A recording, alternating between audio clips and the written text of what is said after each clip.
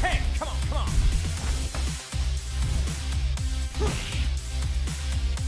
Ha! Okay. Power Gazer.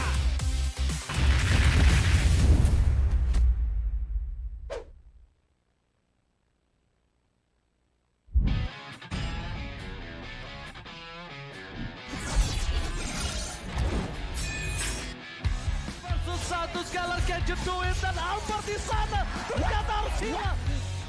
Ledge fight as Long gets instantly shot down by the Blazing Duet as well as the Electro final blow. This is going to be an easy cleanup for Todak as most of the... Apat yun, pero nasipa din siya yung ninakaw na sipa. Buhay pa rin ang 41! Backline already, and you're running for the lives, gunning it. David trying to drag the members of RG right underneath the turret. It's not enough though. Gray coming all the way in, he cleans it all the way up. Just nowhere for him to run. Just Kita kata ada satu buah reward di Malaysia membuat pergerakan dari Liga terlalu benar-benar slow. Rafanya sudah tumbang.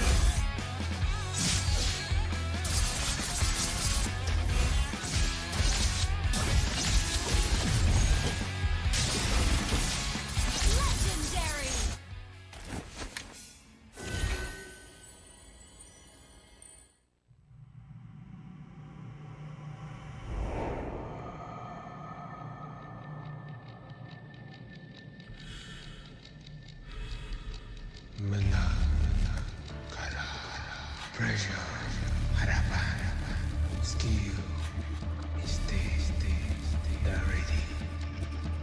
Kalah, dihentak, tuntut semua untuk peminat. Spotlight melampangkan satu sosok tumpuan. Meneruskan dynasty mereka 3 kali juara MPL Malaysia. Tumpuan untuk melakukan yang terbaik. Tumpuan untuk menjadi seorang role model. Pendakian, pelaburan, pengorbanan, semuanya. Sorotan itu penting. Ia membuatkan kita percaya. The supporters we witness our fights and our struggles. Memikul harapan untuk mempertahankan kemenangan. Menjadi cabaran terbesar untuk mencapai matlamat kami. Pastikan kemenangan dan kebanggaan dikecam di rumah kita. Harapan masih terpahat di hati. Untuk menjadi juara. Meneruskan legasi kami. Di bawah cahaya, semuanya menjadi lebih jelas. Underdog, kuda hitam. No, kami adalah Monster Vicious. Cahaya impian telah menerangi pentas ini. Kejayaan bukan lagi dongeng. Not just a dream. Ia arti harapan yang sebenar. Mungkin ada yang sangka bahawa harapan ini akan hilang. Tapi bukan kami.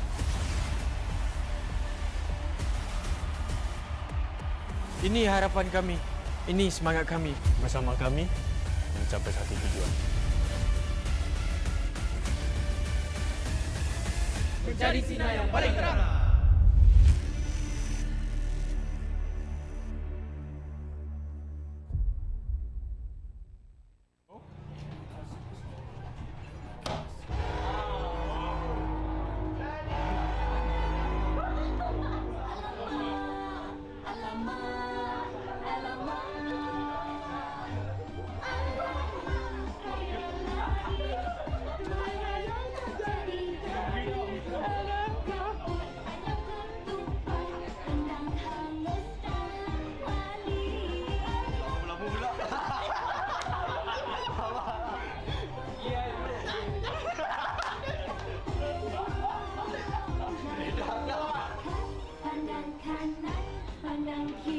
Ready posing eh?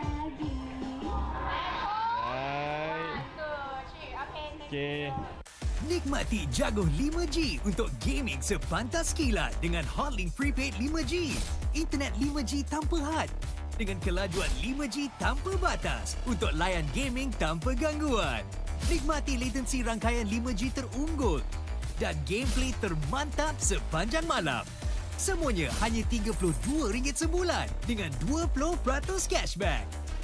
Dapatkan sekarang.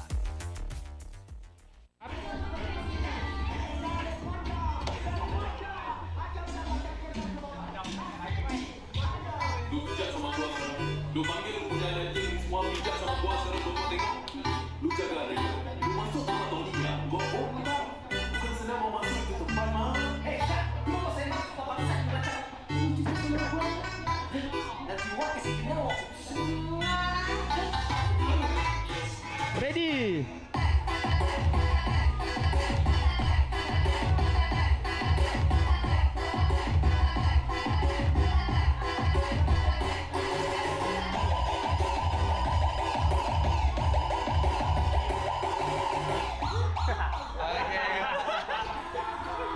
Alright.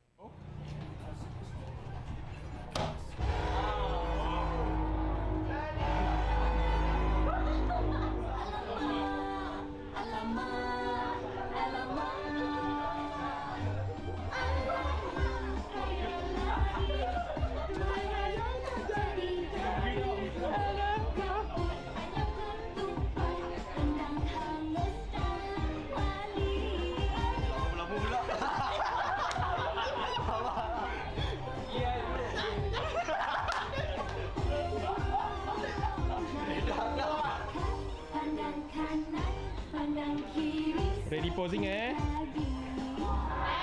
Right. Okay. Confirm mantap, confirm lah Nescafe.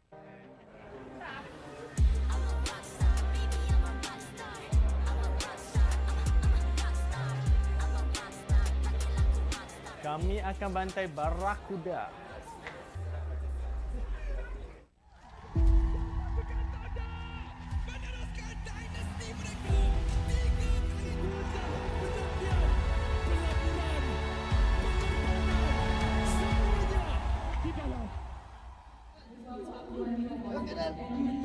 Kau nak main sini, kau tak payah nak ada mentality champion.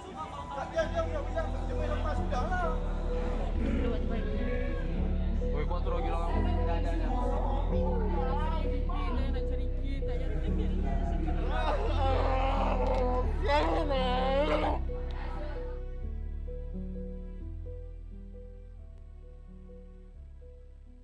Paling tak lupa time minta maaf. I have no idea with that. Maybe masih ingat banyak ah. Nak cerita buruk ke nak cerita baik eh? Betul adalah macam conflict sikit, macam saya bergaduh dengan mak saya kan, nak masuk e-sport. Sampaikan saya kenal rumah. Aku ada terbaca lah orang cakap, Im ni dah rasti teruk lah, dah boleh pergi kerja kilang lah.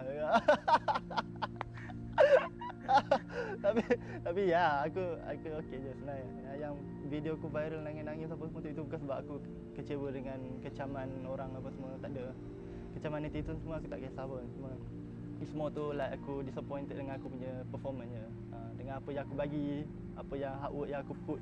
Tapi end up performance aku macam tu lah. Sebab aku tahu orang-orang yang komen apa semua, diorang tak tahu pun apa yang terjadi. Diorang nampak daripada luar, diorang tak tahu apa yang dalam. Macam ibarat kita tengok bola, dia ni passing betul-betul lah.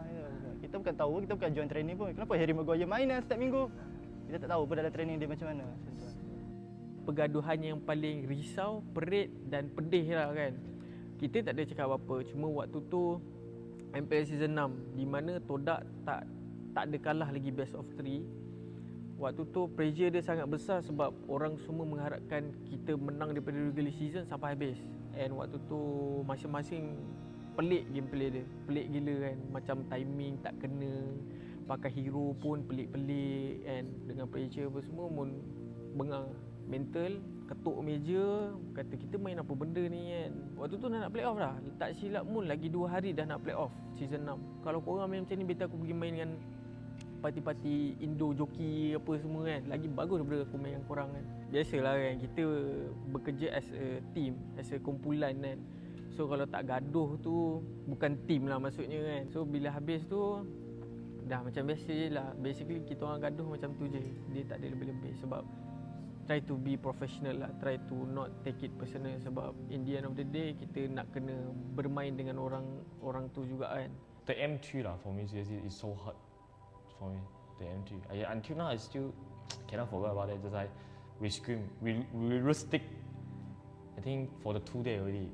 Almost 12 game like that, and then I score to Zaim, I score to everyone, and then we almost want to fight like that. But after that, I still think I'm correct like that, but I didn't say sorry to Zaim and Smooth like that. I feel so bad. Until now, like that, I cannot forget. I think this one moment also. Okay, ever make someone cry? I think a lot this one. Actually it's a lot. I feel that I so bad on this. Every season I think quite because of me, because of pressure, I pressure him a lot to cover me to become a best rider. My bad, sorry. I thank. Saya adalah minta maaf dengan ibu saya sampai saya melutut. Sampai saya melutut dah saya minta maaf dengan dia sebab ya kan ibu kita kan nak yang terbaik untuk kita kan. Tapi mungkin sebab dia tak nampak lagi lah masa tu game tu macam boleh buat duit. Dia fikir macam masa tu game tu hanya main untuk hiburan, macam buang masa. Tapi bila saya start yang ni yang sebelum ni saya start tier 2 tu saya dah start macam menang tournament. Dan tu dengan RTZ kan. Saya menang tournament dapat duit. Dan tu baru dia dah macam dia dah start support so slow lah. Dia start support. Kira dia macam penyemangat saya lah untuk teruskan dalam e-sport lah. Untuk yang memaafkan orang yang dengki dengan AJ. Dengki tu maksudnya dia sampai buat sesuatu, sampai menutup perut nasi AJ sendiri. Tapi AJ tetap memaafkan orang tu. Itu yang paling besar. Bagi saya banyaklah salah dengan Iris sebab masa kat RSG, saya 10, saya banyak marah dia dan buat dia nangis lah sebab saya tak suka sikap dia. Dan sebab saya terasalah sampai sekarang benda yang saya buat tu salah, tapi saya mungkin ego tak minta maaf dan sekarang baru saya rasalah saya sebagai senior saya tak sepatutnya buat macam tu lah kat dia masa kat RJ. Dan saya terharu sebab masa tak ada orang ingat saya, ambil saya, dia yang cari saya dan try saya untuk ke tim hak. Yalah, saya banyak buat salah kat dia tapi dia masih ingat saya dan saya nak berterima kasih lah dekat Iris sebab bagi saya peluang lagi untuk ke pro scene ni. Actually, after the game, I will apologize to them. Just like because I thinking just like I want to win only. Because for my positive, everything is I want to win. I want to improve myself. I want to improve the tank. But I never care about the people feeling anything like that. So. 我可能不太善于怎样去道歉，但是我会用我的行动证明我的道歉方式是对的。 Aku tak rasa semua orang boleh macam aku untuk minta maaf sebab bagi aku kalau kita minta maaf ni kita dah lepas satu tanggungjawab. Aku dah rasa satu kepuasan. Macam even benda tu bukan salah aku, especially salah aku akan minta maaf. Sebab aku tahu kebanyakan manusia ni dia tak nak minta maaf. So aku minta maaf. Sebab benda tu simple lah, 2 perkataan lah minta maaf tapi tak semua orang boleh buat.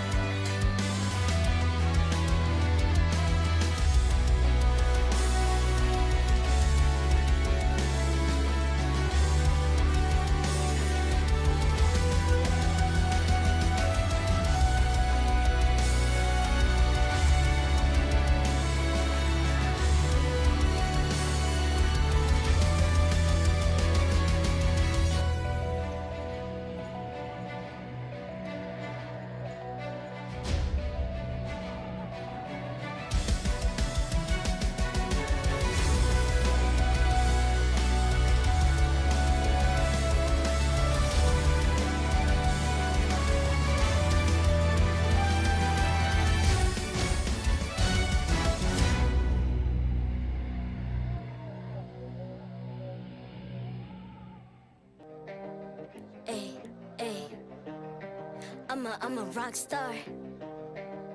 Yeah, rock star. Ay, ay, ay. I'm a rock star, baby. I'm a rock star. I'm a rock star. I'm a rock star. I'm a rock star. Panggil aku rock star. Ini kejohanan kita semua orang rock star. Kita rock star, kita buat saja gaya kita. Makin panas apinya sudah membara. Macam mana pun kau menempuh segala. Demi negara kau buat semua bangga. Step into my world, you know I'm always in my zone. You know I got my team, no I'm never alone. Bring out my best, buat yang terbaik. Jadi juara perlahan kita naik. Aku nak push, naik-naik jadi lebih bagus. Jadi hero, ku ada skill. Berapa banyak musuh aku dah kill. Ramai cuba mencapai, cause they envy me. Tiap game aku pasti jadi MVP. Easy. I'm a rock star, baby, I'm a rock star. I'm a rock star, I'm a rock star. I'm a rock star, panggil aku rock star. Ini kejohanan kita semua orang rock star. I'm a rock star, baby, I'm a rock star. I'm a rock star, I'm a rock star. I'm a rock star, panggil aku rock star. Ini kejohanan kita semua orang rock star. Tengok nanti siapa yang juara. Ni peluang kita bawa pulang piala. This is my game, this is my time. Menang semua, everything will be mine. Kalau jatuh kau pasti kembali. Bangun balik ku tegak berdiri. Kuatkanlah tenaga, ganjaran diperoleh. Ni kejohanan kita, Malaysia memang boleh. Rise up to the top, kita buat bersama. Semangat kita kuat di bawah satu bendera. Ay. I'ma go hard for the win. Win. On the battlefield till the end. I'm trying to beat the greatest anyone has ever seen. Stand by, I'm coming in for the win. I'm a rock star, baby, I'm a rock star. I'm a rock star, I'm a rock star. I'm a rock star, panggil aku rock star. Ini kejohanan kita semua orang rock star. I'm a rock star, baby, I'm a rock star. I'm a rock star, I'm a rock star. I'm a rock star, panggil aku rock star. Ini kejohanan kita semua orang rock star.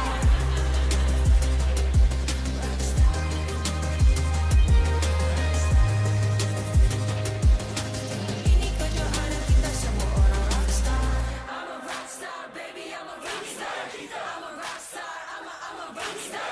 I'm a rock star, panggil aku rock star. Ini kejohanan kita semua orang rock star.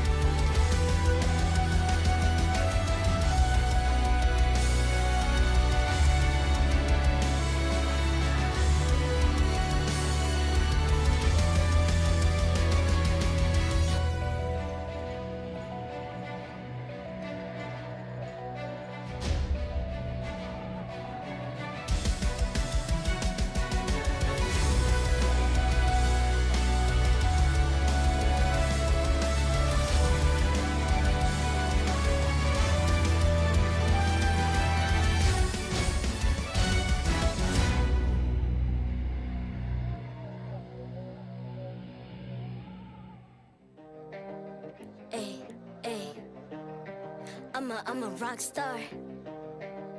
Yeah, rock star. Ay, ay, ay. I'm a rock star, baby. I'm a rock star. I'm a rock star. I'm a rock star. I'm a rock star. Panggil aku rock star. Ini kejohanan kita semua orang rock star. Kita rock star, kita buat saja gaya kita. Makin panas apinya sudah membara. Macam mana pun kau menempuh segala. Demi negara kau buat semua bangga. Step into my world, you know I'm always in my zone. You know I got my team, no I'm never alone. Bring out my best, buat yang terbaik. Jadi juara perlahan kita naik. Aku nak push, naik-naik jadi lebih bagus. Jadi hero, ku ada skill. Berapa banyak musuh musuh aku dah kill. Ramai cuba mencabar cause they envy me. Tiap game aku pasti jadi MVP. Easy. I'm a rockstar, baby, I'm a rockstar. I'm a rockstar, I'm a rockstar.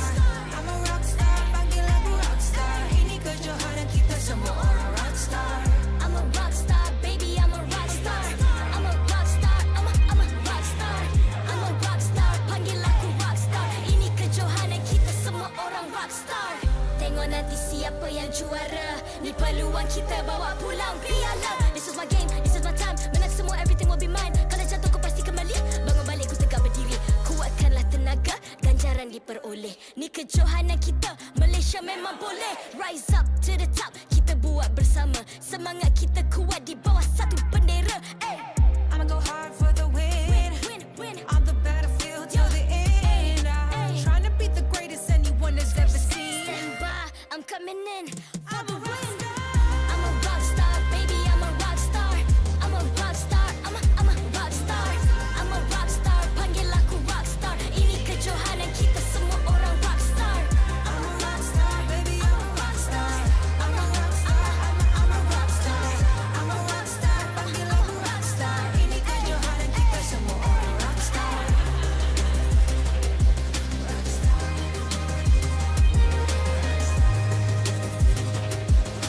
Ini kejohanan kita semua orang rockstar. I'm a rockstar, baby, I'm a rockstar. I'm a rockstar, I'm a rockstar. I'm a rockstar, panggil aku rockstar. Ini kejohanan kita semua orang rockstar.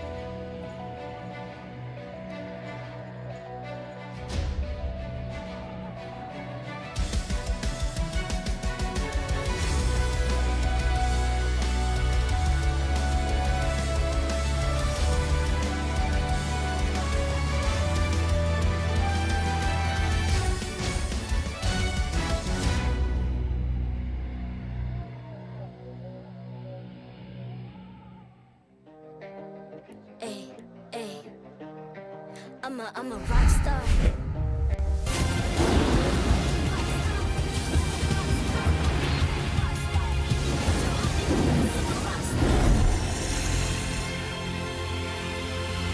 MPL Malaysia Season 13 is powered by Moontalk. Enjoy a superior 5G network and lightning-fast gaming experience only with our official mobile internet hotlink. A big shout out to ROG Phone 8, the official gaming phone, for keeping our players at the top of their game. Grind on with Nescafe to keep your gaming spirit going. Thank you to all of our sponsors and partners for your support in MPL Malaysia Season 13. Good morning, ladies and gentlemen. This is your pilot speaking. Welcome to our flight for non-stop action here in MPL MY Season 13. We hope you all enjoy the flight. Welcome to the English Scream for another Saturday here at MPL MY. My name is Staffa, and today joining me, none other than Husky as well as LaFell. How are you feeling, LaFell? Skiddy, pop up, shoot, Jimmy Jim, bleep bleep bloom, blah blah blim. Took the words right out of my mouth. Yeah, I gotta say, I was speechless too. I was speechless. I thought it was gonna be Husky first. I got nothing for you. Yeah. I feel like today I'm okay, but who knows, right? I mean, expect some turbulence for sure. We have 3 amazing best of 3s coming up. A lot of these teams are fighting for their lives, right? Some of them are fighting for seeding. Some of them are trying to make sure that they don't fall out of, they don't get relegated. They don't fall out of the playoffs chances. So I'd say we are in for quite a flight. Let me just say, I feel so glad while we're working, we're watching entertainment here. Yeah, absolutely, right? Like, you gotta make sure there's always entertainment happening. And of course, we've got plenty of entertainment for all of you guys here today. We got 3 exciting matches for yet another Saturday. It's gonna start off with Barracuda versus Team Hak, followed up by RSGMY versus Todak. Definitely some history there. And ending things off with, I think, the highlight of the week itself, Selangor Red Giants up against King Empire. Yeah, pretty rare that we have the highlight of a Server Saturday be on the last match, but that's one way to go out with a bang. You know, this is SRG's quote-unquote final hurdle. You know, KG is probably the only team that has a chance of stopping them. If SRG overcomes them, then I think they are on a track to have the perfect regular season. Nah, I don't think it will happen. I think really? SRG will be perfect all the way. At this point, they could win the entire playoffs without dropping a game. Yeah, that's what I believe as well. I think they are here to make history, right? Todak came really close. They dropped like one game or like one series a few seasons ago. SRG, they're about to break the record. And by the way, this is only their 3rd season in MPL. It's been an amazing journey watching the Selangor Red Giants grow as a team and watching all of their individual players develop as pros up on that stage. Because we do recall, like, first season, they were a 5th, 6th place. Last season, they were like 3rd, 4th. Then they became like... now, they are on track to becoming 1st or 2nd place. I think that shows a lot of promise overall. Obviously, some other teams are showing a lot of potential as well. I think Homeboys and Todak have grown a lot recently, but it feels like it's going to be hard to dethrone the Red Giants, right? I mean, if I want to summarize it, Selangor Red Giants, they're playing like they're 7 feet tall. Yeah, I agree. Right? I mean, like, you know, you got to play with some confidence, and they play with some confidence. Yeah, I think they could rename it the Selangor Red Titans after this, and I wouldn't mind, right? They are more than just... Yes, Sasageo. It's War Maria is about to be teared down. We do have the collab skins in game, right? So you know, we have Titans. Maybe we need some skins to take down the Titans as well. Yin go lane, let's go. Weren't they the one who brought out like the Yin Rome or something last season? Yes, I believe so. Yes. Yeah. It was with Isha when Isha was in the lineup. Yeah, that was a good time. Honestly, it was a very wrong time, but good time, right? Yeah. Like, regardless though, we do have to let you guys know that the players are able to perform at their maximum potential because of their lightning fast 5G connection that they can only secure with Hotlink, which you guys can also grab and use to enjoy superior 5G network latency as well as smoother gameplay. All of this only with Hotlink. Yeah, ever since I switched to Hotlinks, my rank game has been perfect. Back then, when I lose rank games, I always blame my teammates, and then I realized that I'm the only one not on Hotlink, so I was the problem, but not anymore. Honestly, when I tested out the speed, I was happy and sad at the same time, because I use my brain connection as a starting point, because I thought lightning fast travel between my brain to my fingers, Hotlink is faster. Yeah, I mean, it is faster, but I think, you know, neurologically we need some sort of maybe to come with some implant, right? Lightning fast 5G implant for the brain. Nah, I'm just slow. I tried it out.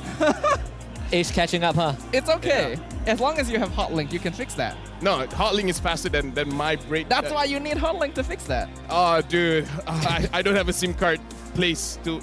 See, it's slow. Hotlink can fix that. Hotlink. We can scan the QR code at the bottom of the screen if you guys don't want to end up like LaFell. Get Hotlink, get smoother gameplay, rank up faster.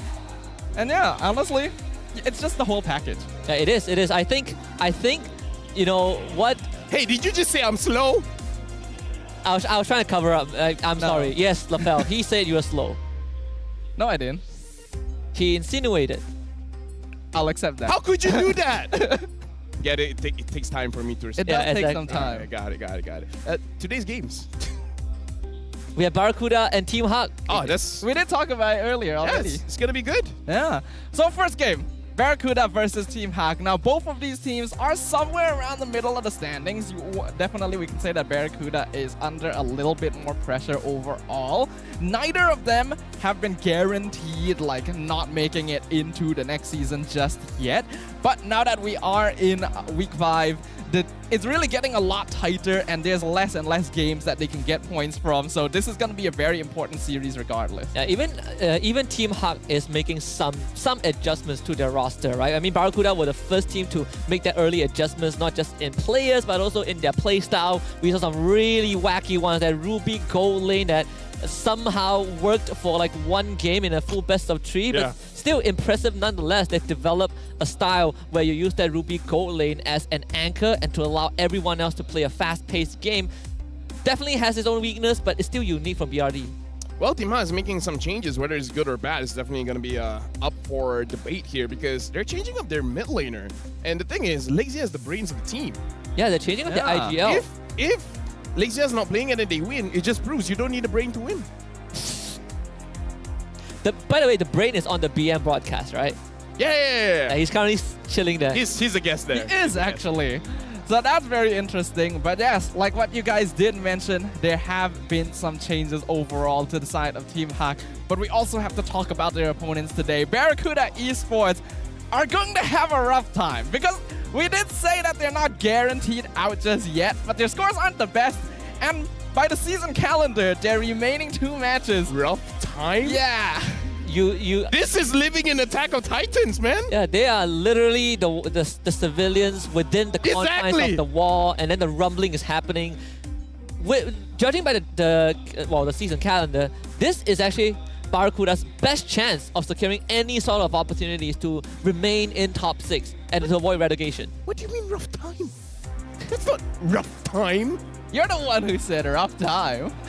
I like it. You don't put words in my mouth right now. You're the one who said rough time.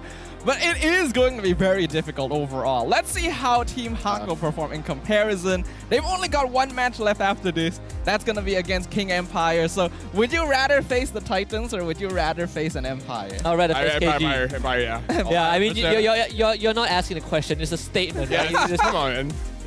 This is easy. What are you talking about? I would change my mind if KG overcomes SRG today. We have to wait until the last season. That's fair. Yeah. Oh yeah, you know, yeah. Right, like that's the deal breaker for me. But until then, SRG all the way. I mean, just ban Benedetta and Novaria and you're halfway there. Yeah, Benedetta, Novaria. What else? Grok. Yeah, pretty much. Yeah. No, X-Men has been playing a lot of Florian recently, so that's like I guess they're expanding their pool. But we're going a bit off topic here. KGE's matches at the end of the day. For now, we got Barracuda versus Team Hawk. How do you think these teams will interact overall? I feel like a part of me wants to see Barracuda continue to be innovative, right? In their own way. I know we've seen the Leomor, Ruby, gold lane style, those shenanigans, but they also have the jungler, right? Amal, for example, you give him the Fanny, you give him a very active jungler, he actually can perform.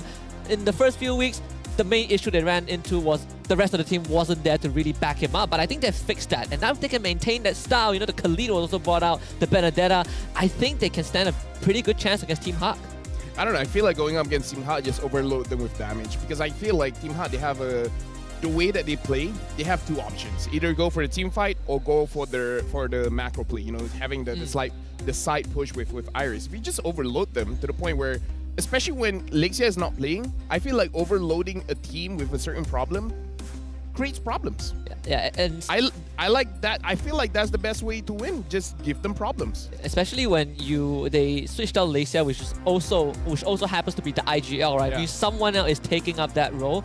And yeah, I agree with Lafel. It depends on it's either the macro play or the team fight, and it also comes down to what heroes Iris gets. I think he's a very, very big part of how Team Hawk is gonna what style they're gonna play in the game.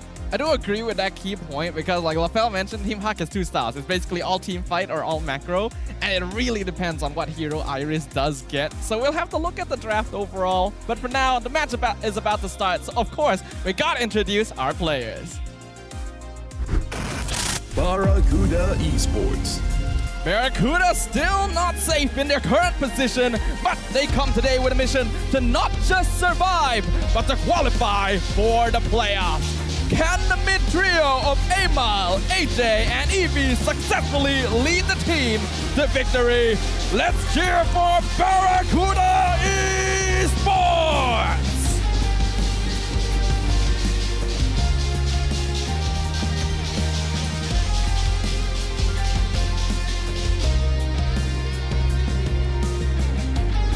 Team Hawk. corner, still not giving up on chasing their second trophy. Team Hack has brought in some reinforcements in the form of Maima and Martins. Will this last-minute recruitment prove to be fruitful and on course to head into the playoffs? Only one way to find out.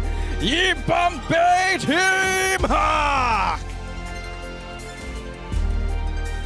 And of course, no stage is complete without the coach and analyst of both teams, as well as our head of League Ops, Cedric, who will be there to ensure fair play and professional integrity of the match.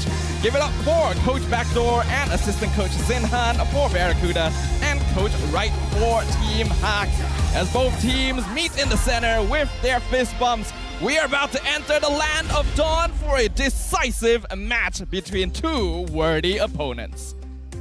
It's going to be a heck of a series, gentlemen, because we looked at the season calendars. It's tough for both teams. Obviously, for Barracuda, they have one more extra game compared to Team Hack for the rest of the week. But that also means that this is even more crucial for them to win, right? Regardless of who wins this, a victory is going to make sure that they have a higher chance to keep themselves in that top 6 and not risk being relegated. I gotta say, Barracuda's got style. Yeah, they do. I like it. I think this is like what the second, third rendition of their jersey. I've lost count.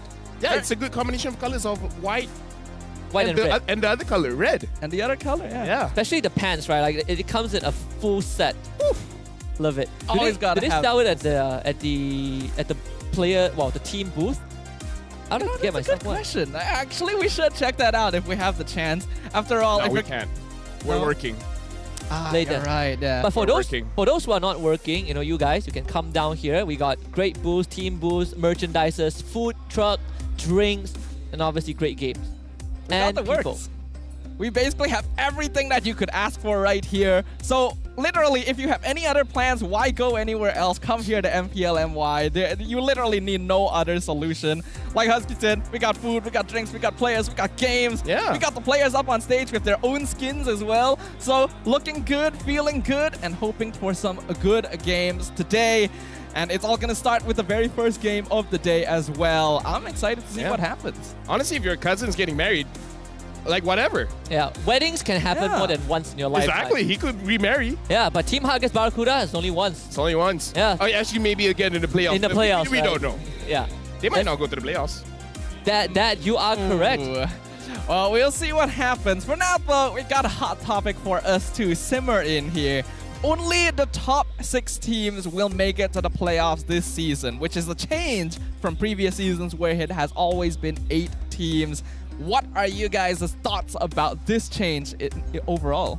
I like it. I think it makes it a lot more competitive. And also, teams are less likely to mess around, right? I think what we had last season in particular was teams, they were experimenting a lot, sure. But then when push comes to shove, they realize, wait, we have 8 slots. We can still kind of go into the play-ins and qualify from that point onwards. Now you can't really do that. Not only we have 2 lesser slots, every single series is a best of 5, except for the grand finals.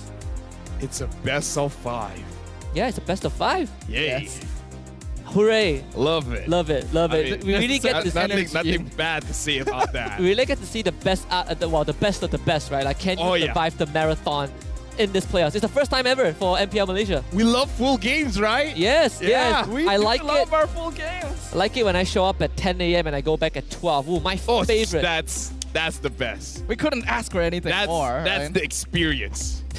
Well, we'll see whether we get to experience this experience going into playoffs. I personally do agree with Husky. Having less slots means it's more competitive overall. And I guess having more best of 5s will give the teams the experience they need to face off on the international scene, because we definitely play less of those compared to like MPL ID, MPL PH. Yeah, I mean, we sort of like struggle in best of 3s on the international stage, right? So why not train them in a best of 5 and then we'll be ready. Well, we got one more question before we head into the match, which is which of these 2 junglers will be able to control and win out that mid lane alongside their trio? We got Amal and Janice up on screen, as well as their individual stats. Thoughts, Lafel? Yeah. Very insightful. I don't know. Good chat, Lafel. I mean, like, things could happen. Amal could win, Janus could win, who can say? You really could use Hotlink right now. Yeah. I don't know. Looking at the matchup, I feel like if they put all in onto Amal, I think it would be trouble for Barracuda, which they have tried before. The Ruby gold lane, I feel like that's the kind of strike you go for if you want to go all in on Amal, which I feel like it really depends on the hero. If the hero skills well, something like Roger, sure. But I feel like something like a Harif, I've seen people try it on rank, and there are definitely answers nowadays. Yeah. I think it also depends on which side teams are on. Let's say if Team Hawk takes blue side, they ban out, let's say they ban out either Harif or Roger, and then they take the other one, you completely ruin the plan of Barracuda or trying to funnel into Amal. Which I think is actually not that bad of an idea, right? Well, actually is a pretty bad idea, because if they funnel Amal, it's easier to kind of stop him. We've seen Bounty almost pull it off last week, but if Barracuda still insists on doing the Amal funnel, I think Team High is going to be prepared for that. Okay. And the thing is, I watch when they're doing the Amal funnel, the late game isn't as great. Yeah. Yeah. I think it comes down to a lot of periods where, for example, you reach the late game, and because Barracuda was so conditioned that, wow, early to mid, we are so strong, we're taking the jungle, we're taking early lords, and then they start taking fights, not understanding that their peak has passed, and then they start losing fights. That's what we saw with Barracuda last week. Yeah, this is a trend we see from Bear. Honestly, even from the start of the season, I think they've had this issue where they're very aggressive early to mid, but then mid to late, they do lack a little bit of macro overall because they do rely very heavily on playing together as a team. We look at the players up now along with their individual stats and their signature heroes. Obviously, we've been focusing a lot onto Amal. I do think that the rest of Barracuda has been picking up the slack quite well. I think Trap is starting to adjust to playing Ruby. Hesu has been quite a hidden star since the start of the season, and AJ and Evie really carrying their weight as well, but will it be enough up against Team Hawk? Maima looks short in this picture. You are right? not He wrong. does, right? You are not wrong. Yeah. The thing is, Maima is not short, man. He's pretty tall. I was about to say that they did trap Dirty with the Ruby stats because he got relegated to that hero, but this is also Maima's first appearance, right? Yeah. Aside from the fact that they shortened him by quite a lot. Quite a lot. Quite a lot. But we've always seen Maima sort of showed up as the reinforcements for teams in MPL, especially teams that really want that extra oomph. They bring in Maima. I know This is not playing today, unfortunately. Would have loved to see his Franco, but I think, with Maima in the mid lane, there's a lot of shoes to fill. I know the Sakin is the IGL currently for Team Hawk. That's also another adjustment that I'm looking forward to see. I would say Maima is so good in many different ways. I feel like as a mid laner, his positioning and team fight presence is very strong. But the thing that you don't see with stats is his personality, right? He calms the teams down. He can hype them up, and he can also de-escalate situations, which I feel like is something we don't get to talk about a lot.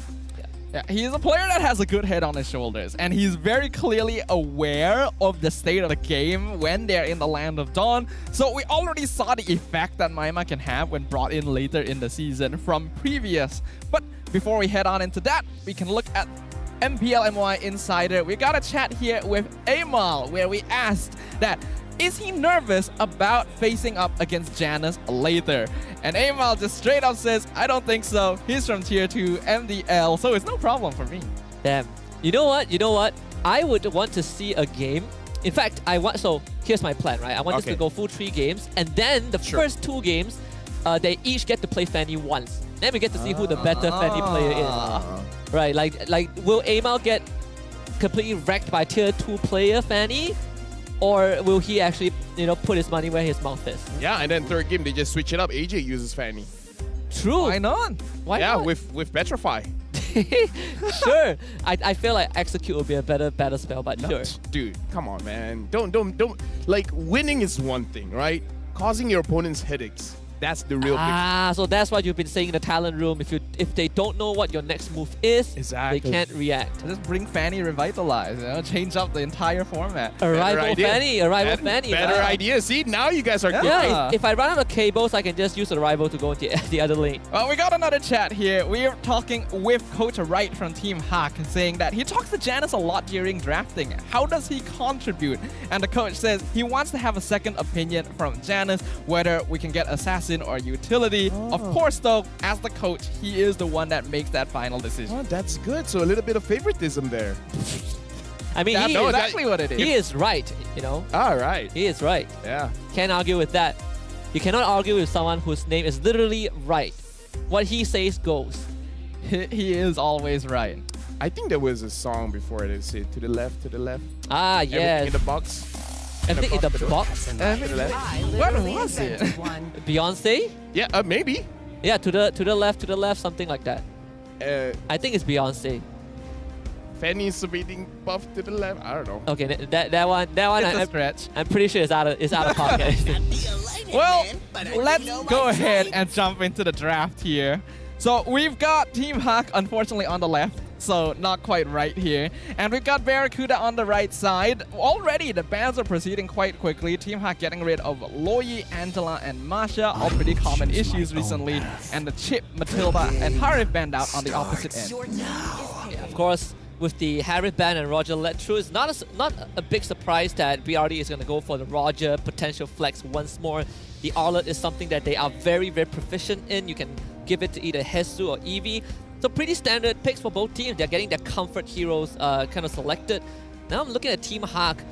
I wonder what the direction is, right? Do you want to directly answer this Roger, or do you want to kind of bolster that front line?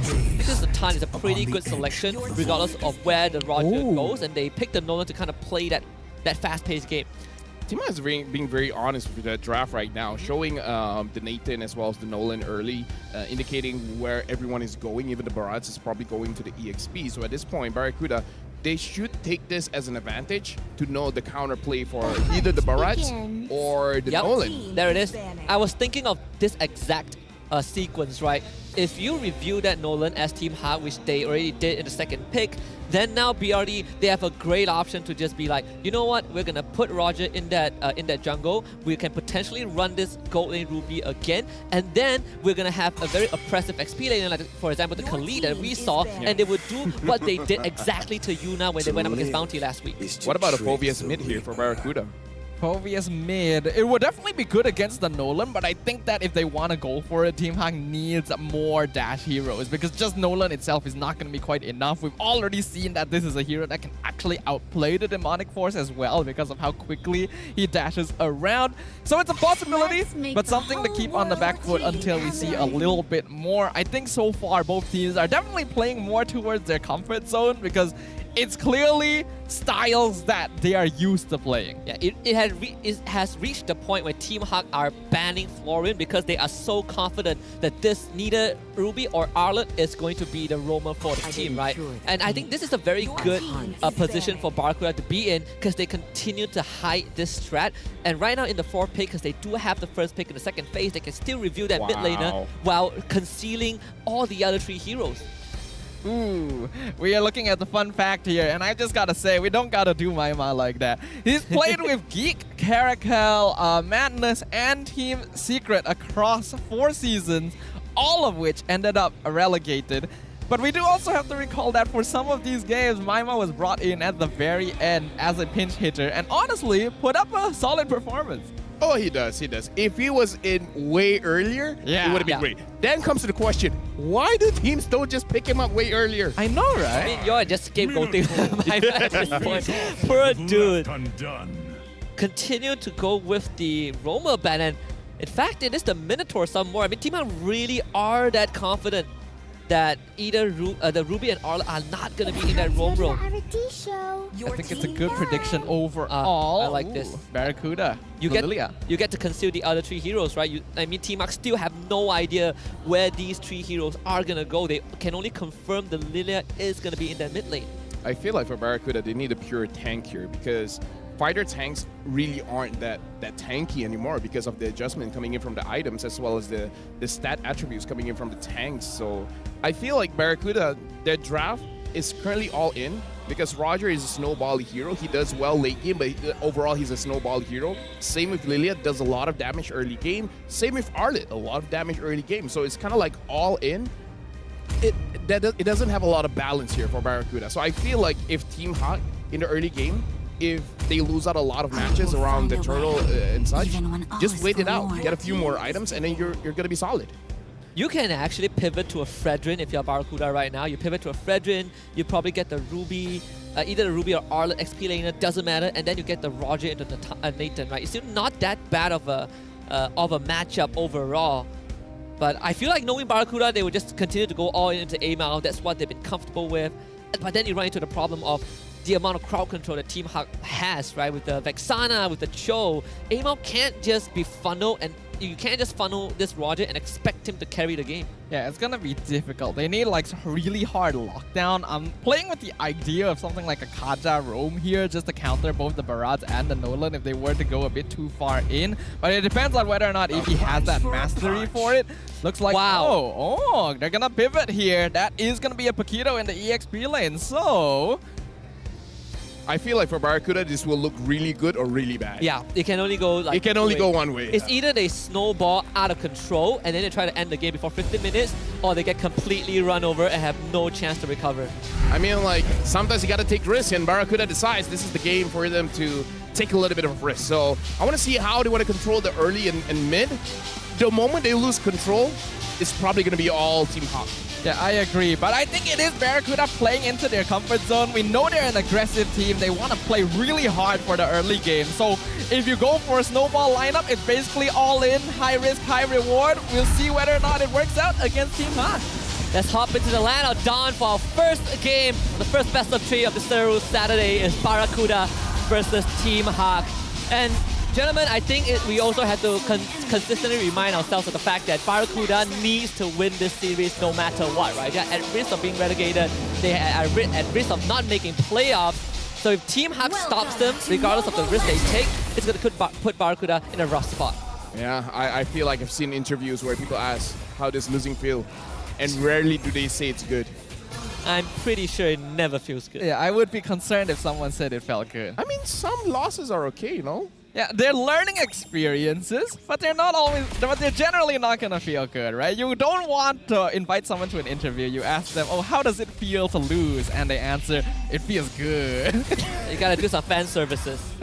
Well, you get the flicker out of Eevee already. It's a good adjustment from Team Hawk. They understood that Barracuda, they've studied how they went up against Bounty. They know that Barracuda wants to pressure this Nolan. They're not gonna give him that chance.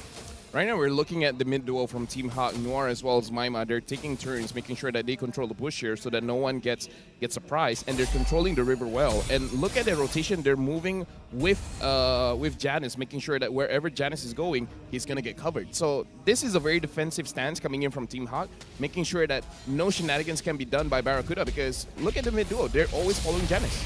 And they might even get the first blood here. Janice will claim that one. There's nothing that Eevee could have done. Great rotations coming in here from Team Hawk. We've always known that they're a pretty well-coordinated team overall, and I think that this sort of rotation coming in from them is very smart because it not only gives defensive pressure, but also allows for aggressive plays to get Janice snowballed as quick as possible. This is pretty ambitious, though, to even attempt to try and get Garrus out of the way. I'm looking at triple trills here coming in from Barracuda, so they really do want to get this early snowball going on. But even looking at how Saken is managing the wave, making sure that not much can be done by Trap, Team Hawk is taking a defensive stance. They understand what the draft is all about. And the fact that Team Hawk got the first blood, I don't know, it's looking very good for Team Hawk here. Very, very difficult situation for Barracuda to go back into. Well, they are gonna find someone in the bush though. Iris is gonna be dropped low. Janice will get the turtle kill going over to Team Hawk. Amal able to respond with one of his own, but only one for Barracuda. Team Hawk still walks away with more. It's gonna be a very worthy trade there for Team Hawk. Iris, his job is basically just to be a sacrifice there. They get the turtle, they secure a kill on top of that, and we can see that Saken is allowed to just cut the way. Oh my goodness! Janice! He's gonna try and look for Amal. The lethal elimination already timed out earlier on, so no kills onto the Roger, but purple buff will be secured, and this is Team Hawk coming online early on. I mean, we talked about it. It could look really good or really bad. This is one of those situations where Barracuda, they got to figure out a way to win their next fight. If they win their next fight, they're still home. But meaning to say, they have to go 5-man very early on the second turtle. Yeah, and it's starting to look predictable, right? At Barracuda's draft. You reach the point where Team Hawk are not even concerned who the roamer is going to be. We ban our strong roamers. We are so confident you are going to do the Roger funnel again. And they have come prepared. Janus is level 7 at this point. Another flicker forced out. And this is a lot of pressure coming in from Team Hak. They feel very comfortable. Oh my goodness, Noir. We didn't have to see that. If the camera just stayed on Janus, we'd be like, oh, what happened? Maybe it was a great outplay. They were feeling comfortable, they were feeling confident, but maybe a little too confident there. I'm not sure what happened. Maybe Noir got the wrong angle, but that's something that'll allow Barracuda to get a little bit of footing at least, because it means that the flicker from the Team Hak roamer not going to be available for a while. And then you look at the turret plating, right? The gold plating, both the mid and bottom lane turret has had a bit of that plating kind of shaved away by Janus and Sakin. So a lot of the goal advantage from Team Hak is actually from these objectives, these macro plays. Noir looking for another kick this time, finding EV. AJ already expanded and Purify can't help his teammate. EV ends up going down and Team Hak should have no problem getting this objective. Yep.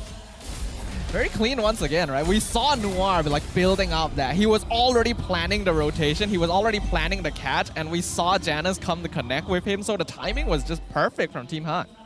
And right here, looks like Trap is a little bit trapped here. He has to get away. So far, he's fine, but the turret, not so much. And, I mean, with this turret going down this early on, which means this Ruby, the role of this Ruby has been completely nullified, right? Your job is to sandbag that goal lane and make sure that you keep that lane stable. But Team Hak, they brute force their way to the structure, and now there's not really a place for this Ruby to go to.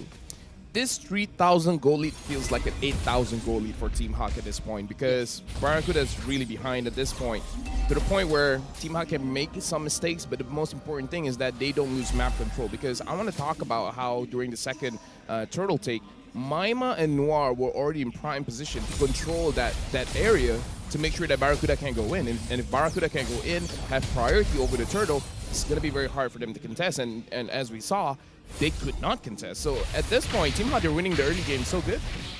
Yeah, Barracuda as a lineup really does need priority when they enter these team fights, and Team Hak with their positioning is not giving it to them. Oh, they're gonna make an attempt onto Sakin. Flicker, final slash. We get the kick also from Noir, but Maima and Sakin are the most important target, and they cannot get either of them. And Team Hak has an opportunity to turn it all around. Eevee and Aima on the run. At the end of all that attempt, both teams walk away with no casualties. And at this point, that's the problem. Not enough damage. Right? This is a lineup that doesn't require items for you to get those early kills. But this is at the point where everyone... Oh, never mind then. Well, that's a surprise right there. The 1v1 victory from Hesu, catching out Janus in the mid lane just randomly. That's actually really big, because you see that instantly that's like a 500-600 gold swing there just from taking out Janus, who has basically been free farming the entire game. So, gotta be more wary of their positioning. Skin diff.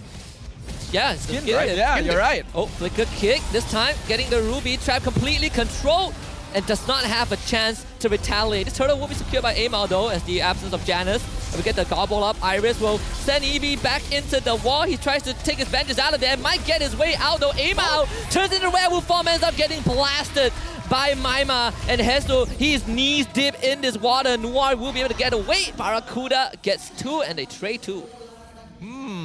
So Team Hak has so far been doing a very good job of juggling damage. Like the way that they're making sure that certain players are able to get out of situations by trading positions is very good. But Hesu in trouble. That's gonna have his punch blocked by Noir and even delivering a kick to his face. Bit over the extension. I was about to say Jesus, the saving grace for Barracuda. Yeah, me too. Yeah, but then that happened. It's kind of like at this point, we don't even have to see it. Bad things will happen to people who do good. What? It's a rough wait, world. no, sorry. Keep doing good, people. Keep doing good. Don't stop. Well, so far, Team Hak are doing good. They are not stopping the pressure, although they have definitely made some mistakes here and there with positioning. They've managed to regroup themselves very quickly, and you can see that their rotation is still very well coordinated, and the way they're approaching the map hasn't changed despite the few mistakes they've made. Well, Sakin on this Nathan is going to have a huge power spike at 3 items. Right now, he is 1,000 gold ahead of his counterpart, Trapped. So, Team Hak right now, again, because we gotta consider Team Hak, they do want to scale, and they're scaling quite well. 8 minutes in, maybe around 10 minutes, he will complete his 3rd item. Yeah, and an attempted push. Sakin! Wow. Oh, Noir saving his gold lane, and that could have been disastrous for Team Hak. Final slash on the Iris, but No one is there to follow up. Iris just easily gobbles up Eevee and he's gonna get bursted by Vaima. Barracuda losing 2. Not to mention that Amal got the third up top, and looks like he's going for the second one here. This is going to be a huge swing for Barracuda, not just in terms of gold, but just overall map pressure, especially when the Lord is about to spawn. As I say that, if Amal goes down, something is wrong here. Okay. I mean, try to greed out with that recall. Had to use the red tree to get away. I think it's worth it there. Getting 2 free towers up top is going to be very valuable for Barracuda, though it might result in them losing this Lord. Yeah, he used the Retribution to get out, right? So Trap is desperately trying to reset this, but can't reset it fully. And Team Hawk, because of that, gets a free Lord. And right now, Team Hawk 2.6k ahead of Barracuda. In terms of wave clear, they can do pretty well with AJ, so the first Lord won't be that oppressive. But this is the point where Team Hot should try to get as many outer turrets as they can so that they can really establish a control inside of the jungle of Barracuda. Is this 3k lead still kind of a 8k advantage theoretically for Team Hawk? I would say now it's more like 6 instead of 8. But the thing is, Saken, once he's hit 3 items, then it feels like 10. Yeah, we're gonna need to wait around those power spikes specifically here because you can see that Team Hawk is still farming very comfortably. Janus and Saken specifically being given a lot of room on the map because Iris and Noir are gonna be more than enough to keep most of Barracuda Esports occupied, so shouldn't be difficult for them to get every single external tower right now. And since Barracuda is a lineup that, again, wants to have some control over the team fight. They do catch Iris to force the flicker out. But Barracuda managed to stagger the waves, right? So they will lose all the outer tier turrets, but they at least keep the inhibitors alive. And Saken, that's the third item, Holy Crystal purchase. Not what I thought. I thought it was Blood Wings, right? Blood Wings or Divine Glaive, but going straight for that Holy Crystal. Oh my god. Talk about power spike, man. Yeah. Talk about power spike. Feeling really good about the state of the game right now. So it's 12k now? Oh yeah, now that there's a Holy Crystal, right? Like third item Holy Crystal is a top 1% kind of action. Oh yeah, and right now, Iris is able to tank a lot. It looks like he got someone. And a gobble up. This time, Eevee doesn't even get to do anything. They gotta respect this barrage. So Barracuda still wants to fight this. Iris does end up going down. Amal looking for Noir. Claims a double kill in the back. This might be an opening for him to go for Saken, and Saken becomes the target. Amal chases him down, gets the triple kill and runs away. The Eternal Garden not on the right target. Barracuda getting away with more than Team Hawk would have liked. Let's just not say good things about people, man. It does happen a lot. It happens a lot. Happens a lot. Though I do have to say, I was observing Saken during a team fight, and I'm not sure why, but he has a lot of hesitation. It seems like he's not sure which targets he wants to go for. Like, he wants to go for the front line, but then because Amal is flanking, he's like, oh, should I keep on shooting this guy, or should I change targets and things like that? So, I don't know. I feel like Saken did not perform well in that fight because he was very hesitant on who should he target first. Actually, if I'm not wrong, we brought up earlier that Saken is supposedly the IGL for this game. Yeah. So perhaps that's a little bit of the jitters there, trying to adjust into the role, maybe thinking about where the rest of his team needs to be positioning there. Because although they got a really nice catch onto Eevee, Iris and Noir were basically out of commission, right? They were stuck, they couldn't get out, they couldn't do anything anymore. And so it was difficult for Team Hawk to decide whether or not to prolong the fight or to escape. And by the time that decision was made, Amal had already made it for them. Yeah, they were eating gloom charges basically, right, in that tight spot. And we saw how quick the front line of Team Hawk collapsed. I suppose good news is that they will still get this free Lord. Barracuda not even in range to contest this. There is a conceal though. Maima has to commit the flicker just to make sure he doesn't get caught. But he did trade the one from Eevee. I mean, if I was Maima, that would be super worth it, man. Yep. Right? I mean, like, you just got the Lord. You don't want to die. Like, you want 2 Lords, don't you? Yeah, I want as much Lords as I can. Oh, yeah. And we definitely need Maima alive. We have to say, Maima, he's been doing a great job this game. 4-1-4 on the Vexana. Obviously, we haven't been shouting him out very much, but he's been doing his job in that back line. And it was a very good eye to make sure that he could flicker out before the final slash came out. Because, finding Iris. This time, I don't think he gets to respond. He has a flicker with the Daytona's welcome. Amal actually finds the kill. They're going to control Eevee and trap. Those two instantly obliterated by Saken. And Barracuda down one man with Janus escorting that top wave towards their base. Team Hawk now have kind of the advantage. Trying to do some serious damage, and Noir tries to look for the kick, but on the wrong direction. Noir will have to give his life up. Team Hawk only managing to get the top inhibitor. Well, looks like Team Hot, they're not stopping here because Saken, using the entropy, looks like he wants that mid lane inhibitor. Looks like Team Hot has a good chance to get all the inhibitors here. Wow, Barracuda managing to defend the mid one, and Saken was too low to commit. Still though, 2 inhibitors for Team Hawk. They continue to keep the advantage on their side. We're looking at almost 6,000 worth in terms of gold lead. I have to say, that play from Iris was honestly incredible. The fact that he got caught out there and was really quickly getting bursted down. Not only did he get the flicker away to preserve his life, he got the Daytona's Welcome stun onto Barracuda, which turned around the momentum of the fight completely. Team Hawk would have actually been in a lot of trouble without their front line, but he had done his job precisely at the moment of death. I mean, like, you die for your opponents to use every single thing that they have and the kitchen sink as well onto you so that your team can just attack freely. I would say that's very worth it. I mean, like, that's his job, right? He's supposed to tank all of the damage, and once all of the damage is done, then it's all green lights for his team to just move forward. Even the AI winning prediction says that Team Hawk has a huge chance of winning this game. Immortalities are going to be purchased. Noir, you can see that he has one on him. Definitely has more options to go for these kind of big plays and catching the right targets.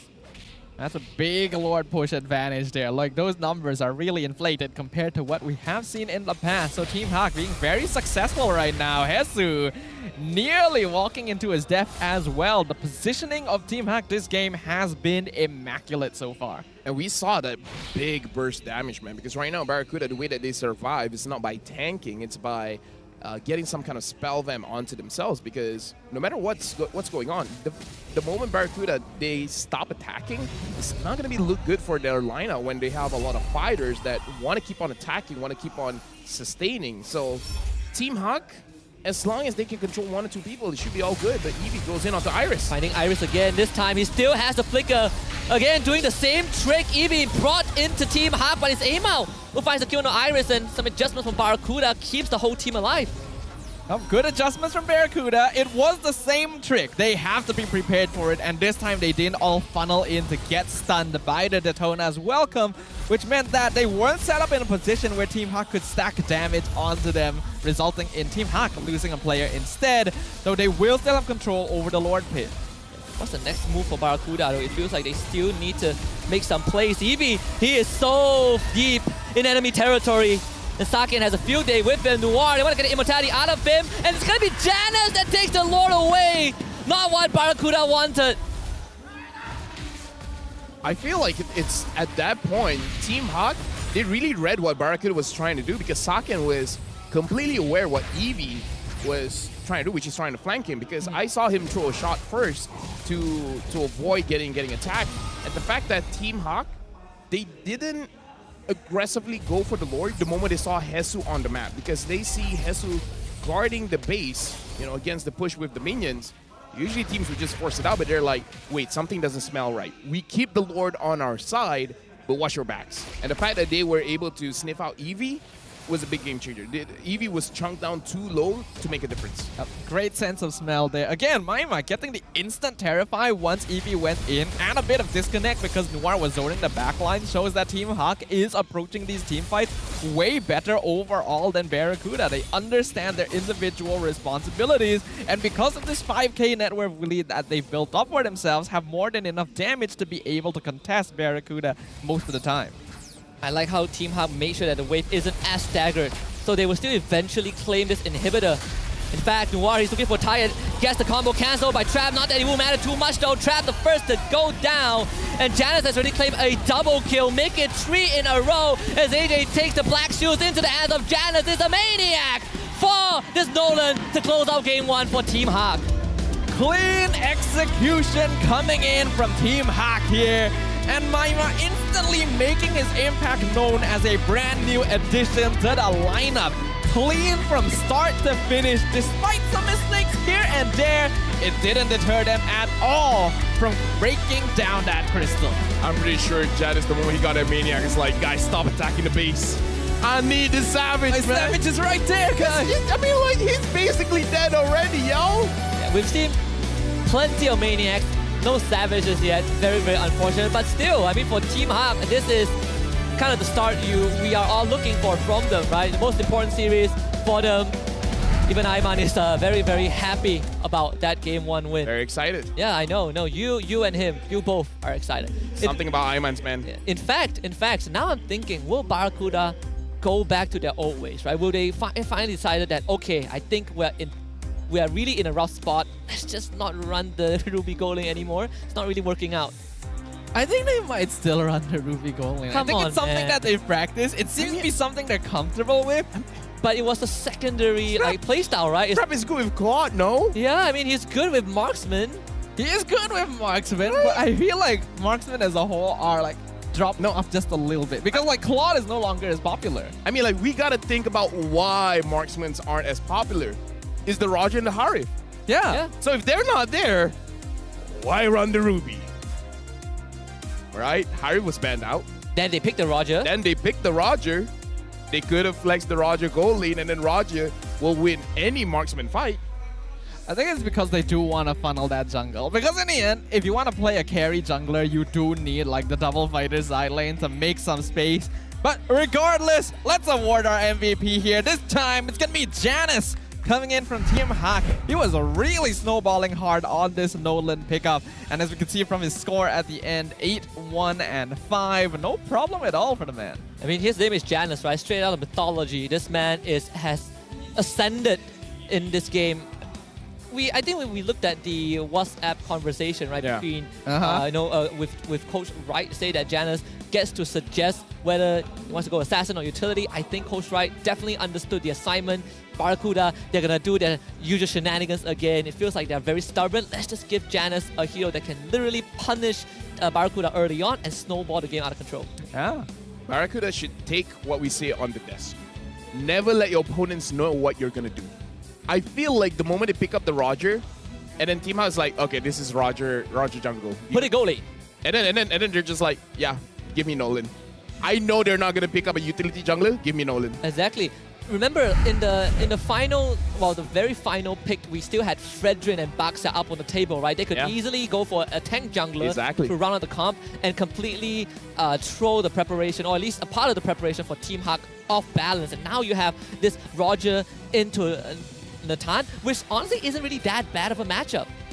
I think besides that as well, the Roger jungle could have worked if they had a little bit more frontline to play around, because when they last picked the Paquito, it meant that they were going for like very hard damage build, which meant they needed to have snowballs, but they couldn't do so because Team Hak has a solid front.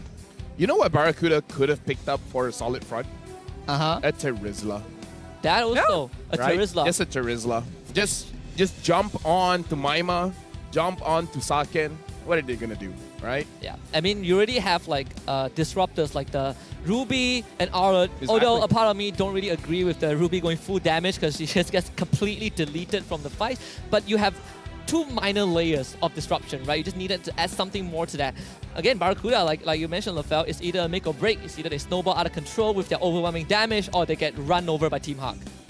I think Barracuda also needed to kind of like slow it down a little bit later into the game. Once they started losing out early, they really needed to identify weaknesses in Team Hak that they could have played around. And I think a lot of the time, they ended up throwing fights that they could have taken because they were too desperate to try and make catches. They were always trying to be the initiators, being the aggressors by letting Trap or Eevee walk in front to try and get a hook or a slash. But because of that, they were oftentimes caught out on their own because Team Hak just has more damage overall. Yeah, the difference of what? Around 60,000 damage here. This is what happens when you go for a comp that really relies on one way or the other, the early game or the late game. If you're going all in on the early game and then it doesn't work out, then you're not going to be able to do a lot of damage because by the time you have your offensive items, your opponent already has the defensive items to fight against it. So it becomes a situation where it's a little too late. That's why we need a little bit of balance when it comes to the draft. I think this also goes back to what Lafel mentioned in the early game, where Team Hak, they seemingly are playing a bit more defensive. this is where I want to give credits to both teams. You know, Barracuda, they are willing to make the moves even though they're behind, understanding that they need to wrestle some control back. And Team Hawk, understanding that fact, they were just like, we let Barracuda make the move and then we counter-engage, right? Let's put Iris in front. Let Iris take all the beating. He is the sponge. Noir, find a counter-engage. I think both teams understood the assignment, but Team Hawk were just too far ahead for Barracuda to handle. Yeah, something that's really separating like the stronger from the weaker teams this season is their ability to adapt during the game itself. We're seeing it from a lot of the top teams in the charts right now, where they're able to read, where they're able to understand what they need to change in their approach to the game and team fights. And we saw that from Team Hawk. Play defensive because they know Barracuda is going to be the aggressors. And then once they had the lead, take advantage of it to punish Barracuda, who didn't change their gameplay even when they fell behind. Yeah, honestly, in this match, Team Hawk looked way more prepared. Barracuda, they took a chance. Didn't work out. So I do feel like the conversation has to be about the draft, where they go back to this strat that they've been trying but have not been working, or go back to standard. What has been working for them, Amal, go for that utility jungler. I know that Amal is amazing as a damage jungler, but I feel like he doesn't have the necessary support around him yet to really elevate his style. Yeah, we've seen that in the earlier weeks when he was getting given Fanny, right? Like, on Fanny, amazing player, but needed a support system. And then now they're making a change, you know, put him on Harith and Roger. I do agree with LaFell. I think just go back to how you played it. It's not like it never worked back then. They have won games with, you know, traditional marksmen. In fact, out of the past 4 games they ran this Ruby gold lane, they've only won 1 of them. Yeah. That is a shocking stat. It's 25% win rate. That's a fair point. When you really put it into picture like that, it does make sense for Barracuda to maybe go back to the basics, but it's also true that, like, if they really want Amal to be that carry damage jungler, then the support system they set up around him is to have these double fighters, is to have heroes that are able to jump in, do damage, sustain. The problem is they're not getting the chance to do that. The positioning is still not that clean. Their initiative is probably a little bit too gung-ho at times. So I'm honestly not too sure, because this is clearly a playstyle they want to refine, and it's a playstyle that I think on paper would work with what they want to do, but they're not executing it right. I mean, I don't know. I just feel like for Barracuda, they need at least 1 tank, because almost all the tanks have been buffed. Yeah, like, yeah. They're tanky. That's their job. And then if you want a damaged jungler, you need someone to tank for you first. Fighters, they can fight back, but they're not tanking it, you know? Yeah, if your damage jungler can be flexed into the gold lane, you might as well give him that gold lane, right? Like, I agree. Tank junglers are buff, while tanks are buff in general. I feel like there are so many other choices that Barracuda went for. Hopefully Game 2 is a bit different. I really don't want to see this again. I think it is really capping their true potential, and it's not looking good for Barracuda, considering that they are now really in the red zone. Yeah, I want to emphasize that on that as well, right? The fact that they are lacking that tanky front line. Like, the whole reason why like more teams are starting to pick up heroes like Ruby and CC in the gold lane is because not only do they generally have advantage against marksmen, they are heroes that can do quite a lot of DPS if they're able to get their itemization. And the way you enable this is by having a tanky roamer, so that the Ruby or CC gold lane ends up being your secondary DPS. So you need like a fairly tanky roam, a fairly tanky EXP, and Barracuda didn't have that. Just pick your poison. You want your jungle to be in the jungle. Sorry, do you want your tank to be in the jungle, in the roam position, in the EXP? Make your choice as long as there's someone that can do it. I mean, dive comms right now are kind of the entrees for a lot of teams, right? If we have someone that can reach your back, or if we have someone that can peel your damage dealer away, that is good enough. There's only really 1 or 2 good fights where Barracuda managed to take opportunity off, and that's because Saken was a bit hesitant. But the adaptation from Team Hawk came so quick that it really didn't matter. I think this was the only fight where Amal got to shine on that Roger jungle. Yeah, Saken here, we can see that he's hesitating quite a bit. It's like, okay, who do I attack? Do I go here? Do I go there? And then he just gets free hits quite a lot. And Amal had good positioning this fight, being able to dance around and identify the lower health members. This play from Iris was insane, because not only did he delay his death, he got the extra stun onto 2 members, which set up the AoE damage for Team Hawk. And then Barracuda, again, for some reason, there's some disconnect. They're trying to go too far forward, and it's not working out. think the kind of the final nail in the coffin was Janus stealing that Lord away, right? Like if Aima got the Lord, I think this game would have gotten to a phase, or at least got close to a phase, where I think Barracuda would have had a really good chance. But Lord stolen, nothing much you can do about that. Yeah, so again, I really do feel like from my standpoint, it is about the draft. Something from Barracuda has to change. If they still want that Ruby Gold lane, you gotta give something tanky to Eevee or Hesu. And I kind of feel like that's the reason why they banned out the Minotaur as well as the Florian. Even though Florian is not tanky, but Florian can enable someone to be very, very tanky, right?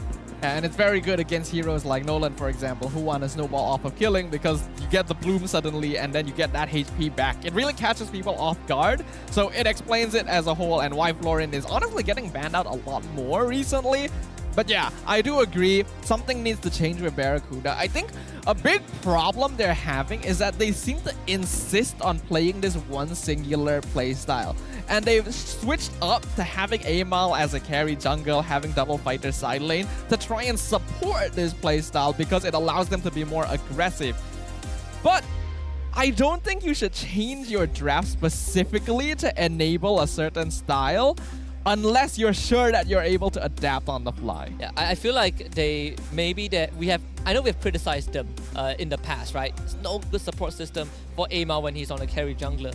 But right now, they're doing it too literally. They're overcompensating for it to a certain extent. In fact, statistically, if my memory serves me right, Barracuda is the team that has the highest frequency of picking Arlet and Ruby consecutively, like back-to-back. Always Arlet, Ruby.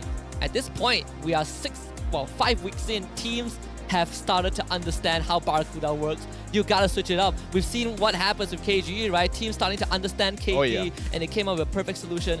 Barracuda feels like they're in that spot right now. I'm worried about Trap stats, man. As a gold leader, look at his gold. Look at his damage per minute. Like, if people didn't watch the league, they just look at all the stats like, dude, Trap can't play. Yeah, his most played hero or his favorite hero is a Ruby, which in of itself, it's...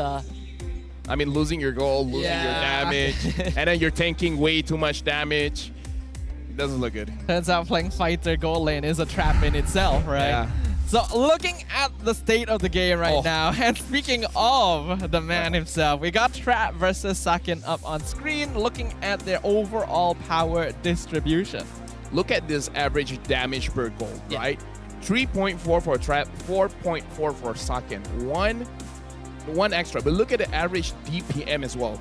2,400 for Trap, 3,100 for Sakin. That's like 700 difference. Gold per minute, not as far as I thought, but it's still a big advantage for Sakin here. So right now, Trap, looking at his stats, is not looking good for his damage overall. Yeah, I think like your average goal is still justifiable. You know, you're sandbagging the enemy gold lane, but average damage per minute, that's where it's the kicker, right? Trap is getting done dirty with the stats. And even more so, you would think that Trap being on like a fighter side lane, he should participate more in fights, but the kill participation is actually slightly higher on Sakin's side too. So Trap clearly isn't quite as comfortable with this switch up in how he's approaching the game. I think he's doing his due diligence, but it's going to take time to adjust. Yeah. I think the biggest problem is that there are so many ways to stop this Ruby from functioning, right? If you want to move away from your side lane as the Ruby to help your team, first things first, that turret cannot go down. Team Hub broke it in under 5 minutes, and Trap was left to really clean up the mess, manage the minion waves, can't join fights unless the turtle somehow spawns in the bottom lane. So many problems posed by Team Hawk just because of one good macro decision. Untuk adik-adik akak, Imal, AJ, Eevee, Trap, Hesu, and Nisha, walau apa-apa pun terjadi kecaman, apa-apa benda lah yang di luar sana, kita just ignore. Sebab apa-apa, akak memang percaya dengan korang, kita percaya dengan tim kita percaya dengan family kita. Walau kita menang ke, kita kalah ke, korang kena ingat apa-apa kita bersama. And akak sentiasa percaya dengan korang, sayang korang. Some very nice words of encouragement there from Captain Shah from the side of Barracuda Esports. For those of you who didn't understand, basically she was saying that no matter what kind of criticisms or insults or whatever flack that the team is getting, they are going to play together, they're going to stay together, and they're going to trust in one another when they are in the game to make sure that they're able to go far. And I think that's important, right? Being able to trust, have that synergy overall gets you a long way. And she said, I love you guys. Yeah, that is important. Yeah, very I powerful. forgot that part. Yeah. Very, very powerful. That's the important part, man. That is the important That's part. the important part. Why do you know, convey that to our audience? It's like, I love you guys. I don't have enough love in my life. You know what's stronger than love? Sure. Family. Well, I mean, family is strong because of love, right? I mean, it depends. Look at your family. I mean, not everyone has good family, no? I mean, you're not wrong, but I don't think that's something we need to acknowledge right now. Thank you, LaFell. I really didn't want to talk about it. You brought it up. All right. We brought up family. Shout outs to family. If you don't have a good one, find a new one. Anyways, going back into the draft. Team Hawk first pick, Barracuda second pick. See value in me? No, I'm surprised that BRD still took second pick. Wow, yes. Finally, I see the Fredrin. This is the exact switch up that we need. No. This is not the switch up that we need. Nathan Jungle. Fredrin EXP. I swear to God, if they put Fredrin XP... Actually, I mean, it's okay. I mean, at least it's a tank. The only person I would permit to do that is Iris. All right, no one else. Only Iris can play Fredrin XP. I would say, given the opportunity, I think even Momo can do it.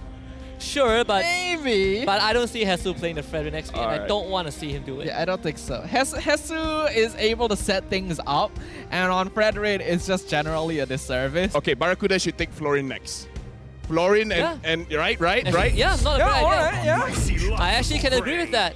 Your team is especially if Team Hack is going Nolan Roger, having that Florin is going to be very big. That healing, that extra boost of health to like get you out of range of being executed by the Roger or Nolan is going to be very important. And looking at Team Hack's lineup right now, you also realize that all of these heroes can be junglers. Yeah, Minotaur is not that bad as well. I was thinking either you take Florin / Minotaur or you look for a Vexana, right? You fall for that crowd control to deal with Team Hack. Minotaur, not a bad option. Let me just respond to Staffa. He was like, in Team Hack, technically all three of those could be junglers. I have no idea where Nolan is going if he's not jungle. Yeah. All right. So you can theoretically say two of them could be jungler or something else. And one of them is definitely a jungler. I mean, what am I saying, right? They picked the Nolan, so... Yeah, I mean... Baras is going EXP, Roger's going gold. Okay, no surprises here, boys. Anything's open, right? Like, we already talked about this earlier. We gotta be creative, right? Yeah, we gotta open up our mind. I have an idea. All right, Roger jungle, right? jungle. Baras XP, Nolan jungles in the enemy jungle. So the pub meta, when you accidentally take 2 retributions. Ah, yes. Accidentally. Accidentally. I feel like if you take retribution, it's intentional because the game doesn't give you retribution unless you pick. Oh yeah, that is a thing of the past nowadays, so, right? Yeah. Is it accidentally or intentionally, right? Either way, looking at Barracuda here, they're banning out the mid lanes here. I feel like Team Hut, they still have a few options besides Vexana as well as Lilia. An OG counter towards the Fredrin is the Eve. Not so sure if Maima will pick that up. Another option that Team Hut could go for is that because it's a Minotaur, not a Grok, they can go for the Farsa so that the Farsa can burst out the Nathan. I'm surprised that they chose to ban out both Lilia and Vexana. I honestly thought that they would keep one for themselves, right? They do have the first pick anyways. They might want to steal the Valentina away and just like deny most of Maima's like pocket picks. We know that Maima back when he was like a really strong player used to like artillery mages like the Eve and the Farsa. Oh no, the Novaria. I was gonna shout the Novaria, but I was gonna shout it for Team Hawk. But yeah, Barracuda they take it for themselves. So at least I feel like Barracuda's draft, they scale pretty well. Yeah. Like the Novaria earlier can't really finish anyone off. She can deal a lot of damage, but then really needs those items to do well. Even when you look at the hero win rate, right, for Baras is 40% for Amal. The average stats, they don't look too good. I'd say DPM for Baras is not that bad, but everything else, you know, he's on the mediocre side. The thing is, I don't think Amal is going to be playing the Barats. I'm pretty sure he's going to be on Fredrin, so... Yeah, so I don't know why... Yeah. So perhaps it's better that way, considering his stats are a little bit mediocre on the hero. We see Noir picking up the signature Cho once again. For Maima, I think Valentina is fine. Still Astral Echo, still the Midwind Fury. Oh no! He's going for the classic here. We got the Farsa. You threaten the Minotaur, Fredrin, and the Natan. Though I wanted to say that this Novara pick isn't that bad because overall, your range is just longer than anyone else, right? It's further than anyone else. You're not worried about artillery. You're not worried. You only worry about backline divers. In comparison to Amal, we have Janus with his most played hero being the Fanny. Pretty nasty win rate. But the Lord kill part is a bit on the low side. I mean, you don't need it. That is true. Lord is overrated. That is true. It won them the game, but you're right. Yeah. You do need Lord to win games usually, but it is a little bit overrated, right? Like, you can win game without Lords. No, You can just challenge yourself. Just win the game before the Lord spawns. What's so difficult about that? What's the fastest game we had here in MPL? I think like 10, 11 minutes. No, I feel like we got one that's like 9 or something. Oh, is it? I can't remember. I know the fastest one in MPL was 8.5 minutes. Oh, wow. Don't ask me how that happened. Okay, I won't. All right, going on into the game here. That was a CC last pick, so it is the Brethren jungle. So this is going to be much more classic style coming out of Barracuda. But if we're talking classics, we're talking about Maima, Farsa, and T-Mac once again. Lots of damage under their belt. Will they be able to clean sweep their opponents and deny Barracuda's dreams? Only one way to find out as we head into the land of Dawn again for the series. It's Game 2, Barracuda Esports on that red side. Team Huck back on blue. Something when it comes to my experience, when it comes to teams. Looking at the draft coming in from Barracuda here, if they win, one person, I don't know who, one person will be like, I told you so. I'm pretty sure we would say the same thing. Yeah.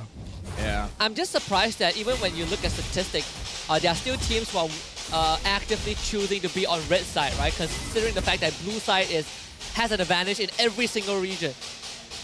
I think it's because Barracuda specifically don't tend to prioritize like power picks too much. They generally want to go for more like combo style play to steal away multiple heroes at the same time. The thing is, looking at the jungle pathing here, both junglers started on the gold side of the map. So it looks like they're both going to try to contest the turtle here, where I feel like Barracuda having the Fredrin should have the advantage. But the thing is, Team Hawk having the Cho as well as the Farsa has a bigger stance at fighting around the turtle. So this is going to be an interesting turtle fight where Barracuda has the advantage when it comes to the junglers, but Team Hawk, they have the advantage when it comes to the mid duo. Even having the barrage itself is a big plus. Yeah. Right? You get this instant, unless you're purified, there's no way of getting out of the Daytona's welcome. So he himself is a brick wall. Like Barracuda, they need to alleviate this pressure in the gold lane because Trap is not having a good time. Like Sakin is straight up zoning him away. Yeah, we can see that Noir's positioning is very aggressive as well, so there's no real way for Trap to be able to walk up easily, even with Eevee in the area. And we can see that Janus has joined them now in the tri-bush, so they're going to be eyeing for someone here. Oh no, Eevee's going to... Eevee, no. No, not Don't now. leave. Oh, okay. If he leaves and they see him, this is over for Oh, Trap. yeah. Because I was like, no. You could have left at any time, not that time. But okay, it looks like it's all good. It's all good. We're being paranoid. But that means Eevee's not going to hit 4, right? Because he spent so much time in the bot lane. Yeah, true. That is true, yeah. This could be a good time for Team Hack to try and blitz this. But Amal is in the area. Wait, AJ is so far behind the experience. He's not even halfway to a tree. Does Barracuda want to fight this? They get the taunt onto Noir. The knockout follow-up just enough. Hesu with first blood. Janus, though, he's in the bush. This is dangerous. The combo not really landing. Maima with the feather air try to wither down Amal, but this guy is tanky. And now Daytona's welcome, swallowing up the wrong targets. Purified by Jesus CC. Barracuda should be able to get this objective with the retribution, and Janus trace one back. Okay, that was very confusing for Iris right there, because the Daytona's welcome is a suppress. You normally wouldn't be able to purify out of that, but apparently if you do it before you enter the stomach, you actually do escape. So he ended up wasting his flicker there when he thought he had already caught someone. You can purify the tongue lash. No, I think it's same as real life. If you want to eat and the chicken jumps out of your mouth before you put it in your mouth, the chicken deserves to live. The chicken deserves to live. I think the chicken is already dead at that point. Yeah, but like if it hits the floor, you have like 5 seconds. You know the 5-second rule is actually fake, right? Like it actually doesn't make any difference. Do you know that I don't care? I'm still gonna eat that chicken. I know. But if I fail twice, he deserves to live. I mean, you did tell me that even if you know it's bad, you still do it anyway. So I'm just letting you know how bad it is. So it reinforces your beliefs of doing the wrong thing. Let me just say, Tima is still in a very good position here in terms of gold, but I feel like in terms of the trade, it was actually quite equal for both sides. Yeah, I would agree with that overall here. Team Hag not gonna let out the pressure at all. That's a lot of gold shield being taken up in the top lane, but Barracuda instantly respawn on the opposite side of the map. Just take away as much as possible. Saken will try to clear out that wave, gets it done. But surprisingly, I mean, Maima is ahead in experience compared to AJ, right? I really thought that the Novara is going to go toe-to-toe in lane with this Fasa. I think that's not the case though. They go on to Maima to try and get him away. Taunt, he's CC immune with the Purify, able to get over the wall in time. I was very close though. Good eye by Barracuda actually, being able to identify that Maima may be too far overextended. With that Purify gun, it's going to be very difficult for him to pop the Feathered Airstrike in this next turtle fight. Yeah, especially Eevee still having the Mimicry as well as the Flicker. Gonna unleash all the combos. Janus shows up, steals the turtle again from the hands of Barracuda, but they had to trade Iris in return. I think Iris is going to be quite happy with that overall. He does seem to have evolved into a situation where he's very willing to give his life to make sure objectives are secured. Oh no, the kick, Amao taking the damage and this time will not survive. Right now, Team Hot, they're in a position where Janus is actually doing quite well because honestly, I've been watching how Janus play and it's good, but I never see him as so... Okay. Ooh, just in time. Can he catch it? He wants beef today. Okay, I was gonna say, it's like he's doing very good, but not to the point where he's like really hard carrying the team. Now it does seem like he can hard carry the team with this Nolan. Especially if he has a little bit of backup as well. The Feathered Airstrike from Maima almost secured the kill onto Eevee there, but because he was able to survive, Barracuda will keep their footing in the game as of right now.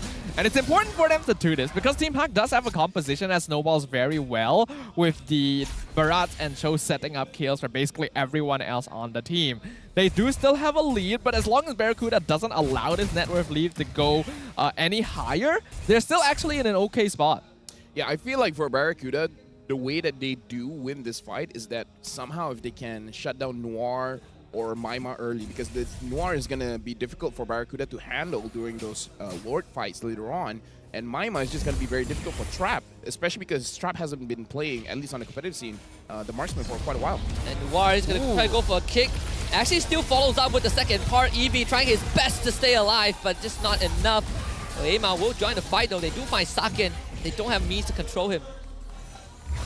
It was a good play by Eevee to pop the Moonwind Fury to avoid getting kicked there, but you have to remember that there's a lot of time you can actually wait for the follow-up attack on the way of the dragon. So Noir just needed to wait for that to set up the kill, and unfortunately Barracuda took just a little bit too long to connect. Oh! Now gobbled up. The Iris, welcome to the belly of the beast, bursted down by the airstrike. Janus does end up going down though, but still Iris will take over the role of claiming the objective, and Eevee rejoins the fight. Barracuda not able to pursue. I think it's kind of funny that Iris and Janus switch positions that fight. Is like, okay, Iris, normally you need to sacrifice yourself so Janus gets the turtle, but this time Janus sacrifices himself so Iris gets the turtle. I mean, you did say that technically Barat is a jungler. He is, yeah. Right? So Iris is doing his job. Yeah. Securing turtles, securing lords, all on a Saturday, man. They're not allowed to have a second retribution anymore, but that's not going to stop him. Oh, yeah. Right now, Iris, Barracuda, they're going to have a pretty hard time to take him down, especially because they don't have, like, they have a lot of damage coming in from AJ, but it's not consistent damage. It's just one hit, and then you have to reload, right? So, I don't know. I'm really interested to see Barracuda. Will they have enough damage in the upcoming fights? And Noir wanted to go for Eevee, but the Shunpo didn't go over the wall. It's a bit too thick. But we are also seeing a bit of an issue where Barracuda, even if you're front line, no matter who gets caught by the kick, you get instantly bursted down. Feather Airstrike, Nolan combo, there's no way of surviving that. Barracuda definitely needs to have Athena shield by now if they haven't built it yet. Need to check the item builds to confirm whether or not they have that. But the genius with Team Hak's lineup is that because they're gonna force Athena shields out with the Nolan and the Farsa, it means that Barracuda have less physical defense once Saken gets scaled in. No, I do agree, except that Nolan does physical damage, so pick your poison, man. Oh, man, I always forget. I keep mixing him up with Amon. Yeah. Right now, Saken taking quite a bit of damage coming in from him, as well as AJ. A lot of damage though. Even tried to use the Lycan Pulse iframes. They don't have enough damage to get rid of him yet. That's good news for Team Hawk, but Barracuda has been able to successfully stagnate that economy, right? They are not letting Team Hawk get away, get more economy to their side than needed. Iris is tanking more damage than necessary, and he's not feeling any of them. Yeah. Like, the Astro Echoes, the Astro's Fields right now, it feels like, you know when you get newspaper, and then you gobble it up, and then you put through a straw, and then you just... like the spitball. Yeah, the spitball, yeah, exactly. Oh, they will make an attempt onto Iris this time. Good, Daytona's welcome to cancel that crowd control. Janus finds Trap already, so Trap cannot join the fight. It's gonna be a 1-for-1 trade though. They trade Iris for Eevee. But it seems like Team Hawk are in a better position to continue making a play. As I say that, Iris dies. Yeah. I feel like we're getting more and more direct proof of the power of your words. We're not joking around, folks. Seriously. This is a working hazard. Now, we will say that on paper, that was actually a better trade for Barracuda because they traded a roamer for the enemy EXP laner, but they do kind of depend on Eevee to be able to set up these fights for them, so you can see that Team Hawk still feel more confident controlling the Lord Pit in general. Can't even walk up though with Maima standing there and Noir right beside him. It always feels like you're walking into a minefield. Only Amao is the one who could confidently kind of open up the map, but even then you have to be worried, have to be careful to not get kicked by Noir. They just got to be careful where Maima is positioned at, because at any moment, Maima could burst on your damage dealers, and that's really not what you want to happen. So AG has to open up the map for Barracuda at this point so that at least they know where everyone is. Oh, actually they know where Eevee was because they saw him going into the bush, and Eevee can't even do anything. Iris will now get the gobble out onto Amao. They need him gone. The Feather Airstrike insufficient to get rid of Amao, and Hesu will just eat up all the damage, gets knocked up by the Jikundo, and assassinated by Janus. It's a 2-4-1 in favor. Oh! And AJ evens the score by taking out Sakin. I was gonna say, I kind of feel like Hesu overextended there, but AJ is like, I got you, bro. AJ is cleaning up here. The spitball finds its mark in this case. And Sakin, unfortunately, way too low on HP. So Barracuda actually still evening up a lot of these fights here. We can see in the instant replay there that, yes, definitely Hesu jumped a bit too far forward. Even the Purify wasn't enough to save him. But Sakin, he was not ready for that. On the goal laner, and Amon secures the Lord. Finally.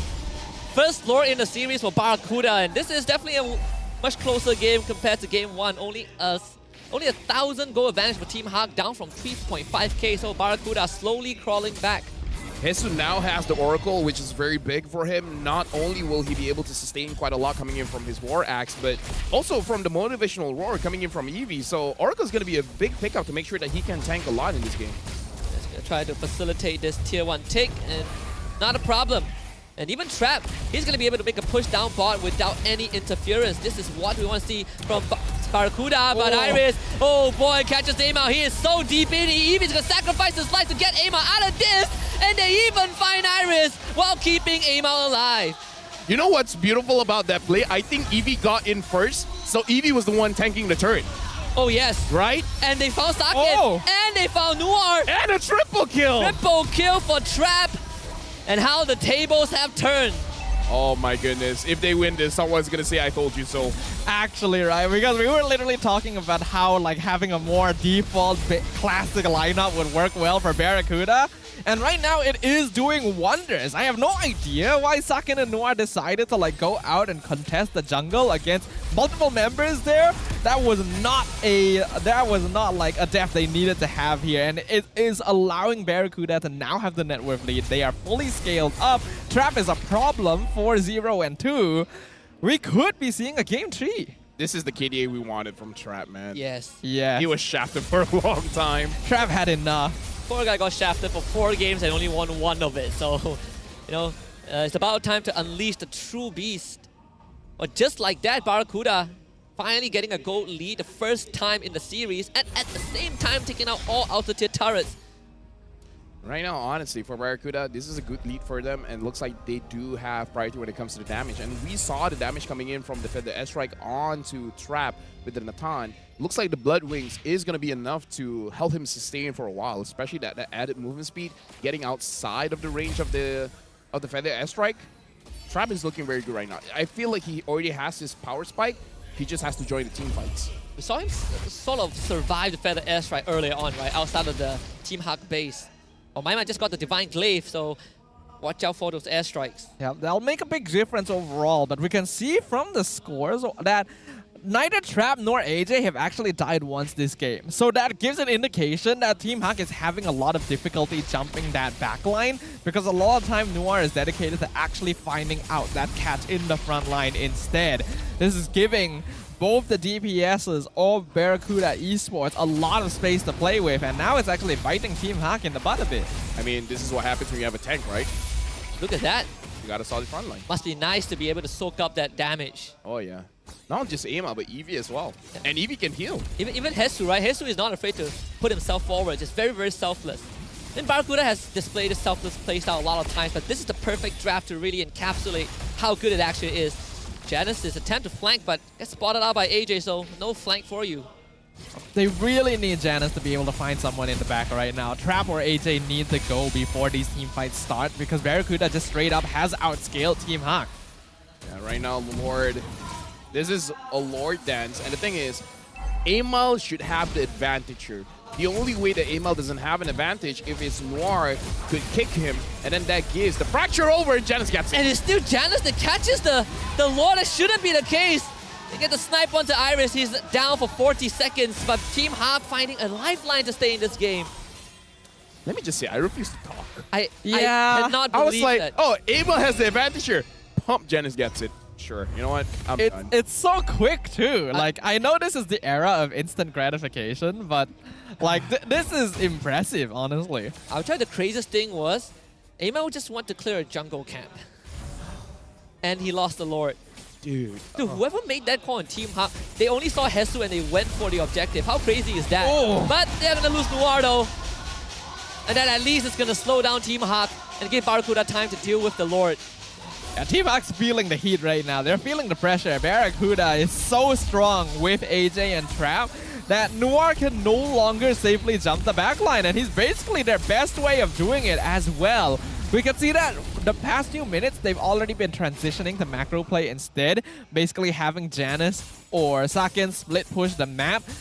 But it's still not quite enough. They do still need to be able to get some kind of advantage during team fights to actually finish up these pushes. Let me just say, it must be very frustrating as an assassin not being able to catch the mage or the marksman. And it's not lack of trying. Janice has tried quite a bit, but look at this. AJ is making sure that the map is not dark to him. He wants to see every single bush, and he's been doing it very well. Yeah, contrary to game 1, this time is 68% for Barracuda, according to our AI winning prediction. If they can just secure Lords better, I think that would make the game a bit easier for Barracuda. In this case, yeah, the Lord helps. Helps a lot. Definitely helps. That game could have ended. I mean, this game could have ended. Or potentially ended. Oh, yeah. Lord is definitely not overrated when you're going to be able to use him to finish things out here. And we know that Barracuda in this match really needs points to keep themselves in MPL. Yeah. So right now they are putting their lives on the line, and we're seeing it. Right now, looking at the goal difference here, Trap, this is the kind of numbers that we want to see. 13,000 over to 10,000 of Saken. This is the kind of farm that we are expecting. And now he has the Wind of Nature, so it's going to be even more difficult for Janice to actually catch Trap in the backlines. Yeah, complete domination. 4-0 and 3, and even having a weakness finder, right? So these team fights are only going to get tougher for Team Hawk to navigate. And I agree with what you said earlier on, Lefel. It's just Noir. Like, what do you do in this point? You need to get some godly flicker kick to potentially make a difference, and there's no more guarantee for Team Hawk at this point. Or make a very rubbish kick so that Barracuda has a lot of confidence, and then Team Hawk, they just set their own trap. It's like, oh no, I messed up. I go into this alley. No one's going to wait in the bushes. And then people are waiting in the bushes, right? That could happen. So basically personify the call an ambulance, but not for me. Exactly, situation. exactly. He has a lot of dashes. He can do it. Yeah. I don't know. Just Noir make a gets melted really fast, but it's not a bad idea if they can pull it off. It would just be pretty difficult in terms of execution when they're already behind. Oh my goodness, Trap! Oh. What? Oh. What was that? Oh. They just got a glimpse of Janice and they got him. The damage of a Natan, man. And he built a lot of defensive items for himself. I mean, like, still damage items, but defensive in nature. Wind of Nature as well as the Blood Wings. But that's a lot of damage. Crazy. That feels bad. You never want to be an assassin and a marksman aggroes on you and finishes you off in an instant. Like, I feel like Team Huck just doesn't really have a pathway back into this game anymore because we know that Nathan just far outscales Roger and the rest of Team Huck just cannot find any positioning. You know what's going on? This is Trap's suppressed anger. Yes, unleashing it. Who is the assassin now, Janice? Is like, you know what? I'm done with Ruby. Just shut up and give me a marksman. I'll show you how it's done. He's showing it right now. 6K net worth lead for Barracuda. Lord pushing in bot lane, and Barracuda wants to see if they can use this to end straight away. Oh, they will control Iris though. Iris will have to flicker away. Doesn't matter. AJ with the collection. Better airstrike already used. Noir wants the kick, gets the flicker, but he's on the EV and he loses his immortality. Comes right back. Collected by Trap and Barracuda once the game tree. It is not done just yet. The Swordfishers will reply with one game of their own. We are going to distance. A beautiful adaptation coming in from Barracuda Esports, understanding their flaws from game number 1, going back to the basics, allowing for Trap to shine once again and completely denying Team Hack from an opportunity at the clean sweep. I need an interview just to know who said I told you so.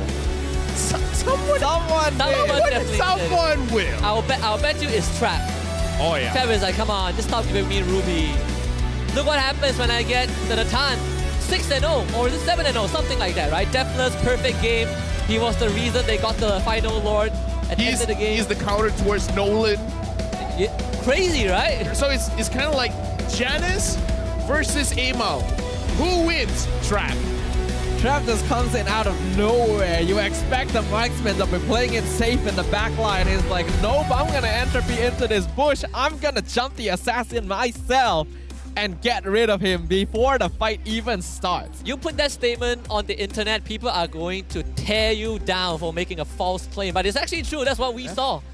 Who does that? You know what? Janice's fault. You want to know why? Why? Who brings the sword to an interdimensional gunfight?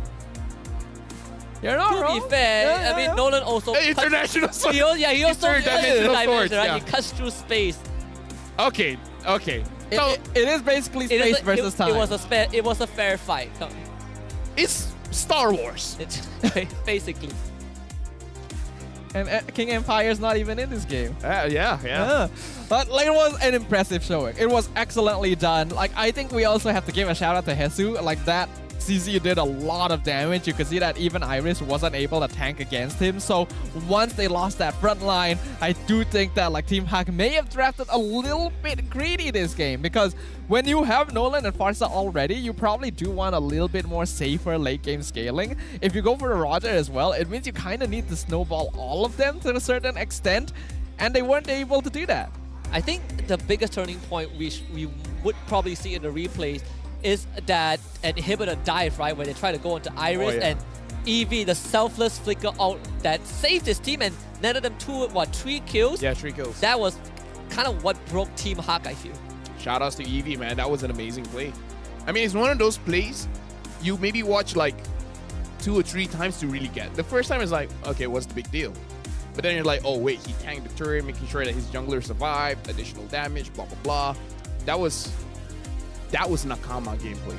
It actually was Nakama power. That was Nakama it's funny as well to see, because we literally got that video from Captain Shot before the game started. Like, trusted each other, love one another. We talked about family. I think that's a clear example of it. Jumping on a grenade for his teammate there. And of course, our MVP for this game, well-deserved and a long time coming, Trap, showing us how it's done. Must be nice to be able to play a proper marksman this game with 6-0-4 on this Natan, just completely dominating the competition. No contest, no one can even get close to him, and eventually the game winner. I mean, you know what? It helps. Having a little bit of range, having items that really matters to deal a lot of damage, it helps. It helps playing your own role. It helps him boost his stats a bit. Yeah. That DPM is going to go up 2.6k, well, almost 2.7. Yeah. Now, that's quite a lot overall. Kill participation is pretty solid as well, considering we didn't really see a lot of him towards that early game. He was farming it up. And I think having these classic, like, side lanes, the marksman in the gold lane, fighter in the EXP lane worked very well here against Team Hawk because they do seem to be a team that gravitates a bit more towards playing around the mid and jungle part of the map because they always want to roam around with Noir, Maima, and Janice to get kills, and that resulted in them basically ignoring Trap and Hesu for quite a bit of that early game. I would say in terms of the items, we got to shout out the defensive items here. The Wind of Nature was bought, but not really used. Yeah. It was more on the Bloodwings. I think he was ready to press it when he jumped into the bush, right? Like if Janice turns, he has the Winds of Nature. Better be safe than sorry. But also, I think credits to Barracuda, especially Eevee early on, realizing that, man, Trap is not having a good time. We have Cho and Roger standing in front of his face. We need to alleviate the pressure, and it gave Trap just enough space to not fall behind early on. Looking at the items here for Maima, I mean, I can't really fault him, but it's a little bit more defensive than I would want. He has the Bloodwings, which I feel like is still fine.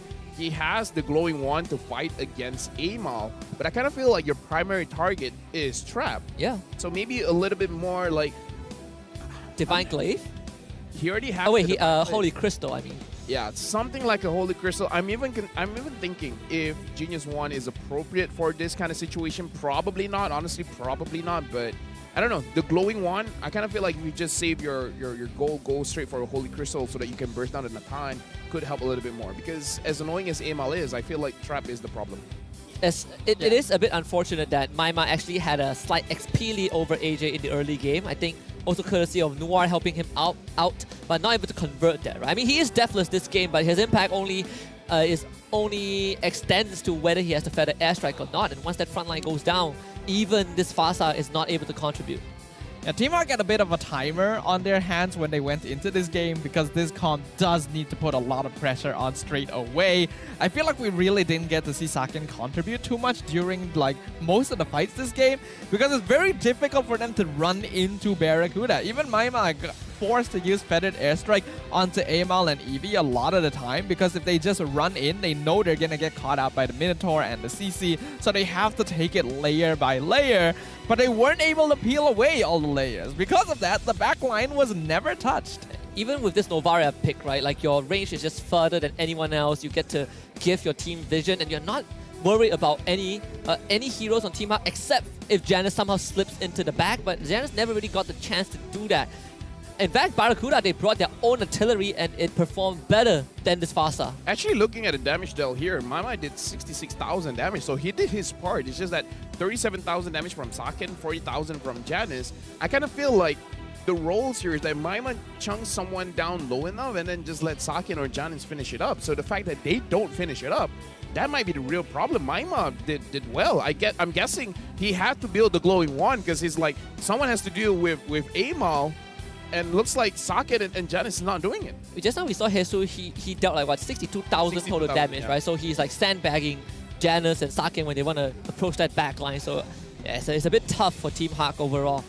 Because even with the total damage taken, you would think that Barracuda would take a little bit more damage, but then again, it was Team Hawk who had to take majority of the beating, especially Iris on this Barats. I feel bad for Janice. I said good things about him. And then after that, I don't know, man. I feel bad. I think at this point you just have to grow a thicker skin about it, right? Because it's just part of you as a being at this stage. I mean, maybe this is why Malaysia never won international. That is why. Darn, that is kind of unfortunate here. Yeah, at least you're accurate with it. You know what? Sometimes it's accuracy good. is good. It's good to be wrong. It's hard to be consistently wrong. It is very hard. I don't know why I'm doing it right. You're doing something right. You are doing so. Honestly, I want to know the secrets, right? Maybe if we could somehow reverse engineer it, we could turn the curse into a blessing, right? I swear, if there's one international event that I'm not involved with, and then Malaysia won, I'm the problem. Man, I'm tempted. Let me that happens. I'm tempted. LaFell putting his career on the line just so we bring a trophy back home. Oh yeah, I'm tempted, man. You'd be like Eevee jumping into the tower. Exactly. Selfless. That's Nakama, that's Ohana, that's wonderful. That's never mind. I don't. That's family. Okay. It'd be very patriotic of you. You know what? Thank you for your service, Lafel. Barracuda is the Fast and Furious of MPL. MY. Actually true. I mean, this win actually gives them a chance to... Let's not even talk about playoffs, right? To avoid relegation. Yeah. This win is already important enough, considering that their last 2 matches are incredibly tough. Yeah. So this one is the most important one for them. Definitely. It's their best chances of getting points. And if they're able to somehow clean up here, they're able to take down Team Hak, it would give them so much better chances of keeping their lives in MPL. So I imagine there is a drive now. There has been a fire lit underneath them. And the momentum is very much in their favor. It's now up to Team Hak to see whether or not they can adjust their draft, adjust their gameplay now that they know what Barracuda is truly capable of. Look, this time, picking up the Nolan early and then going up against a utility jungler, not as easy. Yeah, and I would say that I think just now, even when we looked at the Team Hak's cam, emotions are flaring, right? I mean, that loss was definitely hit them hard.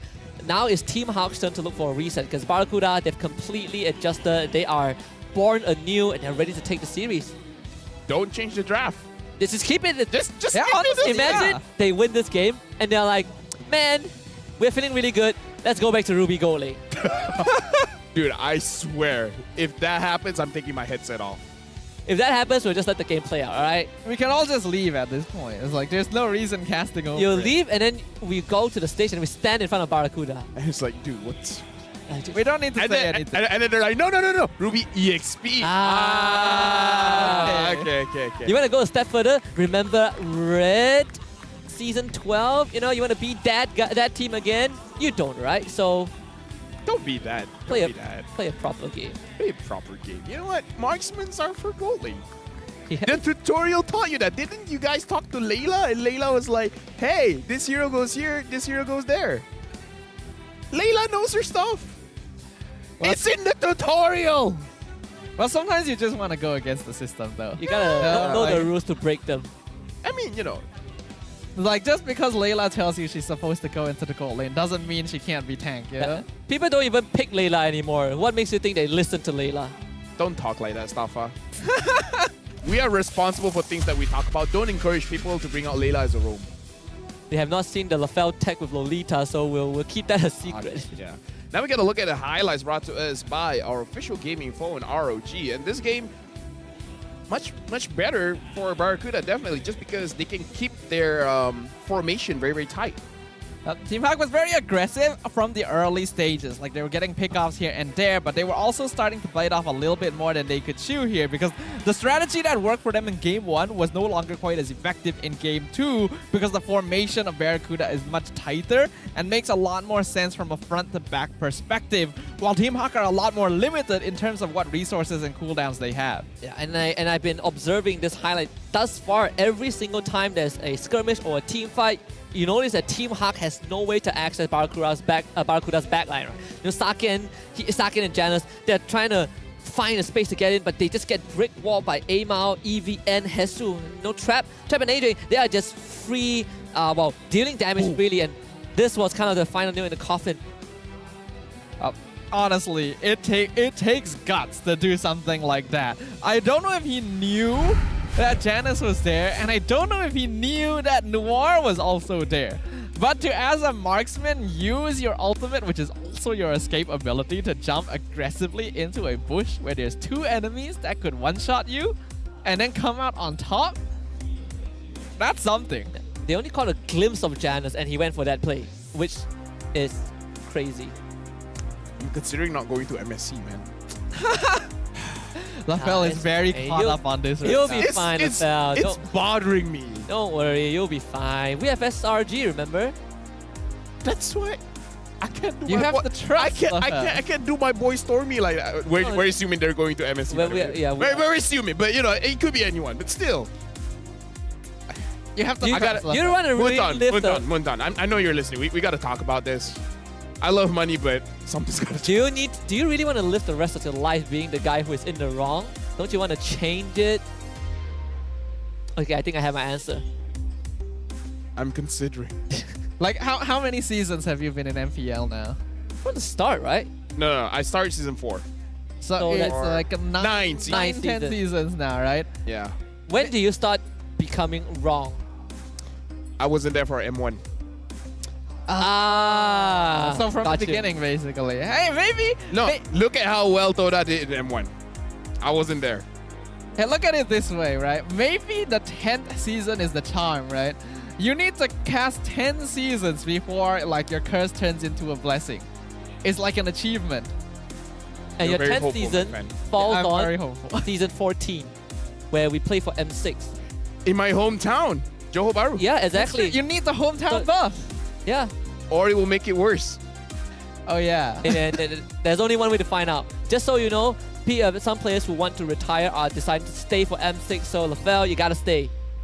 You have no choice. You can't chicken out.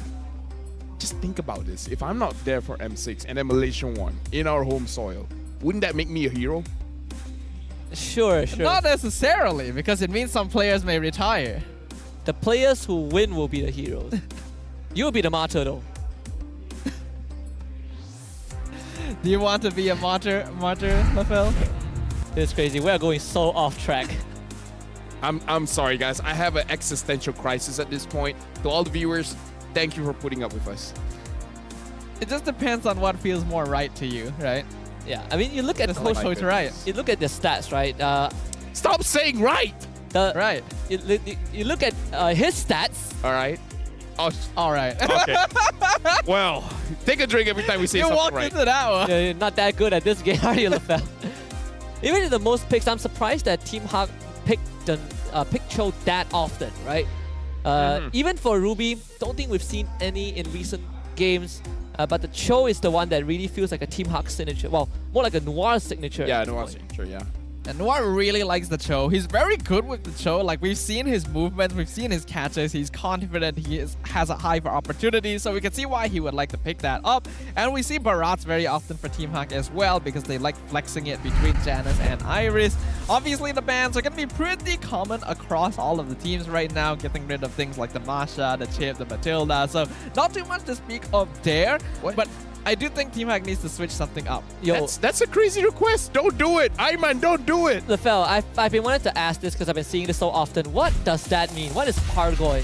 So it's a type of TikTok dance. Ah. Yeah. So the crowd is saying if Team Hawk wins, they want the owner to do a TikTok dance. Well, now they have to win.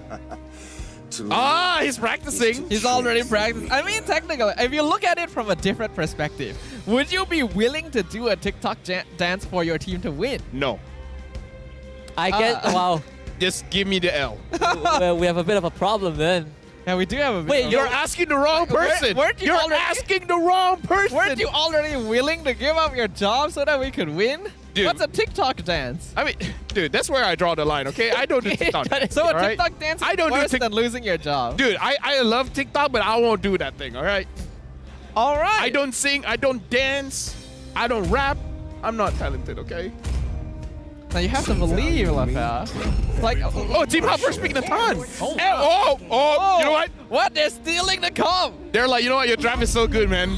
Let me have a taste. Now let's see you pick Nolan, but they won't, right? Because they No, they have Florin Faramis instead. and Barats. Okay. And Barats. Valentina ban right here. You know what Team Hawk should ban right now? Carry. Carry with Florin with Faramis. Yeah, I see where you're coming from. Right. Yeah. What about the Roger though? Roger is still up. I think against Fredrin Minotaur is gonna be a bit rough, and yep, the Valentina is gonna be banned out to make sure that not Culaton, NetherRealm is all theirs. Right. Oh, you've done it again. That was not intentional. Right. We'll let that slide. So in terms of carries here, right? I would rather betray the world Yeah. than let the world Use zone ban. That's betray great. me. Great. Took you a while. I was listening Yeah. to that. Yeah. So you don't ban. Right. Oh. Do you still continue to ban mid lane here? I mean, you could ban like the Lilia. I'm not gonna talk. You could ban the Lilia, which causes the Yes. problems. Lilia is pretty good. Lilia would be pretty solid overall. Another here. one is Novaria as well, because they might not have a hero that can catch anyone in the backline, right? I think Novaria has kind of been a big problem for a lot of MPL teams. Like, it gets banned out consistently against like King Empire in particular, but a lot more players are showing the ability of the Astral Echo to just like delay games, give you information, snipe people when they're not watching. Straight up targeting Iris. Wow. I mean, look at his reactions. He's like, oh, they figured it out. They gotta ban Novaria. Yeah. Because they're banning Benedetta. Like, it feels like Novaria might be coming. Yeah. It has to be, right? I mean, it's either Novaria or Lilia. I mean, you gotta pick your poison. I guess for Barracuda, they just want to make sure that Iris doesn't become the playmaker this game. I feel like Iris should pick a Lapu Lapu here. Oh, yeah. Especially when you don't really have access to the Barats anymore, right? So you kind of have to pivot. Make some noise. I mean, either The that... CC ban makes me feel like a Lapu Lapu is coming. Lapu Lapu... If he gets Lapu Lapu here, I'll be coming. X-Borg, Terifla... Yeah, X-Borg, yeah. I know, Lafel. Calm down. Yeah. Barracuda now, I'm really thinking, if not carry, Claude, I guess. Claude is the OG is the Irritel. But I'm not so sure if they want to bring out the Irritel. That is an OG, alright. That's an OG. I feel like it's a bit difficult to execute on Claude nowadays because Natan actually scales a bit better than Claude, and Claude doesn't even win Natan early. So Bruno may be a good idea. I'm trying to rack my brains here. Beatrix. Man, I haven't seen Beatrix in ages. Let's just say all the marksmen. Eventually we'll be right. All right, Leslie. Ixia. Good shout. Okay, so we missed out this one. Somehow! The one we didn't we missed out this one. We said all, and the one that we didn't say got picked. Dude. Maybe we're all cursed. I mean, like, yeah, see, like, you feel this, Husky, right? You feel it. Have you ever considered that maybe it's not us? Maybe it's like the caster desk or something. I think the feng shui is not that good here. Please speak a Lapu. I call that out. Ooh. Actually, because of the I Brody, mean, there's the already first Arlet, slice of right? me. I mean, there's already Arlet, right? So it's an Arlet. But you did get the Novaria right. Just on the wrong team. Not enough. It's not enough. You gotta start with small wins, man. I mean, this is very strong team fighting from Team Hawk. The final slash into Minuan, into Astral Echo means that Team Hawk just basically will win out most fights, even with the Bloom and the Nether Realm. They just have to be wary overall. And what will concern me a bit is the fact that Brody really does not scale well into the late game. So as long as Team Hawk just delay the game, which should be easy with a Novaria, they would be fine. They actually decided to go for the Nolan. I like this. This time, they're flexing it correctly. Ah, yes. They showed the Barats. Assume he's going to the jungle, and then, you know what? Nolan. Yep. Wait. You called it. You remember when you said game 1 Fanny, game 2 the other guy gets Fanny? This time, it's with the Nolan. Yeah, I mean, close enough. I mean, from Team Hawk's perspective, they were like, man, we have a good front line. I don't think they'll pick Nolan. Barracuda throws a curveball, and now we get the assassin jungler for Amal. If Amal can burst down Saken on this Natan, that's the dynamic we gotta see. Oh, that would be crazy. So now we know it's the pilot's problem. It's the pilot's problem. Team Hawk, front to back, much better scaling. Barracuda gotta play fast, gotta play early, gotta play aggressive, and that is their style. Which of these teams is gonna come out on top as we enter the Land of Dawn for the final time in this series? I'm excited for this one. I'm excited and nervous because Amal gets to play on a carry type jungler, but this time with a more robust support system, right? And we emphasize so many times it is utterly important for Barracuda to win the series regardless of the score, and now they are on track to do it. You know, they regain the confidence, and in fact, I think the entire best of 3, they've been on the red side and it has been very comfortable for them. Interesting that Jan is actually started on the EXP side of the jungle, so it looks like he wants to get level 5 first before contesting for the turtle here. So I don't know, I kind of feel like if Barracuda has prime opportunity, they should get the turtle as fast as they can. Wow, and because of the opposite jungling path, Noir it had to blow that flicker. I guess free reign of the bottom side also. Up so far, Barracuda going to be able to control that mid lane. Understandable since Florin, Nolan, Faramis is going to straight up win against Novaria, Minotaur, Fredrin, especially in the first couple of minutes. Once Team Hawk has 1 or 2 items under their belt, then they're able to play a bit more confidently because they're just overall more bulky. But until that time comes about, Barracuda can take the opportunity to be a little bit more active around the map. I'm really looking at Trap whether he can handle his lane well against Natan, because Brody is a lane bully and Natan does need a bit more items for him to get online. So I want to see how he handles this lane, because he has the opportunity, if he can fast clear, he can just rotate around the map and get extra gold somewhere else, maybe in the mid lane, or he just want to make sure that Saken doesn't join any kind of fight. I think it's a bit more achievable if you have EV that support you, right? Then you can really push Saken away. So that's the good news, I guess, for this Natan. He gets to stand back, throw his abilities to clear waves. First turtle spawning on the bottom side. All of these players wants to get their level 4.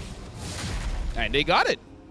Oh, they're going to be able to hit all of their timings at the same time. Amal waiting in the brush. Astral Echo comes out. He's a level ahead of Janus though. A big final slash from Iris. This could be the opportunity. Flicker in. There is the Nether Realm. Also dropped down very early on. And Amal is the one that secures the objective. Barracuda now looking for a way out. Hesu being the punching bag for his team. And it's going to be a appraisal slash from Janus. First blood for Team Hawk. That was a really nice final slash from Iris. That was 3-man catch, pushed them all away from the turtle pit, but Hesu had great timing to flicker in, get the Daytona's welcome, and secure the turtle. But it did mean sacrificing his own life as well. So, not the most advantageous trade, but both teams going to be maintaining their positions for now.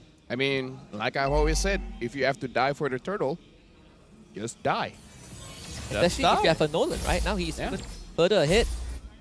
1.5 levels, I think, in terms of experience. He just hits... Janus just hit 5 and Amal hit 7, so he's 2 full levels ahead of the Fredrin. Wow, that's a lot just from that as well. So that's a pretty impressive pace. Looks like the sacrifice from Hesu definitely did pay off there. But it'll depend on whether or not Barracuda can continue putting that pressure on. Because remember, once again, the later this game goes, the more advantages it becomes for Team Hawk. Well, right now Trap has a pretty big power spike already building the Blade of Heptasy, so the on-hit damage is going to be quite a lot. So if any gang goes towards the gold lane, Trap should be able to contribute a lot to get a kill. Wonder if Barracuda would think of bringing the team to the top side just to free that lane for Trap. Feels like you do give him a bit more space. It's a dangerous bush. Yeah, AML can smell it. Just going to take the camp. I do feel like Barracuda should be putting a little bit more pressure towards that gold lane. They do seem to be ignoring it for quite a bit. And ordinarily, Ed would be okay when you have a gold lane Brody because he should be able to win lane most of the time. But we saw what happened in the previous game when Trap on the Natan was left alone for most of the matchup. So in the hands of Saken, that's pretty terrifying as well. So far, Trap is getting all of his farm pretty decently here. So this time we can see Hesu rotating towards the turtle. So it looks like Barracuda, they're really aiming for this turtle fight. After Echo only getting 3 people pinged out, Hesu down to half health already. I mean, Team Hawk, they committed entropy very early on, but the turtle got resetted. Slightly unfortunate. Hesu putting his body forward a bit. And Iris again, another flicker! Ooh. Final slash into a Minoan Fury, but a well-timed Nether Realm keeps the team alive of Barracuda. AJ might have to sacrifice himself though. That Appraisal's Wrath with Saken's damage is enough this time total for Team Hawk. Iris doing it twice! Yeah, honestly, that Nether Realm was crucial. If AJ didn't pop that, Team Hawk would have killed like 3 people right there off of Iris' setup. Look at Amal's damage, almost killing off Noir, but looks like Team Hawk, they're the one controlling the goal lane. Wow, Amal trying to fight Saken. Saken also dancing with death. The Ghostbusters traveling across the map for the kill, but Maimao gets the snipe. So still a even trade for both teams. Oh, we missed it. I love those knives, man. No, that is impressive. Maimao really once again showing us why teams like to pick him up as a pinch hitter and also making us confused why he's not in teams earlier on in the season. I think Saken definitely bit off more than he could chew there. I think he already used a lot of his cooldowns earlier, so it was difficult for him to get out. And then he greeted out a little bit with his ultimate timing because when he popped out, I believe it was a tower shot that actually followed him and got the last hit. So if he had survived there, it would have been much more advantageous for Team Hawk. Right now, Team Hawk having a bit of a goal lead, but I kind of feel like the goal lead is just because of the kills. In terms of the state of the map, I feel like it's quite even right now. And as I said, Team Hawk, they're getting the bot turret as well. All right, okay. Opening up the map. This spells a bit of problems for Trap. Now the map is gonna shrink a little bit. I mean, we are expecting the Brody to have this early to mid power spike to get that team a hit. The later the game goes, the harder it is for him, and he's not getting the space he needs. Right now, I just feel like Barracuda, they gotta be careful of Iris because you really don't see that final slash coming, especially if comboed with Noir's Minnow and Fury. It's gonna be much more difficult for you to contest. So Barracuda cannot take this fight front to back at this point. They gotta come in from different angles, making sure that you don't simultaneously get caught by all of these chains you see. Oh yeah. The problem is it's hard for Barracuda to come in from multiple angles because they want to play around the Nether Realm. They kind of need the group up, which plays directly into Team Hawk. So perhaps revealing this Pyramid so early on may have not been the best idea. Forced to give up the turtle as well. Don't want to repeat of that final slash combo. Though Jesus not in the best spot. It's a bit tanky. Can soak up the damage as Barracuda facilitate Trap to take that bot tier 1 down. Right now, looks like Barracuda looking at mid. I kind of feel like it is going to be on Emal at this point. Let Jesus be the one to absorb all of the crowd control, but then Emal has to do something about it. Noir straight up engaged NetherRealm to soak up as much damage as possible. EB wants to find a way out and is able to get his team away, but Iris comes in again with the final slash, and this time he will allow Janus to pick up 2 for his own. Emal comes in to try and get a cleanup, finds Iris. Once number 2, this time could not find a follow-up. Good follow-up from Emal there, waiting for the best opportunity to come in. But Iris really being an MVP here for Team Hawk. The NetherRealm denied the initial engagement, but the final slash allowed them to pick up 1 kill in exchange for the EXP laners. So although teams are still actually trading very evenly, Team Hawk is slowly allowing that goal lead to maintain, which is very important because, again, they are the better scaling lineup. A big spike for Noir here, already completed the Flash of the Oasis, so their team fight prowess is just going to get stronger and stronger. Emal looks like he is just planning on getting as much items as he can. Now he has the Sea Halberd. I don't know if that's the item that he's really wanting just to fight against Janus. I mean, they want to get rid of Emal as fast as possible. Look at the Bloom, thank the courtesy of Eevee. But without that ultimate, the Barracuda, they're going to have to be a bit more careful. All this healing coming in from both AJ as well as Eevee is starting to really be annoying for Team Hawk. Until Saken is able to reach close to full build, they are not going to have consistent enough DPS to actually break through all of that. And I do want to see whether or not Team Hawk has enough anti-heal as well. Haven't been able to check their item build so far. Do you guys know why Sea Halberd is a bit better than Dominance Ice now? Because Dominance Ice, the passive change. Yeah. No longer AoE, yeah. So if you don't attack the one that has the Dominance Ice, the effect doesn't happen. Yeah, Dominance Ice is a little masochistic now. Like, if you want to be more active with your application of anti-heal, you do need something like Necklace or Halberd. Honestly, I think it's a good change. It makes a lot more sense since Dominance Ice is meant to be more of a tank item. You have to be more of an attention seeker to get the benefits. Pretty much, yeah. Look at Emal. Emal's trying to get in position. That's a 4-man ping. Another final slash. Iris he is just landing these combos, but this time Barracuda prepared to respond. Losing the Lord as Team Hawk rushes it down, but at least Barracuda keeps the whole team alive. Emal's having a tough time finding these flank positions because of Maima as well as Noir just opening the map up quite wide, making it so that there's no surprises coming in. And because Barracuda needs to be stacked up most of the time, Iris is getting a lot of like 3-4-man final flashes as well. Barracuda is able to survive them, but it means that they don't have control over how they want. Oh, wow. Oh, my goodness. The entropy damage. Jesu ends up just expiring to the Astral Sphere.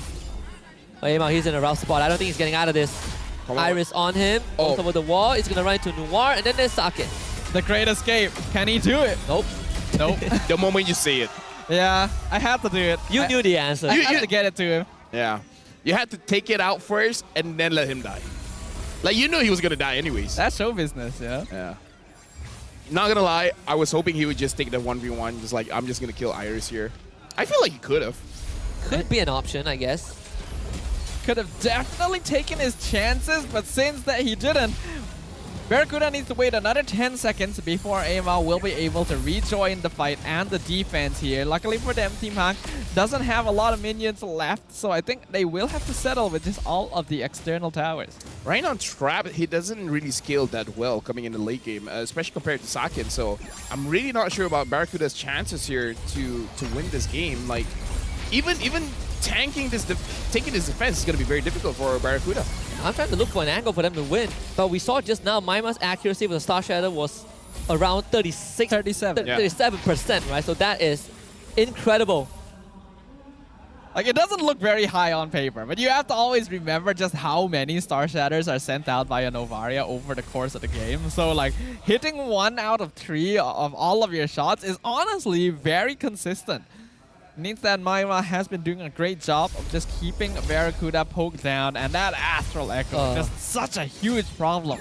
Big problem, and poses a lot of problems for Trap. Like, he bought the Demon Hunter sword, but can't enjoy the fight. You'll get the gobble up this time, getting the ward out of the way first. Iris also deep in enemy territory. Final slash on the EV. Bloom now out to keep the rest of the team alive, but Team Hawk, they just retreat. Right now, only having 2 inhibitor turrets for Barracuda. Maima dealing 52,000 damage. Even Sakin is having a tough time to follow up. It's almost double, actually. That's insane. Maima is cooking. Maima, why aren't you in teams earlier? Yeah, forget about the stats of the teams getting relegated. You are about to bring Team Hawk to playoffs at this point. Maybe Maima just likes the late superhero entrance. You know? Well, speak of the devil. Looks like we do have a pause here, ladies and gentlemen. Once again, no worries. We're making sure that the players do not have any technical difficulties. Looks like Iris is having a little bit of trouble with his phone there. But we've got our marshals on the case to make sure that competitive integrity is maintained and that the problems will be fixed so that the teams can get back to their all-out brawl. Yeah, I bet Iris is telling the marshals that, man, I cannot land my final slash. I don't know why. I stopped catching like the 3 people, you know. It's a type 1 pause, so should be minor. I think there's a graphical issue. My spear is not as long as it used to be. I don't think the marshals can help with that. There's some limitations what MPL can provide. Hi sir, my support died. I don't feel like that should be the case. I landed the final slash on the Florian and Florian got out. We need to get this checked. I mean, we gotta have trust in our marshals, right? As long as we say they can do something, they can do it. Imagine a situation where someone paused and then they're like, my Wind of Nature didn't work. I pressed Wind of Nature, but I still received damage. Oh, who are you fighting against? Harif. That would be funny. Yeah. You know what? I'm waiting for my favorite part. Everyone's favorite part of the technical pause. I don't think she's here. Is she here? Not this week? Actually, yeah. She's here? We don't know if she's here. I know she's not here last week. The star of the show, the star of the pause. Yeah, forget about Iris. This will be a yay or a boo. We'll see. Will Rose come out from behind? That's a boo. Yeah, that's a boo. If Rose comes out, that's you were the one who booed her, right? Oh yeah. We don't want her. Yeah. We want Marshall Karate Chop Girl. Karate Chop Girl, yes. We need to take one. The name? Yeah. Dude, I mean, I'm hiding her identity. Okay? Yeah. So Karate Chop Girl. We don't want to like accidentally dog someone. Technically, everyone who goes up and like sends us back into the game is doing the karate chop. So like, can we really consider that as her identity? But isn't she the first one? Karate Chop Girl. Isn't everyone doing karate chop? Yeah, but I mean, okay, at least it's not Rose. We don't get Rose. Good. Yeah. Guys, you gotta be kind to our marshals. Look at how much hard work they put in. Hey, isn't that okay? Never mind. Cedric? Not that we don't know his name, anyways. We say his name every single series. Sorry, Cedric, but that's a boo. Gotta take an L. Yeah.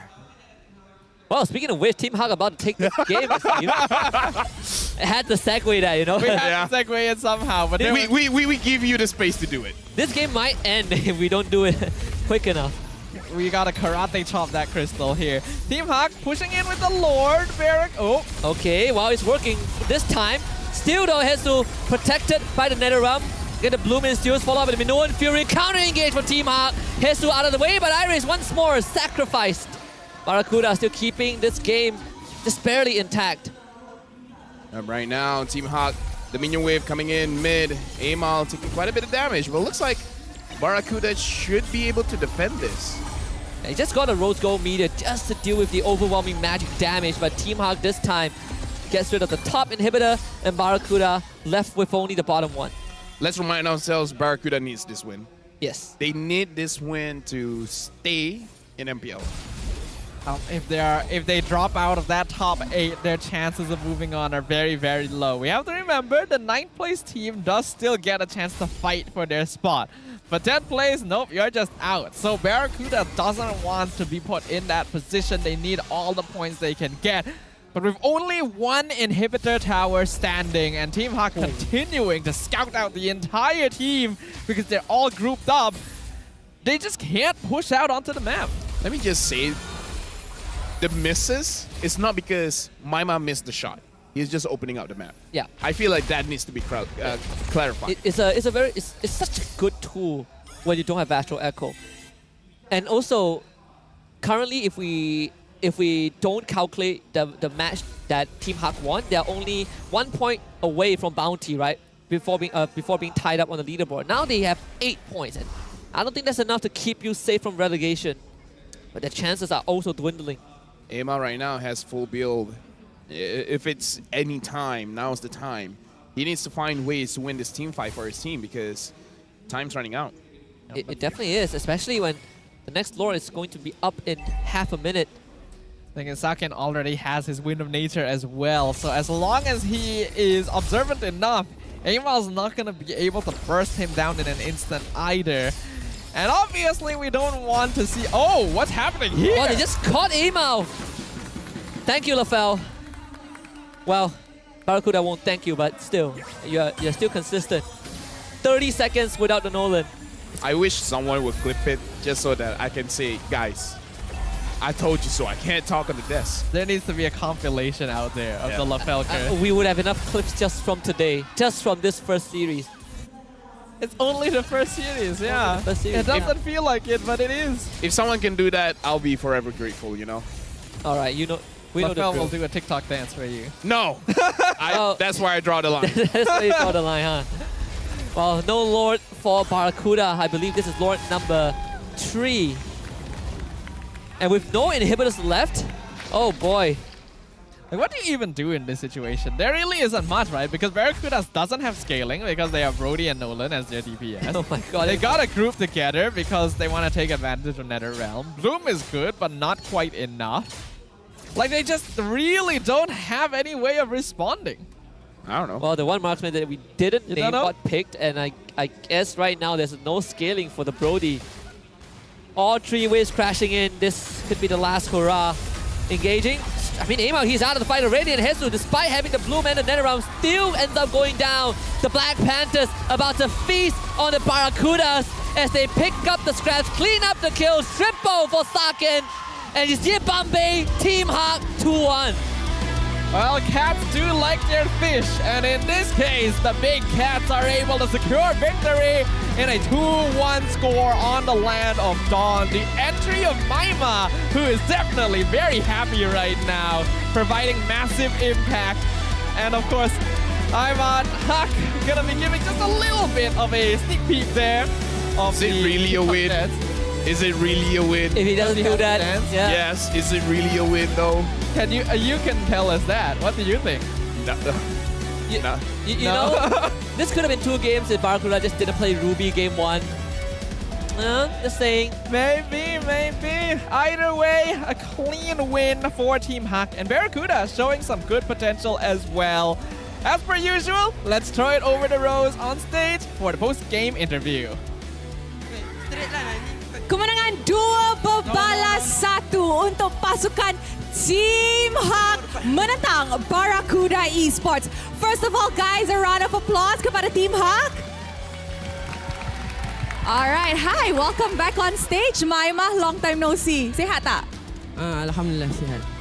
Alright, so sekarang ni, saya ada satu soalan untuk Maima. You masuk Team Hawk ni jadi apa? Pasukan Pargoy ke? Boleh jadi lah sebab kita orang baru kalahkan tim Pargoy yang tadi. Sebab tadi I nampak Aiman Haq dah tengah Pargoy dah tadi. Sebab dia dah cakap kalau kita orang menangan tim Hak, dia yang nak bargoi. Oh, tengok tu. Huish. Nampak tu. Okay, kita boleh tengok tak you guys bargoi kat stage? You guys want bargoi? You guys dance a bit. Okay, can. Iris cakap can. Alright, 1, 2, 3, go. Alright, jokes aside, so Maima, how are you feeling? Apa perasaan Maima selepas lama tak main, sekarang main balik, masuk masa transfer window? For me, it's like peluang baru lah untuk buktikan yang macam ada je macam dia cakap kita orang saya selalu masuk tim-tim yang duk bawah ni duk bawa macam bala lah tak dapat playoff kan. So saya masuk tim Hak pun macam salah satu peluang untuk saya buktikan lah yang saya bukannya macam mid laner biasa-biasa lah. Wow, dia nak buktikan dia satu mid laner yang bukan biasa-biasa. So, boleh tahu tak what made you join Team Hak? Kenapa Team Hak? Kenapa Team Hak? Yeah. Sebab macam saya jenis yang suka cari environment lah. Macam for me environment Team Hak ni memang for me sihat lah. Like dari segi dia punya communication semua, and the first day saya masuk pun dah ada connection dengan dia orang. Dia orang pun macam tak ada macam kegangan lah antara dia orang dengan saya. I see. Alright, thank you. Can we please pass it to Coach Wright? Yes. Hi Coach, how are you? Okay lang. Okay Coach, can we ask, since you guys already have Lexia in the main 5 for the past few weeks, bakit nyo naisipan na ipasok si Maima today? Noong nakaraan kasi na nag-struggle kami sa connection ng mid lane eh. Wala namang problema sa mid lane pero mas nakita namin si Maima na mas mag-connect sa mid lane namin. I see. Alright. So, I tanya dia sebab beberapa minggu lepas, dorang letak Lexia as the main 5. Dan sekarang, bila Maima masuk, kenapa dorang buat keputusan untuk masukkan Maima terus as the main 5? Dan dia cakap, actually, dorang perasan masa awal-awal, dorang ada problem dengan mid lane connection. Tak cakap Lexia ni teruk, tapi dia tak connect sangat dengan team. And bila dorang try dekat Scream, nampak Maima punya performance dekat Scream, dia cakap, dia punya connection dengan team tu lagi bagus, tu yang dorang buat keputusan, masukkan Maima hari ni. Alright, thank you Coach. Okay, so, guys, who's the MVP of this match? Janus. Okay, mari kita tengok MVP perlawanan ini in 3, 2, 1. MVP dia ialah Iris. Alright. Iris ni, I rasakan season ni dia kutip banyak sangat MVP. Betul tak? Kan? Alhamdulillah. Alright, so Iris, kita nampak banyak sangat improvement daripada side of Iris untuk musim ini. Adakah line up Team Hak satu line up yang Iris rasa sangat-sangat selesa? Okay, sebab minggu lepas kita orang kalah so Aiman Hak dah basuh kita orang satu-satu. Dia pun dah one by one talk dengan saya, apa mistake saya semua, and saya pun cubalah untuk improve apa yang saya kena buat lah. So bagi saya Team Hak ni satu tim yang membuka peluang kepada player-player camat untuk untuk beraksi lah, supaya mereka dapat tempat lah dekat masa hadapan nanti. I see. So, okay, thank you very much. Can we please pass it to Saken? Alright, Hi Saken, sehat? Sehat. Okay, we can see Saken smiling today. Okay, Saken. So, dengan kemenangan ini, Team Hak masih lagi tak guarantee masuk playoff. Ada satu match lagi kan? So, adakah Saken rasa you guys boleh dapat the last match dengan mata yang penting untuk guarantee korang masuk playoffs? Kenapa? Aku kurang ngerti malah apa tadi. Iris, boleh tolong tak explain? Maima, let's go Maima. Sorry guys, my bahasa Indo is not good. Itu weakness Rose. Okay. Aku rasa bisa lah kita buat lolos playoff season ini karena aku percaya dengan Maima bisa bawa vibes baru buat tim Hak. Wow. Okay, teamwork really does make the dream work. Okay, how about we pass it on to Janice? Okay, before we wrap this up, Janice, if you guys win the upcoming match, you guys will be entering the playoffs. In the playoffs, which team do you want to rematch against and why? Masih Homeboys. Masih Homeboys. Masih tak puas hati dengan Homeboys? You're still not happy with Homeboys? How you guys lost? Still not happy. Yeah? For me, I really don't care, but I just want to like revenge my team against some boys. All right, okay. So before I send you guys off, Janice, any last words for your fans today? Thank you for supporting Team Hawk, and hopefully we win next week and we can masuk playoffs. All right, terima kasih kepada Team Hawk. He wanted to say something. Dia tadi nak cakap something. Don't forget to buy jersey Team Hawk. Pandai marketing korang. All right, thank you very much. You guys may now go celebrate your win. Wow, wow, wow. Minggu kelima seru Saturday. 2 berbalas 1 untuk match pembukaan, tapi jangan risau sebab lepas ni kita ada match yang sangat sengit juga. So jangan pergi ke mana-mana because MPL MY Seru Saturday is still ongoing. Tapi sebelum match kedua untuk hari ini, mari let's throw it back to the casters untuk mendapat tahu apa yang jadi dalam game 3 Best of G series ini. Casters, silakan. A well-deserved congratulations and a well-deserved MVP for Iris as well. Being able to set up all of these catches and kills with both the Barats and the Arlet during his respective games is an impressive performance. And we can see in his stats as well, the damage taken per minute, his kill participation overall across all 3 games. This is a man that knows what needs to be done when the going gets tough. And that's why he's the MVP for this match. Now, man has the Terisla mindset, right? Back in Season 12, given Terisla, he does the same thing every single game, but it works. Now he's transferred that knowledge to heroes like Baras, heroes like Arlet, and he's able to make big plays. I mean, Arlet in that game 3 is fantastic. Those early games catches were very crucial to throw off Barracuda's tempo, and he did exactly that. I love playing these kind of heroes, man, because it's the one time you're permitted to have this kind of mentality. Don't dodge. Just take it all. Especially just Baras, yeah. Basically, yeah. Right? Like Iris as well is like one of the few players who actually plays Arlet like with damage. Like he goes Hunter Strike as like a first item, and you can see that he's gone for the penetration emblem as well. And that damage did reflect. Like he did a lot during those team fights with the final slashes. I mean, like here's the thing. Iris has really evolved as a player. He used to be that guy who just dives. Doesn't do anything else, just dives. But now he has layers to it, right? He can set up for his team, he can frontline, he can dive, he can split push, he can do it all. Iris has really matured ever since his time with RSG, if I'm not mistaken. He also ends up giving his life a lot for objectives. So instead of just diving, he's just dying. Yeah, I mean, he definitely moved on from the Terisla days, right? There is that Iris go and he just flick a penalty zone and then the rest is up to his team. Now he gets to do a lot more. I mean, he still is sort of the sponge for the team. He's soaking up most of the damage, but at least now there's a second layer to how Iris is going to play out these fights, right? I start the fight, I take the damage, and then I can set it up afterwards. It's not a be-all, end-all every time something happens. Honestly, looking at Team Hawk right now, they look very solid.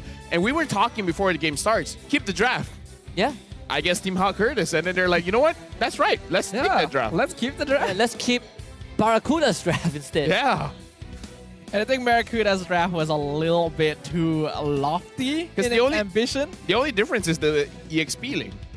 That's Pretty all. much, yeah. Everything like, else it is is the just same. straight up Barracuda's draft. So maybe this is the winning draft now, right? I mean, we told Barracuda to keep the draft. We didn't say trade the drafts. I think they heard us wrongly.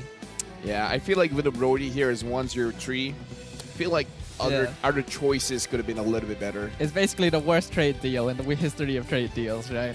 Like, they thought that they were getting something with the Florin Faramis, which ordinarily would be really scary because you just out-heal everything. But then you're putting a lot of eggs into one basket by picking up Nolan and Brody, which kind of necessitates you to play aggressive and snowball early, and they didn't do that. I feel like all of the other goal laners we mentioned would have been a better choice. Yeah. You know what would have been a good choice here, actually? Barat jungle? That number 1, Faramis and Diggy. Ah, right. Yeah, actually. Right?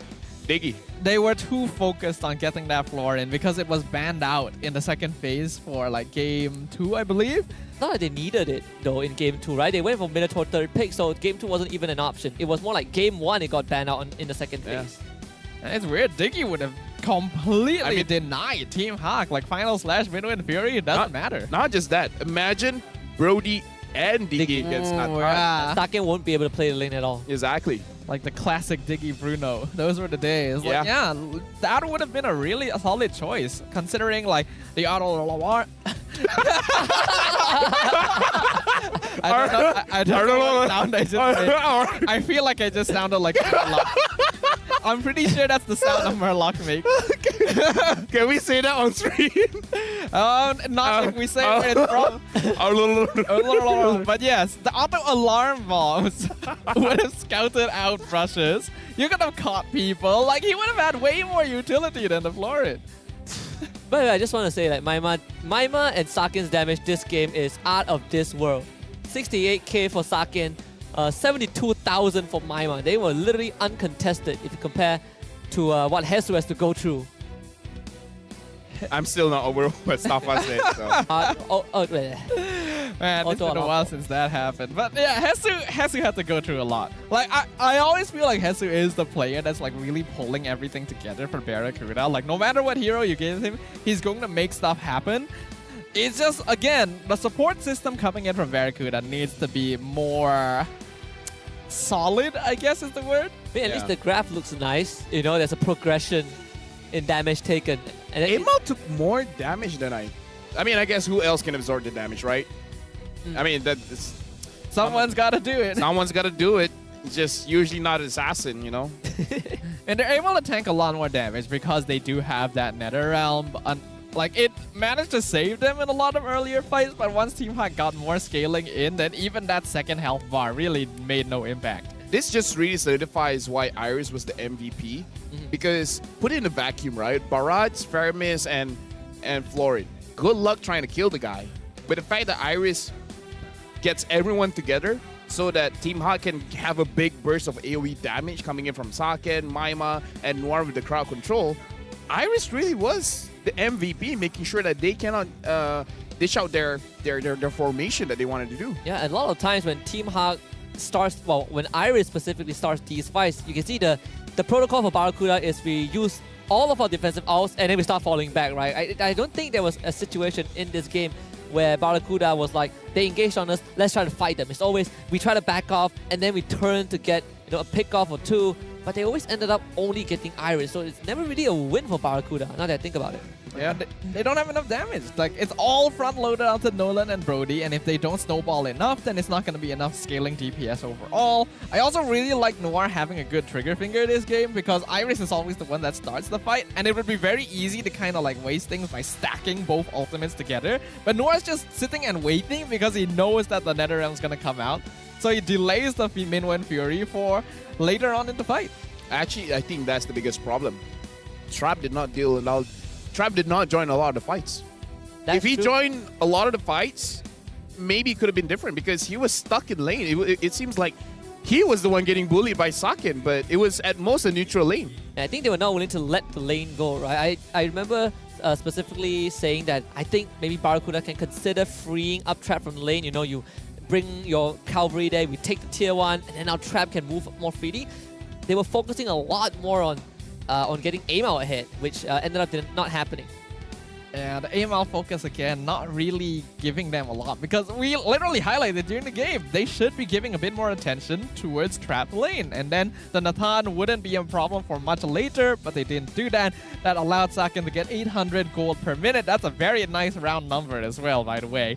And Maima getting the highest damage dealt once again. I really am impressed by the impact he's able to create every single time he rejoins the MPL.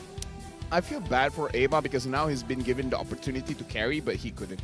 The one game, actually. Okay, it's the support system. There's no support system. I feel like this support system, now it's... Well, they have a support system, but it's supporting the wrong target, I suppose, right? It was supposed to be Trap, theoretically. Well, Barracuda... It's not even the fact that they're supporting the wrong target. I feel like they're not supporting well enough. Overcompensating with the draft. Maybe a little bit. You can see here in the highlights brought to you by our official gaming phone, Republic of Gamers, that unlike previous matches, this was pretty one-sided right from the get-go by Team Hawk. Even, yeah, this one, well, it's an unfortunate death for Sakin, but still, it's always like Iris getting these engages, and I like how Team Hawk started to adapt. Noir realizing that if I just press Minoan Fury with the final slash, I'm not getting full value out of it. Let me just stagger it. And Barracuda, there's just no way to go around this. The final slashes at the beginning, man. Like, Iris just finds those targets and he does not hesitate. He is so fast, especially like understanding how far you can go with the final slash, coupled with the flicker. The understanding of this hero is, I mean, Iris has mastery over Arlott. He has good eyes. He has good eyes. Make sure every good final eyes slash is the final slash here. And we can see that because of that, Team Hawk have been able to rise up in the ranks by a little bit, now going up to 5th place over RSGMY, whereas Barracuda Esports going to be maintaining their spot in 8th. I mean, all things considered, I feel like at this point, it's hard, maybe even impossible for Barracuda to go to the playoffs because only 6 spots is available. But at least maintain number 8 and number 7 to make sure that you can try again for next season. Because in my personal opinion, number 9 of MPL can definitely beat number 2 of MAL. But why take the risk, you know? Yeah, I agree with that. I think Barracuda have done the bare minimum to keep themselves away from relegation. But now their fate also hangs in the balance, right? It relies on whether Bounty and Niners could make something out of their games. And if they can at least get like a 2-1 win, then we have to look at the aggregate points, and that's a whole another story. So Barracuda right now, I think you leave it up to fate at this point, judging by the remaining 2 teams that they have to fight. Yeah. It's not an easy one. Niners could win against Red Giants, who knows? Oh boy. Anything's possible. Now you're sounding very hopeful. There would be quite a story if Niners beat SRG, let's just say that. The 10th place team beating the 1st place team, unheard of. Maybe it's a rock, paper, scissors situation. If that were to happen, I'm not going to MSC. Alright, we'll find out next Sunday because the last day of MPL is when Niners go up against SRG. Yeah. Yep. Before then, there's going to be more matches though, and the next match that's going to be coming up today is going to be another exciting one between 2 longtime rivals. It's going to be Todak versus RSGMY. Oh, RSG's my boys. RSG's your boys? RSG's you want your my boys to win? I want my boys to win. You know what you got to do for your boys to win? Yo, Todak is great, man. Todak's the best. It's doing the right thing. Abang Lord, amazing. Yeah, I mean, they got some great 40-year-old supporter, right? That's kind of people I like. Keep on supporting regardless of your background, your age. Yeah. This game is for everyone. I want Ripo to go on stage, grab the microphone, and then say whatever he wants about Todak, you know? Yeah. I want his Nami to win, all right? I know. RSG's my boys. I know. They came close last season. At least they have a good chance of still making it to playoffs. I mean, they are technically in playoffs right now, but, you know, a win would be Things great. could change. Yeah, Things could change. I think they are basically confirmed for playoffs already, so any score that they get... You don't say that. You know, you're right. Yeah. They are not confirmed for playoffs. They're gonna be relegated, Okay. and there's nothing we can do about it. You know what? I'll take that. I'll take that.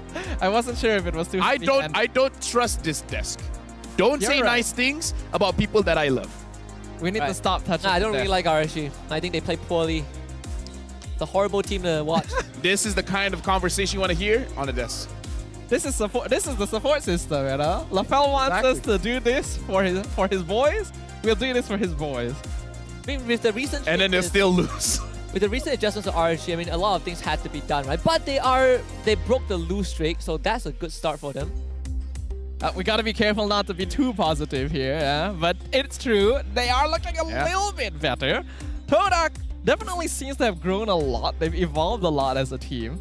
So they've got a lot to prove as well. And although I am supporting your boys, I still have a bias, you know. Zimsumpo is one of my favorite players. So we'll see what happens. A little bit of a duel there. These two teams have met up against one another many times in the past. So Zim's your boy, Nami's my boy. Pretty much, yeah. You need to get a boy for yourself. My boy, I'll think about it. Okay. Yep. All right, we'll I'll take answer that. your questions in a little bit. in a little. Clock Okay. ticking. Okay, wow, next game. Okay. All right. Because we're gonna that's go fair. for a break soon. Yeah, we're gonna go on a break very soon after this. As per usual, we'll leave you guys with the mic check, and after this, it's going to be a very exciting match, Todak versus RSGMY. And at the end of the day as well, we've got the Red Giants showing up once again to show us what they've got against King Empire. So many exciting matches. Make sure you guys catch them. If you guys want a snack or something, this is the time to do it, because we will see you guys after a very, very short break. So until then, we'll see ya. You can ulti, Roger. Ulti bagi to, guys. Ulti bagi to, guys. Ruby connect, guys. Ruby connect. Nice. Balik ka, Ruby. Balik. Ruby. Boleh. Si Iris. Okay, board first, guys. Guys. Before lot. Boleh. Tak ada Roger, no Roger. Nice one. Balik ka. Boleh. Reset, guys. Pagi to dash ya. Tengok nuang. Ruby. Mati. Alat. Go let. Nice, guys. Bisa na. Go tower. Mati. Nice one. Itu dia, guys. Disiplin, guys. Santai. Ulti. Boleh lari. Dia aku minum. Mati na Ethan. Anjing one hit. Okay, minum. Dah. Die. Can CC, guys. Low Nathan. Low Nathan.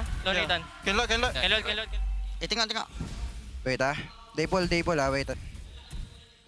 I think they wanna lure. Dia lot. Boleh war guys, boleh war. Nice. Go.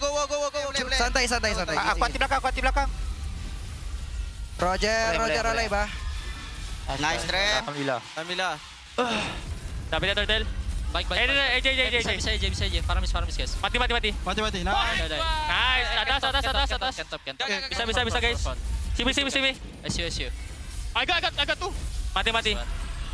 Bisa Faramis. Nice.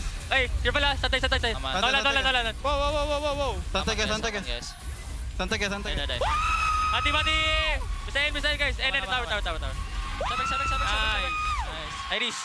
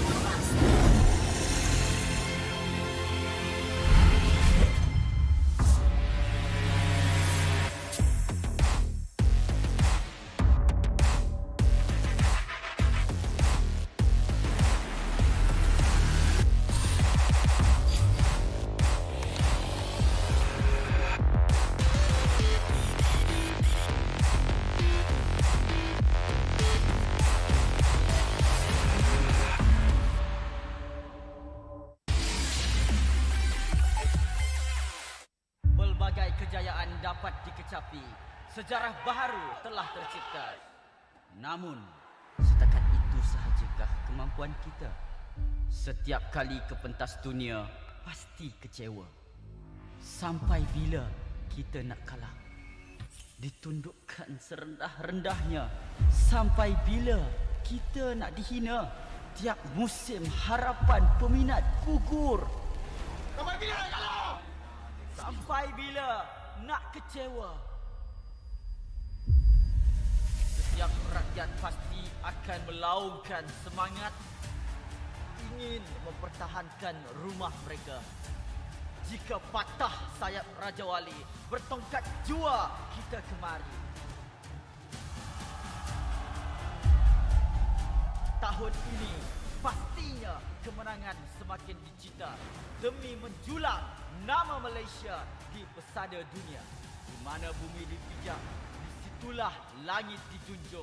Stadium MBSJ Serdang Jaya secara rasminya menjadi rumah MPL MY pada tahun ini. Seterusnya, melangkah ke arena besar di Timur Tengah, di Riyadh, Arab Saudi. Juara kita bangkit menghadapi cabaran, bersedia mencipta sejarah. Utara, Timur, Barat dan Selatan, kita semua MPL MY Playoff musim ke-14 akan berhijrah ke Johor, mendekatkan lagi silaturahim MPL MY bersama. Hasrat kita semua bersatu dan bangkit dengan satu tujuan yang sama. Naikkan martabat negara, kecari juara dunia, kemuncaknya di M6. Pastikan kemenangan dan kebanggaan dikecap di rumah kita.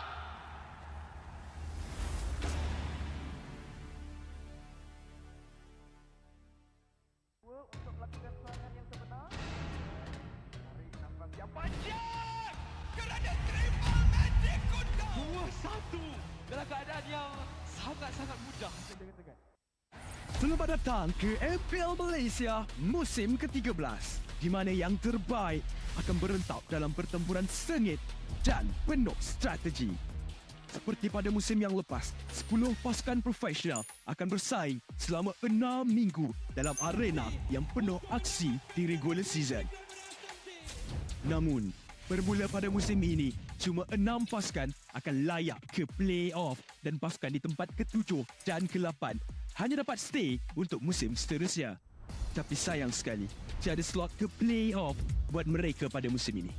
Bagi pasukan di tempat ke-10, slot musim ke-14 mereka akan diganti oleh tempat pertama MPL Conference Group.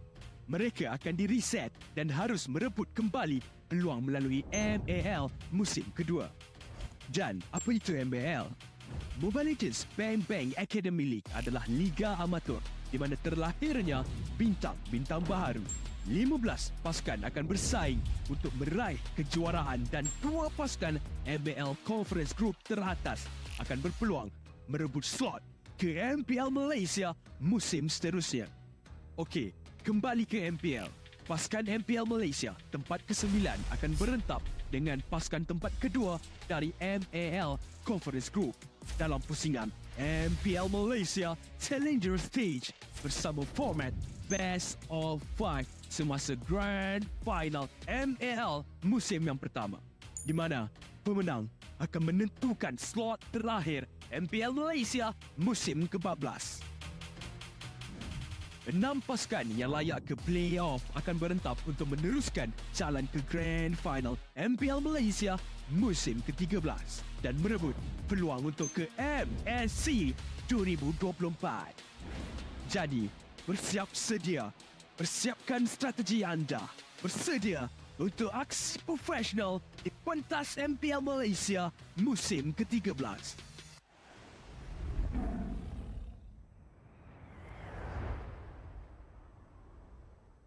Ada satu kedudukan namun dibantu dengan Iris dengan adanya Detonas Welcome yang telah dikeluarkan. Tarikannya dibuat cuba untuk mengekang Noah dan juga Iris. Pada waktu ini memang datang untuk membantu. Di bahagian belakang Emal akan menjatuhkan Noah setelah like and bounce yang digunakan. Second dalam kedudukan yang agak sedikit bahaya. Janus cuba mengorbankan Faded and strike daripada Maima akan menghalau Emal dari kawasan tersebut yang menjadi mangsa cuba untuk menghalau kawasan Tim Hak cuba ke depan. Hestu juga akan dijatuhkan. Mampu ada peluang tapi flicker yang baik daripada Iris juga. Emal yang telah pun ditangkap dengan Detonas Welcome daripada Fury. Sekarang cuba untuk membantu Emal keluar dari kawasan tersebut. Jadi pertahanan yang berada di bahagian depan tapi diselamatkan dengan Ram dan tidak boleh nak lari daripada second. Pada slash yang cantik dan mengorbankan Emal. Ada Vitality tak bertahan lama. AJ Emal triple kill. Berminat untuk mengetahui info lanjut mengenai prestasi pemain dan jadi sebahagian daripada MPL Malaysia? Layari laman rasmi MPL Malaysia sekarang. Ayo kita bersama menaikkan mutu MLBB di Malaysia. Jangan terlepas kemaskini Liga Academy rasmi MLBB Malaysia, MAL Malaysia. Ikuti semua platform rasmi kami. Ayo sokong MAL Malaysia musim pertama. Ikuti semua platform rasmi. Semua peminat dan penyokong dijemput ke arena MPL Malaysia musim ke-13 di Serdang. Anda berpeluang berjumpa dengan pemain kegemaran anda. Kumpul tanda tangan eksklusif dan sertai kempen Fan of the Season. Musim baru, line-up baru, jersey baru. Jersey telah menjadi topik hangat sejak hari pertama MPL Malaysia musim ke-13 bermula. Namun, apakah pendapat pemain dan penonton tentang jersey musim ini? You rasa jersey mana yang paling lawa? JP Niners. Jersey rempit, JP Niners. Macam Moon je, saya rempit. Paling lawa Barakuda. Tahu kan dia punya yang buat baju ni Choi. Choi ni baju dia memang lawa. Sejujurnya Todak. SRG.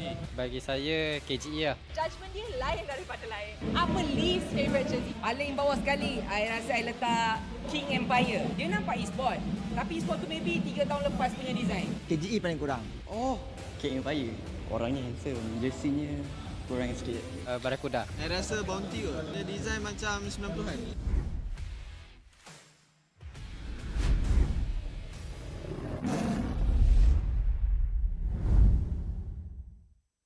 Interested in knowing more about player performance and be a part of MPL Malaysia? Visit the website of MPL Malaysia's #1 esports league for the latest news and league updates. Don't miss out on updates from the official MLBB Malaysia Academy League, MAL Malaysia. Follow all our official platforms. All fans are invited to the MPL Malaysia Season 13 Arena in Serdang. You will get a chance to meet your favorite players, get exclusive autographs, and join the Fan of the Season campaign.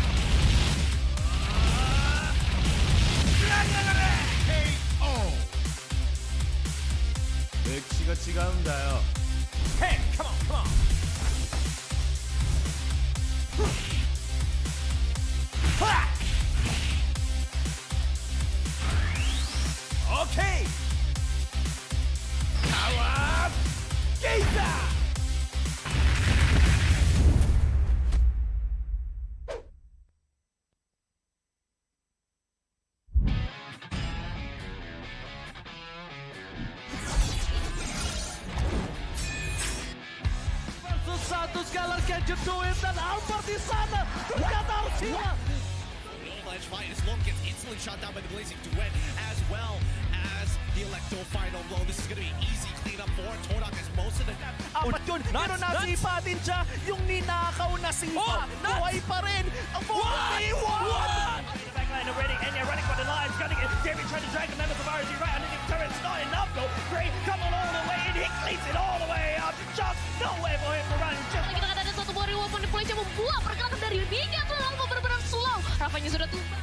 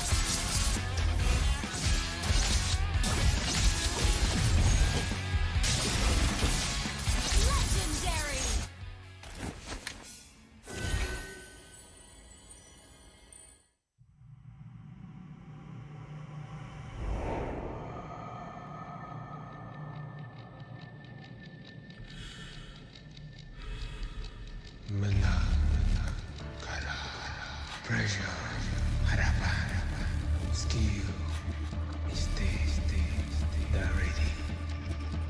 Kalah, dihentak, dituntut semua untuk peminat. Spotlight melampangkan satu sosok tumpuan.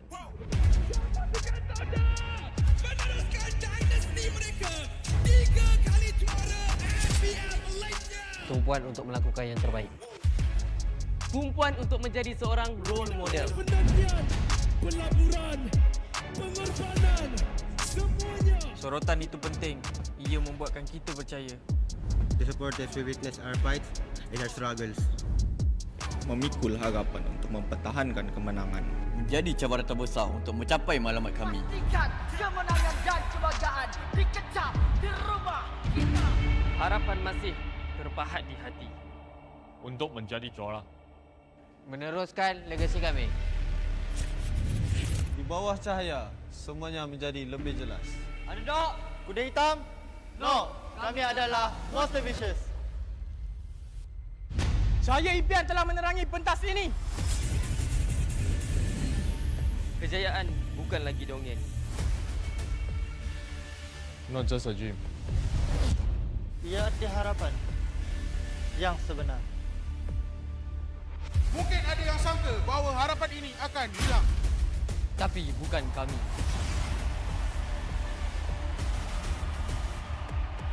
Ini harapan kami. Ini semangat kami. Bersama kami, mencapai satu tujuan. Mencari sinar yang paling terang.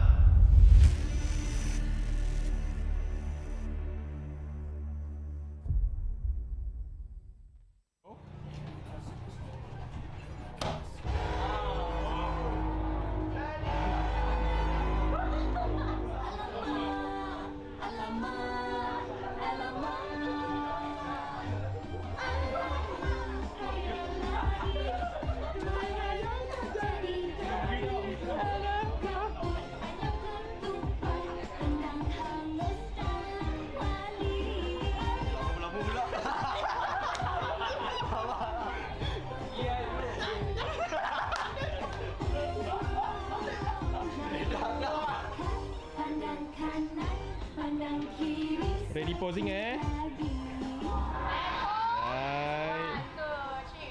Okay. Nikmati jaguh 5G untuk gaming sepantas kilat dengan Hotlink Prepaid 5G. Internet 5G tanpa had dengan kelajuan 5G tanpa batas untuk layan gaming tanpa gangguan. Nikmati latensi rangkaian 5G terunggul dan gameplay termantap sepanjang malam. Semuanya hanya RM32 sebulan dengan 20% cashback. Dapatkan sekarang.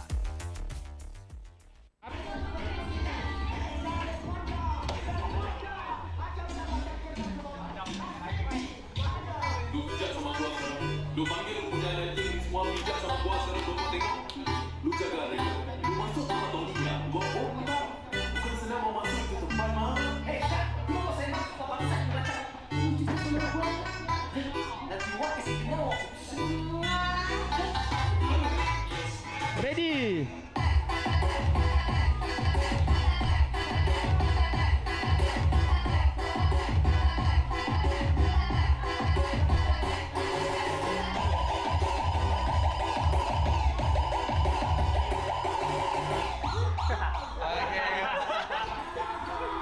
Alright.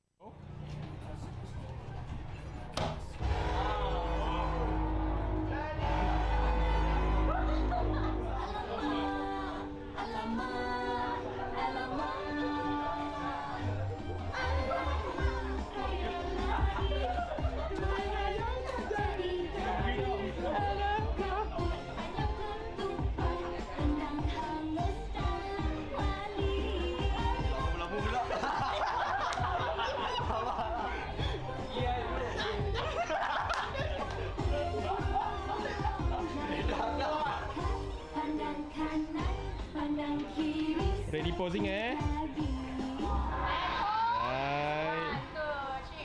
Okay. Confirm mantap, confirm lah Nescafe.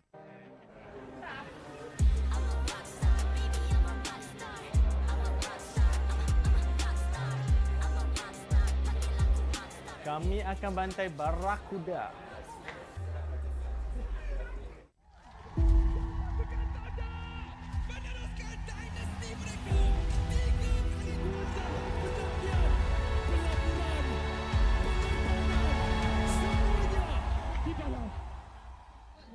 Semuanya di dalam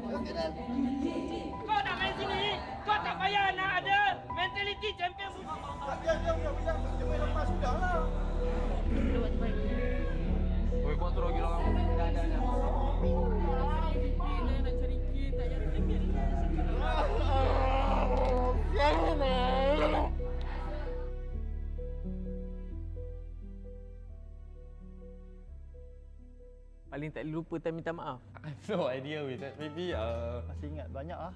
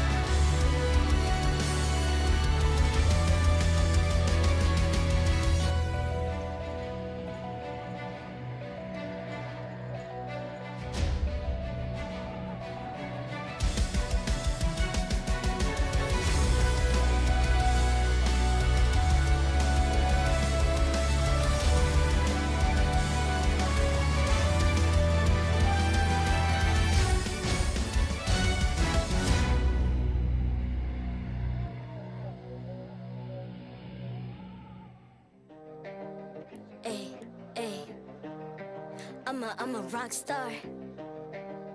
Yeah, rock star. Ay, ay, ay.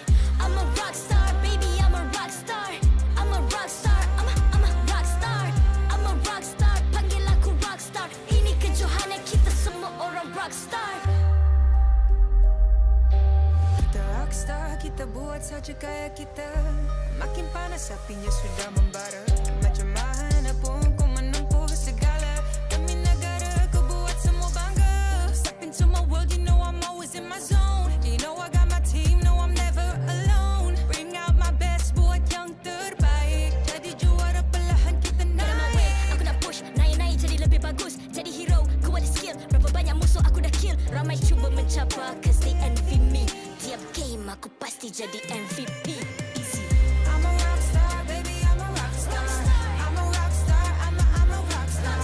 I'm a rock star, panggil aku rock star. Ini kejohanan kita semua orang rock star. I'm a rock star, baby, I'm a rock star. I'm a rock star, I'm a rock star.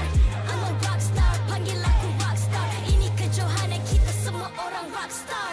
Tengok nanti siapa yang juara. Ni peluang kita bawa pulang piala. This is my game, this is my time. Menang semua, everything will be mine. Kalau jatuh kau pasti kembali. Bangun balik ku tegak berdiri. Kuatkanlah tenaga, ganjaran diperoleh. Ni kejohanan kita, Malaysia memang boleh. Rise up to the top, kita buat bersama. Semangat kita kuat di bawah satu bendera. Ay. I'ma go hard for the win. Win. On the battlefield till the end. I'm trying to beat the greatest anyone has ever seen. Stand by, I'm coming in for the win. I'm a rock star, baby, I'm a rock star. I'm a rock star, I'm a rock star. I'm a rock star, panggil aku rock star. Ini kejohanan kita semua orang rock star. I'm a rock star, baby, I'm a rock star. I'm a rock star, I'm a rock star. I'm a rock star, panggil aku rock star. Ini kejohanan kita semua orang rock star.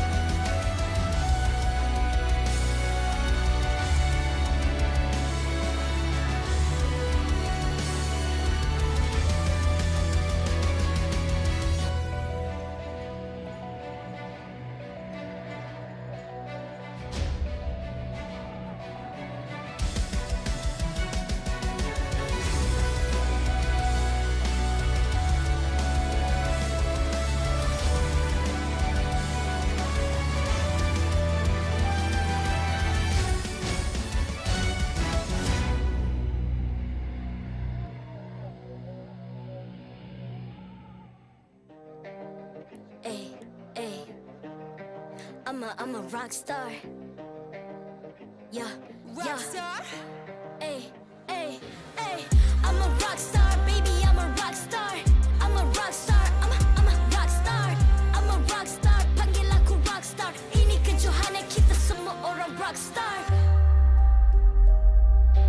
Kita rockstar, kita buat saja gaya kita.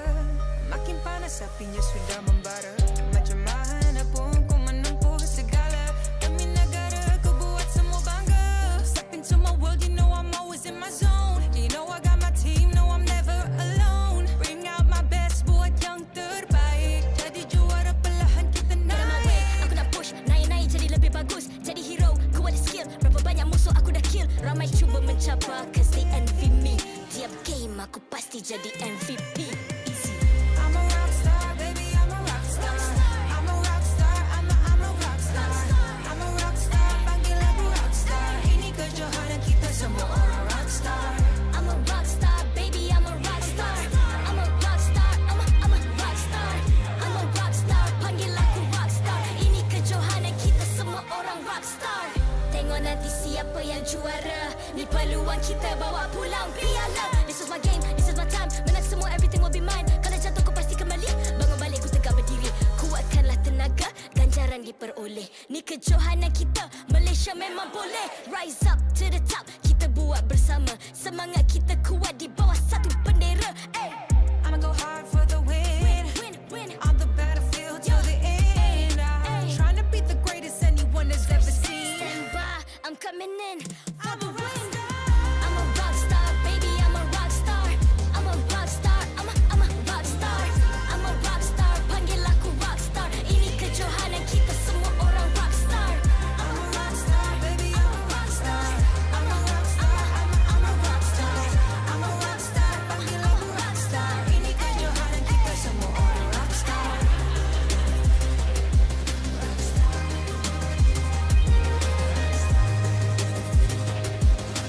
Ini kejohanan kita semua orang rockstar. I'm a rockstar, baby, I'm a rockstar. I'm a rockstar, I'm a rockstar. I'm a rockstar, panggil aku rockstar. Ini kejohanan kita semua orang rockstar.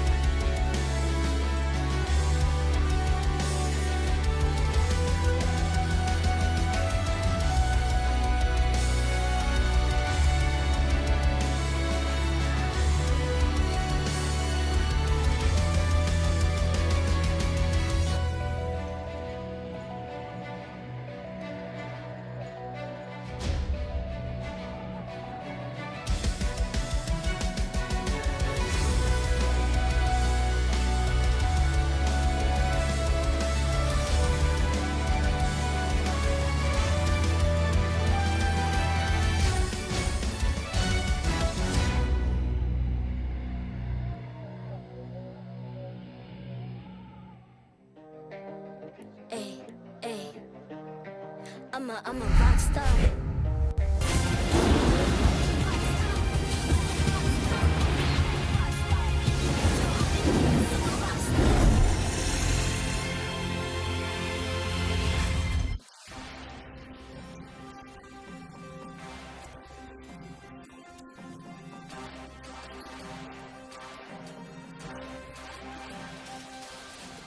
Shout out to ROG Phone 8, the official gaming phone for keeping our players at the top of their game. Grind on with Nescafe to keep your gaming spirit going. Thank you to all of our sponsors and partners for your support in MPL Malaysia Season 13. Out of the frying pan and into the fire, our matches are getting hotter and hotter as we approach the end of the regular season here in MPL Malaysia Season 13. Welcome back, ladies and gentlemen. You're watching the English broadcast. My name is Stafa. Along with me today are Lafel as well as Husky for a very exciting game number 2. Very, very exciting because it's Todak against RSG MY. Both teams looking to make a mark. Obviously, Todak looking a bit better overall, but RSG MY, they're coming. Calm down, Lafel. They are trying to look for that. We're on RSG side, okay? RSG. Okay, no, not too much, not too much. It's part of the plan. You remember? All right. Yeah, it's part of the plan, right? That's true. Like, we gotta promote the good things that are happening up on stage, just like the good connection, the spectacular gameplay, and all the domination that the players are bringing to the MPL stage, all via ROG Phone 8, the king of performance and your ultimate gaming phone. Yeah, one of the... Sorry, Aski, I forgot. Go with Todak, man. Too late for that now. Keep it serious, right? Yes. Serious game. Yeah, I was just saying, like, let's see how long this lasts, and Lafel broke it in like 30 seconds. So, hey. Let's try again. I usually last longer than 30 seconds, okay? Yeah, well, not this time. Unfortunately, that's a new record. At least we agree on something. Yes. By the way, we're on RG side here. As in, like, physically, this is RG side, and that's Todak side. I feel like this is going to be a bad game for RSG. So that's how it works. It's going to be terrible. Because we're on Barracuda side just now, and they lost. Okay, we gotta really like reverse engineer this, right? Yeah, because you got your boys, you want to support RSG, you want to see them go far, and by that I mean you want to see them fail. It's gonna be a stomp. Todak's gonna completely dominate RSG. You're gonna be very upset. Yes, and then the next Mamak talk we can talk about it also. Yeah. Wanna come on? Sure. All right, you with Gideon, I guess. I'll lock in my calendars for that. What are we going to talk about? Oh yeah, who are they going to fight against? Obviously, we are reaching the end of the season, so there's very few matches left for RSG MY. They actually only have one more match after this, and that is going to be on the 11th of May versus Bounty Esports. I think a lot of RSG fans would consider this to be on the easier spectrum of things. No, I mean, even for Bounty, they theoretically sort of have a decent chance, right? I mean, to get them out of relegation zone, because Bounty are in 9th place right now, and they, with Barracuda getting that 1 point earlier on, Bounty needs to work twice as hard. In fact, they need a 2-0 over RGMY. And they could do it. They could do it. Have you not seen them beat Niners? Yeah. We've already seen it. I can't say anything more than that. We can't say anything more. We gotta make sure that like the curse is controlled right now, yeah? So if anyone watching is confused right now, you guys might want to watch the earlier match for a little bit of context. But we've also got the season calendar for Todak here, and they still have 2 more matches after this, which is going to be versus the Niners on the 5th of May, as well as Monster Vicious on the 11th. To be very honest, I mean, Todak and RSGMY, their last match of the regular season, are on the slightly lighter side, right? The slightly easier ends compared to what Barracuda and Team Hawk are getting. Yeah. So for them, it's good news. But I mean, tomorrow against Niners, that's going to be interesting as well. Niners felt like they found a bit of that mojo in the recent matches. Niners aren't having a good time because after this, they're going up against Todak and SRG. And SRG. We don't talk about SRG. We don't talk about SRG. Yes. If we could change the tide and let SRG lose, we would.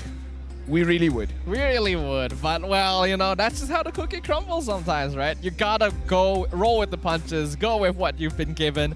Before we go on into our second match of the day, though, it is gonna be quite a titanic battle after all. Todak, RSGMY, they've already had a lot of history in the past. They're longtime rivals, so we obviously have a video for all of you guys to watch. So, check this out. Apa yang Todak tengah buat actually untuk membangkit balik dan hopefully dapat juara ataupun trofi keempat korang? Juara keempat? Oh, season ni? Aduh, Zaim! Tak cakap je lah. Sama kena jawab lah. Aku tak boleh lah.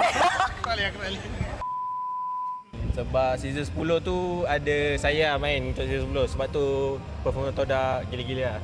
Kita tanya Zaim. Zaim main season lepas. Betul. Ramai orang cakap season lepas punya performance tak baik. Kenapa? Apa yang jadi Mungkin season sebab lepas? season lepas tu saya baru masuk kan. So tak ni lagi lah. Tak So kau punca? masuk. Season lepas time Team Hak Todak, Momo ni dia orang paling tak pernah stres lah. Dia paling tenang. Oh, serious? Game tu jadi apa-apa dia tenang lah. So bila ada player macam ni kita pun tak serabut lah time game. Kalau apa yang boleh cakap Momo, nak cakap thank you sebab... Kenapa kau tengok kamera? Kau tengok Momo sekarang. Okay Mo. Okay, so untuk Momo, apa yang saya nak cakap, thank you. Untuk dapatkan XP macam ni susah. So saya bersyukur lah dapat XP macam dia. Apa yang promise Todak nak dapatkan atau nak achieve musim ni? Tengok kamera, cakap dengan fans-fans Todak. Okay, untuk fans-fans, family dan bosses-bosses, insyaAllah kita apa yang kita orang boleh janji is performa kita orang akan lagi keep better than before lah. Dan kita orang akan menjuarai MPL season 13 sorry. InsyaAllah. They did win the 11th season. They're looking very comfortable there, almost too comfortable.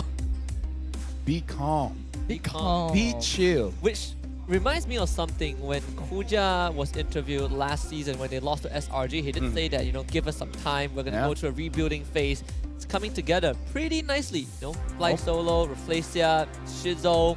They're now top 4 on leaderboard. Just like Todak is coming in. Literally a new era. I do agree. A new hope.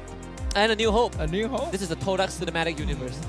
That is true. I do agree. I feel like Todak has been getting better since last season. While there's definitely been some ups and downs here, they are looking a lot more comfortable with each other. They seem to be able to banter quite comfortably as well. The friendship, the synergy has been built up.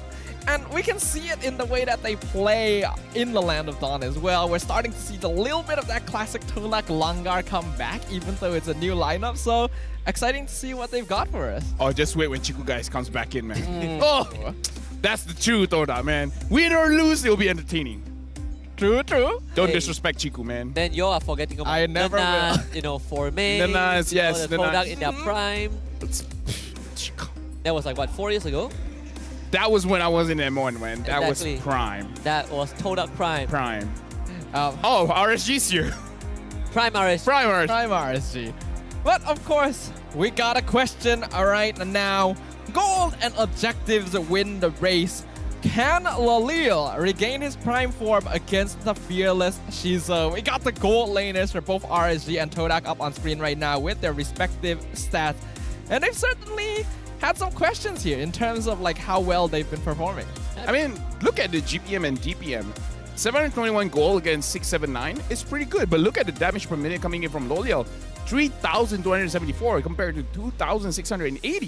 Yeah, definitely a slightly more active in taking these fights, and this meta comes at quite at a perfect timing, right? When Loliel's signature hero is literally the S tier pick. So it's gonna be banned.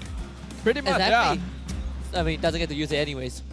It's unfortunate because Loliel was really getting a chance to show off again with the Harif. During the last game, he got to pick it up. But now that teams are really understanding exactly... I take it back.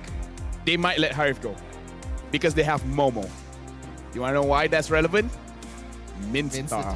Yeah. Mincetar. Honestly, I would love to see a Mincetar. Like Mincetar pick was against Barracuda, I think in week I think 1 so, yeah. 2, right? Against Team Hawk as well. Yes, against Team Hawk as well. I always have a bit of a bias towards Mincetar. I think he's a very fun hero and one that's really nice to watch as well. He's just not quite as effective as some other heroes, but against heroes like Harif, like Nolan, he definitely has a place in the meta. So we gotta keep our fingers crossed. I agree. The best kind of hero, you can have the most fun playing this hero when you're taking the fun from someone else. Yeah. Mincetar is taking the fun from someone else. Mincetar just straight up says no, you can't play the game right now. It's that's not allowed. That's illegal. Wanna walk? Wanna walk in, Salva? I think it Wanna is introduce the about players? time to walk in. We've been bantering long enough, right? Because Mincetar cancels dashing, the players have to walk up onto the stage. So let's just go ahead and introduce Todak and RSGMY. RSGMY. Having successfully risen and posed a tough challenge to Team Hack last week, the flames of this team's passion reignite with renewed hope.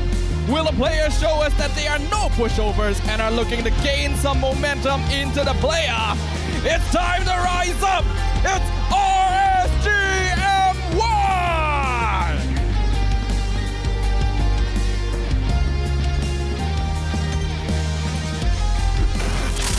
Todak! Although they were forced to bow down to the strength of the defending champions last week, the King of the Ocean returns today to douse the flames of their opponent. Can they prove that 3 trophies is better than 1 and overcome RSG today? Langa, no matter what, it's Todak!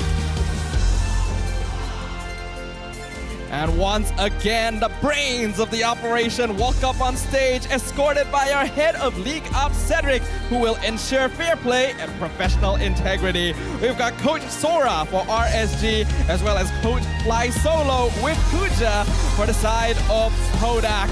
As per usual, friendship is exchanged and fist bumps are passed as both teams encounter one another on stage and prepare for the land of dawn.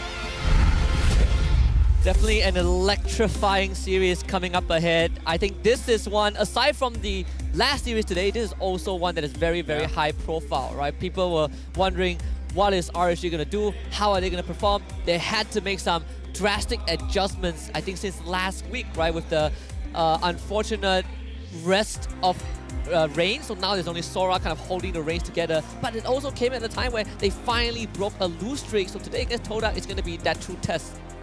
Just to answer you, Staffa, as well, regarding your script, I kind of feel like 3 trophies is better than 1. I would think so, right? I mean, we do learn in math class. Win or lose. Yeah, you know. I mean, AP Brand can tell you that 2 world trophies definitely better than 1. Yeah. Bigger number is better, usually. Usually. Sometimes. Usually. It's not. Yeah, for example, Debt. Debt, if you get fined. Oh yeah, that's true. That's not good. I guess that's technically a negative number, though. Yeah, sure. Or like number of divorces. That ain't good either. All right. I feel like there are other things that we can talk about that cannot be talked about. Very negative on it. So no, this is good. You know what they say? Positivity kills the cat. Yes, I that agree. is what they say. So let's talk about the game. Todak RSG. What do you think? I'm not feeling so good if I'm being honest. Todak looks strong. You don't think so? Todak looks strong, man. They do look strong. Like, their performance recently, very good. We already explained how it feels like they're finding back a bit of that Langar gameplay. But it's also true what Husky said. Like, they broke their lose streak previously. They've made some changes to the coaching staff as well. So we don't know whether or not that's going to affect them now that it's technically a difference in the roster. It's less better here because RSG had 2 coaches. Now they have 1. Now they have 1, yeah. And then they won. Sometimes. So if they win again here, then, you know, Kuja, Fly Solo, 2 people. RSG 1 people. Yeah. If RSG wins. Maybe less is more. Yeah, sometimes less is more. Less is more. I was discussing with Gideon last week regarding Todak, right? I'm like, including Fly Solo, who previously was with Deus Fault, right? 4th place in the M5. And then with how Deus Fault plays, I think Fly Solo bringing that style to Todak, they gel well together because Todak also has some very wacky picks. The Momo Hylos, XP Lane, Minsita plays some pretty crazy heroes. And it's good to see that because it gives Todak kind of the X factor. Even Glue, right? We've been talking about it behind the scenes. We just haven't seen it yet. I've always missed the weird hero picks of Todak from the past and wish that we got to see it again. So it's nice to see that. But it's actually a good time for us to consider the coaches here, because what is the difference between local and imported coaches, right? I want to ask Lafayette, you have some experience coaching. What do you think about this? Same. No difference. Nah. It's like no issues at all. It's like no difference in experience. It's all just same. I think people want to believe statistically import coaches bolsters your team. To a certain degree, it's not wrong, right? Legit. It's not wrong. No, legit. You guys might think I'm joking, but I've met... So here's the thing. Let me just paint this picture. All right. Sure. Not everyone from the Philippines is Coach Yep. Not everyone from the Philippines is Coach Bonchan. Yes. All right? Yeah. Not everyone from Singapore is Zace. That is Not true. everyone from Malaysia is Sorapayong. So believe you me, I've had my opportunities to talk with a lot of different coaches from different cultures. Believe you me, it's individual. It's individual. Okay. I do believe that. I think it comes down to the individual as well, right? Like, coming from a decorated region doesn't immediately make you a good talent. Let's just put it that way. But I would say that the import coaches we had this season have been making their mark, and it's a good thing, right? Arcadia, you know, we've seen Fly Solo really bringing Todak up a notch. Even when Antagonist joined Homeboys last season, you know, we are seeing those positive improvements to the team. Hopefully those positive improvements will be able to create impact once we head on into this match, because now we gotta talk about the players as well.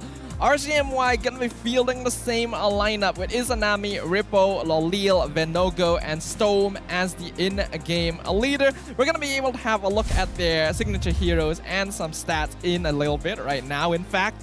But RSG, these are your boys, LaFell. What do you want to see from them? I want Izanami to keep having those damage dealers, number one.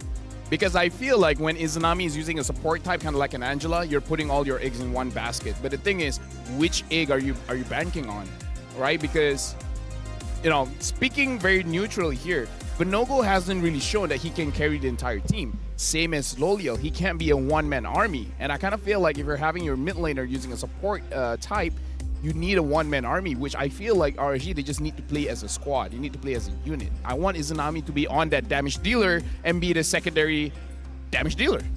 Makes sense. Sounds good on paper. I agree. I think Izanami performs best when he has some carry potential. On the opposite side, though, we have Todak. We got Zyme Senpoi as the in-game leader, with Shizo, Momo, Rafflesia, as well as Gary. We talked about how they seem to be stronger now. What do you think we can expect from them, Husky? I think the one big difference you can expect from Todak when you pit them directly against RSG and why is the fact that Todak has so much more options, right? In terms of hero pool, in terms of their playstyle, and most importantly, the win conditions. Zyme Senpoi, you want him to play utility? Not a problem. You want him to go damage? Not a problem. Momo, the same thing. You want him to play Barrage frontline? He can do it. But if you want him to go something like a Mincetar just to counter specific hero picks, he can go for that also. And that itself, I think, gives Todak an edge over a lot of other teams.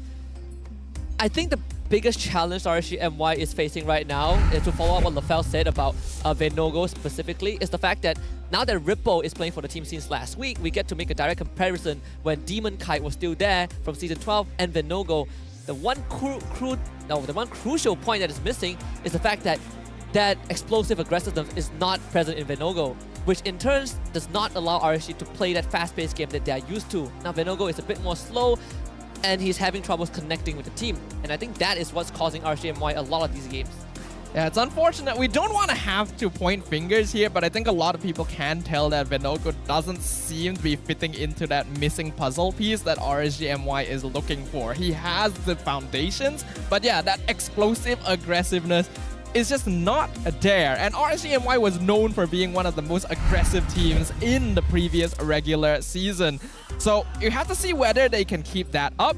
But now, let's talk about Coach Fly Solo. Yeah, honestly, looking at the most banned here, the Faramis, the Matilda, as well as the Barats, it kind of shows that they have a preference not to fight against a team that can survive the fight for a very, very long time, because Barats can sustain for a very long time. Doesn't matter if it's EXP or jungle. Having the Faramis as well, making the team fight extended, looks like for Coach Fly Solo, he wants the game, or he wants the fights to be very decisive. Yeah. Who makes the right play, gets the win, controls the map. And he wants to skew it into his team's favor, right? You don't get these teamfight heroes, but we get Minotaur. And we also open up opportunities for Shizo's Roger to really go ham without having to worry about a second life health bar or getting gobbled out by a barrage.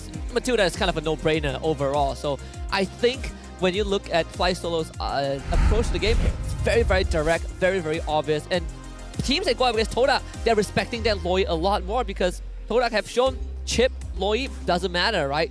Both Lurfresa and Zyme Senpoi can have the same impact despite being in different roles. Oh, wow, okay. Actually, though, not so far off. Not so far off. Yeah. We got a Malaysian Demon Light. I like that. Demon Light. Demon Light. That's funny. Just combining two players. Wait, so one is Demon Kai, this one is Demon Wow. What? It's a Malaysian. Oh, you get it. You get it. I see you. Well, let's see what Coach Sora has to say. Asking, is Coach Rain going to coach remotely? He says, no, Coach Rain will be on a rest completely. So he will not be remote. He's not going to be online. It's just going to be Coach Sora with the team manager. And they will all try to improve the team without Coach Rain's presence. Kind of a tough task. I mean, it's a lot of responsibility, right? He has been in this sport, in his spot last season, I think, when he was in red. Yeah. And right now, he's kind of back in that spot again. Let me just say, he has been in this spot before. Yeah. He has. At this point, he's just like, you know what? Maybe I'm the problem. No, you see, it's Well, his he's not name, the one right? taking a rest, you know. His name is Sora Payung. Yeah. So he's an umbrella. He stops the rain. Maybe that's why. They didn't check the feng shui. I'm so angry. Like, fine, let's go. You make me angry, Stafa. Okay, let's go with the draft. Thank you. All right, moving on into the draft. RSGMY on the blue side, Todak on the red side. And like we saw earlier in the most common opponent bans, RSG already getting rid of both Angela and Loyi. Yeah, and there's just no banning all the comfort heroes of Todak at this point. You have to accept the fact that maybe Loyi or Chip might just get let through, and if you ban both of that, you're giving a lot of power picks to Todak, who are on red side in this game one. And for Todak, so much easier, right? Matilda must ban, let's get rid of Loliel's signature hero, no Harith this game. Yeah, this is where it becomes difficult when your star hero gets strong. You will definitely not. You won't get it. That is true. It's a catch-22. Too weak to use, too strong to use. I felt that way when Ruby started becoming more popular. I always saved her as like a secret pick. It's like, okay, I'm gonna bring her out whenever I need her the most, and then everyone's just started to pick her. So now it's not fun anymore. You know? Yeah, I'm not special anymore. Well, after today's performance, maybe Ruby is get through much more. Yeah, the stocks are gonna drop on her. We'll see, we'll see. Nolan gets banned out by RSG just to cover all of their bases. So most likely they're gonna want to try and prioritize onto the Fredrin or the Barats with their first pick. We'll see what Todak responds with. Yeah, this could be an opportunity for Todak to just go for kind of the first two picks and have Chip being included as one of it. We've seen teams trying to play against that, right? You have a Chip, you want to bring your whole family to the team fight. We're gonna pick a team fight comp, right? Minotaur, Tigro, or you know, heroes with AoE damage, Faramir, Lilia, just to make sure that if you bring your team into the fight, we're gonna kill you before you even get anything done. I just want to say one thing about RSG. I don't want to see any Claude. Oh yeah, I agree. Loliel doesn't do well with the Claude. Even since last season, right? We talked about it so many times. It's weird too, because it used to be his power pick, right? Oh, not anymore. Definitely not anymore. Definitely not in this climate. So the Roger does get banned out, meaning that the Chip is left open. Todak basically directly extending the challenge. If you don't pick Chip, we are going to do so ourselves. Yep. RSG goes for the fair miss to try and counter the team fight with NetherRealm. How crazy is it for Todak just to pick Fredrin and Barats? That would be crazy. But they're one of those teams that would do it. They would do it. Probably not Fredrin Barras, probably just one of it. But we do see that Shizo still has a 100% win rate with Roger, and Minotaur, well, has a 100% win rate on Storm. So these Minotaur two has teams a 100% win rate on Storm? Yeah, Wait, Minotaur Storm has has a 100% win rate. Storm on is the hero. Minotaur's Got playing it. Storm. You gotta be serious. You gotta be serious. Storm has won every single game with Minotaur. Okay. There you go. There you go. We got a police grammar here. It's the English broadcast. It's important. All right, let's see what they got. It is the Barat Valentina. So going to be keeping that Chip open here. Looks like Todak are quite comfortable leaving it until later because they don't seem to mind whether or not RSG picks it up or not. I mean, if RSG picks it up, like what can they do with the Chip, right? Your mid laner doesn't necessarily connect too well with the Chip unless you have the NetherRealm to join a fight. Fredrin gets taken away. I am fine with this. Natan, very standard team fight comp thus far. I mean, the thing about Chip is that Zorn has shown the hero to counter it, right? Yeah. The Belleric. So just use Belleric jungle. And the thing about Belleric as well, remember Momo back then was like Belleric one trick. Yeah. He's pretty good. Momo has come so far. I know, right? Yes, sometimes he regresses, but in a good way. You know, Yeah, he yeah, regresses yeah. back and picks out those weird heroes, but in a good way. He wins games.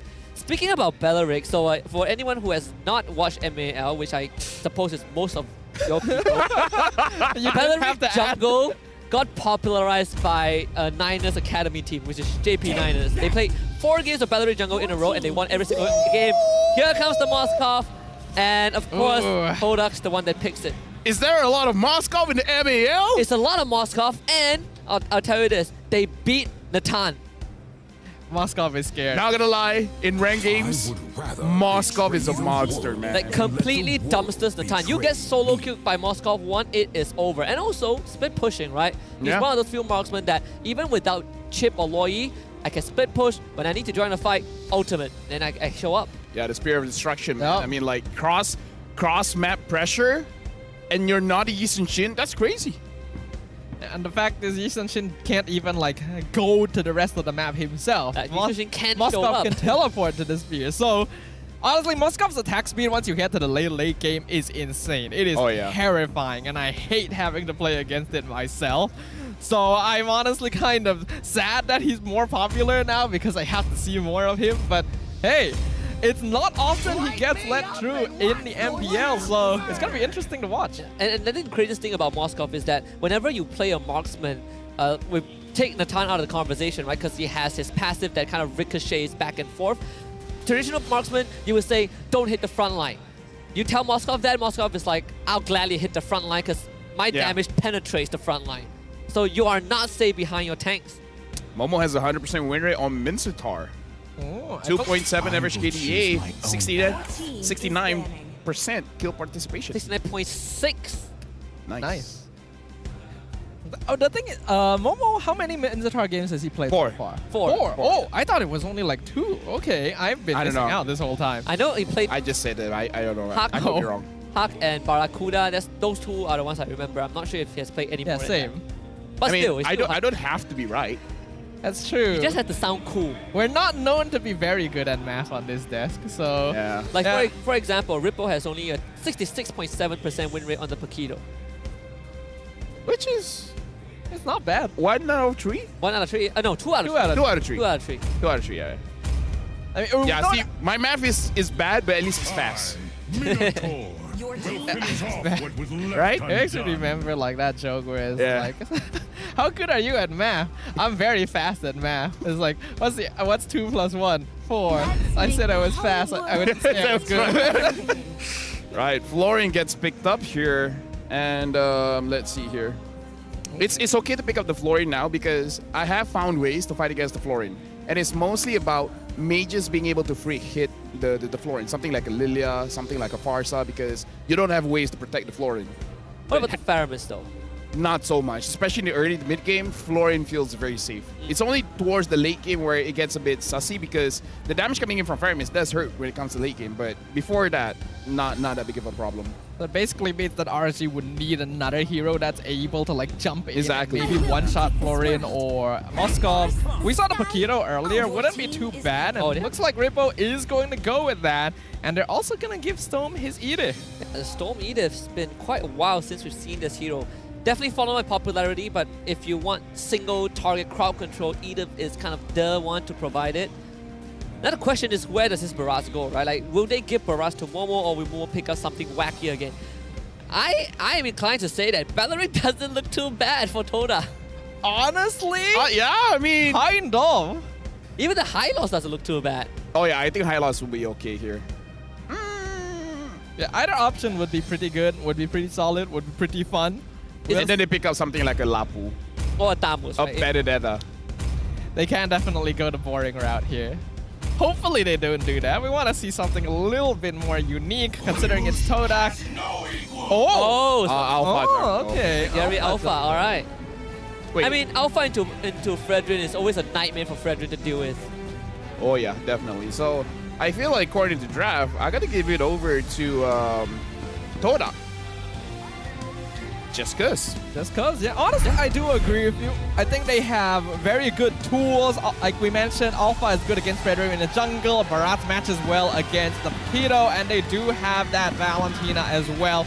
So a lot of tools overall to play around with, but RSG want to show us what they have under the hood. And these are two longtime rivals facing off once again in a brand new season to show us what they got. Yeah, I personally want to see the all-time, lifetime stats between these two teams so we get that down the road, right? How many games have Todak won against RSGMY and vice versa? But this one is the one that matters for both teams. Game number 1 into the land of dawn is Todak on red side, RSGMY on blue. The land of dawn beckons once more, and we're going into game number 1 of our second match of Saru Saturdays. Hopefully everyone has their snacks, because I get the feeling you're gonna want to stay in your seats for this one. Gary is starting on the EXP side of the map, so this has to wonder, will a lot of pressure be going on to Loleo, because that's his pathing for right now. He's moving towards it, while the no-go is going towards the EXP, so he wants to help out Rippo here. I want to see if Gary will be more aggressive on this alpha, because traditionally we see alpha with the Angela, making it so that you are very, very tanky when you want to move forward, but this one I'm not so sure. I mean, at the same time, Moskov not only can give a lot of pressure as a marksman, he's also one of the few marksmen that has a crowd control, right? You can knock people into either terrain or their own teammates, so that is kind of a minor plus point, I suppose, for Shizo. Design standpoint and Reflection just alleviating the pressure down mid, and Storm, he just have to take the beating. Nice dodge from Zion Senpoi. Very quick reaction as well, considering Storm literally just popped out of the brush. I assume he already had some information there. We did talk about how Alpha, like whether or not he'd be aggressive here without an Angela, but with Florin having that the Florin's due actually does give him a bit of extra stats early game as well, so I do think he can definitely afford to be a little bit aggro, especially with Impure Rage and the adaptive damage. So now it's really about when are they going to opt for the fight, because it looks like for both junglers, they are prepping around the turtle side, so they want to contest this, but who has the better crowd control here? Because if Momo is able to get out of his lane, he can chew on Vinogo, and then he won't be able to really contest for the turtle. I think he definitely can do that with Gary around the corner. I feel there's nothing that Ripple could physically do. You just have to let the wave go to Todak first before you collect it afterwards. Vinogo is on the turtle first, but Storm, he's getting shoved out of the lane. Wait, okay, Ripple got level 4. I was worried for a bit there if he couldn't. Now looks like the turtle has been started. Looks like Todak, they have a better positioning here to secure it. Now Storm is going to hit forward with the passive XP. Gary gone on by Ripple, pushed away the nether realm just to save it, and Gary still gets the turtle nonetheless. Izanami now uses his own nether realm as RCMY. They want to look for some sort of a kill, but Todak are able to get out. This good disengage there, but oh, they're still trying. Oh, even down here, Loleo nearly taking out shit. Oh! And it's going to be first blood for Ripple. And Loleo getting a solo kill. Momo now in danger. Ripple trying to chase the entire Bogart with the double. Well, this is the aggressive early game RSG that I feel like we've been missing out on for a while. While they weren't able to contest the turtle, they chased down the members of Todak into their own jungle, got 2 kills in their orange side, and then Loleo won out the 1v1 bottom as well. So instantly, a 1k net worth lead from nothing. I mean, quick math, right? 1 turtle for 3 kills, I'll take that. I think it's a pretty good trade to me. Because I feel like you will equalize if you get 2 kills. Add one more, especially if it was a solo 1v1. Yeah, that's just money. Well, they found Gary. Zion Senpoi arrives. Vinogo from the side. Zion Senpoi forced to run away. Storm goes into primal form just to force the flicker from Zion. I mean, the fact that Loleo got a solo kill onto Shizo, that is massive for the goal lane of RSGMY. And right now, Rippo is very active around the map because we always see him having priority to move around to the mid lane. So in terms of pacing, RSGMY has better pacing here. And they found Reflecia. This time Reflecia ain't getting away. Pulled back, lifted up. And a bit of a finisher coming in from Loleo. Final touches in.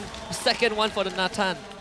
RGMY, they're coming into this game with something to prove here, and I'm liking what we're seeing. Even Shizo not safe still. The dive just barely dodges it out. No, you gotta feel this, man, because Todak having the Moskov, he just needs a bit more time, a bit more items, and then he'll 1v9. Yeah. That's what a Moskov does, all right? He 1v9s, he just needs his items. It just depends on whether or not Todak will be able to delay to that point, because it does seem clear that RSG knows about this potential threat, and they're trying to up the tempo of this game as quick as possible to make sure that it doesn't happen. Second turtle, RSGNY starting it up.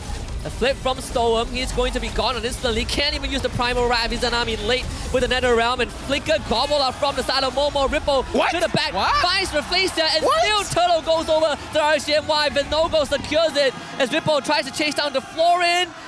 Looking to secure it. Can't find a Florin yet. Finally collects the kill. Killing spree for him. And at the end of it, I mean, RSGNY still getting the minor W. You saw that, Staffa? He was already gobbled up, and Gary was close enough. I'm pretty sure Vinogo pressed the retry the moment he got spit out. I think so too. Stoem this time can get the final wrath. It's going to be Lolia to join the fight. Gary completely melted. Izanami finding the 6th kill for RSGNY. Great coordination coming in here from RSG. That Nether Realm helping them a lot, even though Zymsempo is stealing it for himself. And the damage from Lolil really starting to build up now that he's 2-0-1. He's already taken the tier 1 down bottom, gotten his first item. Rippo as well, 3-0. The side laners on the side of RSG are in complete control. Right now, looking at the goal difference, it's 2,500. For now, Toda, I feel like this is still an acceptable loss. The only real concern for them is their front line, because they need to make sure that Momo is able to tank a lot for Gary to find ways to get into the fight. And this is the big difference between an Angela as well as a Florin. Florin gives heal, and it's a lot of heal, don't get me wrong. But the thing is, having that shield, that enormous shield coming in from the hard guard is really the big difference maker that makes Alpha feel online. So Alpha can still do well with Florin, just needs, like I said, a little bit more time. Yeah, we've seen that variation when Todak went up against, was it Bounty? I think there is the Florin Alpha that does exactly the same thing, right? Just in a slightly different pacing. As long as this Alpha is kept alive, he can continue to contribute, but the problem is he's not staying alive long enough. Todak, because a lot of their damage needs items on both Zymsempo and Shizo, they just straight up don't have as much team fighting power against RSGNY. Even the NetherRealm denies out the Bloom, basically. So RSG can take objectives a lot more easily as long as they position correctly. Yeah, look at Ripple's position. He is basically just posturing to make sure that they get the objective. Third turtle in the game taken away by RSGNY, but it does give Shizo some space to try and get this tier 1 and free himself from the lane. So right now, Toda, I feel like they're not losing by much. They just need one good fight. And right now, Lolio is doing the same thing. He's getting a turret. So basically, when it comes to the trade coming in from Shizo, it's equal now. But you gotta see, both teams are very close to each other, but no one wants to jump the gun just yet. Yeah.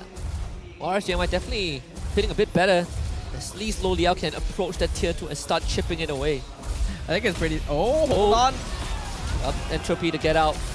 That was a fast entropy. Yeah, that was really quick reaction timing coming in from Lolil. I am sure he's aware of the threat here. If Tiso managed to get a stun on him, he was like 100% dead in that situation. He cannot afford to give away the lead that RSG has built up right now, because he's obviously the key factor. Just got the Blood Wing. So that does allow him to survive even longer in these fights. Steady 3,000 plus goal lead, and guess what, Loliao? Back to work. This should be tier 2 secured. Well, he's got Blood Wings already too. He's farming up really fast. Lightning Krunkin on Izanami. The damage coming in from RSGNY is going to build up even faster in the next couple of minutes. And while Todak still isn't that far behind in terms of net worth, it's starting to really feel oppressive. In mid lane, Zymsempo got a flicker away. Gobbler is going to be there from Momo, but this time Stolen will be saved by Izanami. The Spin Destruction goes through because of the Nether Realm. The invulnerability does not allow Shizo to join the fight. They still lose Storm. And they trade Momo as an exchange. I didn't know that was an interaction. It is an interaction because you're technically untargetable, and that means that with no target, you can't teleport to the spear. Yep. That actually messed up Shizo quite a bit. If the timing was more correct, his damage would have been highly valued in that fight. I mean, we got to talk about the accuracy, right? He technically hit his target. He did. It's just that he didn't know that they were going to die and respawn in that particular time. Yeah, the Purify effect, you know, the invulnerable effect is kind of nuts when you think about it that way. Very rare occurrence, but still benefited RSGNY. They trade 1-4-1 in the mid lane and they get the first Lord. Todak gonna be forced to play for this late game now. There's no real other choice. They've already lost their early to mid game power spike timing that they could have potentially exploited. So they just gotta buckle down, wait until Zion Senpoi and Shizo are able to get most of their items, and then they will be able to put up a fight again. Until then, the map just belongs to RSG. 3 items on to Lolil. Looks like Moskov is going to hit his 3 items as well, but 2.3k difference just on the gold laner. That's a lot of difference. And it's going to be an instant engage on the Zion Senpoi. They know he has no abilities to get out. Momo will be forced to abandon him. That's what, mega kill for Ripple. RSG making a lot of really good calls right now. They're continuing to apply pressure so that Todak doesn't get the free space they need to allow their late game heroes to scale up. And even Izanami now doing a lot of damage, almost taking out Rafflesia just like that. That's the RSG and why we like to see, right? We had this discussion right before the game started. We're seeing that version. RSG continuing to push the envelope. Want to see if they can at least get one inhibitor. It seems like it's not going to be possible for now. But this minion wave might be just enough. Izanami pushing them back. Actually pulling Momo out of the base. Momo with the Daytona's welcome is only going to delay the inevitable as Ripple picks up his 5th kill. Right now, RSGMY, they're at the base of Todak. 7,000 gold ahead, and right now they're making sure that the map pressure is completely on them and still wants to go in. Yeah, he immediately uses the Primal Raven, the damage to push Shizo away. Zion Senpoi cannot stay there. And it's going to be an engage from Rippo. Trying to chip away the health bar to get the taunt. Loliel. K-Scout Gary, 2 inhibitors. Crushed in an instant. The no-go wants a bit more. Todak goes. Momo just respawn. They gotta use the nether round to keep Venogo alive. Gonna be pulled back by Momo. And now another entropy from Loliel. He is going in. Stunned up by Rafflesia. And finished off by Zion Senpoi. A little bit of disconnect there because when Izanami was using the nether realm, Venogo used the Winter Truncheon, so it's kind of like very bad layering there. So he did not really get the positives coming in from both. And then Loliel had the need to protect his jungler, which kind of feel like Loliel's health is much more important in that stage. I'm pretty sure it wasn't meant to protect the jungler. I'm pretty sure Loliel just wanted to get a kill and he saw someone on low HP in the back and just stayed to try and finish it off. And then got punished for it a little bit. That will swing some goal towards Todak, but still not very much. Still a 5k lead for RSG. They've already built up such an advantage that even a small death like that isn't going to affect them all that much. And they're still going to have control over all of the map because Todak only has 1 tower left standing. I would slightly disagree because Loliel had 5 kills. So that's a that's a big shutdown goal. I mean, because the swing is like 2,000 if I'm not mistaken. Yeah, it is like almost 2,000. That's fair. So now the Lord is going to get leashed by RSGMY. They got to be careful because this is usually where Todak finds their comeback. They find a good angle around the Lord fight, and then they'll just win. Well, Shizo going on to Storm doesn't have the damage yet. Momo actually uses Daytona's welcome early on, cancels the channel, and now gets taunted.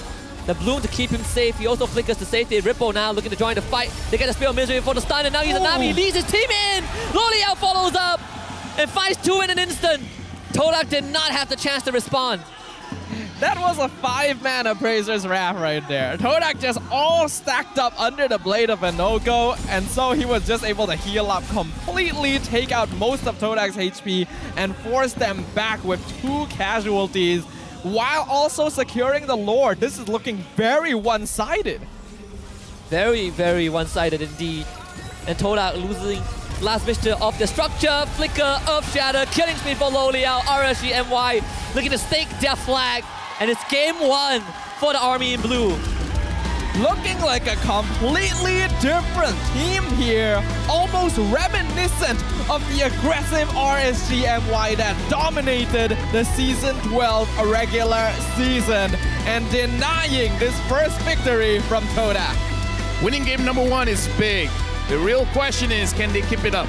Because I'm going to let you guys know, no matter how good RG is, I'll never say good things about them. Exactly. I mean, they have to earn it from you, right, LaFell? They got to be able to close out the series first. Before we say anything good about them. But to be fair, I mean, doubts about Venogo definitely answered in this game, right? connecting a bit more better than his team. When I first saw Venogo was with Euphoria Esports from Philippines, one of the best tier 2 teams there. That entire team based their identity off of being aggressive and explosive. And RSG felt like a good fit, but it took a while for them to eventually find that missing piece. I guess Venogo in this game felt a bit more comfortable, right, compared to the previous weeks.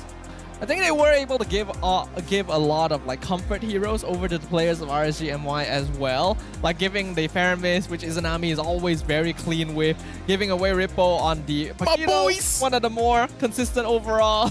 It got fans behind. That's the RSG fans, yeah. Very excited about that victory, understandably.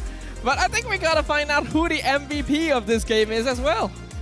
And the MVP is going over to Loliel, man. Like, the thing about Loliel, he will win you the game, but he will also lose you the game. It's a double-edged sword, right? Sometimes when you put too much eggs in the Loliel basket, that's what happens. But this game, 8-1-2 on the Natan, an unfortunate death in the Todak base early on. But overall, the fact that he single-handedly dominated the gold lane without external help, that is impressive. This is why I worry about him, because he has 3 L's in his name. It's just how you allocate the L's. It is like how I you said, allocate them. He wins you games and he can lose you games. So he can give an L to himself or he can give an L to someone else. And depending on whether or not he wins or he loses games, he can just go up to you and say lol. So the thing is, Loliel is always a player that can scale very well, right? We know that he can be quite aggressive, he farms quickly, his gold per minute this game among the highest as well, 949 on a Natan. Shizo definitely needed to respect this a little bit more, because you gotta understand, like, there's no way Moskov is winning against Natan at level 1 and 2 unless you get like the perfect stun. MAL begs to differ, okay? I'm telling you, MAL has been poisoning me with really, really skewed statistics, right? Things I see in MAL are you can't believe me. I can make references to MAL, but don't take it seriously because it's a different environment there. It's a different dimension. It's a different dimension. Sometimes I see things in MPL and then I go in and then I cast an MAL game and I'm just like, what is happening in this game? I would say MAL is the dimension that Nolan left Layla in. Okay. Yeah, I mean, I'm just waiting for someone to pick Layla. I guess so, yeah. Well, this was a very quick game. 13 minutes, 39 seconds. Wow, 30 minutes and 14 kills for RSG, more than 1 kill per minute. It's the fastest game we had today so far. And 46,000 damage done by RSG as well. They were in control right from the beginning until the end. A lot of it was because of the advantage they were able to get in both the gold and EXP lane, with Loliel and Rippo respectively winning out. But also the fact that Stome and Izanami were basically denying Gary from getting any farm or snowball at all. It's so hard to kind of just run at RSG because you have Fredrin frontlining, you have Netherrealm, and most importantly, you have this Edith, right? If you show up and the Edith catches you, it's just crowd control for days. Gary did not find any space to even engage in the fight. Overall, there's also, you have to also remember that Rippo, he dominated his lane, he dominated early skirmishes, and then Loliel was just having a field day farming up his items. It's surprising because you normally would think that Barat holds his own pretty well against Paquito in lane. He's not gonna straight out win, but he won't lose usually, especially in the hands of someone like Momo. So RSG being able to eke out that advantage, being able to find these pickoffs, really helped escalate the speed at which they were playing. I like the Edith pick here because I saw what Rafflesia as well as Msepoy were trying to do. They were trying to freeze the mid lane, making sure that Izanami doesn't get the farm. Yep. But it doesn't work against a Faramis as well as a Edith, just because Edith can clear the lane very fast. Just one Earth Shatter and all the minions are basically dead. You just splash out your Ghostbusters and then the freeze is denied, right? So I understand the idea that they were trying to achieve, but against those two, it doesn't work.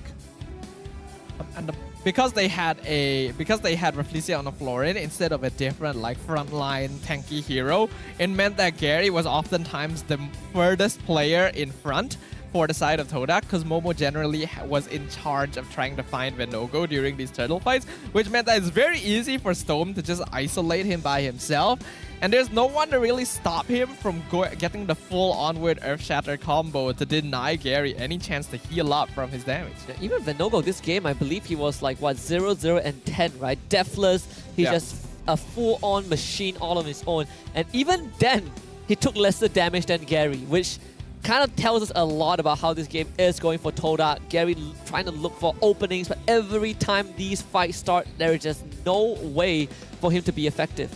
I'm gonna say something that will bite me back. Okay. But I'm ready for it, right? All right.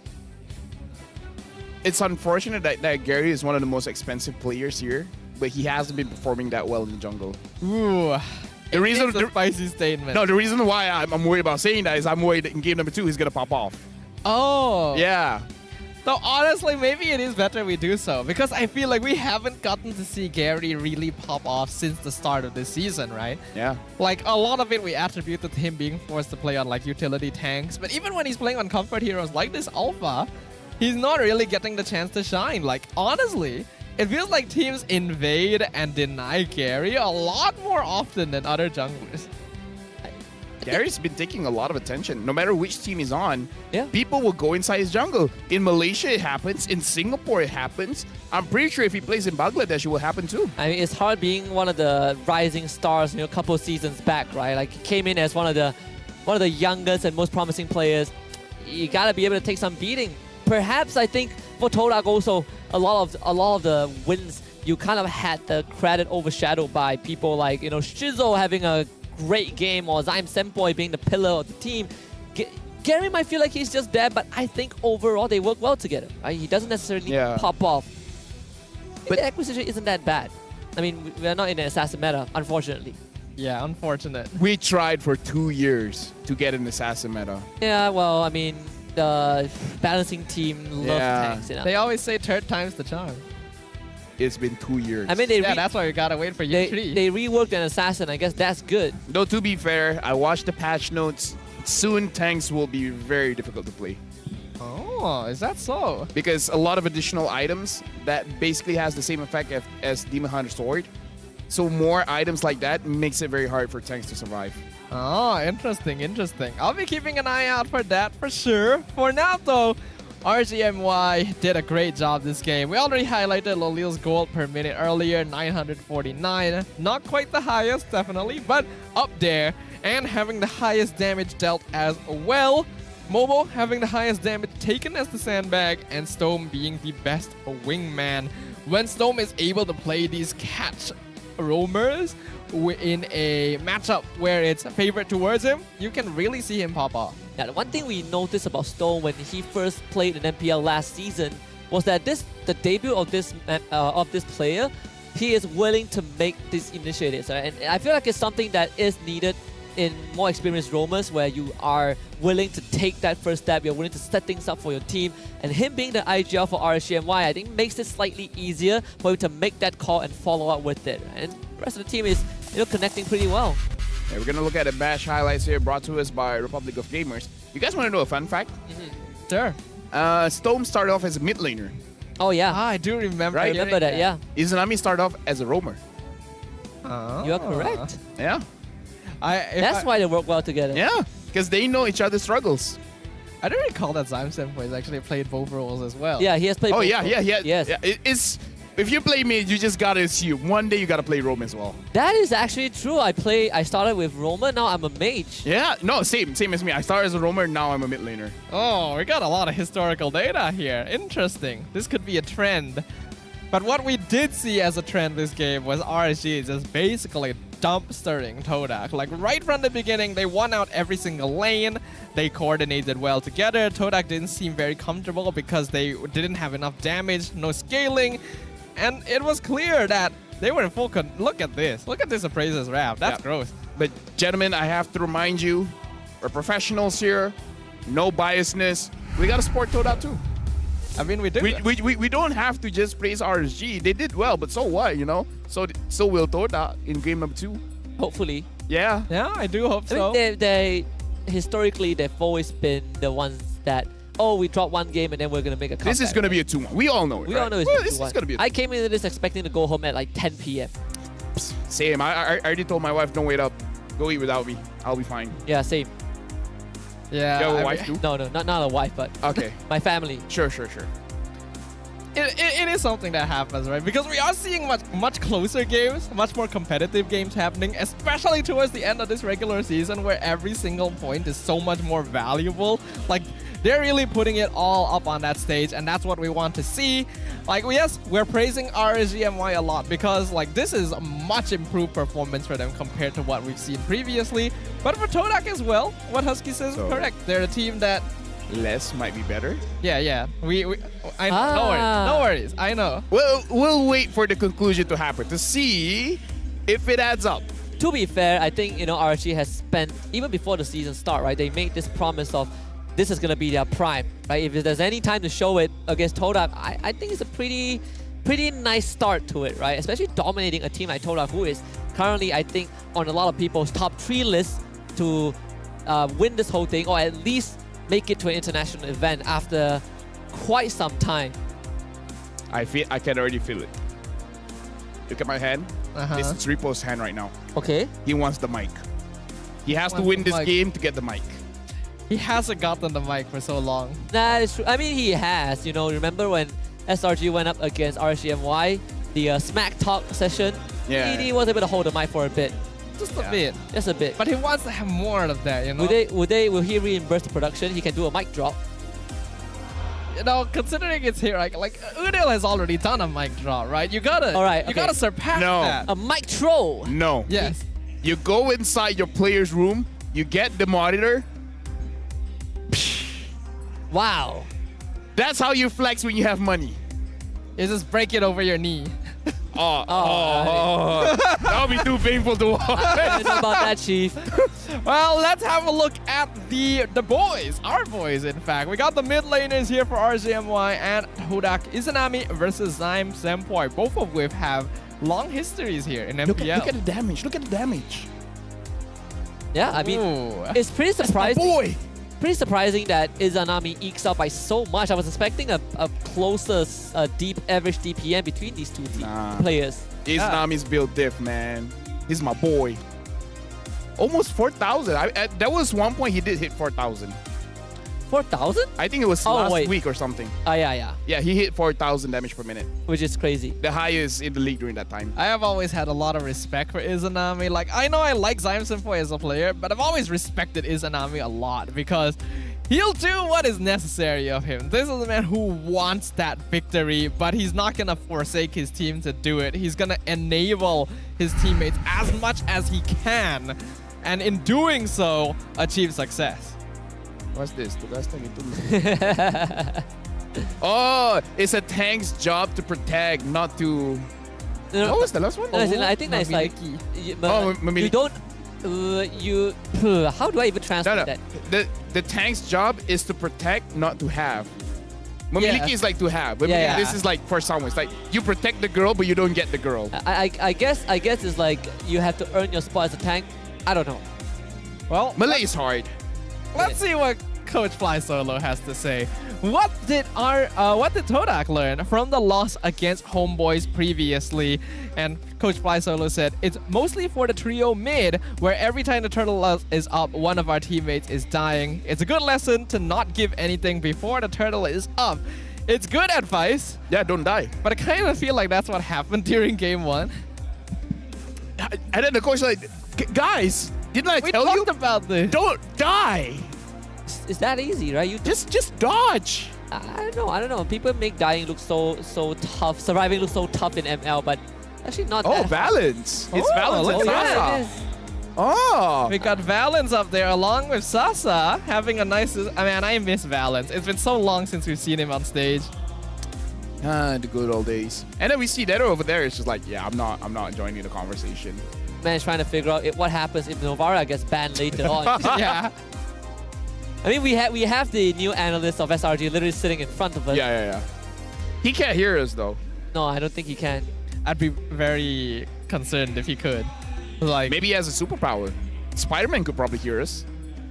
Superman probably can. Superman I know can. Superman can, but not Spider-Man, yeah. At most, Spider-Man would like spider sense it. Eh? Don't you know spiders have enhanced hearing or something? But they don't have ears. Are you trolling us? Clearly he's trolling, because I know for What do you know for a fact? National Geographic has taught me well. Okay. What has National Geographic That taught? spiders don't have enhanced hearing. Oh. They don't Well, actually. they're have wrong. either.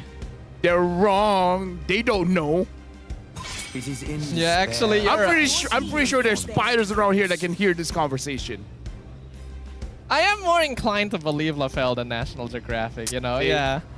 Like LaFell's very convincing. Yeah, after listening to LaFell, I feel like everything I learn is fake. Fake news, man. Fake news. What can I say? Can I get a diploma from LaFell? All right. Looks like Todak, they're betting out the Natan.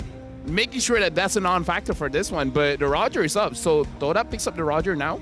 I think you have to, right? It feels like it's too good of a pick to let go.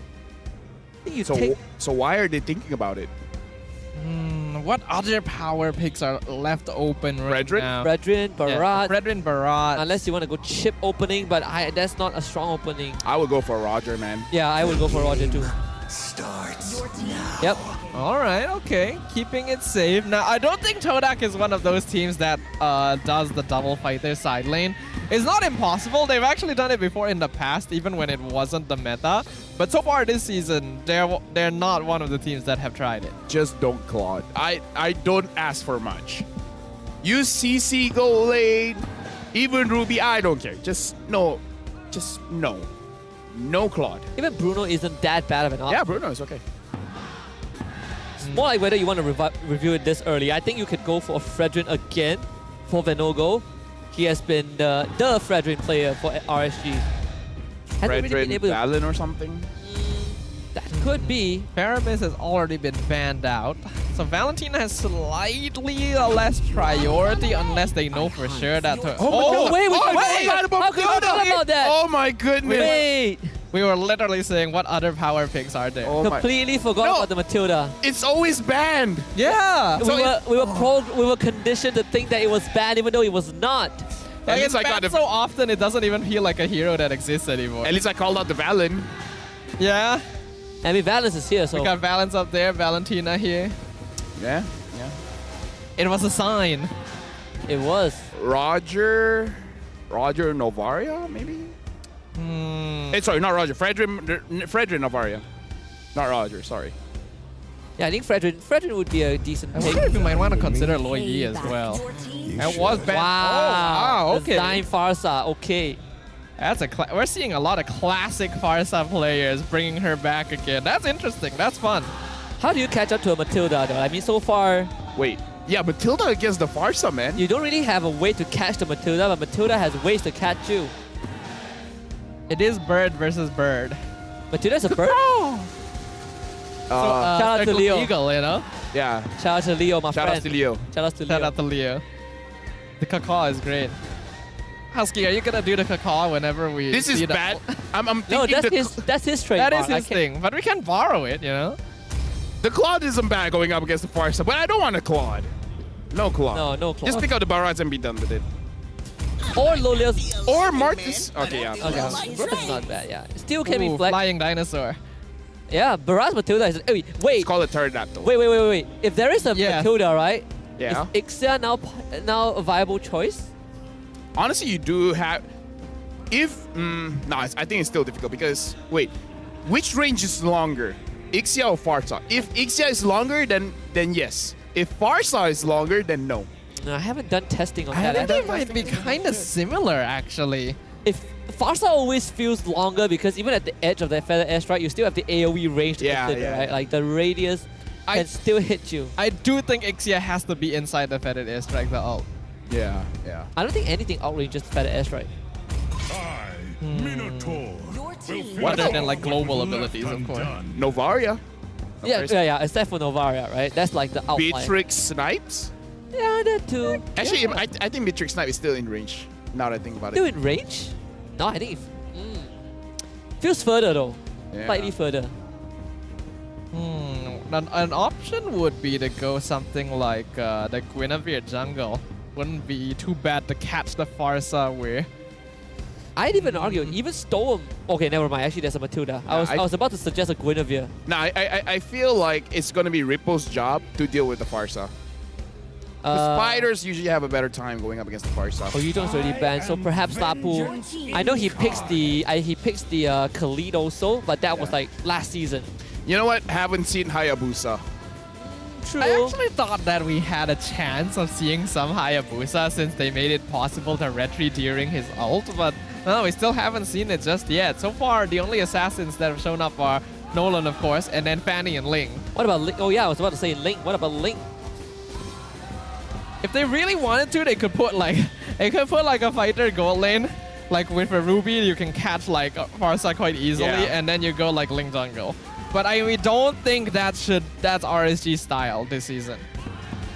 Honestly, I like it when RSG just dive. Just go for a dive call. I like when they think about the consequences later. You do it first. Yeah, just do apologize later. Just like, oh, sorry, coach. I didn't know that was the outcome. I mean, you would never know the outcome unless you do it. Exactly. But the question is, what is Loliao going to be on? Now that the prime options are all taken away. No Nathan, no Roger, no Harith, no Moskov. Legit might be the Beatrix here. I'm looking at the Beatrix angle. I think he's definitely a lot more Another one that we can probably give a shout to is maybe even the Melissa. I feel like Farsa can... Yeah, Farsa straight up just destroys me. Honestly, Todak might end up forcing him into the Claude here. Okay, the Masha finally gets banned out. Definitely not quite often seen as before the Masha, but still very scary. Those one-shots are very concerning, especially when you have a backline hero. Freya gold lane. Oh wow, that would be crazy. Actually, with though, the Matilda, right? You actually beat this Roger straight up. And they just deny, like, the threat of playing Freya is that, like, when she's in, she's just all in. There's no way out for her. But if Guiding wins, it does remedy. No.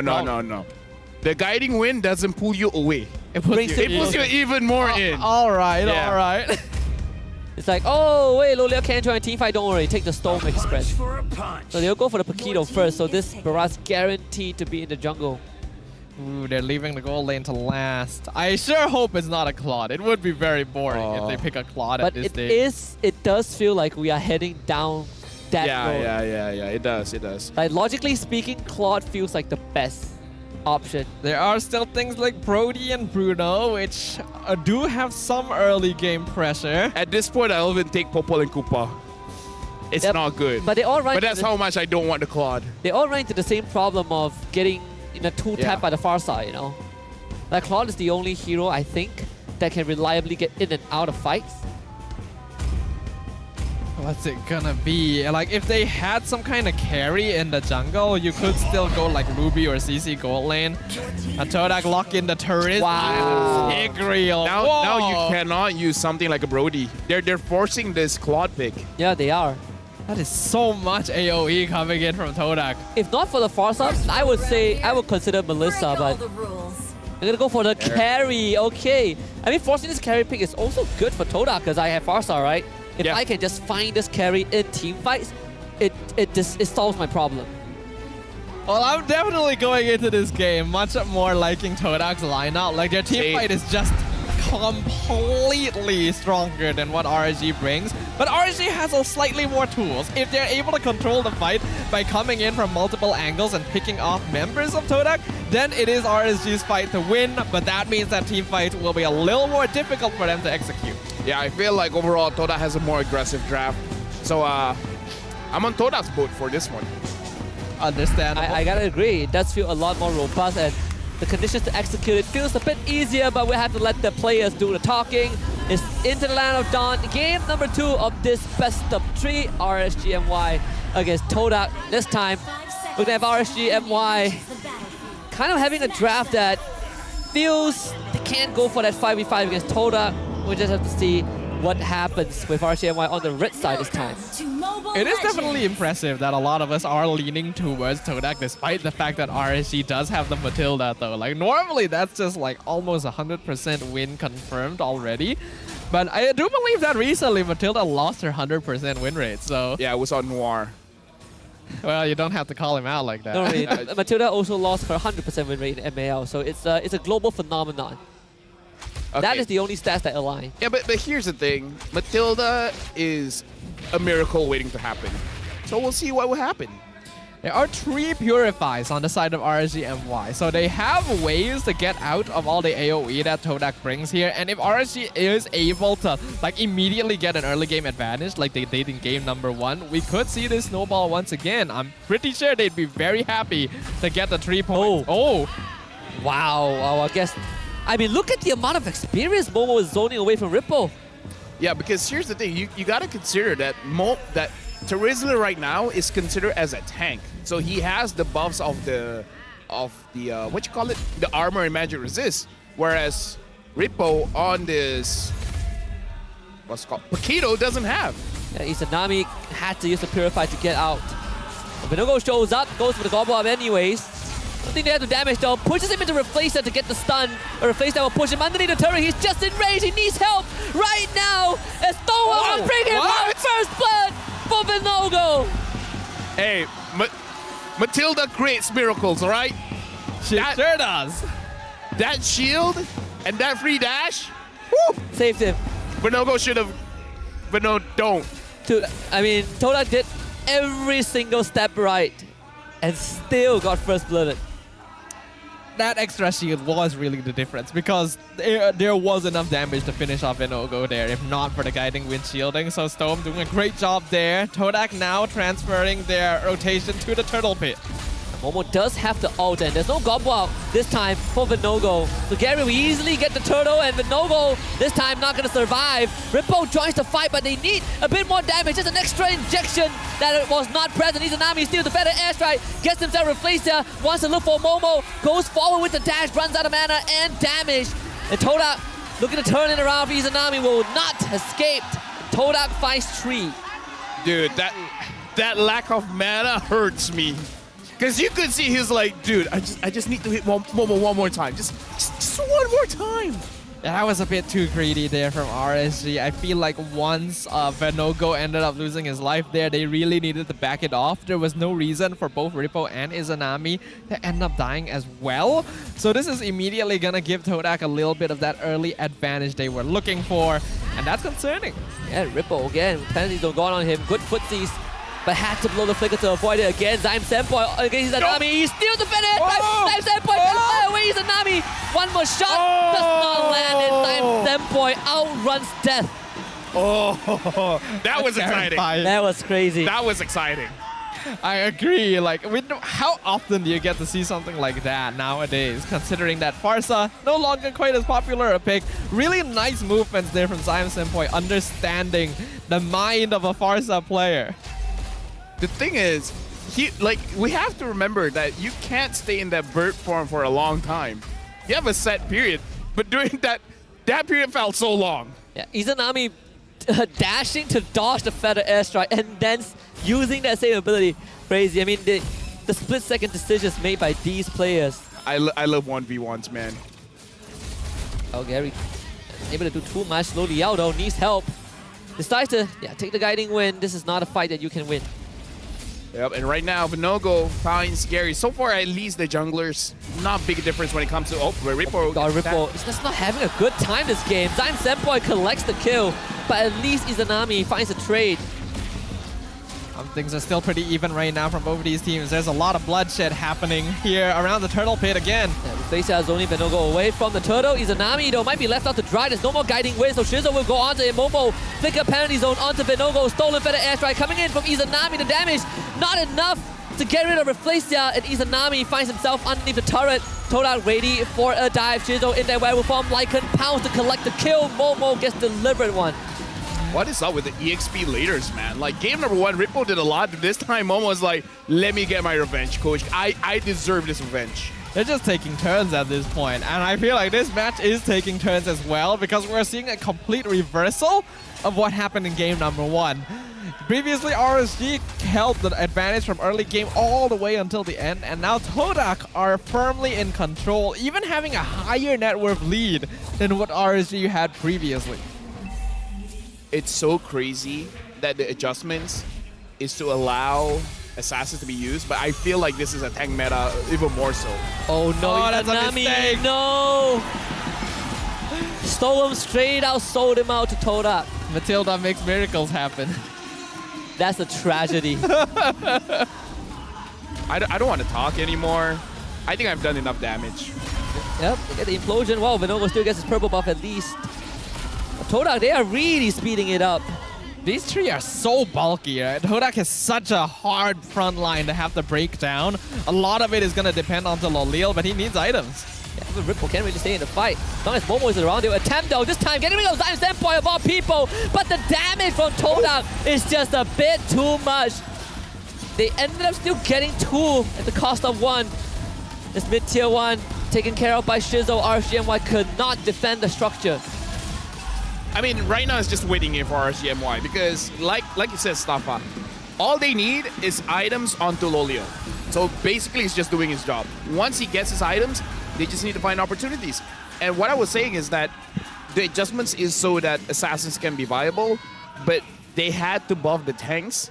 And now, I know the numbers suggest otherwise, but the tanks feel more tanky nowadays. Because they do. Because like they straight up are. Yeah, because in my personal experience, it's easier to raise your levels than to get items. So in a way, your mid game, you're much tankier than before. Yeah, leveling up is free. Getting items costs money. So it definitely is a lot more difficult to get those stats in comparison, meaning that now that the growth is inbuilt with leveling up, it's a lot easier to achieve. Oh, Vinogo is still actually getting that retry on the orange buff. Well played there, but still a 4k net worth lead that RSG will need to overcome. Now he won't have the retry for this purple buff contest. Gary just already a level ahead, about to be 2. They gotta let this go. They did find Shizo, but not enough damage to finish him off. Right now, Toda, they're in the lead, but RSG MY doesn't look like they're losing the fight just yet. It looks like they are still able. They're still able to protect their own jungle, able to protect their own lanes. Right now, looking at Loliel, he has 2 items. He just needs 1 more, then he can start being a headache for Todak. Yeah.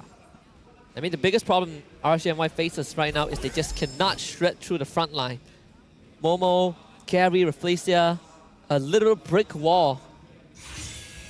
Todak definitely drafted this lineup very well, understanding that to counteract against Matilda, as long as they have multiple heroes that are able to start and counter engage fights on their own, then they should be able to take the fight no matter where Guiding Winds pulls RSG into. And that is what is working right now for the side of Todak. Right now, their main goal is just to make sure that RSG cannot prolong this game, right? As long as they control and maintain this lead, it's pretty much already theirs. Especially with the first Lord coming up. RCMY, they have to deal with the wave in the top lane. And you can see Ripple and Loliel sticking together. And I kind of don't feel like RCMY have a way to even get into this. They might just have to let the Lord go. Someone has to bait out Momo's penalty zone because that is the big difference here for Toda against RSGMY. Yeah, looks like Vinogo, he wants to try to go in. And Seal, they're going to see Izanami first. Man has the Stolen Feather airstrike. Time is running out. They're not going to get there in time. Toda getting the first Lord, and Vinogo might be in danger though. Momo posturing forward. And Toda deciding to just play it slow and steady. There's no need to rush this.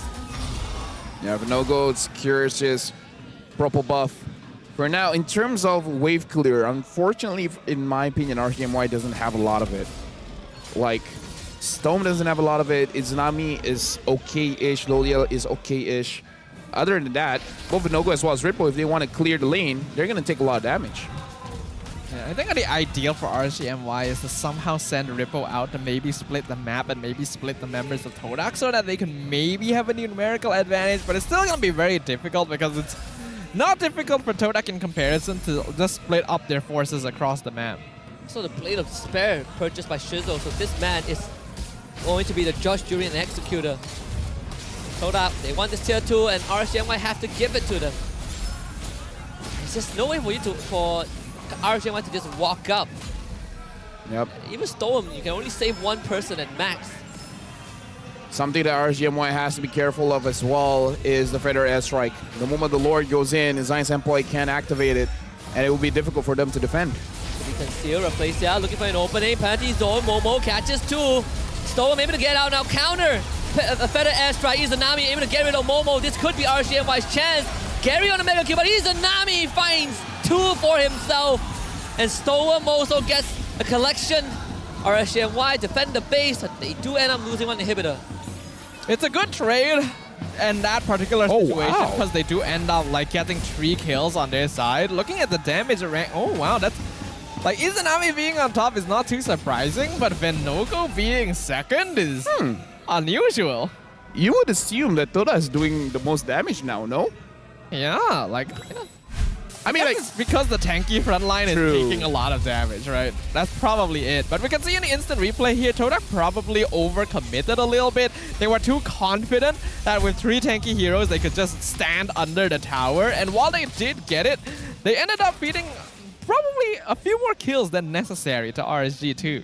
It shows that Izanami knows how to play the far side as well, because his feather airstrike was on point. And technically his only damage item here is the Lightning Truncheon, where sure Enchanted Talisman has some scaling as well, but it's more of a utility item. So that was just with one item. After this, when he has the Divine Glaive, it's gonna hit a lot more.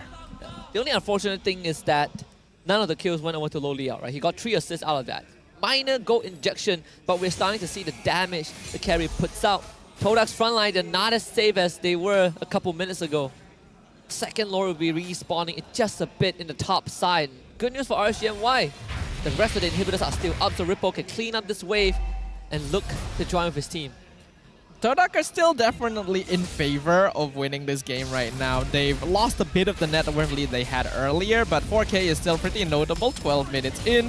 Venogo's in position to try and contest this along with the rest of RSG, but Todak, again, lots of team fight. Can they come out on top here? Lolia gotta be really careful walking up like that. Let the Lord reset partially. Izanami just got the Divine Glaive, so that those feather airstrikes, they are gonna hurt a lot more. The only thing is, Momo is the key here for Toda. As long as Momo is able to zone them away, then they should be able to get this Lord. But the fact that Momo's positioning suggests that they don't want to zone them away. They actually want RCMY to move forward so that they can get a kill. Very early feather airstrike, so that's one big ability out from RCMY. Izanami dangerously forward. Braces Rat baited out also. Well, Toda able to push RCMY back, but at the cost of some crucial cooldowns. As you can see, Toda could have secured this Lord, definitely, but they want to get a kill here. Their prime objective is a team fight. That's why Momo is not trading his HP too much, and that's why Momo is hiding in the bushes. He's waiting for RGMY to overextend, essentially. But RGMY understands this, and they're not overextending. Yeah, I'm liking the respect that RGMY is showing in this Lord dance right now, making sure that they're keeping appropriate spacing. Rippo is going to show in the bottom lane very soon. That could be go time for Toda. Yeah, you can see Toda immediately walking forward. Rippo gotta join as fast as possible, but no go. Implosion from Reflecia. Purify instantly used by Loliao and Stoem. They hit the back though. Momo this time fight 3, and then the Priestess Spread from Gary to follow up. Slam it on the Loliao. 2 dead for RGMY. Izanami needs to run, but Shizo chases him down and finds a double kill. Todak not done in the series just yet, as RCMY left with just 2. Rippo and Stoem to keep the game in control, but Todak, they are done playing games. They won a game 3. It's Cristo inside, and Todak grant us the full experience of this best of 3. Well, the longtime rivals allow their competition to flare up once again. Neither side willing to just sit there and be taken down this late into the regular season. We have another full series on our hands, ladies and gentlemen. And you can see, Toda understood that the Lord was not the key to victory there. They just got to take the fight. Yeah, there's so much crowd control. The layering is too much to bear. Start with an implosion to bait out cooldowns, and afterwards they follow up with a penalty zone. And then the Appraisal's Wrath has the cherry on top. Todak knew from the beginning that this draft can overwhelm RCMY, and they pulled it off at the second Lord fight. During the draft as well, we can see a lot of respect going over to Loliao, and I kind of feel like that's the difference maker. And Loliao can be the reason you win or you lose, because in that game, Loliao couldn't do much for the team. I can't really blame him as well. Carry is not in a very good spot nowadays in the meta, and it's even more difficult when you have to play against so many sources of CC. So Loliao really just can't position safely anywhere to do DPS. Although RCMY did a good job of respecting Todak and keeping their space, they still had to do something eventually, and that's when the cracks in the armor started to form. The only question is, what were the other heroes? I was thinking of Beatrix, but I don't know if anything else really comes close to fighting against Descom. I feel like Beatrix. I personally would take Beatrix over the carry. I think you have a lot more options in these fights, right? But in another way you can look at it, carry feels like the tank shredder that they need. Well, our MVP of the game this time going over to Gary. And it does feel quite there's something about it because we were literally talking about Yeah, Gary. this is why I said I will regret talking about it. I didn't want to talk about Gary and now he's the MVP. It's quite impressive. Like, legit, if anyone can clip every single thing that we said and then what transpires after that, that'd be great. The more it happens, the scarier it's becoming because it's so direct, it's so instant. But Gary did a great job this game. 5-1 and 6 on the Fredrin is a very impressive score considering that nowadays Fredrin can get shredded if he's not careful.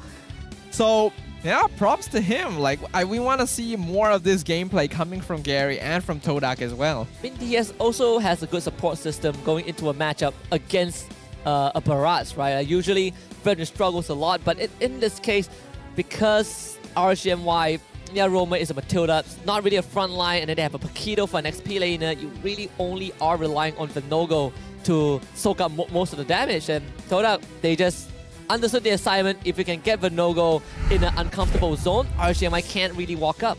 Yeah, tanks just work better against fighters, especially in the lane. And looking at the items here, I was surprised that Momo does not have any damage items here. Like, you would see a Fury Hammer at least. But it looks like he doesn't need it to go up against Ripple unless he sold it and I just didn't notice it. That's the Rizzler. That's the Rizzler effect. Yes, his base damage is deceptively strong in his abilities. Especially when he has this sort of like execute damage as well. I don't know, I mean, Terizla into Paquito is always an interesting matchup. I feel like if you are losing the Terizla in the earlier levels, something must have gone horribly wrong as Paquito. Or the Terizla has hit all of his skill shots and Paquito has been missing all of his. Oh yeah, that can happen, definitely. Terizla is pretty scary overall. I did see that Vinogo's build, he actually went Dreadnought into Guardian. And I'm not sure if that's the build to go for in this case because it is kind of greedy, right? Like, it's not quite enough defense to actually deal with Todak. I feel like he made the same itemization just now, where his only completed items was the Guardian Helmet and the Winter Truncheon. Ah. Yeah, the rest is all sub items. So I don't know. I feel like my personal take after playing quite a few ranked games nowadays is that you get more defense by level than items. So usually you want to build these sub items to get the stats right. But now I feel like you have the stats already. What you need is the special passive of those items. So I find that in this current climate, it's actually a little bit better for you to just full-on complete your item so that you get the additional effect, because you do have your stats. It's enough. You just need the additional effect. At least that's my personal experience playing Rome in this meta. I think it just beef you out a lot more, right? Like, you're just getting more benefits overall. I noticed that Ripple also, he went for Tough Boots, Hunter Strike, and then he went into a Brute Force Breastplate and Athena. I personally don't know what to feel about that. I feel like if he committed to a full damage, sure, you become Glass Cannon, but a lot of times RC just needed that extra punch, right? That extra oomph to finish off crucial targets on Todak, and perhaps that could have come from Ripple. I also think that RSG could have tried to go for a different style entirely. Like, if you go with like damage on Ripple, have him go to the opposite side of the map, create some macro pressure at least so that Lolil has some space to farm. But RSG seemed very insistent on like taking a lot of these direct 5v5. Some of them were because Todak forced them into it, of course, because Todak's positioning was very good and they basically didn't give them much of a choice. But there were also times where I think they could have at least tried to game the map a little bit. Yeah, a lot of I saw Ripple following Low Liao into the side lanes a couple of times, right? And I was wondering if he was there to keep Low Liao safe because they were clearing the wave together. Obviously, you don't gain as much economy doing that. You are kind of sharing the resources. That I find interesting. But I suppose Lolia also didn't feel safe around the map, considering that their side lanes have been completely wrecked by Todak. I feel like the biggest difference maker here is definitely the fact that this time RG is not winning the lanes, right? Oh, yes. Lolia does not get a 1v1. Rippo doesn't do well against Terizla here. And if I'm not mistaken, Todak banned out the Xborg. In hindsight, that was an amazing ban. Yeah, it does. It opens up for just a beefy frontline that does not have to worry about Xborg diving a Farsa and having the peel comp. Even in terms of total turret damage, you can see that this game is just shizzle all the way. I win lane, I take the turrets, and every time RSG wants to defend, it's just impossible for them to walk up against this Roger. Yeah, having this front line, having all this CC, having the artillery damage from Zion Senpoi as well. This was a very complete lineup coming in from Todak. And like you explained, LaFell, they were very smart with the way that they drafted and banned to make sure that RSG wouldn't have the tools that were necessary to play around it. Even kind of baiting the Matilda pick as well by letting it through on the blue side to lock RSG into a non-tanky frontline roamer. What a smart way. This is the second loss for Matilda, right, in this season. So it's Noir and Storm so far. Pretty unfortunate. I think like overall, maybe for RSG, you pick blue side this time. Because they were on blue side in game number 1, right? Like if you want priority and you realize that Loliao is getting targeted, I think you take blue side and see what you can get for Loliao. You might end up forcing Todak to ban out both Harif and Roger if they have to, but you at least have one option to still fall back onto no matter what Todak does. Unless they let Matilda through again, which I personally don't think is going to be possible if RSG is on the blue side. I feel like they gotta give a prior pick to Lolial, because we see that given the opportunity, Todak will force Lolial on a certain pick. Just now to pick up the Matilda as well as the Valentina. In hindsight, maybe the Valentina could be a little bit delayed. Not because Valentina isn't a good pick, but just because I feel like Izanami is such an amazing player. He can work with multiple types of heroes. So just delay. He has more heroes in his pool compared to Vinogo as well as Lolial. I agree. I think he's one of the more flexible players on the side of RSG, so allow for that flexibility to play as a weapon during the draft. Regardless though, you gotta give props. Todak identified their issues, identified the weakness that they could take advantage of from RSG MY, and just really focused on damaging that wound. In this case, Shizo is the rich guy with 785 gold per minute. Honestly, on the lower end, considering some of the scores we've seen recently, because honestly, Shizo didn't need to do much this game. Then we have Izanami doing the highest damage overall, Vinogo taking the most damage overall, and Reflecia being the best wingman. That's crazy that Izanami, I mean, a lot of times you see he's always holding onto the Feather Airstrike, and a lot of these team fights, he's been one of the few reasons that Todak walks up and they were forced to be careful because Izanami is just bombarding them with the Feather Airstrike. It's such a shame that rest of RSG, they just don't have enough damage to shred through the front line. Everything rests on Loliao, and that last fight was just not it. The competition just does not allow RSG to fight Todak head on. It's to the point where I feel like Izanami, in hindsight, right? I feel like Baratz is an amazing jungler. Pick him up. If you don't, it seems like trolling. But even Marcus could be a good choice here. Just so that you have that finisher, because Izanami can deal the damage. You just need some kind of finisher.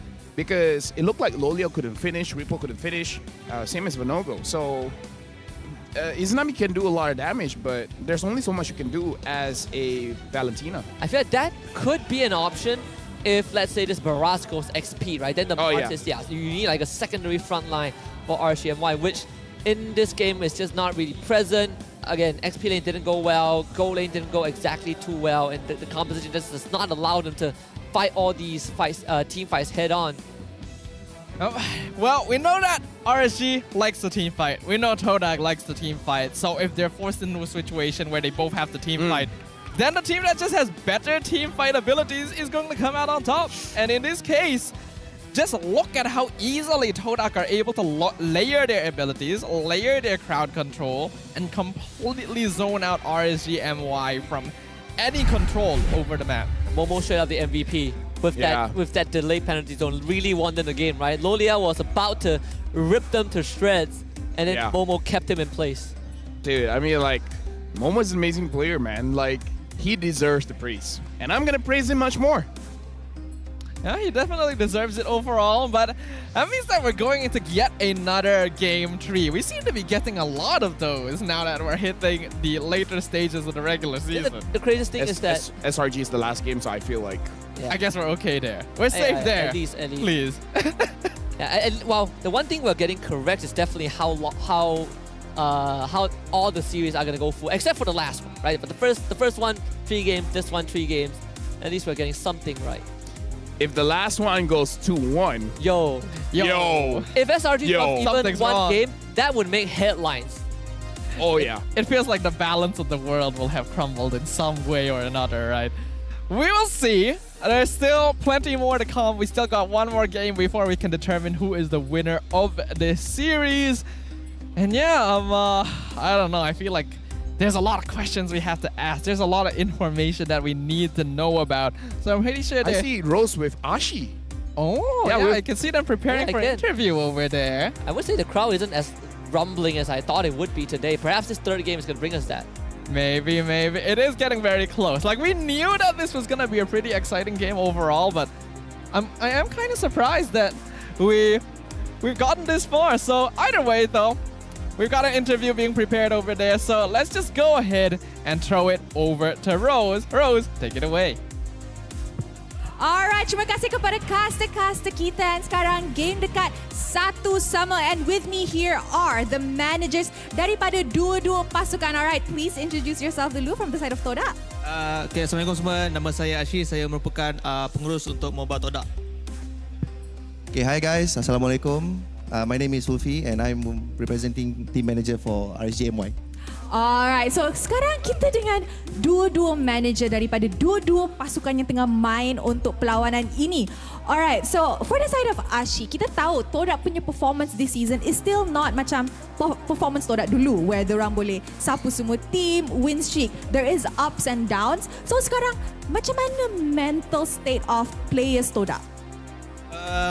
Untuk menjawab soalan mental state ni sebab kita pun tak tahu diri player tu masing-masing lah. Tapi of course apa yang kita cuba terapkan untuk players, diorang akan standby apa-apa juga situation termasuk dengan up and downs ni.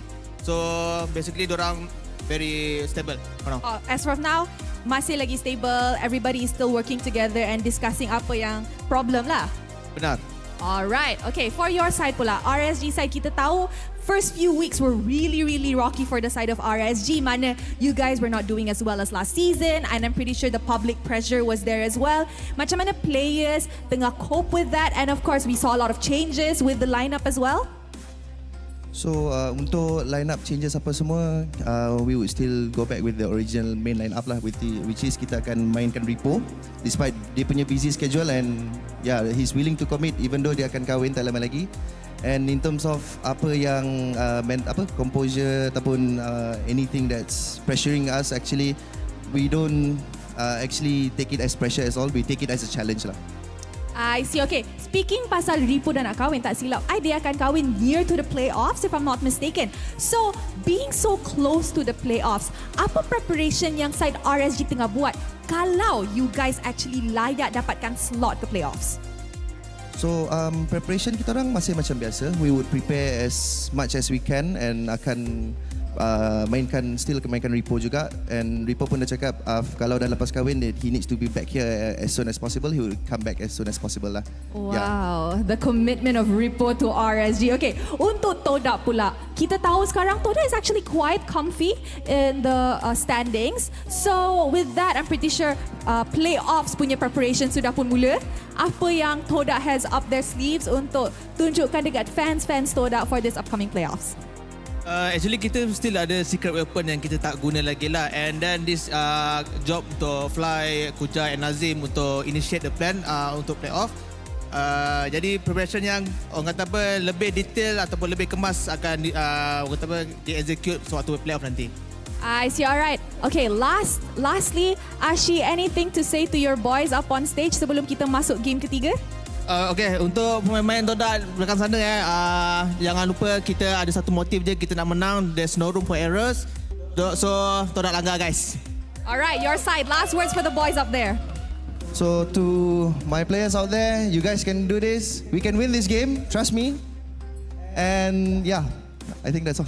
Alright, may the best team win untuk game ketiga perlawanan kedua hari ini. And with that, mari let's throw it back to the casters to start the third game of this series. Casters, silakan. Always nice for the players to be able to get a little bit of support from the team staff right there. And we know that they are going to be needing it going into game number 3, which we're going to jump straight into here. No worries, ladies and gentlemen. No more waiting. We know that everyone's excited to find out who is going to be our victor today. Happy that RSG MY back on the blue side. That is exactly what I want to see. At least you get to secure yourself kind of an option for Lo Liao, regardless of what Todak bans. Unless somehow they let the Matilda through and now RSG has to make a choice. But I don't see that happening, right? Faramis and Hybrid banned up by Todak just like game 2, and RSG also not making much changes to theirs. I feel like if they want the Matilda, give Repo a tanky hero as well. Yes. Right? At least have 2 tanks, 1 Matilda, and then 2 reliable damage dealers. I feel like that's a very balanced comp because Repo dealing the damage and only having the jungler be the sandbag, I think it's not enough. Because no way Matilda is sandbagging, man. Yeah, nowadays, because like tanks are just generally tankier, and we're seeing like more fighters being forced to go into damage builds due to the reduced efficiency of tank items.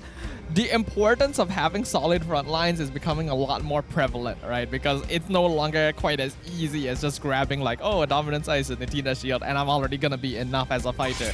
Right? So team balance is very fragile right now, and until we can officially figure out what is the most ideal distribution, we'll see what happens. I like the Nathan ban though. You are forcing RSG to go for the Roger, which overall is still a slightly better option than giving Lo Liao the Nathan. Yeah. And that means that RSG, they lock themselves in. And guess what? Matilda is open, right? So if Todak now wants to snatch it, they can. They're basically leaving up to RSG. You take one, we take the other. Yeah, Frederick Matilda right now, probably good. Oh, yeah. Looks really good. Frederick or Barrage, right? Either or, you plus the Matilda, it does everything that you need with just 2 heroes. So Frederick for Gary once more. Looks like they will prioritize the Fredrin here. It means that RSG does have the opening of locking in the Barats for themselves as well. We already know that it's a pretty good matchup into the Fredrin. So I would take Barat Terizla, honestly. Take the Terizla away from Todak. Because with the Matilda as well, you can help the engage or, you know, disengage. So they do take the Valentina, but this one has to be... It has to be a Barat at this point. And they don't get to say whether they want a Terizla or not unless they ban it in the next phase. Yeah, I feel like Todak after this, they should target on Stone. Oh yes, I think so too. I think right now for RSG, their hands are a bit tight with this Valentina pick. Unless they pick up Stone Zero now. Your team is Oh! Interesting. But now they need a front line, right? You're leaving it up to the XP laner and the jungler. Unless Venogo plays the Roger jungle, then maybe you open up like a CC gold lane? I feel like with the Rafaela, some fighters will be quite okay here. For example, if Todak does not ban out the Martis can do well, especially because the roamer for Todak is squishy. It's not a tanky hero. Like, you gotta look at the draft of Todak. If they have one more tanky hero that is in the mid trio, I would say don't pick up the Martis. Maybe even pick up something like an Export. Export with Rafaela. Ah, they're prepping for it. They take the carry. Oh, interesting. Okay, so if that's the case, it does look like they... Now the question is whether or not this is officially going to be a Roger Gold or a Roger Jungle, because I feel like RSG can actually still lean towards having it in the jungle now that you have the Wrath that somewhat make sure that he's able to clear out jungle quickly. You get the double fighter side lane, and then you can actually fight quite well into a Matilda lineup. But going for the basic comp still works as well. I have a feeling that if you are RSG, you might have to consider banning out the Terizla at this point. Yeah. You do. It's way too big of a risk. If Terizla goes over to Todak, I have no idea how RSG is going to do with it. Because I feel like Roger has a hard time going up against tanky heroes. One is enough, man. Having two, having three, that's a nightmare. Yeah, having one that can be saved by a Matilda makes it harder. And Todak, they are just going to start targeting down Venogo's hero pool. And they're targeting the Barrage, right, which can be a great flex pick overall. Even this drafting sequence has put RSG in a slightly rough spot. And it all started from the bans, right? Then the Tan ban made life pretty tough for RSG. Yeah, I feel like for Todak, even if you ban out the Terizla, they still have options like the High Loss. Because I feel like High Loss going up against Paquito is still pretty strong. That's true. But we don't want Ripple to be on a Paquito, that's the thing. Yeah. We want him to be on a tank. So they banned Odette. Odette. Okay. Odette banned. Interesting. If there's no crowd control for Todak, does this set up for potential Joy jungle for Venogo? Like you just go full speed ahead, dive comp, get the snowball rolling. Not a bad idea. Yeah, but Joy jungle definitely doesn't feel very good anymore now that she's lacking on that CC immunity. I'm not sure if it's something that RG will want to prioritize. If they really want someone that can like jump people, then you know there's still things like the Guinevere around. If RSG keeps banning AoE damage mages, there's an opportunity for glue. The glue is good against the Brethren, and you're weak against Vexana, weak against Odette. So it's an option. If Todak reveals their mid laner soon, there's an opportunity for a glue pickup. That is true. They did ban the Yuzong, so no backline divers. The only viable one are Benedetta and Lapu Lapu. I seriously think you gotta get rid of the Terizla right now. If not, they're looking at the mid, either the Vexana or the Novaria, I feel. But I do agree. I would choose Terizla over both of those. Yeah. So much more manageable, right? If they, at least you have the Valentina, which can steal abilities from those two anyways. But they will let the Terizla through though. They banned the Farsa. The Farsa? Wow. That's interesting. Why would they ban the Farsa? It implies that they're not planning to go for much backline dive, which would explain that like Rippo probably is going to get like a tankier EXP laner. So I guess that makes sense. But there is still the Novaria open too, so... Yeah, I'm not so sure about this. I mean, like, you can show respect, but I feel like just now, the Valentina was okay going up against the Farsa. Farsa wasn't the biggest problem, right, that game. It was just the fact that Todak has so much crowd control. So they'll go for the Lilia first, so they're saving that XP lane for last. But if they have the Lilia, it does solve the problem. Oh, what if RSG goes to Rizla? Lilia solves it. Oh, yeah. So it's like very good foresight from Coach Fly Solo. Although I do feel like this is a good matchup for Izanami because the Valentina does well against the Lilia because you can outpoke her and then you can take her black shoes so you can be very aggressive and you still be safe. That is true. Yeah, it's a get out of jail free card. Not a bad shout at all. RSG definitely does need some sort of front line here. A lot of the common jungle frontliners are gone with Fredrin and Barat off the table. We know that things like Baxia are still... Beleric jungle. Ooh. Oh man, I would agree with that if there wasn't like a carry or Lilia, right? So they'll go for the Grok and the Akai. This makes it even... Wait, is this a Grok XP? It's a Grok XP. No, here's the thing. I'm okay with the Grok EXP, but if you're gonna pick up a Grok, why did you ban out the Farsa? Right? Why ban Farsa? I honestly, I personally feel like they forgot or they did not consider that Lilia could be the fourth pick, which completely ruined the chances of them even considering Terizla. Maybe the Grok wasn't in their mind. I don't think it was in their mind. I really feel like they wanted something else. This Lilia threw a wrench in their plans. All right, I can see where you're coming from there. Now we just go to Terizla, right? Terizla's good. X-Borg is not bad. X-Borg is not bad also, yeah. Yeah, you just go to... There's no reason to not go Terizla. This entire sequence was set up for the Terizla pick, and I'm very surprised that it made it all the way until the end.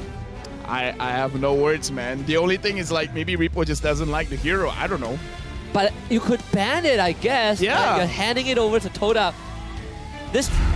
I feel like there's a lot more heroes still open in the pool that could deal with a Parsa compared to Terizla. So we'll see whether or not this works out for RSGMY because they're going to be relying on Venogo to be their primary front line once again. I don't know, man. I look at this draft and it is spelling Todak all over for me. Honestly, I agree with you. It's a very Todak lineup. You have Matilda, you got Lilia, you got Fredrin and Terizla to set up team fights. Things look pretty good for them. Yeah, the stage is set. Game 3 between Todak and RSGMY. RSGMY back on the blue side, Todak on the red. And it's just one last hurrah to find out who will come out victorious in this long-lasting rivalry. The Land of Dawn opens up once more for some MPL MY action. And we can see that both junglers gonna be starting on opposite sides of the map here. So that could affect how the first turtle fight goes. Right now, I'm really thinking like we haven't seen Akai for a while. Akai should still be okay. Oh wow, he is putting in the pain of the Rafflesia. Rafflesia, first blood. Very good connection from Izanami, getting the Purify out of Zyme Senpai in this early stage. Does Akai normally do that much damage?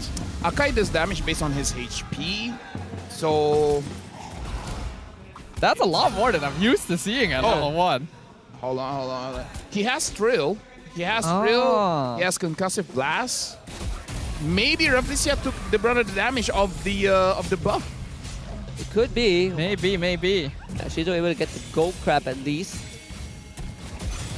That's definitely not a good start for Todak. Like, when you have a Matilda and a Lilia, you really expect to have mid-priority, like, early game. So the fact that Rafflesia is already going to be a little behind on EXP because of that first blood could affect how Todak wants to play the first couple minutes. Interesting here that Shizu is using the common emblem for the carry, not the marksman or the assassin emblem. So really looking to survive in lane. So he's already understanding that he's not going to have a good time going up against Lolio on this Roger. Yeah, but still he is playing that wave pretty well, right? He's making sure that the wave constantly stays underneath his turret. So it would be a challenge for Lolio to walk up and take it every single time. There's always a threat of Todak getting a gank off. Rafflesia is going to check this bush and just get blasted with tons of damage from Rippo and Izanami. Yep, right now, looks like Momo already has his level 4. Rippo is going to get it off this minion. Looks like Venogo is taking quite a lot of damage. He has to be careful, but Zyme Senpai as well taking a lot. Oh, hey, it's a flicker for Izanami, okay. A bit of a missed one by Rippo. Follow up on the edge. Power of nature to get rid of Gary. Opens up an opportunity to take the turtle. Momo blocked out by the wall. Rippo ready to slam the totem in his face that stole him. Collects it. A bit messy, but you still get the result. So, was it good? Was it bad? Like, the engage from Izanami was a bit messed up because I get the feeling he's a little less used to the penalty zone flicker. But RSGMY still came out on top because I feel like Todak made some slightly questionable positioning errors, not respecting the potential damage that's coming out. Because you have to remember, RSG has a lot of early regen as well with the Rafaela, so it's not just the Matilda show. Yeah, I mean, like, Matilda will have the healing after the Flash of the Oasis. The Rafaela has the healing just by existing. Yeah, just by existing. Yeah. She's just born that way. Yeah, and she baptizes people. Holy baptism.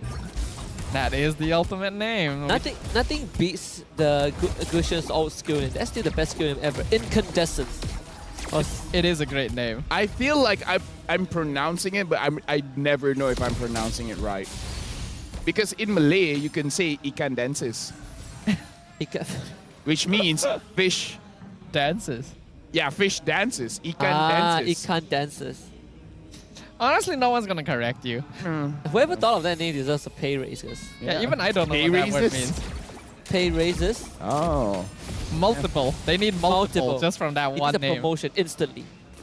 All right. Right now, looking at Rafflesia as well as Gary protecting Shizo's lane. Shizo already has the Kurgan side. Zyme Senpai is getting punished quite a lot. This is probably the reason why Izanami... Maybe Izanami is the one say, ban these heroes, force him on the Lilia, I got you. Yeah, especially when he got the first blood on Rafflesia, right? That does make Izanami's life slightly easier. Oh, we'll see if Todak can prevent RCMY from getting more bigger gold leads, and this still could be under control. RC is definitely doing a good job right now, forcing out a flicker from Momo once again. They're being very active across the map, and I'm really liking the rotations coming in from Izanami and Storm here. They do still have to be very careful because we know how Zyme Senpo can be when he scales up, but man, that damage. And forced out the black shoes so early. And the fact that, Ripple is giving Momo a hard time doesn't make it any easier for Todak. They were able to force Izanami away. The Holy Healing keeps him topped up.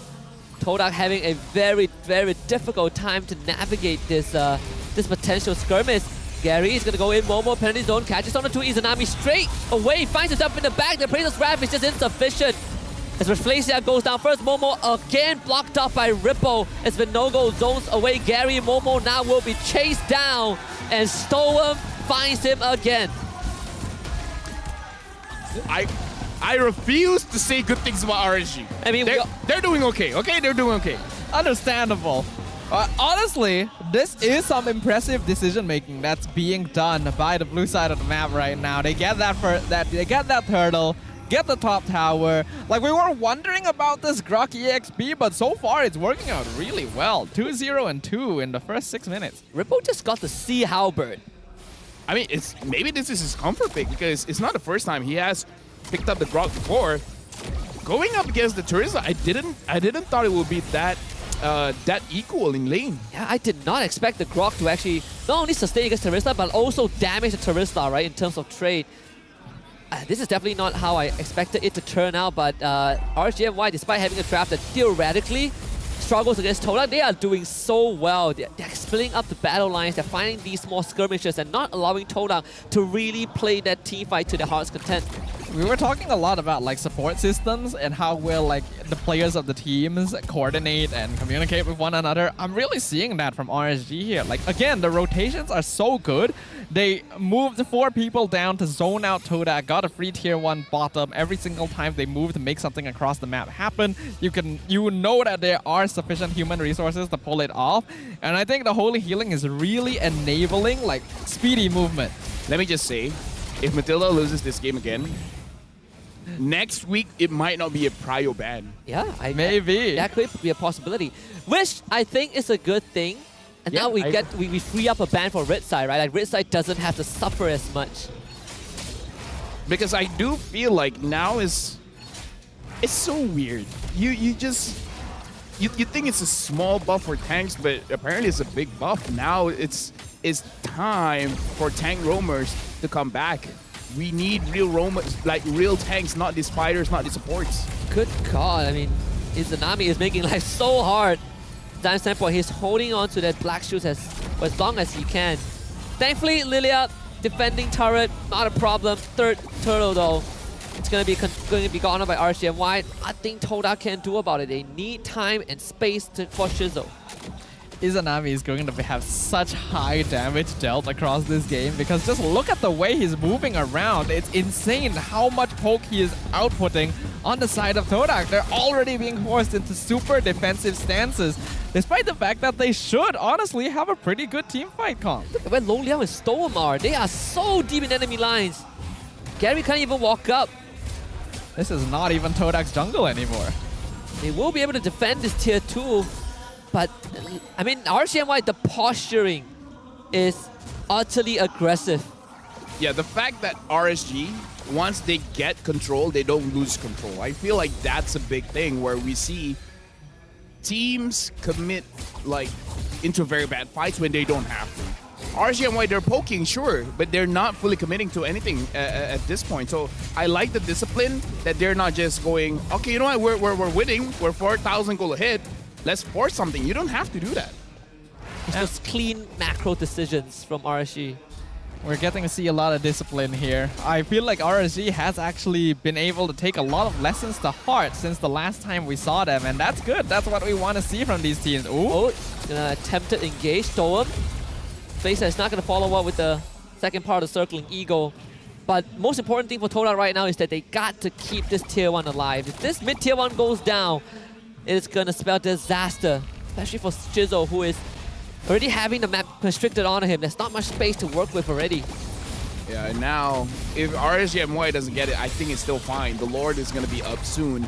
This is a situation where they have to decide whether they want to focus down on the Lord or they want to try to get into a fight. They don't have a lot of ways to engage a fight per se. The only one that really can engage is both Storm and Rippo, but Storm and Rippo is like conditional. If they're positioned in a certain way, then yes, you can do it. They want to go into Rippo, but he does have the power of nature. Oh, Try to clear the wave. Able to clear it in time, but still the turret goes down. Good attempt by Rippo, but he's buying so much time for Lo Liao to start dealing damage to the inhibitor. It's less than half health already. And Storm always there to make sure that Lo Liao will be able to disengage.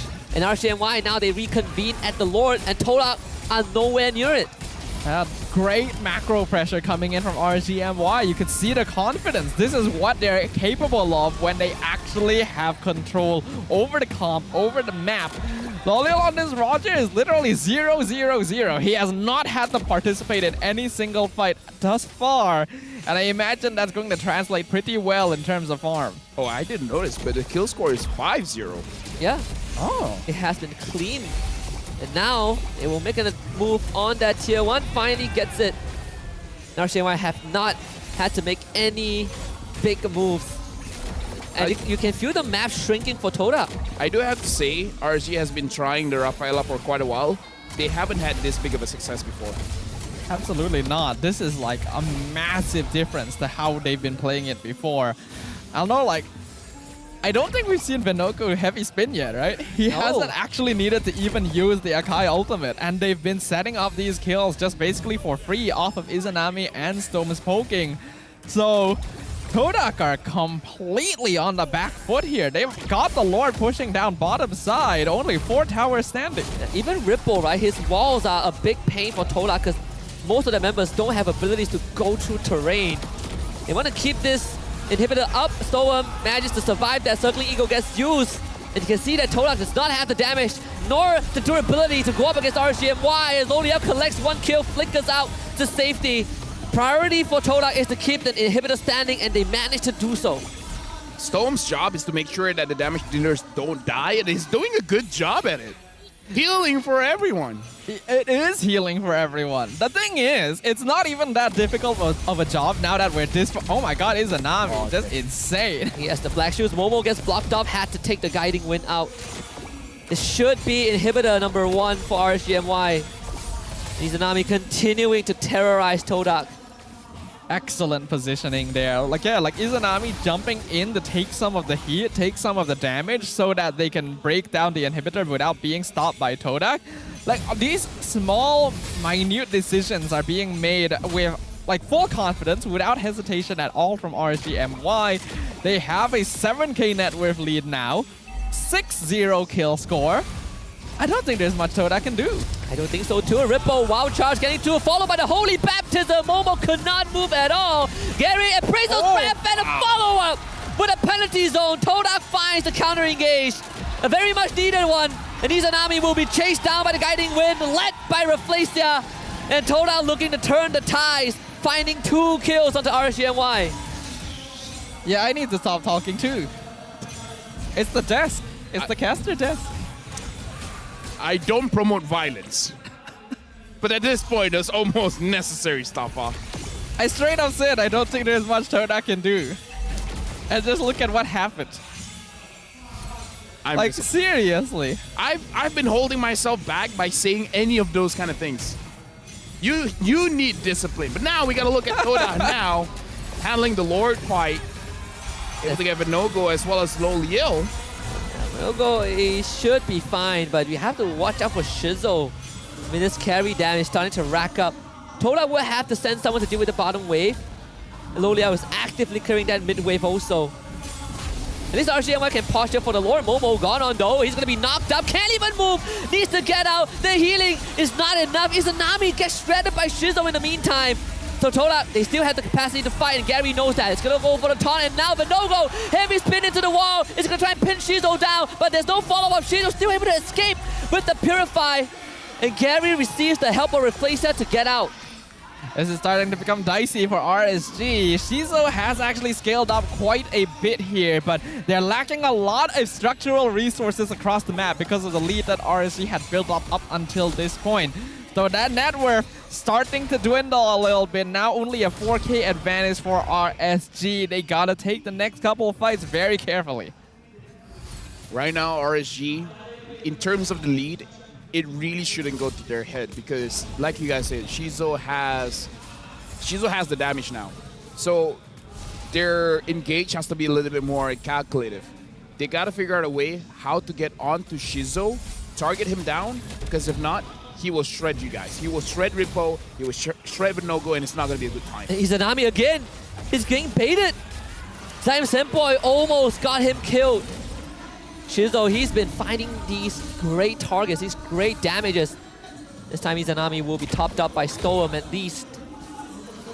I feel like this Lord fight may determine the game right here. Whoever comes out on top will have a massive advantage because that net worth will swing entirely. And he's gonna stun Holy Baptism from Stoem. Completely showering Rafflesia. And that's gonna be no Matilda. Time Senpai forced the black shoes already. I need to see Izanami's damage, man. How much has he been dealing throughout this game? I know, right? That's my biggest question as well. Malefic Roar finally completed for Loleo, so he can start whittling down Gary and Momo as well. This Lord secured by RSG. And Izanami, he's still continuing. This time wall charge onto Momo. They still have the heavy spin, but they don't need it. The wall to block him off. RCMY finding another kill. Izanami forcing out the Purify from Time Senpai, and he himself has the black shoes. So much work for Shizo to do, so less space for him to get the job done. Izanami again back in the fray. Shizo forced to use his own Purify. Second inhibitor of Todak destroyed.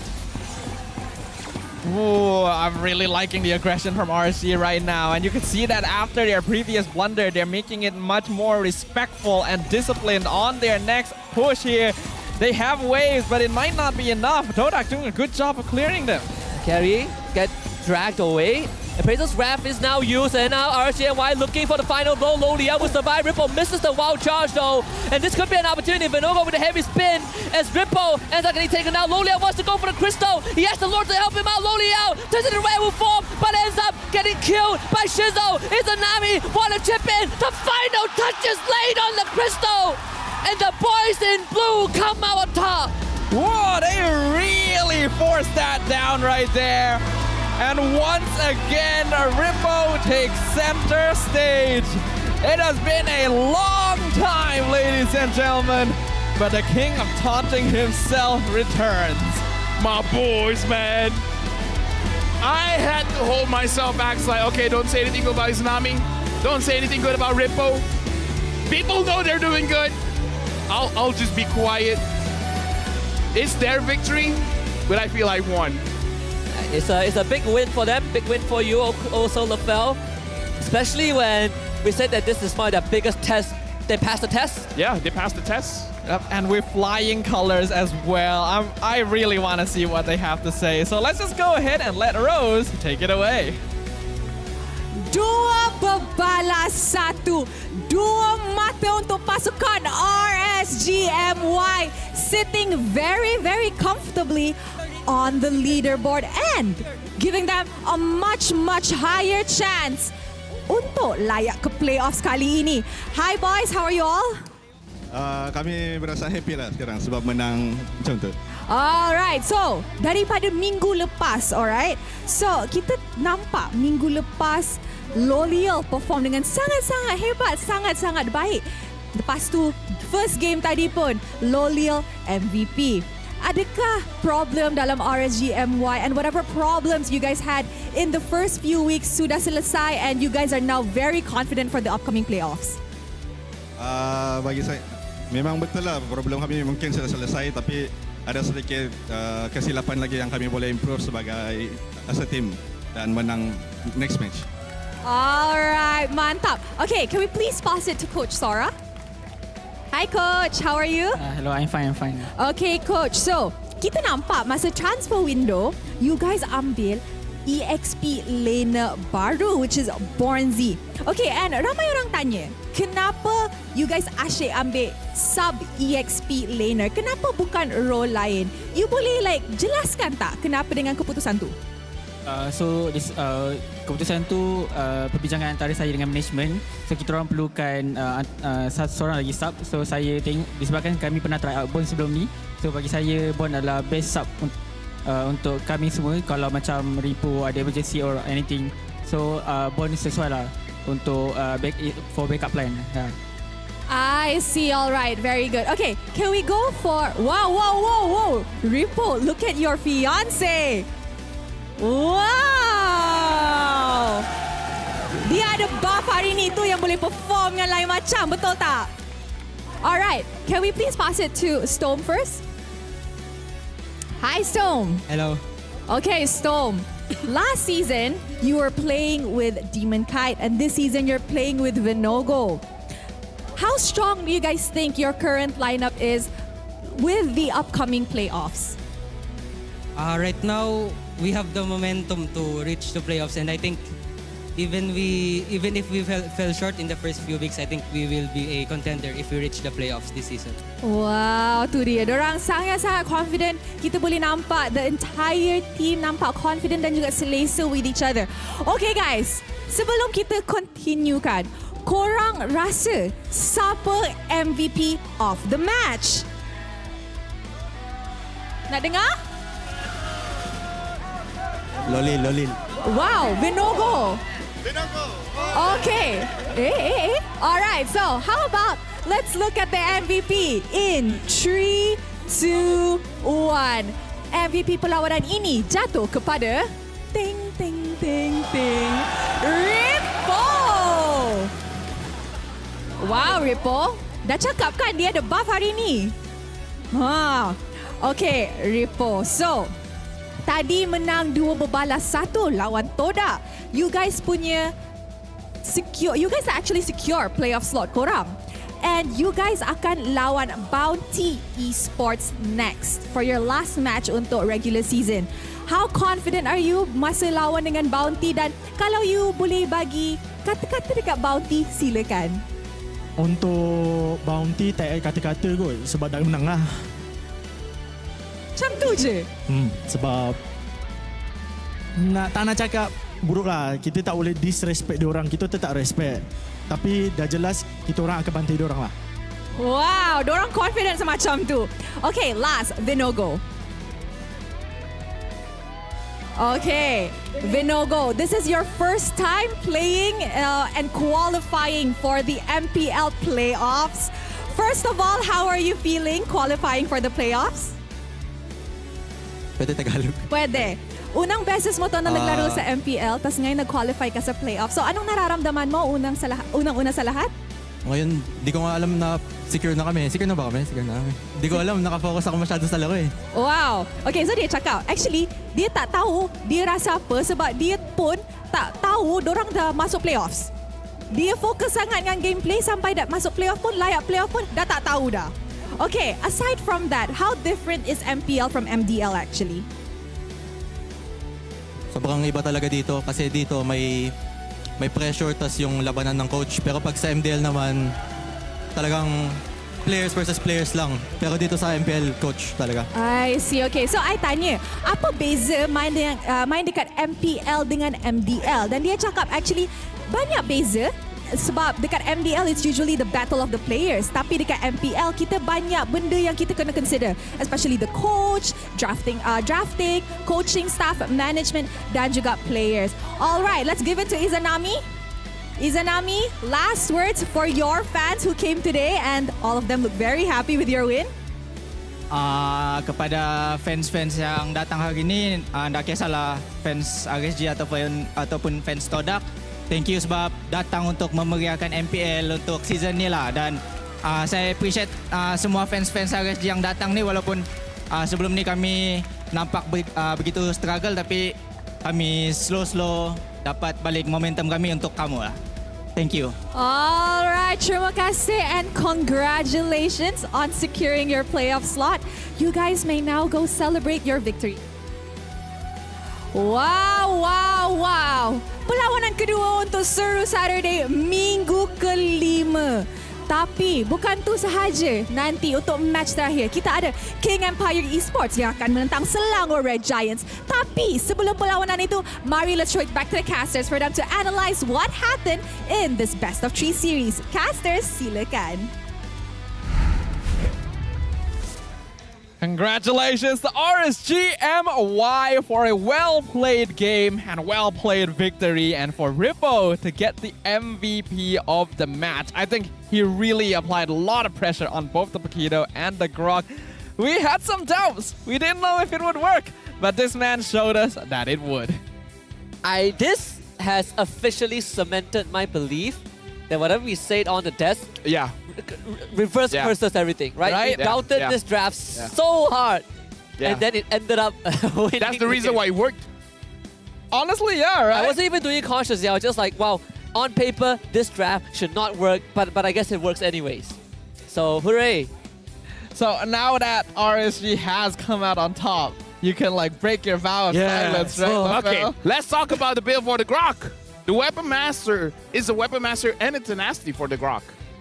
Oh yeah, that's true, yes. Right? Because this is the unique thing about the Grok's passive is that every point of physical attack, it will transfer to armor.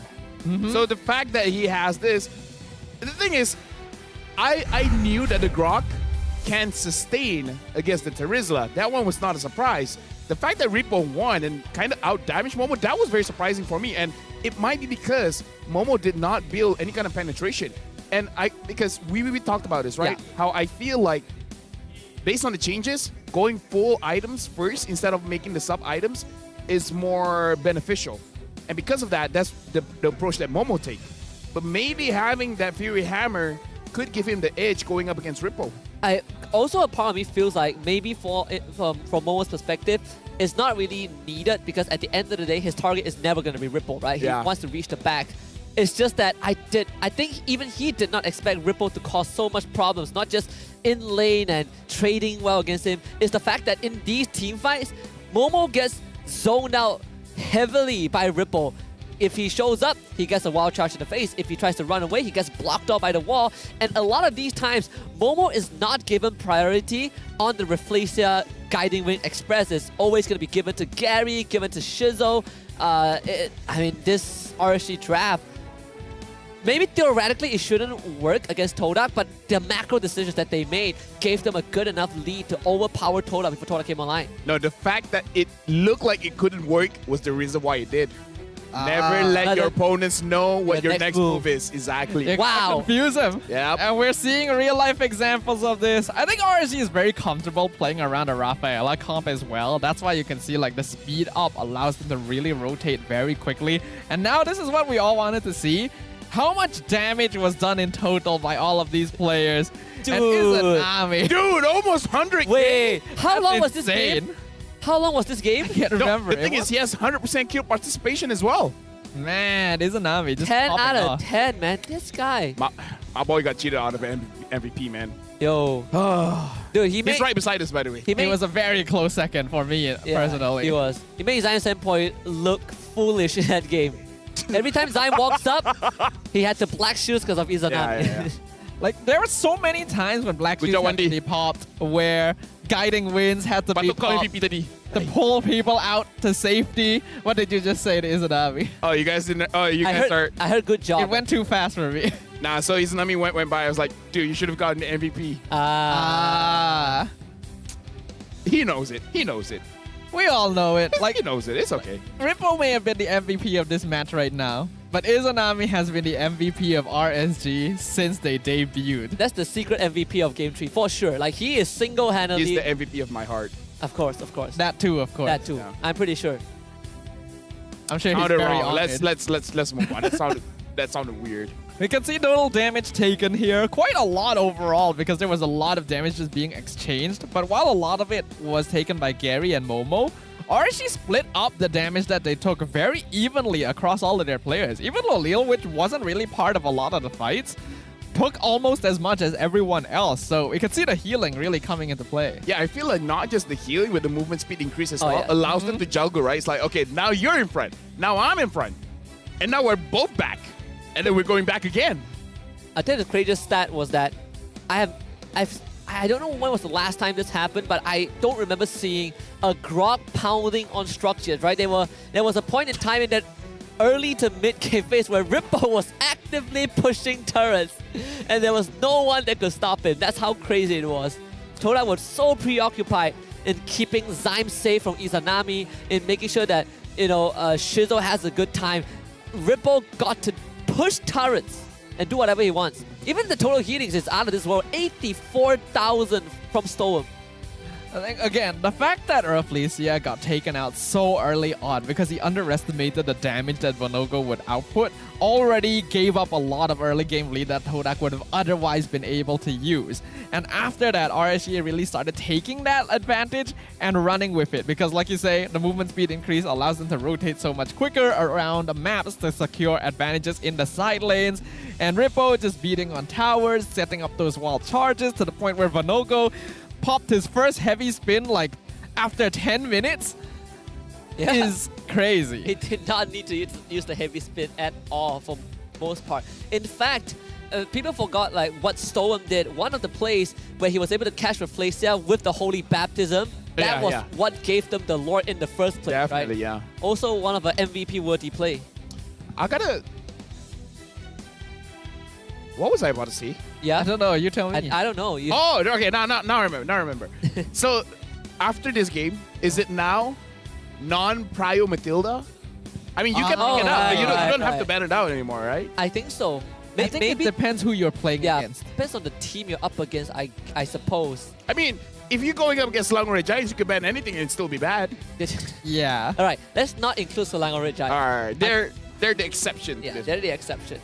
I do feel like it does open up. The draft opens up a bit more, but not by a lot. We're just seeing the only sample size we got is like RG against Todak, right? And yeah. So we have to observe a lot more. So Matilda lost, it's not Noir's fault then. No. I mean, I think he still shares a bit of the. All right.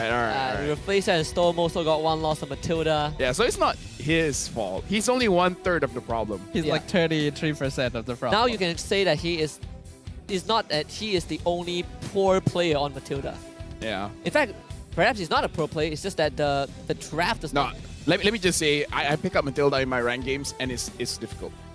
I would prefer a tankier. I agree. Yeah. I agree as well. Like, I know how strong she is as a hero, but understanding that you need a certain degree of coordination and understanding like where you need to be in the fight is important. I think I know how to explain this well. Matilda right now is a hero that before this, she can go into any draft. Doesn't matter. You can put it into any draft. Nowadays, you got to make sure that Matilda is in a balanced draft. Matilda can't carry it all. It's like, before this, anything plus Matilda, fine. Now it's like Matilda plus something, it's okay.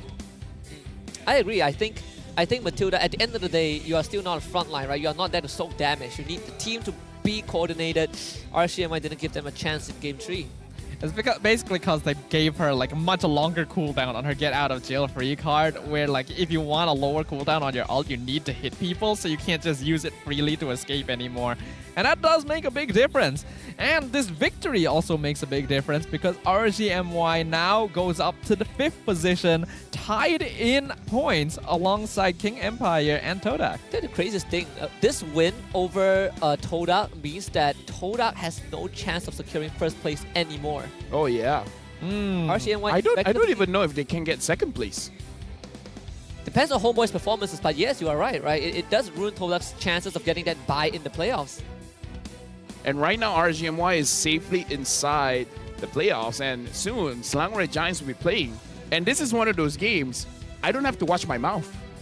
I can say whatever I want, and it will be fine. Because your boy is not playing.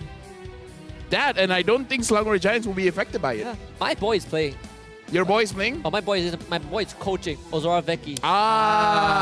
Okay. See, now we got boys. Ozora Vecchi has definitely been wiggling his way into the hearts of fans everywhere. There's just something about him. Yeah, man transcends game and time. I'd say that. He's been around for so long. Good to see him moving up the world, for sure, right? He played professionally in ML before he became a coach/analyst.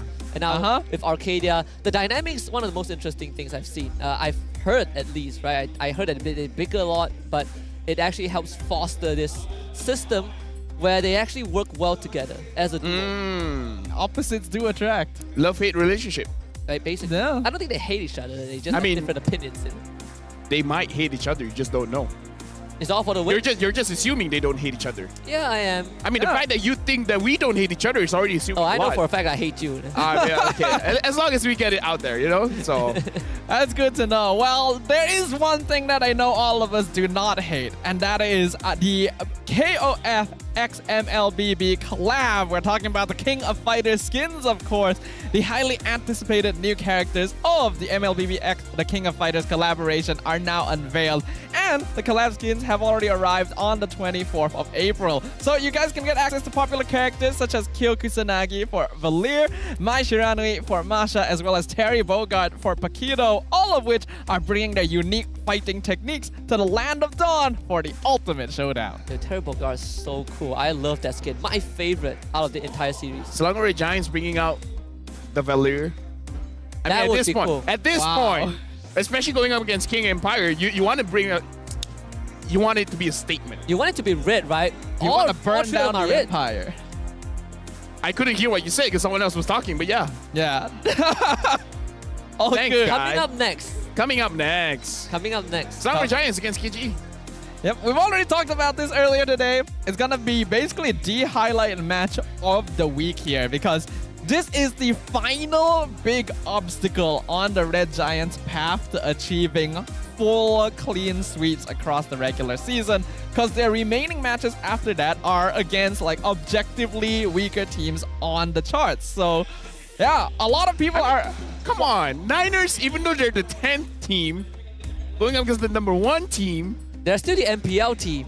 Yeah, man. I mean, the only difference between them is that 1-0, right? You know, and 0 is nothing. SRG against KGE is literally Attack on Titan.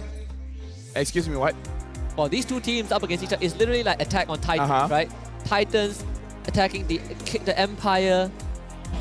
Kind of, I guess. Today we're making a lot of references. trying my We're best. talking about rumblings and everything. Yeah. Like if X-Win gets his Grok, then there'll be walls for the Red Giants to break down. If he gets his Grok. If he gets his Grok. To be fair, Yums also Someone's likes got to Grok. pick up Fanny. You're right, yeah. Skies, come on, man, skies. Well, we have The to skies flying. we have to see if Arcadia lets him do it though. You know what would be cool if KGA picks up heroes that uses the Attack on Titan skins. Yeah. But 2 of them are junglers. Actually, 3 of them are all junglers. Actually, yes, right? Yin can be a roamer. But this can be XP laner. Okay, we got all 3 of them. It does depend on who you ask, but yeah, it's a possibility. I don't know if we'll get to see that, but it'll be very fun to see that. And I think it'll be very exciting to find out whether or not Red Giants will be able to keep their clean sweep streak alive all the way until the end of the regular season. I believe they even can. all the way until the end of the playoffs. Who knows? I believe they can. All the way to the grand finals. Ooh, that'll be exciting if it does happen. But for now, we're gonna go on a short break, leave you guys with the mic check. When we come back, an exciting match. Don't miss it. Bakas daw flick. Simir. Ken. Moskow. Simi. Alpha. Ayul doon. Die. Nice, chase. No. Simi. Go. I don't. Tower lock. Nice one, guys. Nice. Barat first, guys. Nice, Gary. Nice. Barat. Nice. Bagi tu. Tahan. Dah. Nice. I can say. I'm on the way to him. Aman Naib. Nice. Pagkalingan niyo. Tower. Tower first, guys. Nice. I got 2. Nice. He hit me. Careful, ah. Bye. Can step back. No, I Step back. push them back first. Nice. Tower. Just tower. Nice. Guys. Let's get it. Stand mati. Nice one. Nice. LT. Pure. Frontline. Can fight. Teresa. I'm left. Nice one, Don. It's okay, don't fall. Cannot. Okay, Nice, it's okay. You want the tower lock? No. Hey, tower. I cannot. You want to just force? Tower, force.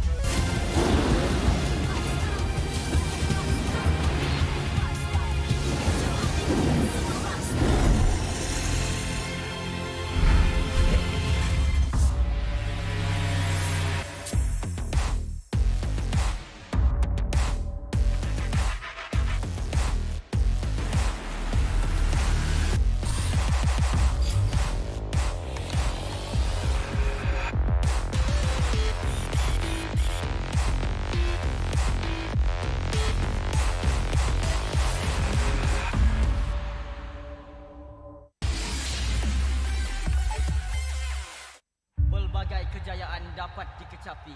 Sejarah baharu telah tercipta. Namun, setakat itu sahajakah kemampuan kita? Setiap kali ke pentas dunia, pasti kecewa. Sampai bila kita nak kalah? Ditundukkan serendah-rendahnya. Sampai bila kita nak dihina? Tiap musim harapan peminat gugur. Sampai bila nak kalah? Sampai bila nak kecewa? Setiap rakyat pasti akan melaungkan semangat, ingin mempertahankan rumah mereka. Jika patah sayap Raja Wali, bertongkat jua kita kemari. Tahun ini pastinya kemenangan semakin dicita demi menjulang nama Malaysia di pesada dunia. Di mana bumi dipijak, disitulah langit dijunjung. Stadium MBSJ Serdang Jaya secara rasminya menjadi rumah MPL MY pada tahun ini. Seterusnya, melangkah ke arena besar di Timur Tengah, di Riyadh, Arab Saudi. Juara kita bangkit menghadapi cabaran, bersedia mencipta sejarah. Utara, Timur, Barat dan Selatan, kita semua MPL MY Playoff musim ke-14 akan berhijrah ke Johor, mendekatkan lagi silaturahim MPL MY bersama. Hasrat kita semua bersatu dan bangkit dengan satu tujuan yang sama. Naikkan martabat negara, kecari juara dunia, kemuncaknya di M6. Pastikan kemenangan dan kebanggaan dikecap di rumah kita.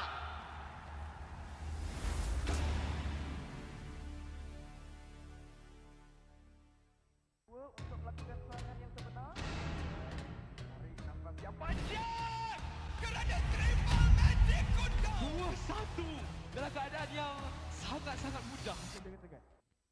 Selamat datang ke MPL Malaysia musim ke-13, di mana yang terbaik akan berentap dalam pertempuran sengit dan penuh strategi. Seperti pada musim yang lepas, 10 pasukan profesional akan bersaing selama 6 minggu dalam arena yang penuh aksi di regular season. Namun, bermula pada musim ini, cuma 6 pasukan akan layak ke play-off dan pasukan di tempat ke-7 dan ke-8 hanya dapat stay untuk musim seterusnya. Tapi sayang sekali, tiada slot ke play-off buat mereka pada musim ini. Bagi pasukan di tempat ke-10, slot musim ke-14 mereka akan diganti oleh tempat pertama MAL Conference Group. Mereka akan di-reset dan harus merebut kembali peluang melalui MAL musim kedua. Dan apa itu MAL? Mobile Legends Bang Bang Academy League adalah liga amatur di mana terlahirnya bintang-bintang baharu. 15 pasukan akan bersaing untuk meraih kejuaraan dan 2 pasukan MPL Conference Group teratas akan berpeluang merebut slot ke MPL Malaysia musim seterusnya. Okey, kembali ke MPL. Pasukan MPL Malaysia tempat ke-9 akan berentap dengan pasukan tempat kedua dari MAL Conference Group dalam pusingan MPL Malaysia Challenger Stage bersama format Best of 5 semasa Grand Final MAL musim yang pertama, di mana pemenang akan menentukan slot terakhir MPL Malaysia musim ke-14. 6 pasukan yang layak ke playoff akan berentap untuk meneruskan jalan ke Grand Final MPL Malaysia musim ke-13 dan merebut peluang untuk ke MSC 2024. Jadi, bersiap sedia. Persiapkan strategi anda. Bersedia untuk aksi profesional di pentas MPL Malaysia musim ke-13.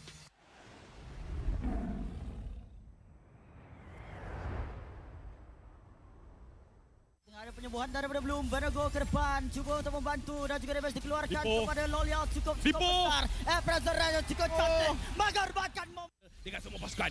Benego dan imploskan. Pada Nestra dilakukan. Benego akan diterkam oleh Tito. Penalti zone tangkap 3. Pressure Red melenyapkan Lolial. Dan sekarang ni RSCMY terpaksa melarikan diri setelah Izanami menjadi taruhan dan juga pusingan David Spin cuba menolak Momo. Ripo dikorbankan terlebih dahulu. Lot masih lagi ada. Siapa yang tekan, siapa yang push sekarang ni, namun Lolial dijatuhkan. Pengebubuyan Lolial akan membuatkan bukti. Berminat untuk mengetahui info lanjut mengenai prestasi pemain dan jadi sebahagian daripada MPL Malaysia? Layari laman rasmi MPL Malaysia sekarang.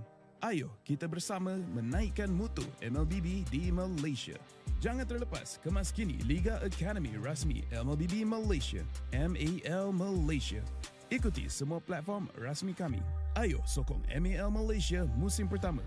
Ikuti semua platform rasmi. Semua peminat dan penyokong dijemput ke arena MPL Malaysia musim ke-13 di Serdang. Anda berpeluang berjumpa dengan pemain kegemaran anda, kumpul tanda tangan eksklusif dan sertai kempen Fan of the Season. Musim baru, line-up baru, jersey baru. Jersey telah menjadi topik hangat sejak hari pertama MPL Malaysia musim ke-13 bermula. Namun, apakah pendapat pemain dan penonton tentang jersey musim ini? You rasa jersey mana yang paling lawa? JP Niners lah. Jersey rempit, JP Niners. Macam Moon je, saya rempit. Paling lawa Barakuda. Tahu kan dia punya yang buat baju ni Choi. Choi ni baju dia memang lawa. Sejujurnya Todak. SRG. Bagi saya KGE lah. Judgement dia lain daripada lain. Apa least favourite jersey? Paling bawah sekali, I rasa I letak King Empire. Dia nampak e-sport. Tapi e-sport tu maybe 3 tahun lepas punya design. KGE paling kurang. King Empire. Orangnya handsome. Jersey-nya kurang sikit. Barakuda. Saya rasa Bounty kot. Dia design macam 90-an.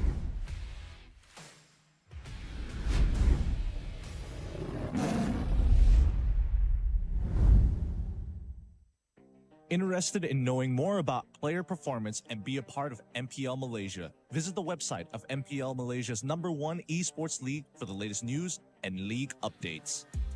Don't miss out on updates from the official MLBB Malaysia Academy League, MAL Malaysia. Follow all our official platforms. All fans are invited to the MPL Malaysia Season 13 Arena in Serdang. You will get a chance to meet your favorite players, get exclusive autographs, and join the Fan of the Season campaign.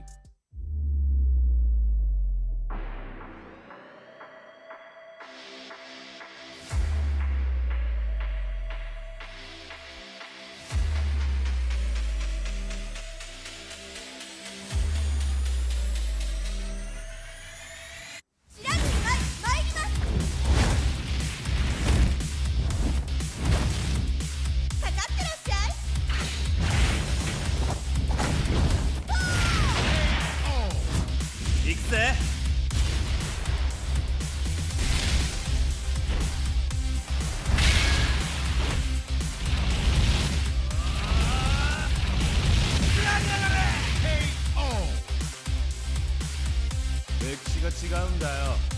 Hey, come on.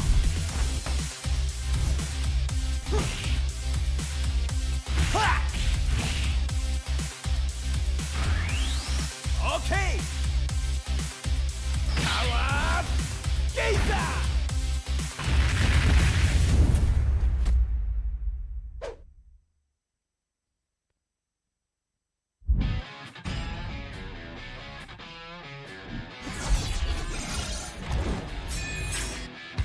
Versus satu Skylar can you do it dan Albert di sana ternyata harus hilang.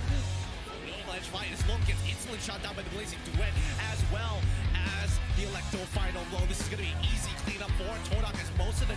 Apat yun, pero nasipa din siya yung ninakaw na sipa. Buhay pa rin ang 41! Backline already, and they're running for the lines, cutting it. David trying to drag the members of RG right underneath the turret. It's not enough though. Gray coming all the way in, he cleans it all the way up. Just no way for him to run. Just... Kita kata ada satu buah reward poin yang membuat pergerakan dari Mika terlalu benar-benar slow. Rafannya sudah tumbang.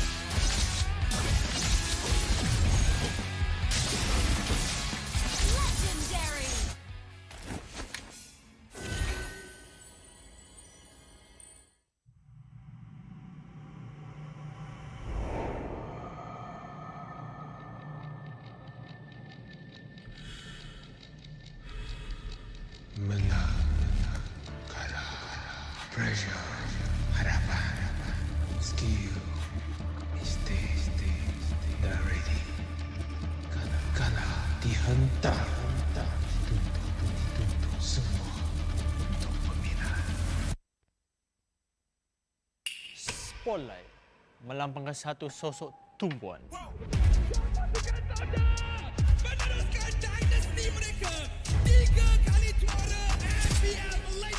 Tumpuan untuk melakukan yang terbaik. Tumpuan untuk menjadi seorang role model. Pelaburan, pengorbanan, semuanya. Sorotan itu penting. Ia membuatkan kita percaya. The supporters will witness our fights and our struggles. Memikul harapan untuk mempertahankan kemenangan. Menjadi cabaran terbesar untuk mencapai matlamat kami. Pastikan kemenangan dan kebanggaan dikecap di rumah kita. Harapan masih terpahat di hati. Untuk menjadi juara. Meneruskan legasi kami. Di bawah cahaya, semuanya menjadi lebih jelas. Underdog, kuda hitam? No, kami adalah Monster Vicious. Cahaya impian telah menerangi pentas ini. Kejayaan bukan lagi dongeng. Not just a dream. Ia arti harapan yang sebenar. Mungkin ada yang sangka bahawa harapan ini akan hilang. Tapi bukan kami.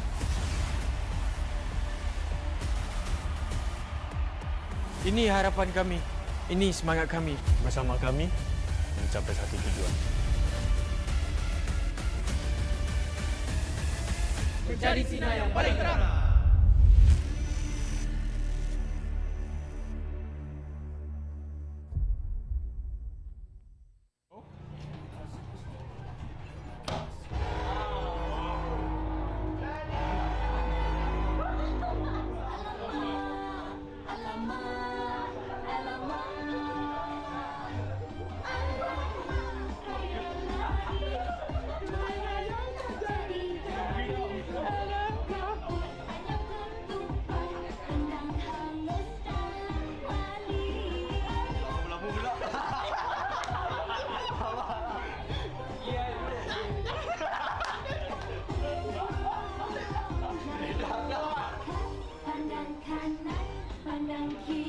Ready posing Right.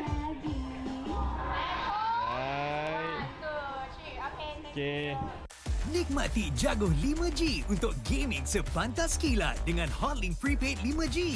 Internet 5G tanpa had dengan kelajuan 5G tanpa batas untuk layan gaming tanpa gangguan. Nikmati latensi rangkaian 5G terunggul dan gameplay termantap sepanjang malam. Semuanya hanya RM32 sebulan dengan 20% cashback. Dapatkan sekarang.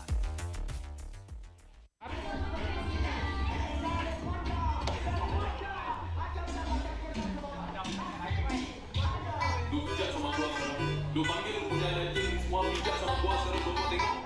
Lu jaga dia. Lu masuk sama tong dia. Gua minta. Bukan senang mau masuk ke tempat mah. Lu mau saya masuk ke bangsa yang belakang. Lu juga sama gua. Nanti gua kasih kena. Ready.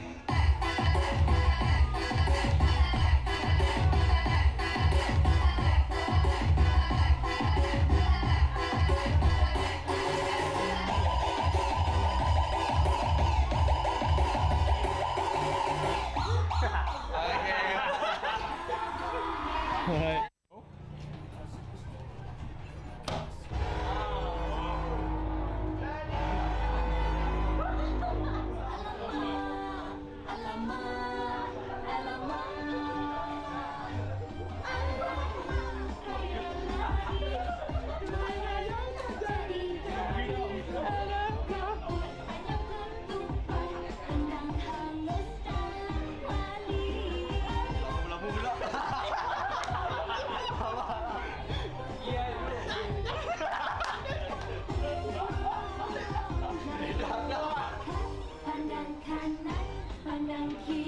Ready posing Right.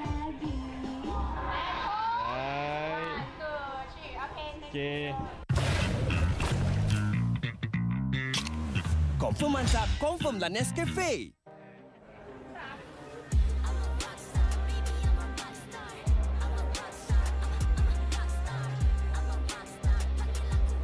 Kami akan bantai Barakuda.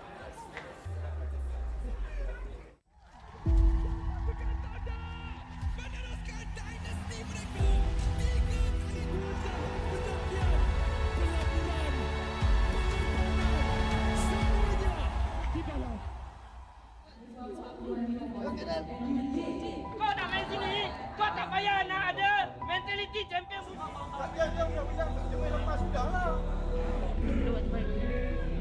Oi, kau terus gila kamu. Dah. Nak cari key, tak payah tengok.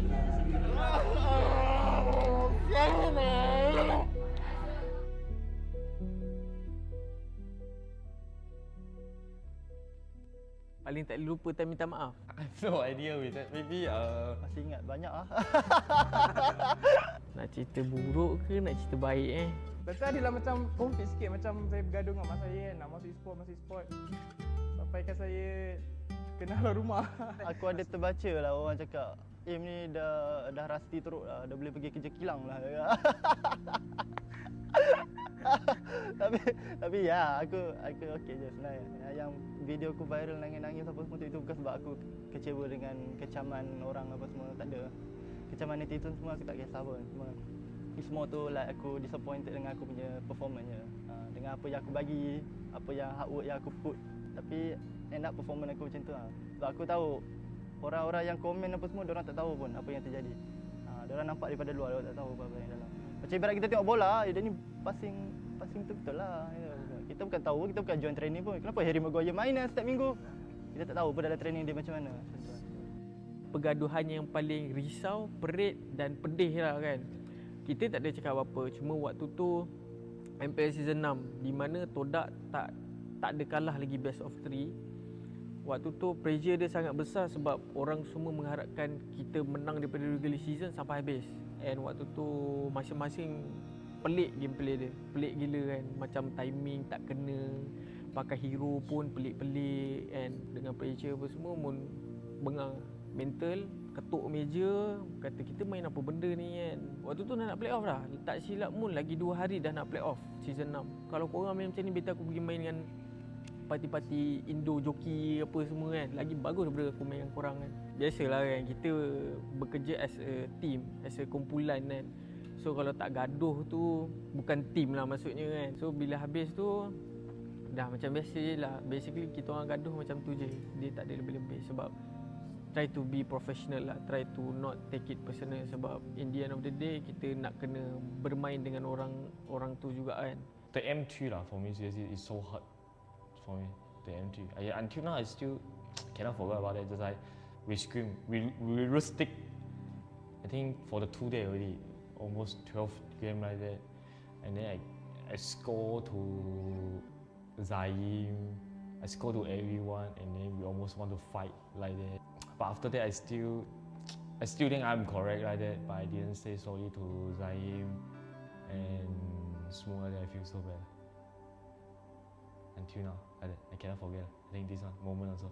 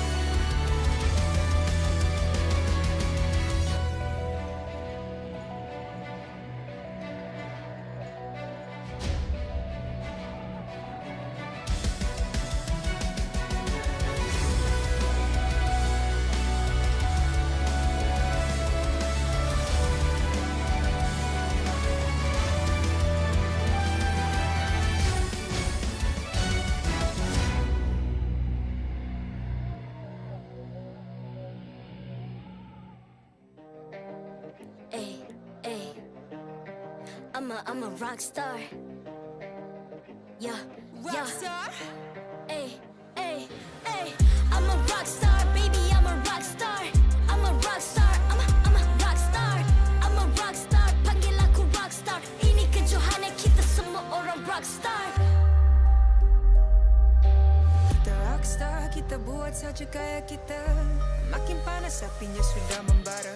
Macam mana pun ku menempuh segala.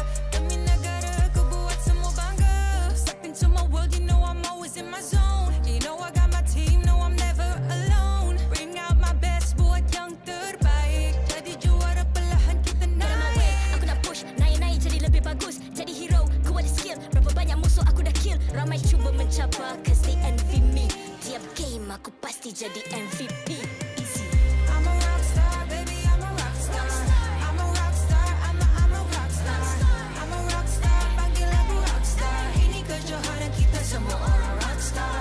I'm a rock star, baby, I'm a rock star. I'm a rock star, I'm a rock star.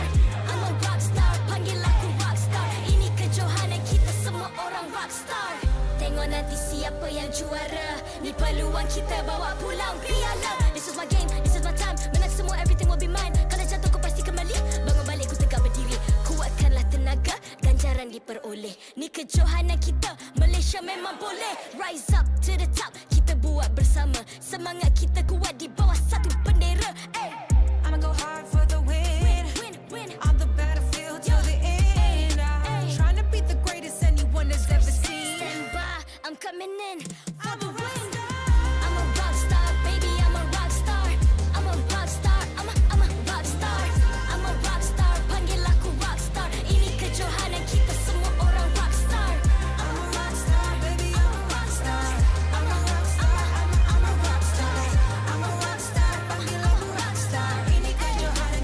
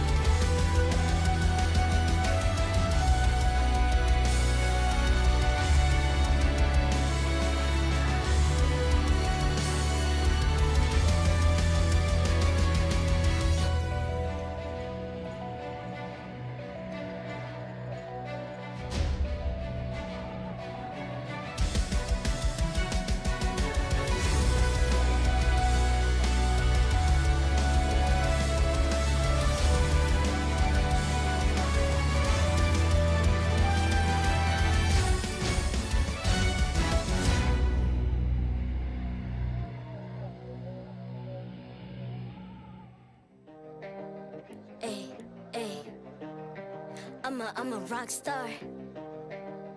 Yeah, rock star. Ay, ay, ay. I'm a rock star, baby. I'm a rock star. I'm a rock star. I'm a rock star. I'm a rock star. Panggil aku rock star. Ini kejohanan kita semua orang rock star. Kita rock star, kita buat saja gaya kita.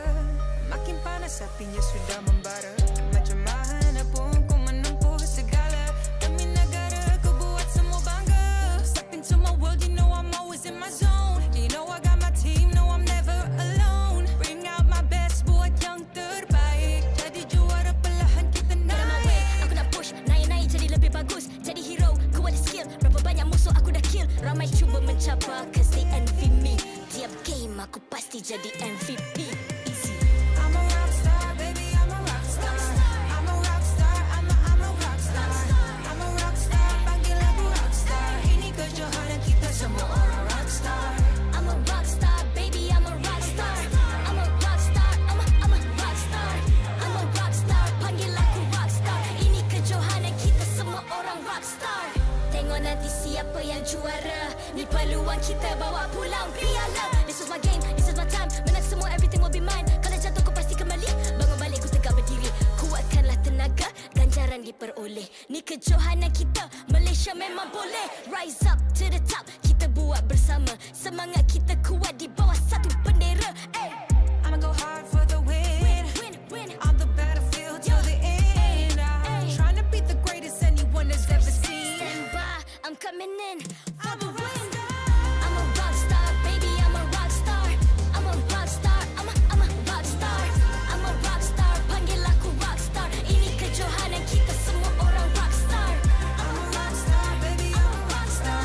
I'm a rock star, I'm a rock star. I'm a rock star, panggil aku rock star. Ini kejohanan kita semua orang rock star.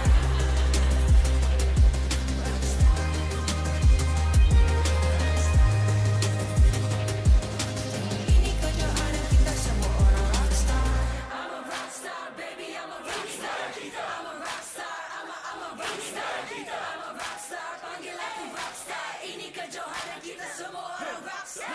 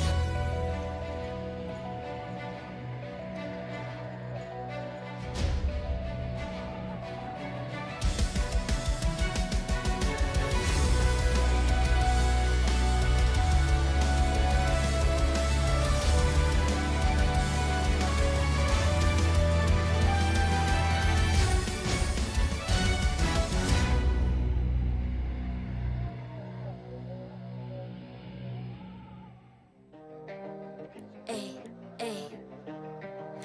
I'm a rock star.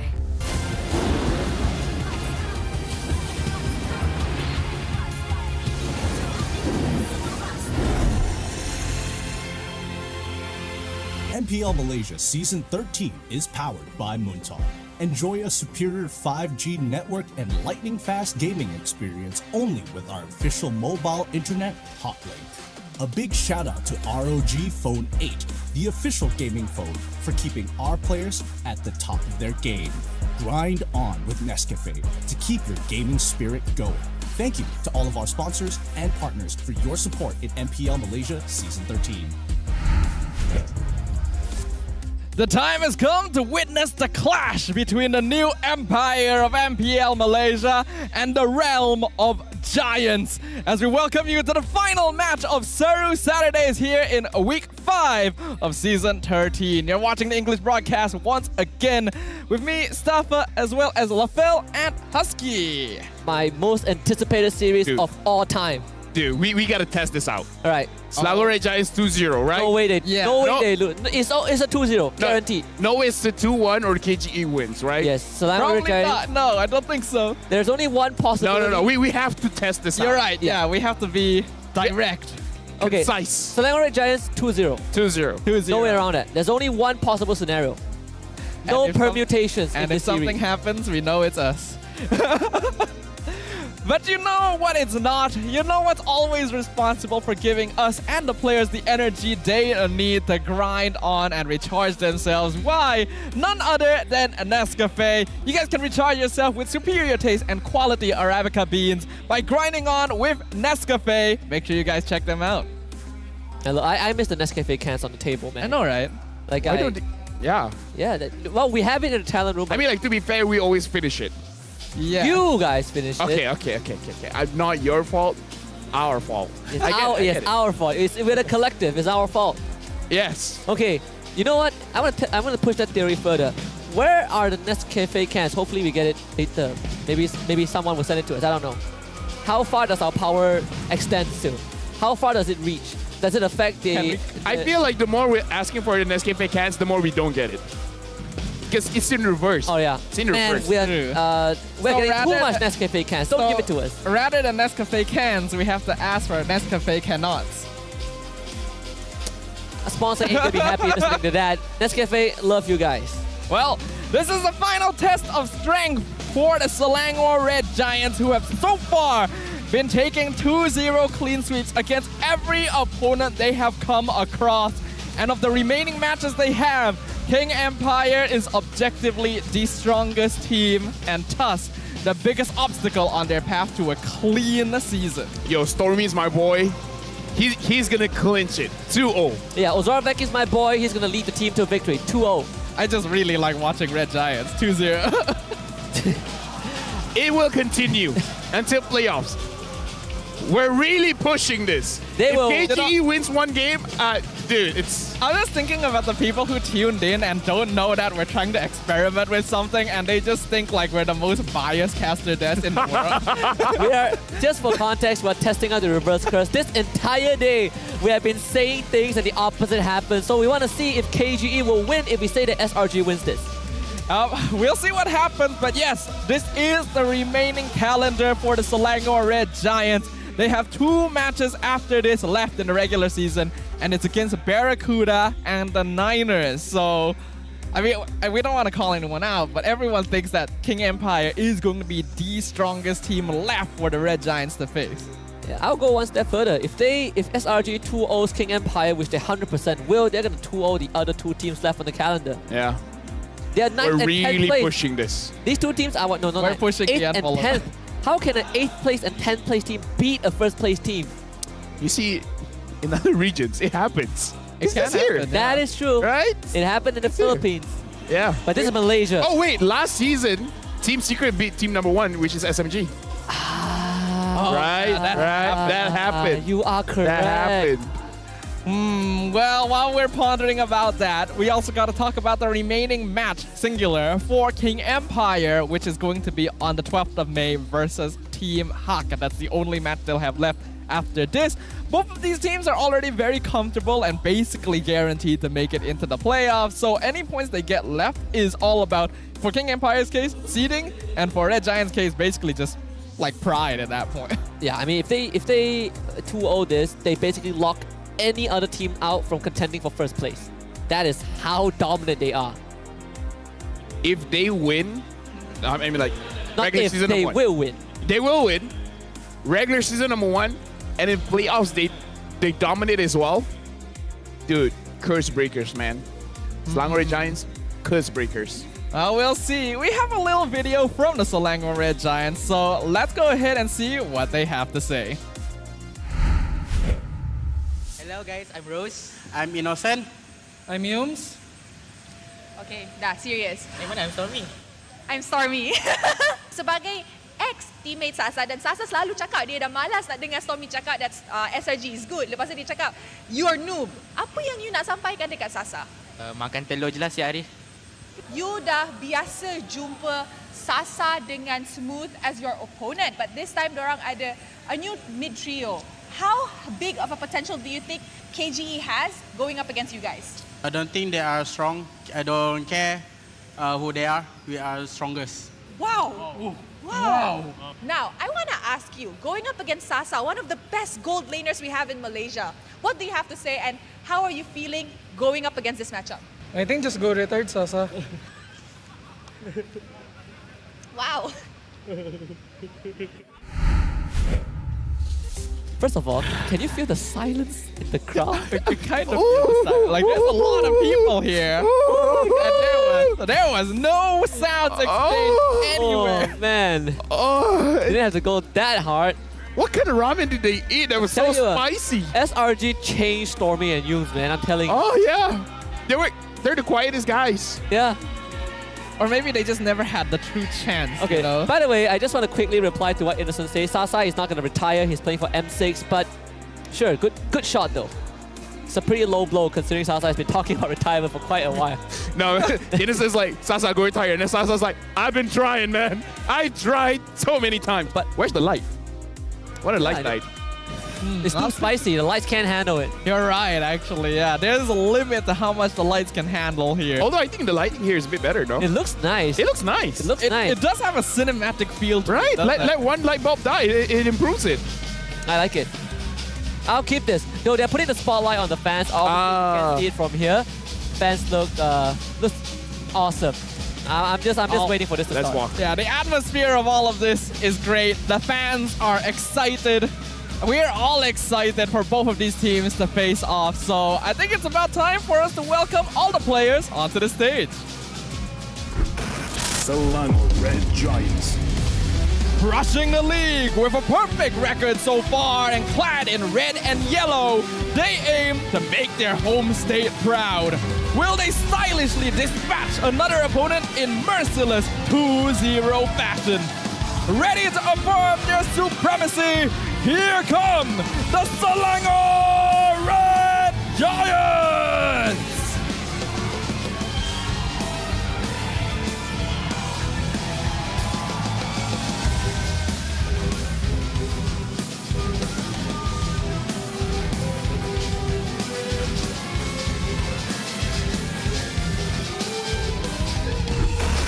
King Empire Esports. They may have barely secured victory yesterday, but the king of the jungle is ready to roar ferociously today. Still hungry for a top seed in the playoffs, they strive to shatter their opponent's flawless streak and determined to showcase their might. Let's rally behind King Empire!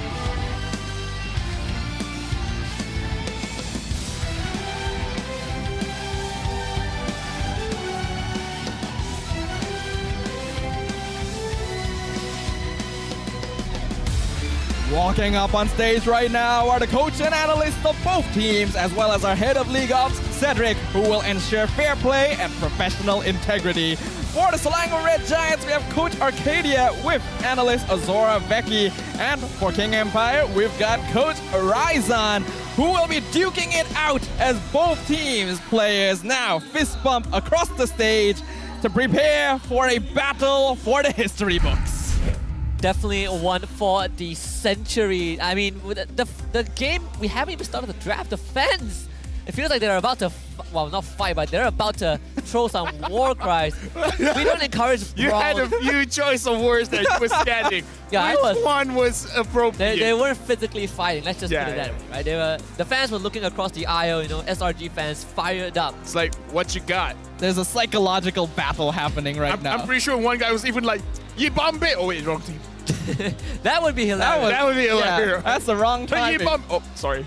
We appreciate I feel like the moment he does it, if someone does that, we will see him being physically dragged away. So, thankfully, no, not yet. Yeah. Yeah, let's avoid that kind of thing happening for now because KGE Langga. That Actually sounds nice. It's I don't think the fans would want to hear that though. GG SRG. I feel like this man is No, committing blasphemy. no, it's Prime SRG, all right? Prime SRG, yeah. Yes. There's actually blasphemy happening on the table right now. But, you know, I think a lot has happened across this season, so it's understandable. Let's talk about what's going to happen in this match. And wow, okay, we straight up have a spicy question. Straight away. Has Sasa reached his skill ceiling? I think so. Whoa, okay, straight away. Just instant agreement. Why would I disagree? I mean, our production team knows what they're talking I feel about. like I have to agree. I think it's the term was used quite loosely, but overall, I think Sasa definitely has reached the cap, right? Where it doesn't just extend to his individual plays, but we also have to look at how KGE plays as a team is Sasa-centric. So now your skill ceiling isn't just limited by your individual prowess, it's also limited by what your team can do with or without you. And right now, it's very, very revolving around Sasa. You know the thing is, if MPLY fans are watching, whatever we're saying, they're taking it with a grain of salt. We might be like, yeah, it's his ceiling's like, all right, Sasa's got a few more years in him. Yeah. He's guaranteed to play until M6. Let's just get that out of the way. Yeah, I think we can say that for certain. They announced it. They announced that he's going to play until M6. He's going to play for M6. Well, play to qualify for M6. Yeah, because the way that you said it is like, yeah, no matter what, he's in M6. He will play to qualify for M6. If their team is number 6 in the regular season playoffs, still going to M6. He's going to find a way. Like, whether he has to crawl in through the floorboards or whatever, he's going to be at M6. Apply it at any other team. Yo, you guys need a goal later. I can be an analyst too. That would actually be crazy, right? The trajectory. If he ever becomes the technical staff one day, Sasa as a coach, ooh. It's not impossible, but before we go ahead and talk about King Empire, we have to talk about the team that has been winning games and hearts across the season.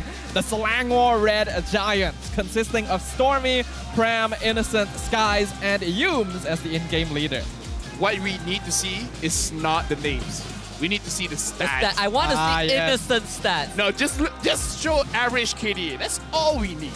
Like, I think the last time we saw the top 5 average KDA, it was 4 members of Red Giants. Yeah.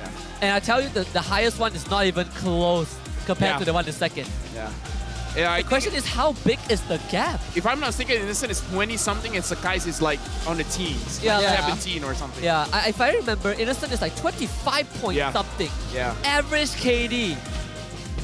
I think it did definitely go down a little bit in their previous match because I do feel like they were messing around a little bit here and there. 25.2. But doesn't matter. It's still up there, 25.2. If you can get 25.2 after playing like what, 12 games? Yeah. You are certified the best player so far. I can't even find a word for it. He's just that good right now. He's not even the Kada machine anymore. He is the Lisan Al-Gaib. Yeah. Okay, I'm pretty sure you don't get the reference. No, I feel like I've heard that before, but I It's a don't. Dune reference. Okay, I see. Well, on the opposite side, King Empire Esports. We've got Detto, in-game leader Sasa with Smooth, X-Win, as well as Sutsujin. They have been doing a little bit better recently because they were having a lose streak where teams basically figured out if you ban pocket picks, you win against this team. But how do you think they're performing right now? Well, you're saying they're getting better. I'm asking, is it enough? Because here's the thing. It's like going up against Selangor Red Giants, just preparing is not enough. Yeah. You need to prepare and you need to get lucky. It's one of those few situations where you can do all the preparation in the world, but the performance in the game is actually what matters, right? You can give them the best possible draft, and there's still a chance that SRG finds a way around it. I know we saw them play against Monster Vicious yesterday. They came out, 2-1, and we get to see Sutsujin on kind of a Roger jungler. But I think it's not enough to convince a lot of people that they have found a different way around the current core problem, which is pocket picks getting banned. And then when you look at SRG on the side of course Arcadia, this guy has an all-time win rate of 100%. 100%. Well, we know SRG has a 100% win rate this season, so obviously Coach Arcadia will have a 100% win rate as well. But It is incredible to see. You can see that his most picked heroes actually both Stormies. We got 6 picks on Valentina, 5 on Nana, and then 5 on Roger. Other than that, we know that Red Giants tends to have a wider hero pool. The question is, he did say, well, the player said during an interview that there will be a game where they will be bringing something that they haven't brought before, a surprise pick. If it's a surprise Hanzo, I would be euphoric if I saw that. And just to make the stats even more crazier, every single player on SRG, every single hero that they've touched has a 100% win rate because they've not lost a single game. Yeah. Right? Not let alone series, they have not lost a single game. They played like what 6 best of 3s and it's all 2-0s. All of them. Oh. All right. All right. I hope you get the worst of luck. I hope you get the worst of luck. Oh, here it comes. Oh! What? All right. Oh my Okay, goodness. well, It reverse worked. curse, It reverse worked. curse. Who's gonna get? Get the Machinery Masha. I mean, I hope that's what he wanted. I mean, And- Masha's meta. Can you complain? 30 draws for True, it. true. You could have easily missed any of the blocks. And Our it's pretty reverse good. curse worked. Yes, it's working. It's actually pretty funny because that's the second time we've seen someone roll the King of Fighters, and both of them have had the same line completed. Either way, though, Coach Orzorveki, what does he have to say? We asked, are you the one who prepared the memes? And Orzorveki will say, yes, they are spontaneous ideas. He thinks about it, he does it, so wait for more memes. Man is How do a you make meme that man. face in WhatsApp? I think we just copy-paste it. Yeah, you can copy paste it for sure. What is this? Wait. I'm telling you, they did it with Bounty last time, and now they're doing it with KG. I love it. Wait. No. Keep it on. I want to read the cover. Now the cover says like 5 interesting caves to visit that you must visit To see a lion? in Malaysia. Yeah. In case you guys don't know, here in Malaysia, if you lose, you hide out in a cave Yes. for a week until your yes. next match. Nah, so kind of them to find a new home for. Yeah. No, not a new home, a shelter for KGE. So it's not a tourist brochure, it's real estate. Yeah.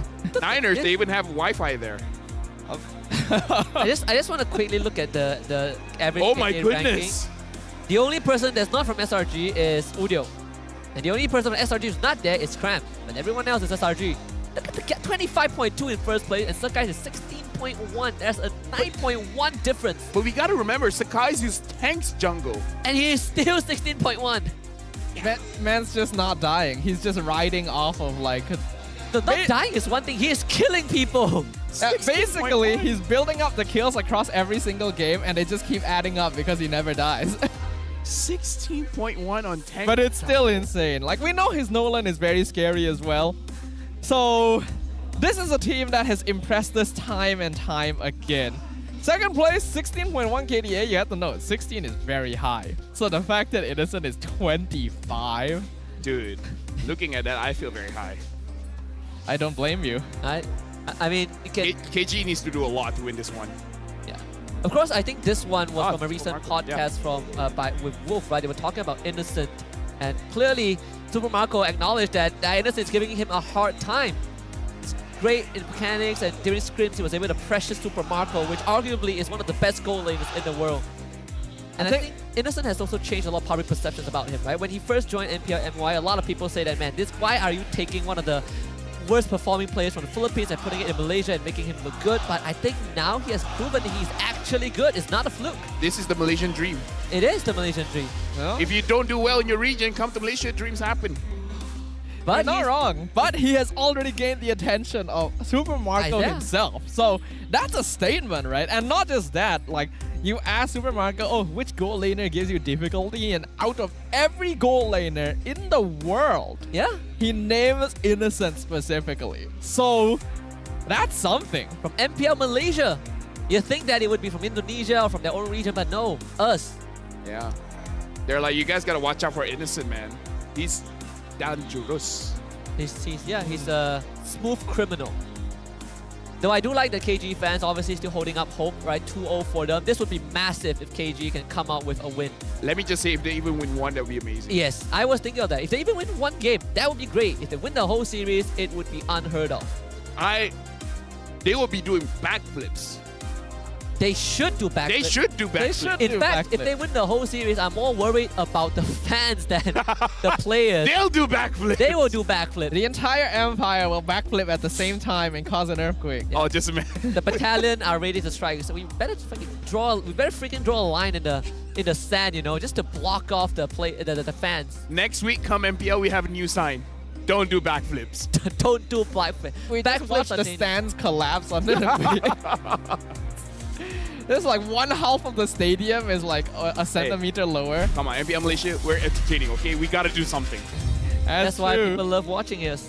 Oh, well, speaking of doing something, it's about time to get things started with the draft for game number 1. We got King Empire on the blue side, Selangor Red Giants on the red side, the Nolan and Chip ban by King Empire, and Red Giants. I'm sure we're going to expect the Benedetta and Novaria at some point, but they'll get rid of Angela first. Wow, actually, this is a bit different. I was expecting the Novaria ban, you know, either Novaria or Grok, one of it on the list. But the Angela ban, I feel like it's something that is slightly rarer, but it is one of SRG's most banned heroes overall, right, of all time in this tournament so far. I see lots of prey. You can see the Roger ban KG just giving a lot of respect over to Innocent, but this also blocks off any potential for Susuji to flex that, which we have seen yesterday. I mean, you gotta make compromises as KGE. They're opening both Novaria as well as Harif. So if SRG bans out the Novaria, KGE can pick up the Harif, and there won't be any, you know, contest for that. Like, you can't fight against the That Harif. is true, but you are leaving Grok over to SRG, right? The first 2 picks on red side could theoretically feel quite nice for them. And there's also the Matilda in question, right? Like, is the theory of Matilda not being priority going to stay for the series? I get the feeling it is, right? And honestly, I feel like even if SRG were to let, and they let both Novaria and Harif through, I feel like King Empire might prioritize Harif, even though like Detto has a 100% win rate on Novaria. Yeah, they do. They gotta take Harif.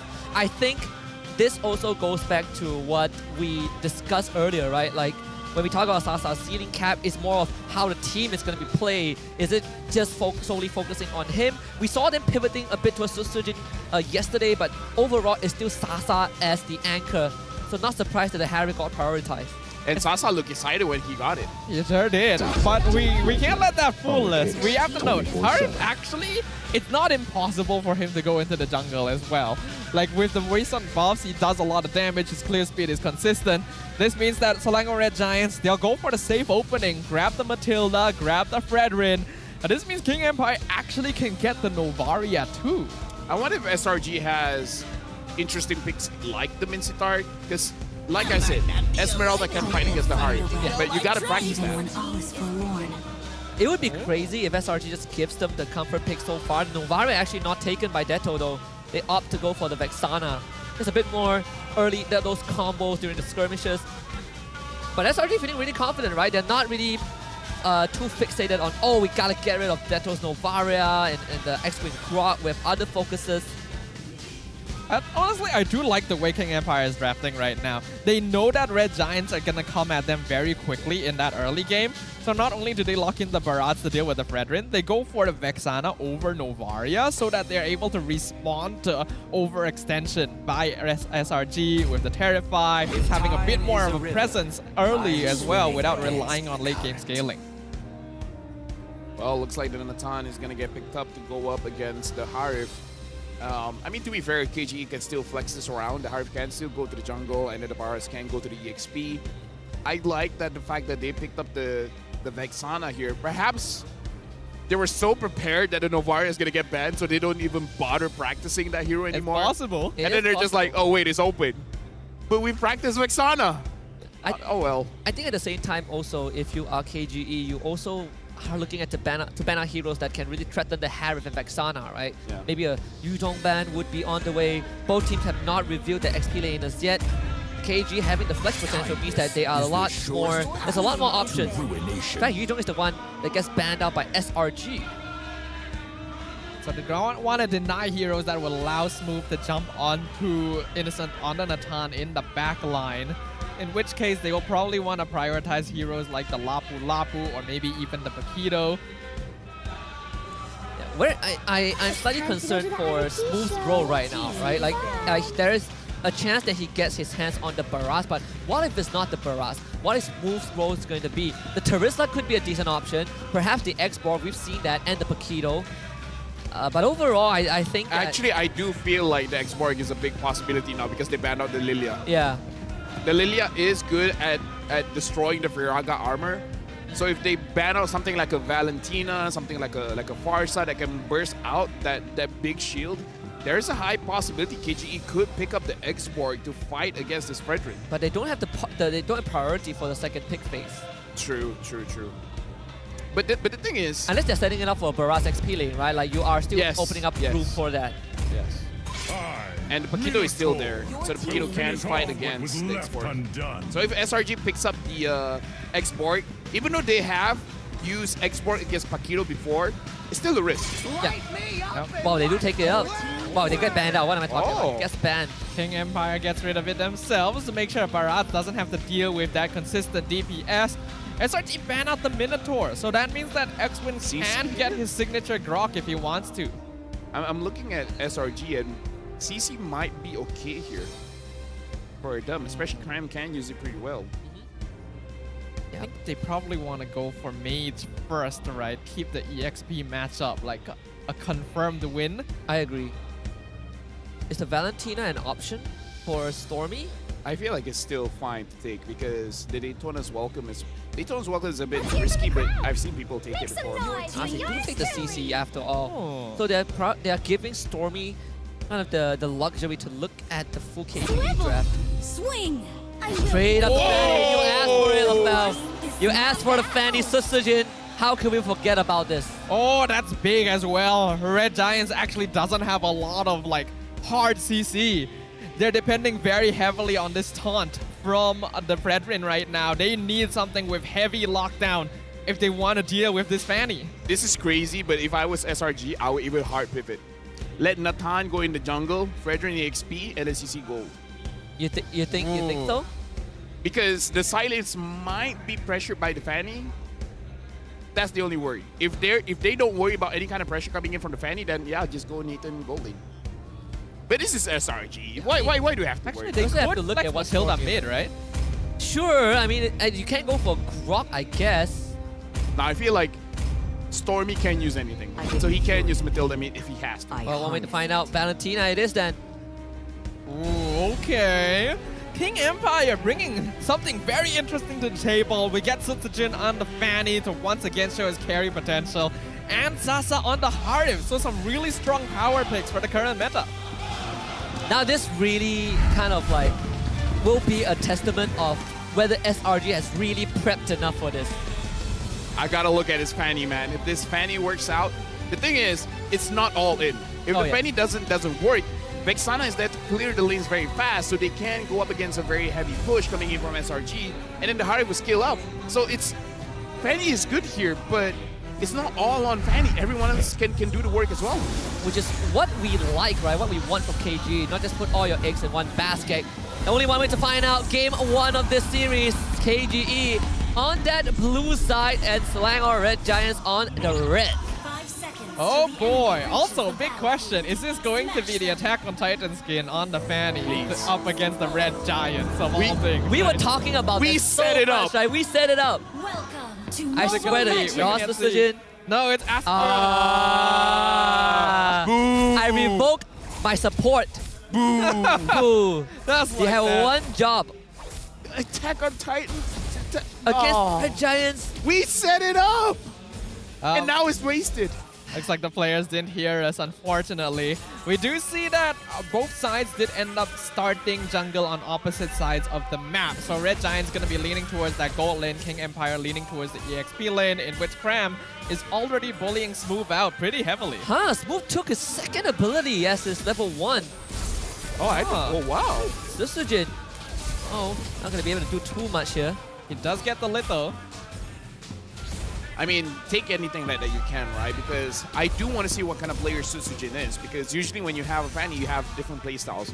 One that you invade the jungle very, very heavily because there's a lot of walls there that you can abuse to dish out a lot of damage. That's number 1. Number 2 is that the moment you get level 4, you go to the side lanes. Number 3 is that you want to wait for your items and then you want to go in. Sitsujin already level 4, going to be near the EXP lane to contest against the turtle. Looks like he's not gonna take the risk of trying to dive onto Cram instead. Most likely, they'll want to target the mid or gold lane.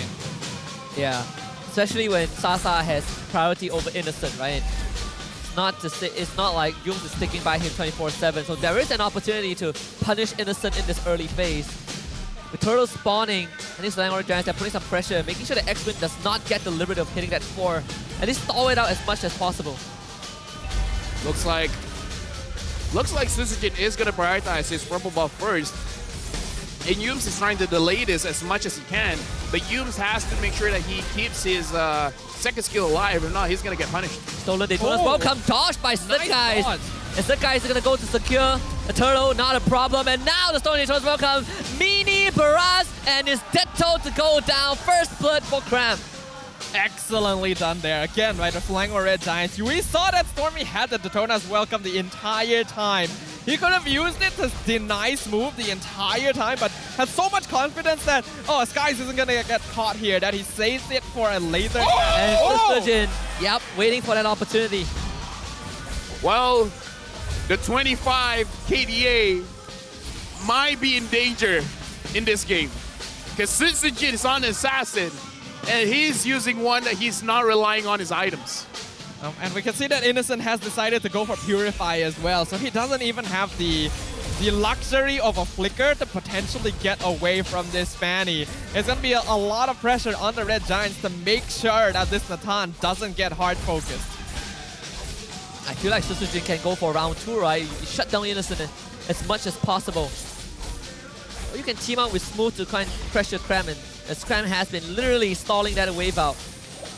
Because I'm feeling Sissujin, I think what he wants to do is get his Blade of Heptases first and then go crazy. Because right now, when it comes to both junglers, technically they kill the camps roughly at the same time, but the mobility coming in from the steel cables make it so that the Fanny farms much faster. So I think he just wants a lot more GPM before he really engages onto anything. Well, they catch the Kais. There's a lot of combos being used. Circling Eagle also expanded. Sasa, it's not gonna run into Sakai. Bit of a contest. I mean, SRG, they wanted to get the purple buff away. They'll come back and try for round 2. Wow. And Sakai tries to go for Sakai. Actually gets the purple buff. Now he needs to get away. Finds safety with the dash. Stormy is going to be eaten up. Perhaps sacrifice. Yums will be attempt to save him, but the damage from Detto, not enough! Yums saves him, and Cram comes in for the pickup onto Smooth. Talk about the connection between Yums and Stormy, man. Like, that was clutch. We knew they're good mid combo, but man, seeing it like this again really cements it in. Firstly, the guiding winds to basically provide a portable Appraiser's Wrath was already massive. Not to mention Skies being able to escape at half HP, but pulling Stormy out of that situation, we have to remember, Yums was one of the premier Matilda players here in MPL MY a few seasons ago. Now he's just gonna use that circling Eagle first. Cram looking for Sissujin. Ouch. Able to force him away. He still gets the orange buff. Turtle for SRG though. And the only lane left that is under slight pressure is gonna be Innocent's lane, but I think he's doing just fine. I mean, I don't know, man. I kind of feel like Sissujin farming is great and all, but you gotta stop. At this point, you gotta try to get some kills, especially with Innocent. Yeah, missing the Earth Shatter doesn't do them any good either. I don't think they would have enough damage overall, not at this point. But SRG just like that, through these more incremental decisions. However, 1,000 gold lead. Up 1,000. Definitely not a lot 5 minutes in, but it can make an impact, especially once you get around the timing of those first and second items, where there are going to be clean windows for the Selangor Red Giants to take advantage of and start fights against. So King Empire needs to be very careful about those timings. I'm worried about Smooth though. He doesn't get to be in his lane. One on tier 1 gone already. Right now, looking at the damage coming in from Detto, he can do a lot of damage onto Yums. So Selangor Red Giants, they gotta make sure that they don't clump up so that they don't get a lot of damage coming in from the Eternal Guard.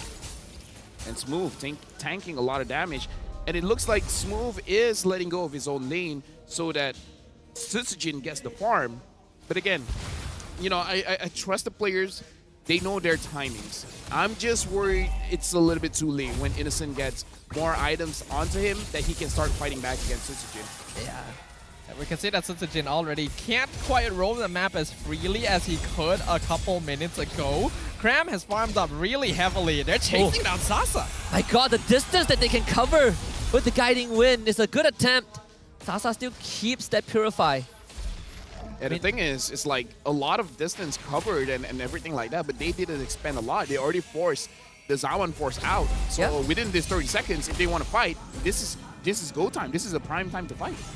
Cram, he shoved the bot wave and suddenly he's already mid. X-Win did find a catch onto Yums though. They need the damage to burst him, but Yums has to Purify and he ends up getting away. Now third turtle spawning just at the exact time. Sutsujin needs the purple, which means SRG gets priority and eventually will secure this turtle. The rotations from the Red Giants still looking very clean overall. They understand exactly where everyone needs to be at what time to take advantage of the windows of opportunity. And Sutsujin is going to try to get a kill at least, finds it onto Yums. And in the meantime, Sasa gets the top tier 1, so not all hope is lost. SRG still dropping some kills, and now back for round number 2. Sutsujin this time not able to get much done, but keeps that structure safe. But I would say that was good cable management because he makes sure that he's not all in. He goes in, but he already has one cable going out. So even though he gets taunted, he's already flying towards somewhere safe. So I like the respect that he goes in, that he wants to get Innocent, but he's fully aware that Innocent is not alone. Someone is there to protect him. I think Sutsujin has been doing a very good job on the Fanny. Oh my goodness. Look at that. He's probably just waiting for his items, and now that he has it, he's more confident to go in for the kill. Yeah, all three kills from KG are on Sutsujin. Starting to become a threat to SRG, a legitimate threat. I think this is probably the best Fanny gameplay we have seen so far this season. There haven't been a lot of Fanny picks, but this looks the cleanest overall. Sutsujin 3-0 already. I imagine he's got 2 items complete at least, and that means that players like Innocent and Yums are at a very big risk most of the time if even Cram can't actually survive it. Ditto right now already has the glowing wand, so he can deal significant damage against the front lines here. Speaking of front lines, he's taking quite a lot of damage, but Slangory Giants, they're not using everything on him just yet. Oh, now they will. Entropy out. Smooth, not finished off yet. Yums doesn't have the damage, but they somehow were able to find Detto. Stormy retreats back to his team. Here comes Sutsujin to try and find the collection. The 4th kill for him, and it's Yums who goes down. That guy hasn't to be done just yet. Another taunt. Stormy playing with fire. The KG force backed, and now SRG. They want this mid tier 1, so guys, another taunt. X-Win goes down. The juggling from XRG, just a bit overwhelming. And now coming back around. This time, so guys! Way too good! That's insane! Inhuman reactions! He basically read that. He knew where Sutsujin was coming, caught him halfway, got the taunt, and set up the double kill. He's like, yo, I play Fanny too, you know. I know how you're gonna come in. That was an amazing taunt. That is legitimately a display of skill and mastery from these guys there. If that deserves like play of the day at least. He got the knockout right as the cables expire. Can you believe it? This man. And I think the craziest thing was that they got a shutdown streak on a 4-0 Sutsujin. And now Sutsujin, he's gonna have to reset a little bit, while Stormy going for the challenge was a bit underestimating of Sutsujin's capability. So Sutsujin finds himself another kill, a free one, in fact. Still though, this Lord. Honestly, props to Sutsujin. He's been trying his best to get some trades wherever he can find them. If not for these little kills he's been able to pick up here and there, the Red Giants would be in full control of the game already. And despite all that, they still have a 4K lead. Oh, Conceal. Can you believe it though? Conceal. Does you smell this? I think you do. X-Win forward, only getting onto Guys, and that is not good enough. Innocent will find that kill, and now it's going to be the rest of SRG piling on the KGE. Sasa is not able to put on any damage output. X-Win and Detto removed from the fight. SRG extends that lead. 2 more kills secured, and Innocent looking for number 3. No minion wave yet, but SRG is waiting for the next to clear out this tier 2. Felt like there was a bit of a disconnect there. X-Win dived very deep to get that catch, and then the moment he failed, the King Empire was just like, we gotta abandon you right now. And Stolen Daytona's welcome. They're gonna go on to Smooth, and Smooth cannot react in time, but the damage just not enough. They need a bit more. They get the flicker out of Smooth. I gotta say, Slangory Giants is playing so well around this Harif, because they're making sure that they trigger the Zaman Force and then immediately goes out. Like, we don't see them committing any kind of fight. The moment is on. Susujin is able to get the purple buff, and Cram dealing the highest damage on the CC. Yeah. Susujin is single-handedly keeping KGE alive and afloat. Interestingly enough, there is the tiny purple buff still left over there. Red Giants will probably want to deal with that if they want to make sure their buff is going to respawn. We see the Holy Crystal completed by Sasa. So again, very greedy third item to go for as much DPS as possible. The same build by Innocent, who is currently 2k ahead of his opponent gold laner. So a lot of this net worth just front-loaded onto the gold laner. Oh! Susujin! Hey, able to get Stormy with the lethal ignition. SRG really still want to fight this though. Detto flickers the safety. Susujin also on the retreat. Cram now not looking too healthy. Able to bounce out the guys. A taunt on the Sasa and next win. They eat their Appraisal's Grass. Susujin coming back in. This time getting innocent. Yo, what? And Susujin gets out with daylight murder. This is why we enjoy Assassin Jungle, man. The plays. Just plays. Susujin is legitimately the savior of King Empire. If not for him, Red Giants would have won the game already. Despite that, Cram still able to get a free 1-for-1 trade. Honestly, 1 versus 2 in the mid lane onto Smooth. Red Giants, the only threat right now is this Fanny. This is what stands in between them and a potential clean sweep. Now, dude, this is good from Selangor Giants. They actually don't kill the little one, just so that Susujin cannot do that. He cannot steal the buff, but that's impressive. Susujin is fast. Like, we really don't get to see him play Fanny, but we really should get to see it more. If the teams let him, I mean, SRG gave him a literal freebie with this pick. He needs to win this one, because I don't think he's getting it again. Yeah, no this chance. is his only chance. So guys, he's alone. Able to dash away though. Has the Eternal Guardian dropped? How did he get that timing? My goodness. It's normally a straight chain from the onward into the Earth Shatter. I think tough boots. You gotta be a bit faster. Yeah, that with makes the sense. Eternal Guardian, yeah. The timing can be thrown off a bit. But Susujin's angle right now is promising. Does Sakai see him? Yeah, I think Sky saw him. Innocent. Oh, he's gonna go for it. Entropy used. Alright. With the Lord dropping low. Rush it down. Susujin this time. Not gonna get it. And X-Win might be sacrificed though. He's gonna be taunted up and delivered to Innocent. Lord number 2 for SRG. Plays are still clean coming in from the Red Giants here. The only way King Empire is getting these advantages is by really opportunistic plays coming out of Susujin. He's currently 7-1. That catch in the mid lane by Sky is his only death so far. So he still has a lot of damage to be wary about. And King Empire really needs to play around him. They told us no! On the Cram. I think they have the damage. Stormy gets this revenge in the jungle.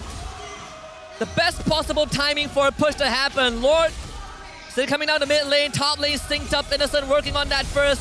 Entropy to try and push Detto away. Yum's doing the same. He brings that guys into the middle of everything to look for Sasa, and Sasa looking to retreat. They told us welcome from Smooth, but he's not going to be able to do much. Sakai still gets away after all of that, and Cram is already on the Crystal. SRG, they're fighting 3 different fights at a single time, and it's just overwhelming.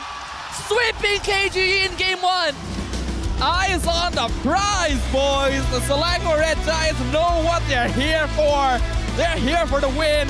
They're here for the clean sweep. They don't care what they have to do to get it. An easy victory despite Susujin's best efforts. I'm speechless, man.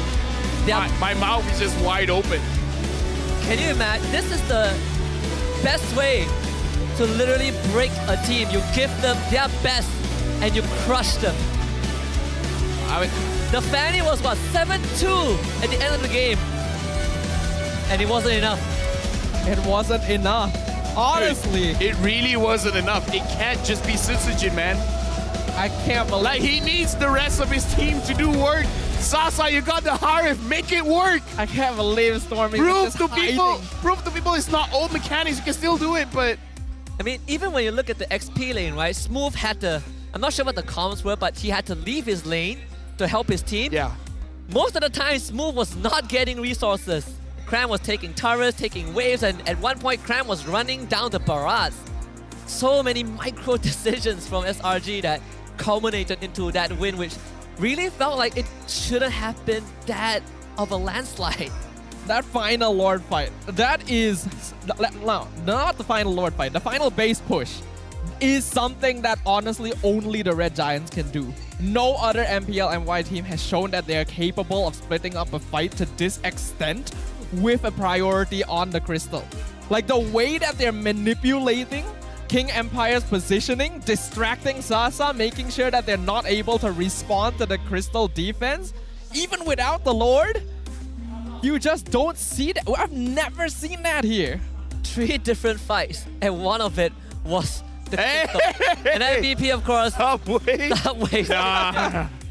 There it is. It's Cram, our CC for game 1. He's no. Yo! Are they showing Yoni in the cave? Going cave diving. I didn't think they would have contents in that book as well. I thought it was just the cover. Well prepared. If that was me, I would just come with the empty book, man. They put in effort. They put in effort, seriously. And it's all printed in color too. Yeah. That's expensive. It has color on it. But Cram, like, he doesn't get a chance to shine very much. Support emblem. Interesting. Oh. Support More emblem. healing from the passive, Embrace Might. Yeah. And Festival of Blood, and Oracle, and War Axe. Having Inspire as well, making sure that the cooldown is very, very low.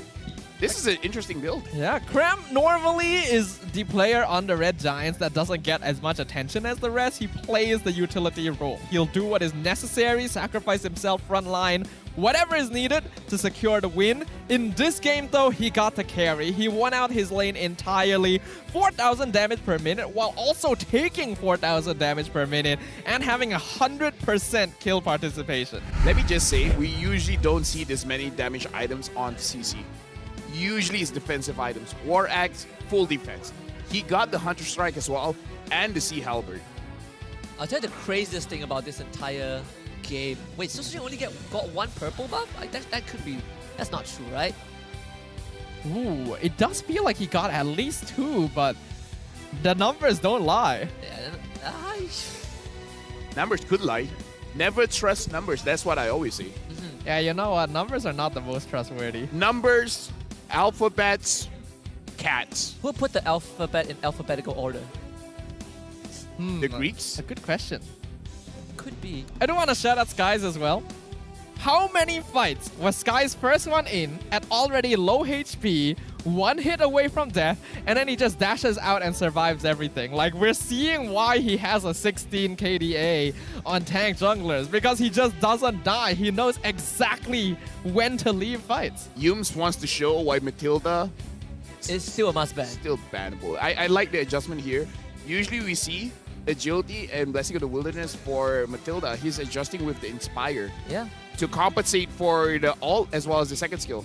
I mean, we were literally talking about this, right? Matilda, the sample size between Todak and RSJMY is a bit too small. Matilda, at the end of the day, you still rely on your team, right? And you look at the synergy of SRG, how the heroes work with the Matilda. They must have practiced this to a T. The amount of combos that they come out with. When was the last time you see a Valentina steal Daytona's Welcome and not Eternal Guardian? And not Primal Wrath? Honestly, I think we've been seeing it a lot this season. Yeah. Daytona's Welcome? Yeah, we have seen a lot of tiny Barats eating people. Even tiny Barats eating the big Barats. Like, this is Valentina's true strength. She's ever evolving. There's no meta that she like. If that hero is meta, Valentina can also be. She's meta. evolving backwards into the Jurassic era. Devolving. You gotta do what you gotta do, you know?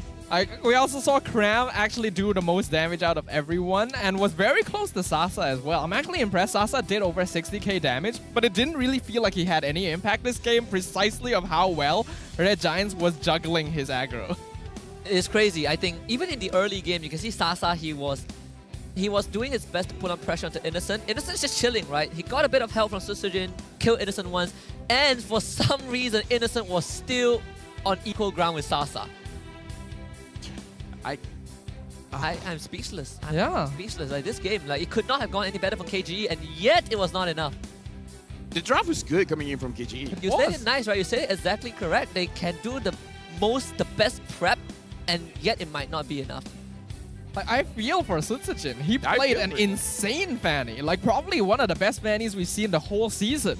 people sometimes give him flack, like especially when they lost to Homeboys, right? And they lost to Todak. We're like, man, what is Susujin doing? He gets his best pick and he becomes the only one who has a noticeable impact on the game. Man cannot catch a break.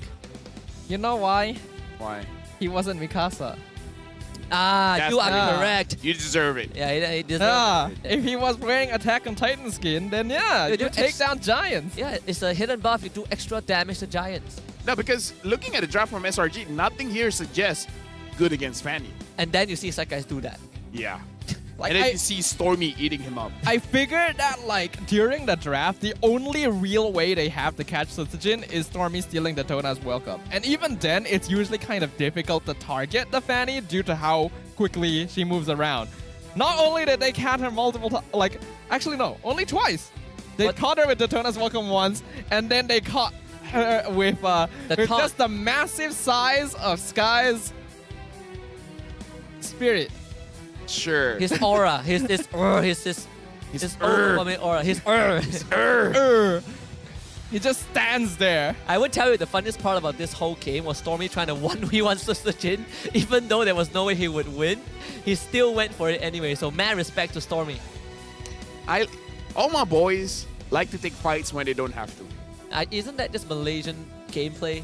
That's why they're my boys. I think this is Malaysia gameplay refined to the max. Should I take this fight? No. Will I? Yes. Because if they don't expect me to take the fight, they would not be ready. Yeah, exactly. Honestly, it works, right? Because if Susujin catches Stormy by himself, he knows Stormy knows that he's most likely not going to be able to escape. So why not fight back and lower Susujin's HP enough that he can not chase anyone else? I know why. It's the law of the prison. You fight against the biggest guy there. And Susujin, the biggest guy there, if is you like... take down the biggest guy, you break everyone else. And that's what they did. They completely... They took down Susujin and then it's all over. It's crazy. Prison meta. Yeah, exactly. Like, there's not much we can say about it. It was such clean gameplay. We thought maybe King Empire has a chance because Susujin was playing like godly Fanny. But still not enough. Innocent being the rich guy, 855, not the highest GPM, but solid. Cram being both the carry and the best wingman, so doing the most damage, applying pressure, having the most assists, and Smooth, unfortunately, not only forced to not be able to farm his lane, but also to have to tank damage for the rest of his team. From a Benedetta to a Barrage. I'm telling you, the Benedetta has been kind of like the pick that allows Smooth to do more than he can do on other heroes. Like maybe Lapu Lapu is a close second, or maybe Yu Zhong, but Benedetta has always been the one that separates him from the rest of the hero pool. I can feel Smooth. There's this one hero he wish was meta. Alice. Oh? His Alice and his Uranus was the start of his amazing career as an EXP laner. Those old days. Old days, man. Old days. Well, let's have a look at the highlights once again. Because we can see that Selangor Giants again came out of the gate running here, getting some really clean catches, getting some really clean escapes, showing that Matilda is still worthy of being respected. I just want to wait for that Sakai's moment, man. That one is so sick. Like catching Fanny is one thing, but catching her off the cable. I think it's soon to be this one. Here it comes. Down here, Here it comes. And look at that. He dashes straight towards the Fanny. Just eats it up. 2.8k damage. They were not ready for that one. Like, who could be ready for that? I mean, like, I'm gonna cable in. No one's gonna dash into me, right? Any sane Fanny player will look at that situation and be like, there is no way I die. Yeah. He's like... And we can't even blame him. And then here as well, Stormy just waiting for the ambush with the Daytona's welcome at the perfect time too, when the Lord is pushing in. Sky's juking out damage, Stormy taking time away from Sasa, Cram on top of the crystal. It was perfect. Like, the execution is above and beyond anything we've seen. An abomination. Feel bad for Susujin. Yeah. Not Sakai's. Sakai's feels good. Feels really Guys, good. very good. He literally stopped her. Sakai's feel strong. He literally just stood there and stopped Fanny with his abs. Sakai's feel strong. Sakai's Sakai's win. I am Sakai. I am Sakai's. Okay, real question. What else can KG do going into game 2? If it was week 6, they could have used Hellcurt. But you still can't use Hellcurt. You gotta wait one more week. But then I remember back then. Saber, nah. Then I remember back then when Stormy played mid Hellcurt. Oh, that's Stormy used mid Hellcurt. Stormy used Julian, and both of those were monstrous. Also mid Grok. That's why he picks Valentina, because he can be anyone he wants to be. Yeah, actually. I feel like from the very start, I've always thought Stormy plays Valentina so that he can steal whatever he wants. But he will prioritize Decimate if it's You know the there. craziest thing? The craziest thing. He doesn't even practice that much. Really? My rank and him is not far apart. I know Really? I know you just hit Glory, right? You just hit like 50 Yeah, he plus just stuff. hit 50 something. Him too? Yeah. No, I think he hit 50-ish like last week. Everyone else has hundreds. He's just on the teens. And it's like, okay, now I got to get to the, tens. It's like, KPI, let me just win some ranking. Feels bad for the guy who, like, after years of playing, finally hits Mythical Glory, and his first opponent is Stormy. Oh, yeah. Right, like people Stormy is literally smurfing at this point. Right, like people would be like, oh, these pro players, we're not gonna see them until we are like in the hundreds. This guy logs in, get votes into a game, see Stormy on the other side. What do? You just go into the loading screen, you see SRG, Stormy. And it's like, oh. You just curl up and cry, I guess. KG can't cry though, they gotta win this game. They gotta get at least 1 point. What can they do? They got given power picks as well, like straight up. Let's take a break for a moment and look at the power distribution between guys. And Oh my god. Oh my, that's gross. How is this fair? 16.7 to 4.4. By the way, 16.7 was updated from just now. I've never seen a chart this big. Yo, I gotta put this on Instagram. This is crazy. Like, Production, don't so take it well. away. Don't take it away. Sutsujin played so well on the Fanny previously. And we just look at him here. It's not as if his shape is even that small compared to like some of the other power distributions we've seen in the past. Sky's is just ginormous. It's the size of the sky itself. Sky's the limit. This guy is literally a force of nature. He's a one-man armada. This is You look at unfair Sakai's comparison. last season, you wouldn't be expecting stats like this. You would normally think that 16.7 is enough for the average KDA to hit the tip of the hexagon, but then I realized that the reason it's not at the tip of the hexagon is because of Innocent. No, here's the thing. If he was a damage dealer, right, getting a lot of kills, not a lot of deaths, and you get like on the teens KDA, yeah, it makes sense. If that was Innocent, I would believe you. But it's Skies. He's using stuff like Guinevere, Akai. Oh, dude. Okay, what did Sasa say? We asked, is Sasa ready to defeat SRG? And he says yes, because Stormy, my best friend, is there.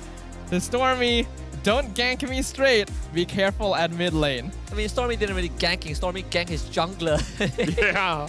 He ganks the... Go for the biggest guy. Stormy just ganked whoever he wanted. It didn't matter. I like how Sasa, I'll never forget Sasa saying that he's sick of Stormy saying that SRG is the better team. But right now, they are. They're kind of proving it.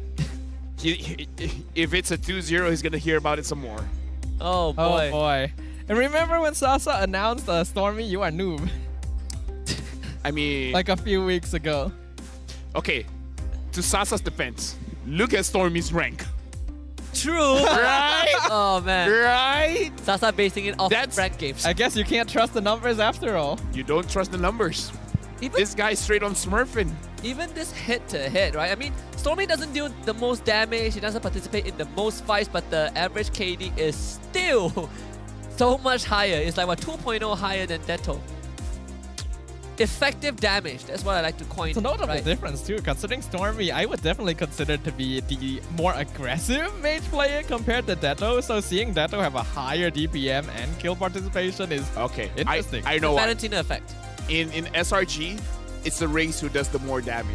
So Stormy wants to go in, and then all of a sudden, Cram comes in, Sakai's comes in, Innocent comes in, even Yums comes in. It's like, I want to deal the damage. So everyone's just separated, you know? Yeah, it's hard when they're playing a different game. They're competing against each other. They are their own worst enemies.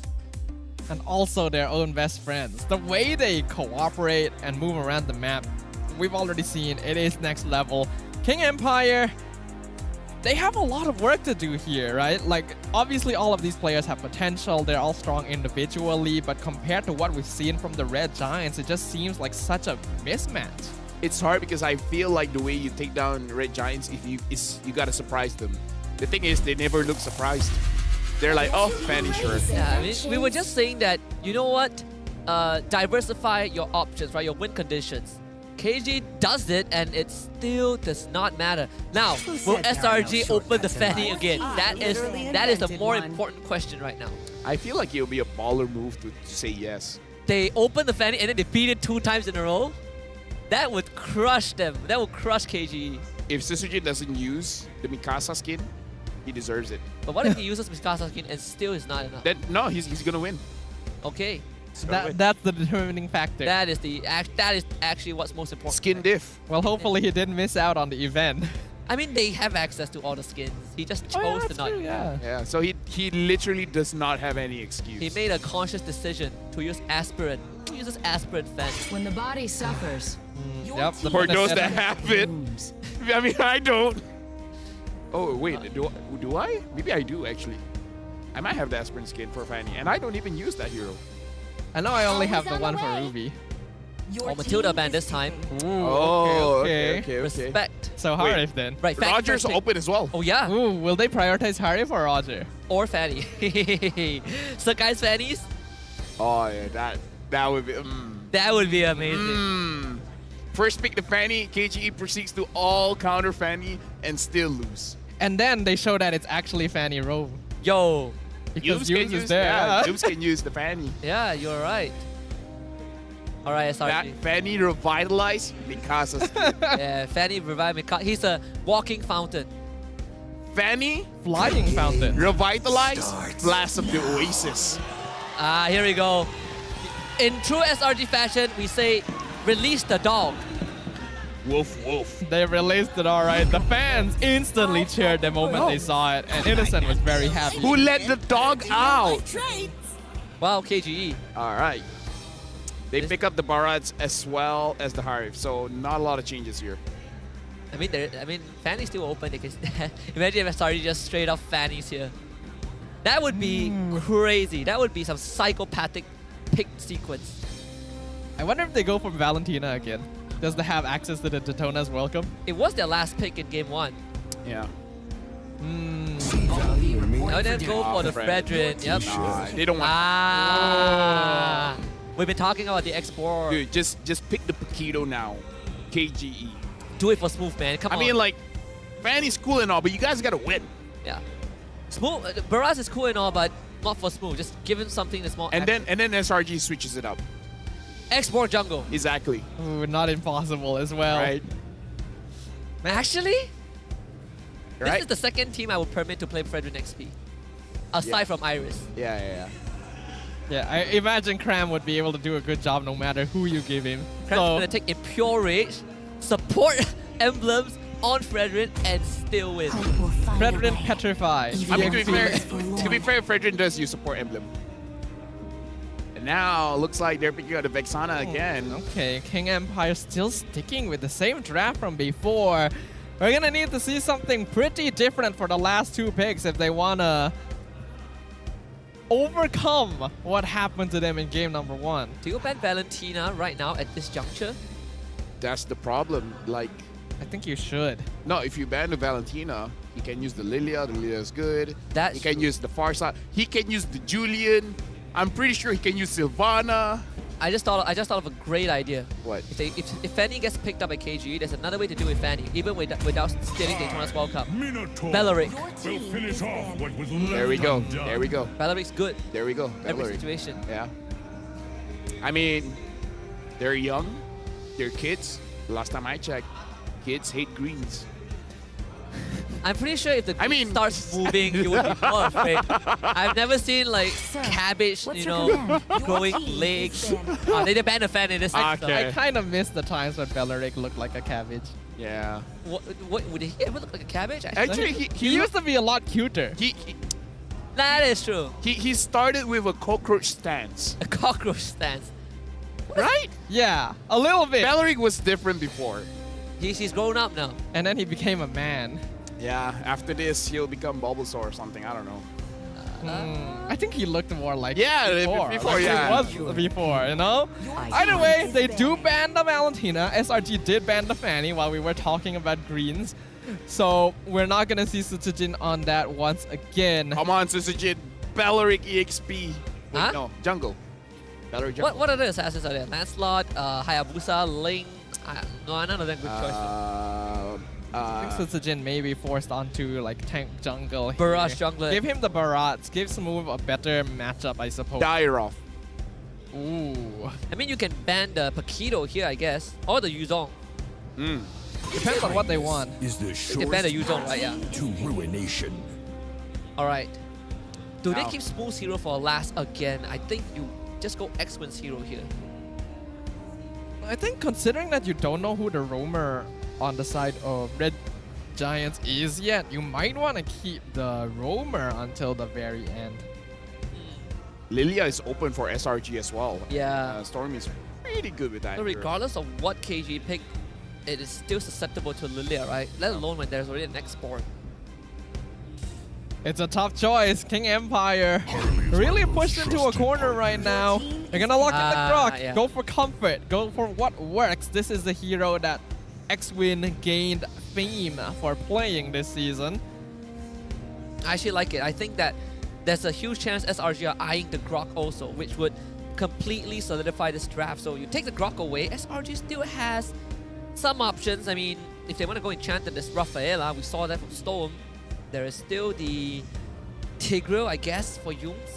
Kufra, one of his signatures. We haven't seen that in a long time. He could go crazy and just pick up something like a Cho as well, or Oh, yeah. a Kaja even. Cho is good, Kaja is good. Deny the anti-CC from the Grok, catch up Barats and Harif. Not a bad choice at all.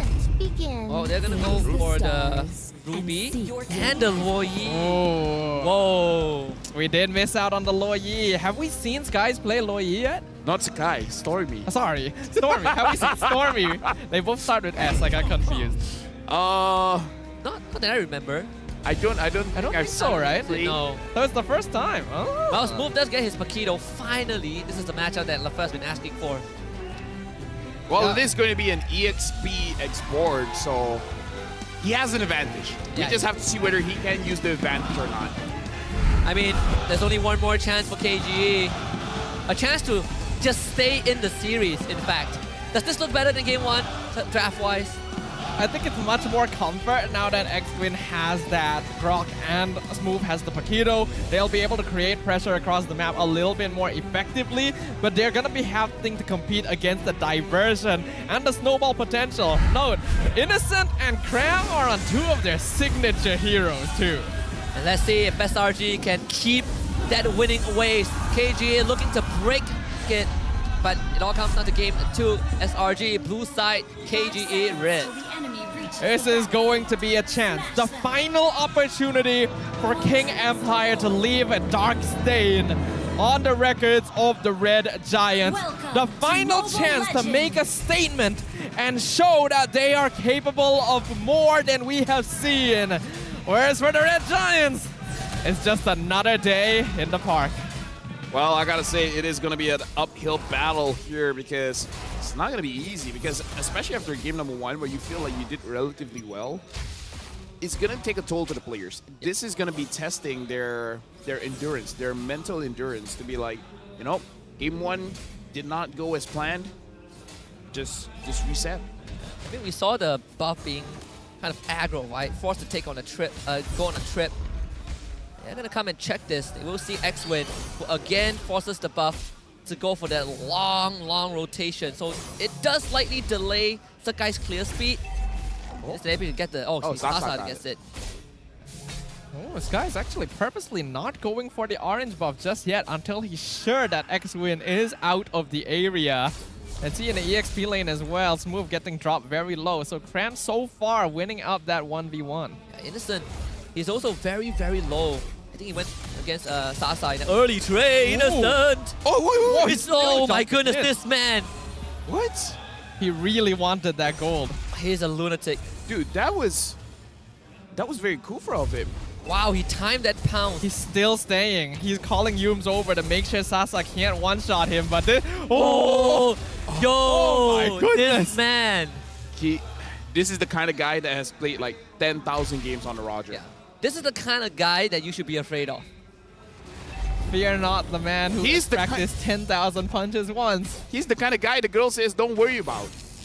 You're correct. That is exactly what it is. Yeah. You can see both teams now matching in the EXP lane to get all of their players up to level 4 before that first turtle fight. Yums and X-Win still a little bit away. X-Win did hit 4 already, so there is access to Wild Charge. They want to get rid of the Faraga armor, but unsuccessful.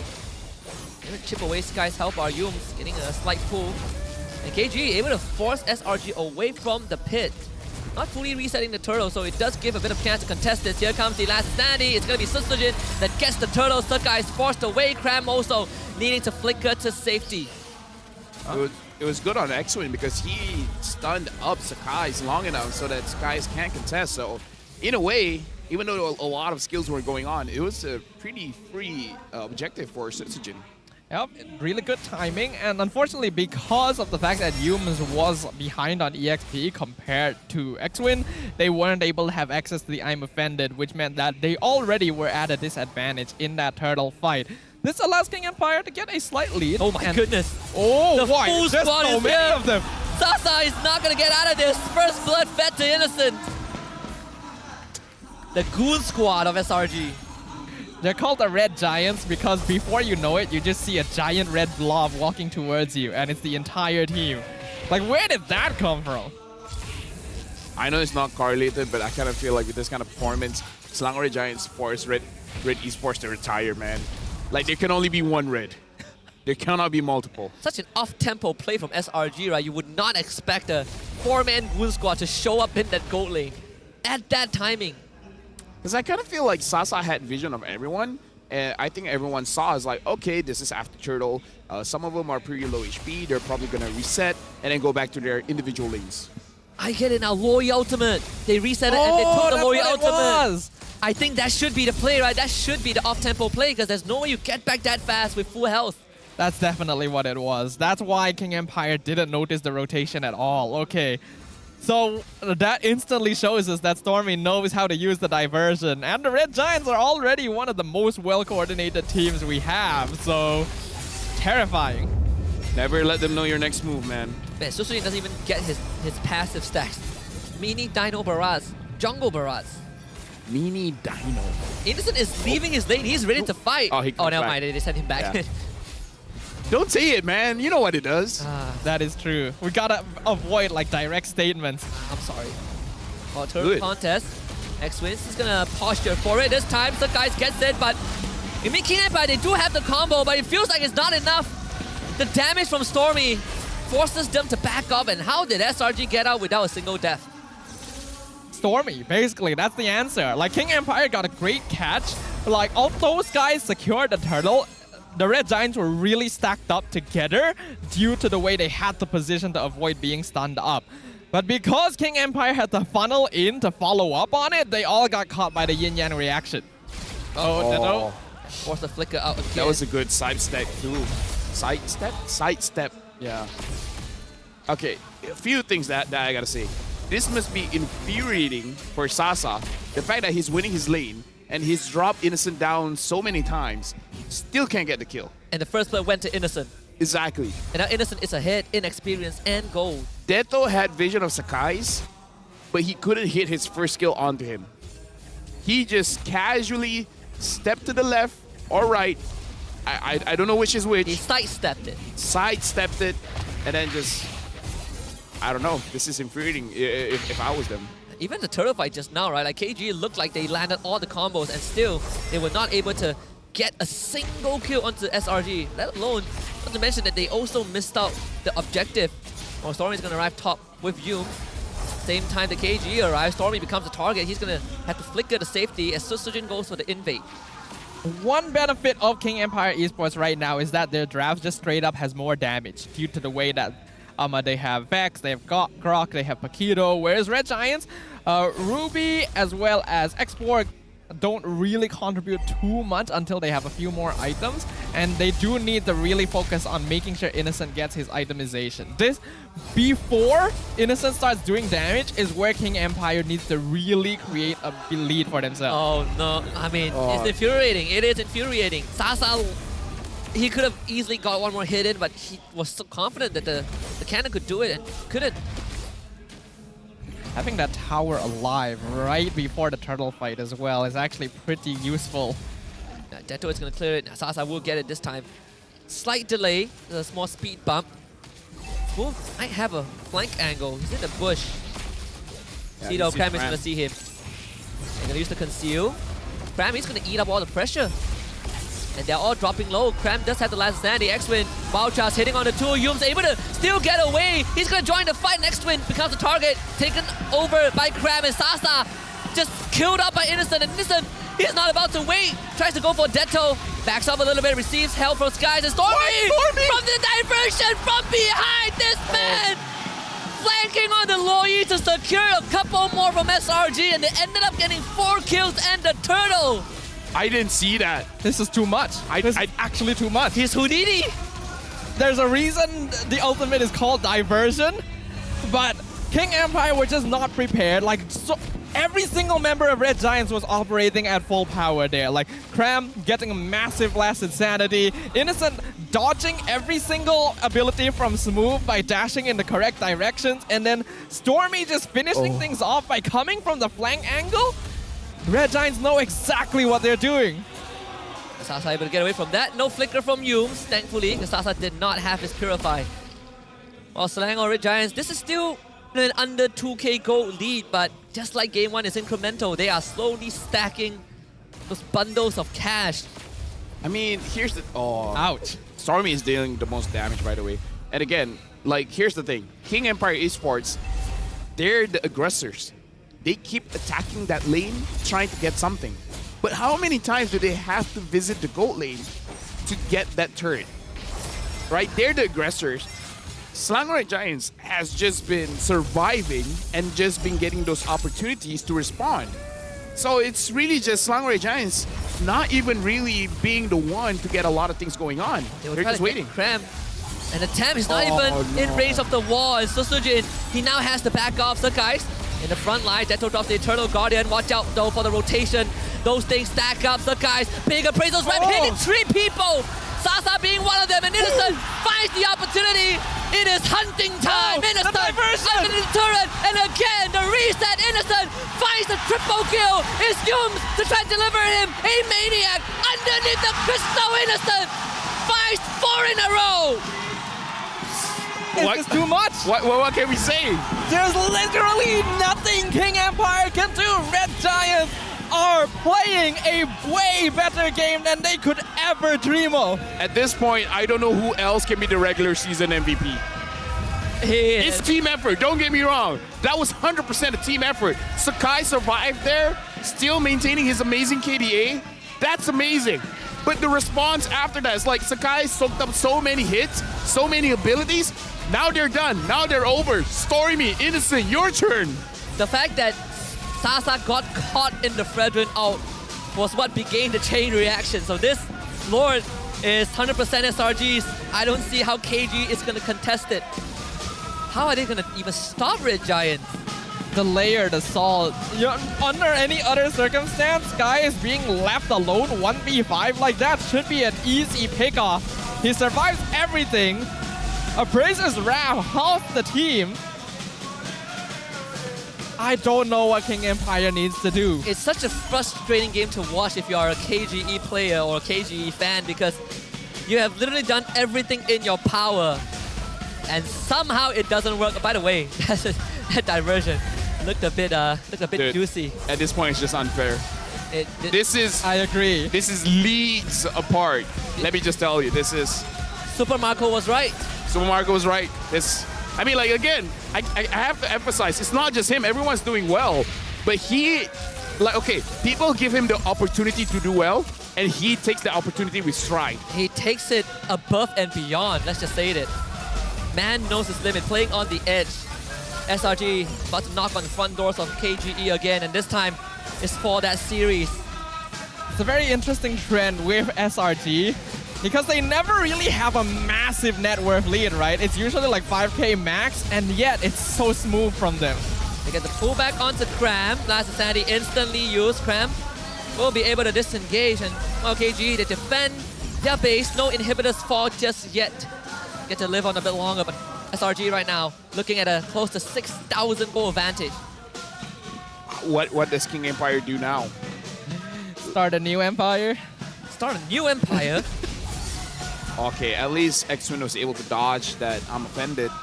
Because the thing is, I feel like Sasa can't really go in front and dish out damage. The difference isn't even that much. He missed his window, right? Yeah, I mean, look at the difference. Not even 1,000 gold difference between him and Innocent. The thing is, Innocent got a Maniac, so Sasa in terms of farm, he's not falling behind that farm, which is very impressive. He's keeping up if well. If anything, he's been farming faster by the fact that Innocent's only 800 ahead after their Maniac. I just want to talk about an item. Okay, all right. How do you spell a K? This is not how you spell it, right? I don't know. No, it coordinated. doesn't matter. No, coordinated. They might be coordinated in the gameplay, but spelling, not really.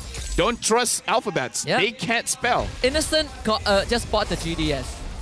Haven't seen an item in a long time. But the movement speed with whenever you transform, that does add up. Woof, woof. Woof, woof. Yeah, I know. I'm just reacting to the situation. Our job is to talk about what's happening in the game, but at this point, it's like you can only talk about Slaughter for so long. Yeah. There's a capacity to that. At some point, it doesn't feel good anymore. Like, which is one thing to try to be neutral, but at the state of the game, how can you be?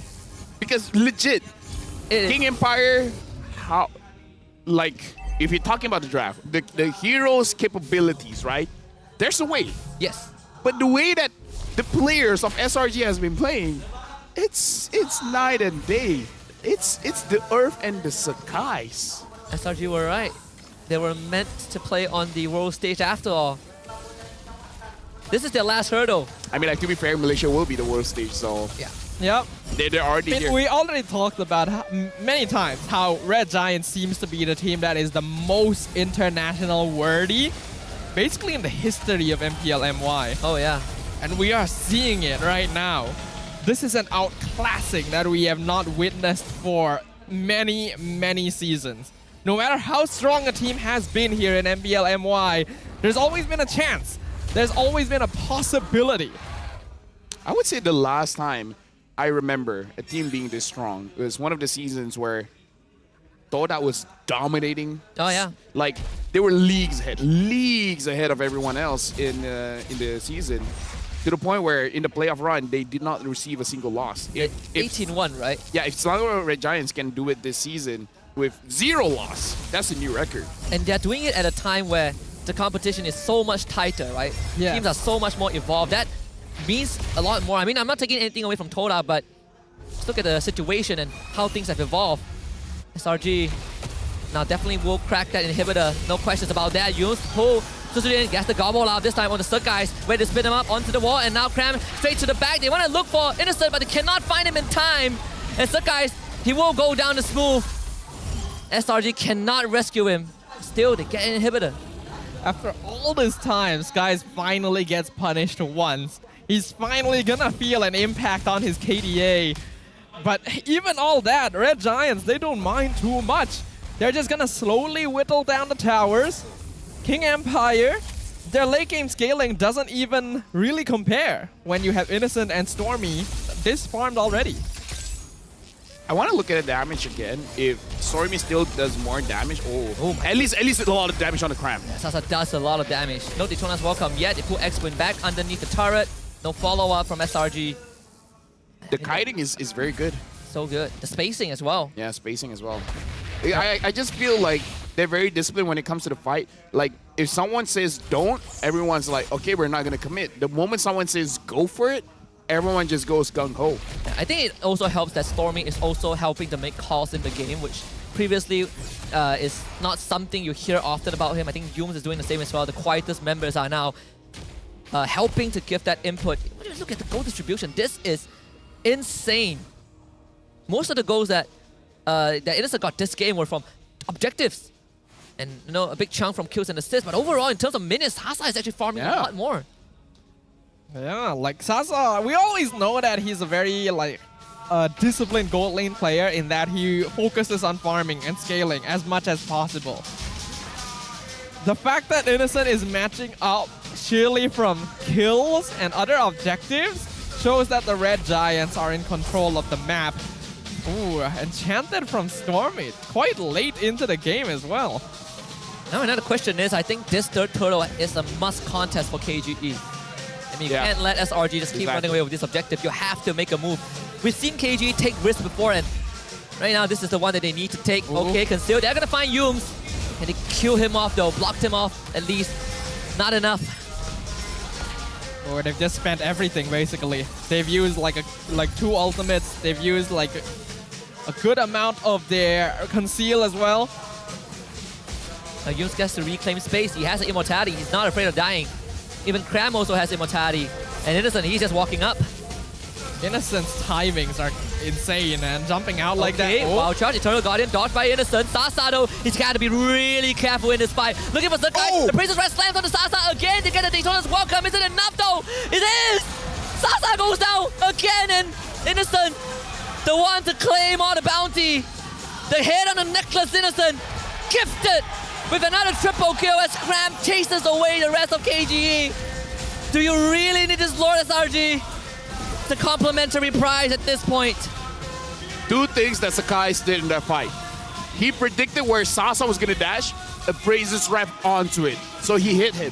And the second thing was when Sasa was about to dish out the damage, he winter truncheon. Yeah, absolutely just crazy stuff.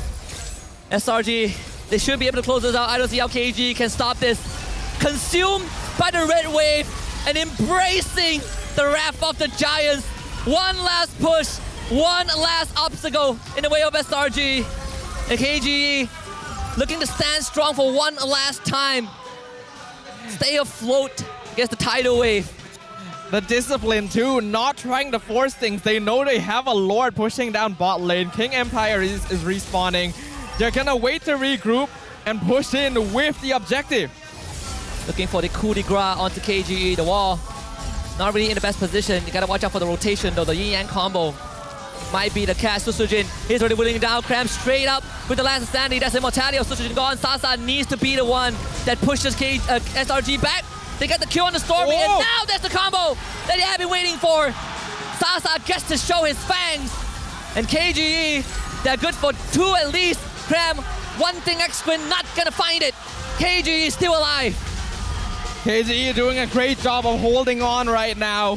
Selangor Red Giants trying to push in, but not able to get the angle. And because they're grouping up, Deto is finally able to contribute with some damage here. A triple kill for Sasa. 3 members of the Red Giants down for at least another 20 seconds. This might be it. Is there a final push? I mean, I don't think they can go all the way to the base, but I think they can get all the way towards the inhibitors. I think so as well. Just tank it, just tank it. Yeah, Storman's gonna be back in just a little bit. Yums as well. Cram still 14 seconds though. He is far out. They will try to at least get the inhibitor. So guys, goes for the red tree. And they get the Eternal Guardian inhibitor down. This is the furthest any team has gone against SRG. Taking an inhibitor. The moment SRG makes one mistake, man. The late game If phase. KGE does this. Oh boy. Oh boy. There is hope now. There's hope. Everyone hitting their maximum item build at this stage. Even though the Red Giants have been in control the entire time, the net worth difference at this stage not going to make much of an impact. It's all about that positioning, all about how well they're able to take these fights. Whether or not they can catch out Sasa once again. You can see that Smooth and Susujin are now focusing much harder on making sure that players like Stormy aren't able to dish out damage for free. Update for Sasa, he sold his magic boots and now he has the Oracle. So it's going to be much tankier now. Damage dealt, Sasa is the highest. Second is Cram and follow-up Stormy. Here we go, Conceal. It's going to be spotted out. Oh! Broken by Stormy, but Smooth. He wants to go on for a bit more. Can't find anything. I mean, it was a good attempt. Still positioned pretty well though. I mean, the tower wave's going to start pushing in. It's on inhibitors down for KGE, so at the end of the day, they still have a disadvantage. I will say that this game will give some very interesting information. Because when I did my rankings for the teams recently, I mentioned I had never seen Selangor Red Giants get to the late game before, so I have no idea how strong they are at that phase. We now get to see how they perform in that precise situation. So Sujin, he has to use the ult to get away. This is the furthest SRG has been pushed. It's their limit.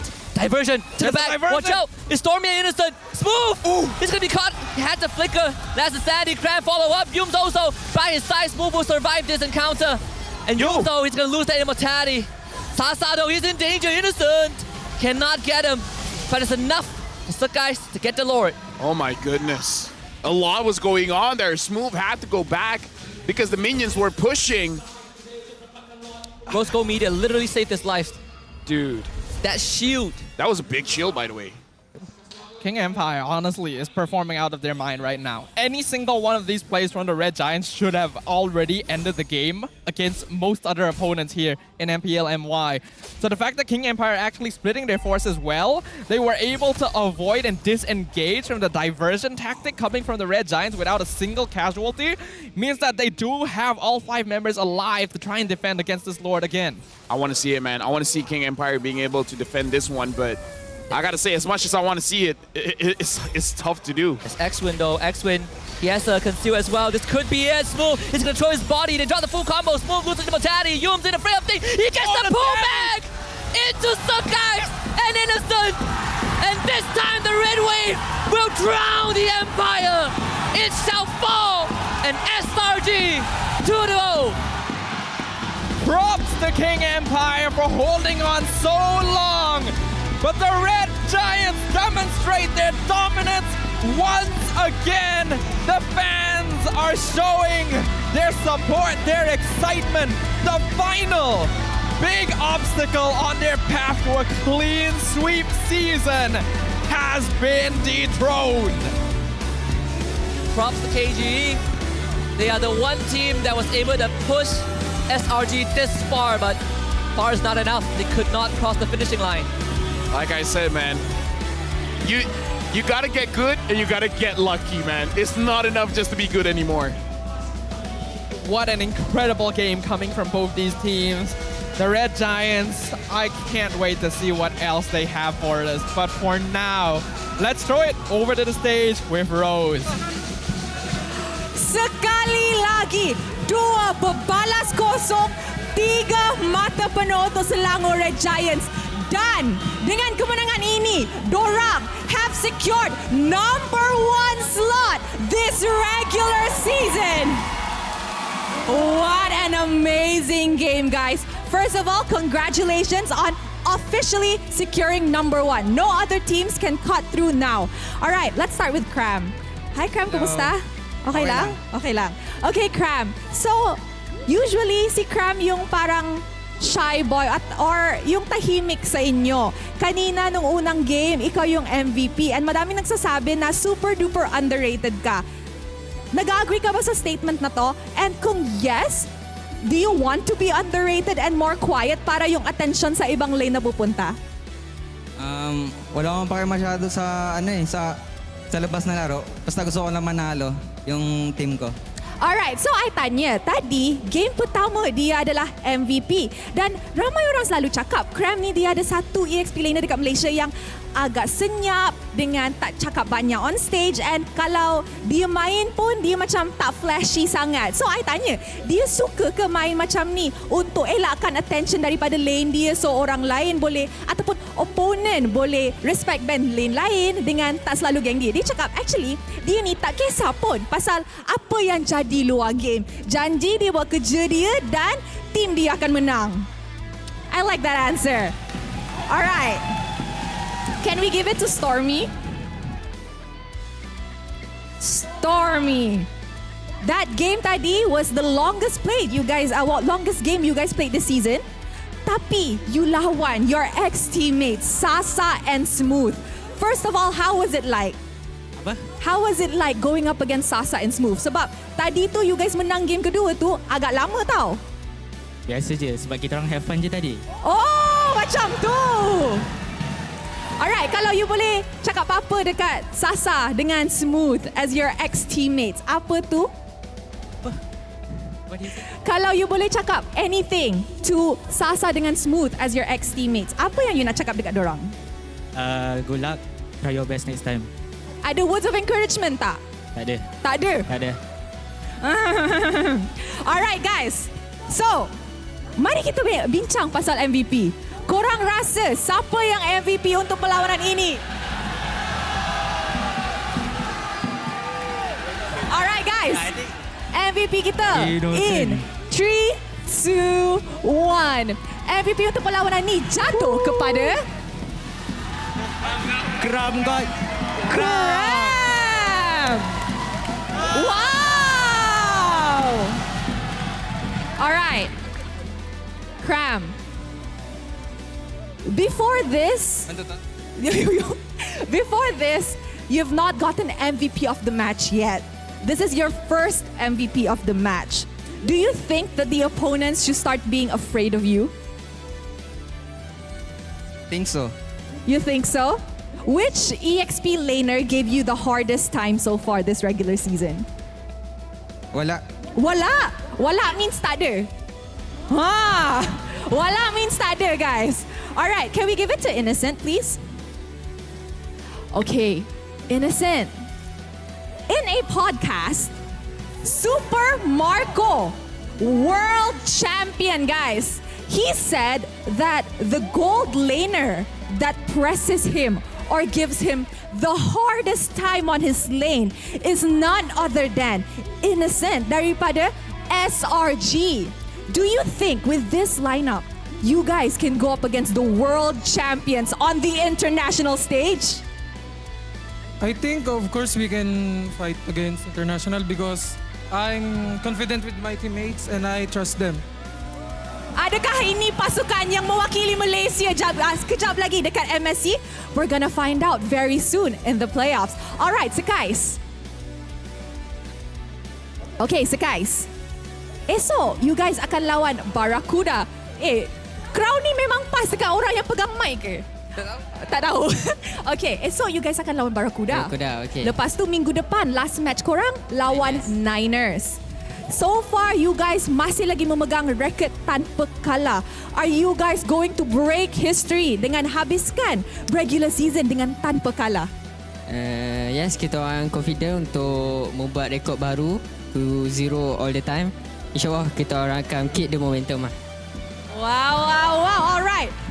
Coach Arcadia, we need a coach for this one. Coach. So, a lot of people are saying SRG is the team that looks the most ready to go up on the international scene. Do you think and do you actually believe that your boys can give a fight in the upcoming MSC if SRG is to qualify up against the Filipino and the Indonesians? I think as a team, we're very confident that we can go up against world-class teams because, of course, we cannot say about our scrim results because those are confidential. But I just want to say that our scrims against top-tier teams are very positive. So we're confident going up to the stage against them. Yeah. Wow, this is what we like to hear. Okay, so lastly, before I send them off, tadi masa I cakap dengan SRG kan, Becky cakap, kalau menang bagi I je mic. So Becky, apa yang you nak cakap? Kenapa you nak pegang mic? Rose, kamu tahu tak apa maksud sebenarnya KGE? Okay, apa? Follow me guys. Kembali ke gua esok. Kesian doh, member baru nak keluar gua. Esok kena basuh lagi doh. All right. Okay, let's wrap it up with Yums. Yums, apa yang Yums nak cakap kepada Ultras yang datang hari ini? You boleh nampak ramai orang yang datang sokong korang. Terima kasih semua sebab datang. Pick aku. Tanpa korang kita orang takkan menang ah. Wow! All right, congratulations once again on your win. You guys may now go celebrate your victory. Wow. Seru Saturday yang sangat-sangat seru sebab dengan kemenangan ni Selangor Red Giants have officially locked in the #1 slot this regular season and no other teams can cut through. But before we wrap up our day, mari kita throw it back to the casters untuk mendapat tahu macam mana Selangor Red Giants dapat menang 2-0 sekali lagi. Casters, silakan. Man, it seems like the Red Giants are not just strong in the land of dawn, but strong with the mic as well. Congratulations to them for officially securing the #1 spot of Season 13. Their journey's not over yet. They're still looking for that clean sweep, but with Cram getting MVP of the match, I think that means that every member of the Red Giants has now officially been MVP once. Yeah, Cram was the missing piece. He was the missing piece to the Infinity Gauntlet of MVP titles. And now they have completed every single cycle. I don't think any team in the history of MPL has had all of their players called an MVP in the regular season. And here it is, SRG making records one game at a time. I gotta say, man, like, what else can we say? This is unfair. I feel like all of their games are worthy to be having like a big deep dive in every single micro decisions that they make. Yeah, I think the craziest thing was that we saw how every time there is minor pushback, there's minor resistance from their opponents, they switch it up and it just gets, and they ramp it up more and more, it gets more and more intense, and every single adaptation that SRG is able to concoct becomes a solution to their problems. KG got a great base defense. Sasa was finally showing up, and SRG remedied that in the next 3 minutes. In this game, Innocent still didn't die. Crazy, man. What's his KDA now? 12-0-4? Oh my goodness. He didn't die in the game 1. It was like 6-0 something. Did he died. Oh, did he die? I think he died like once or twice. With Susujin. He died from the fanny, yeah. He died like twice. Once or twice. Wait, it was 4-2 something. Yeah. I got but it wrong. either way, it's still gonna be like 20 something I crazy think it number. could be more, like because if it's 12-4 now and then like 4 kills earlier, that's like 20 divide 2. He could be 30 plus. No vote is necessary. 5-2. Game one, dedicate game the one, previous 5-2. But here's the thing. I feel like it's no longer necessary to have a vote for the regular season MVP. Yeah. At this point, just let the numbers speak for themselves. Even though we don't believe in numbers. Yeah, Stormy did more damage than Innocent. This is madness. This is actually madness. Cram did more damage than Innocent. Innocent's not that great.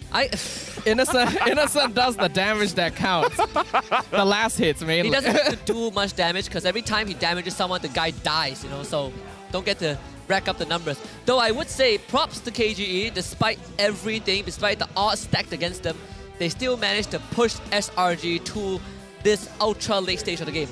No other teams have ever done it. And KG, I think, is a fitting team to really put SRG to the test. Dude, this playoffs is going to be interesting. It is. Usually so number exciting. one don't do well. Usually.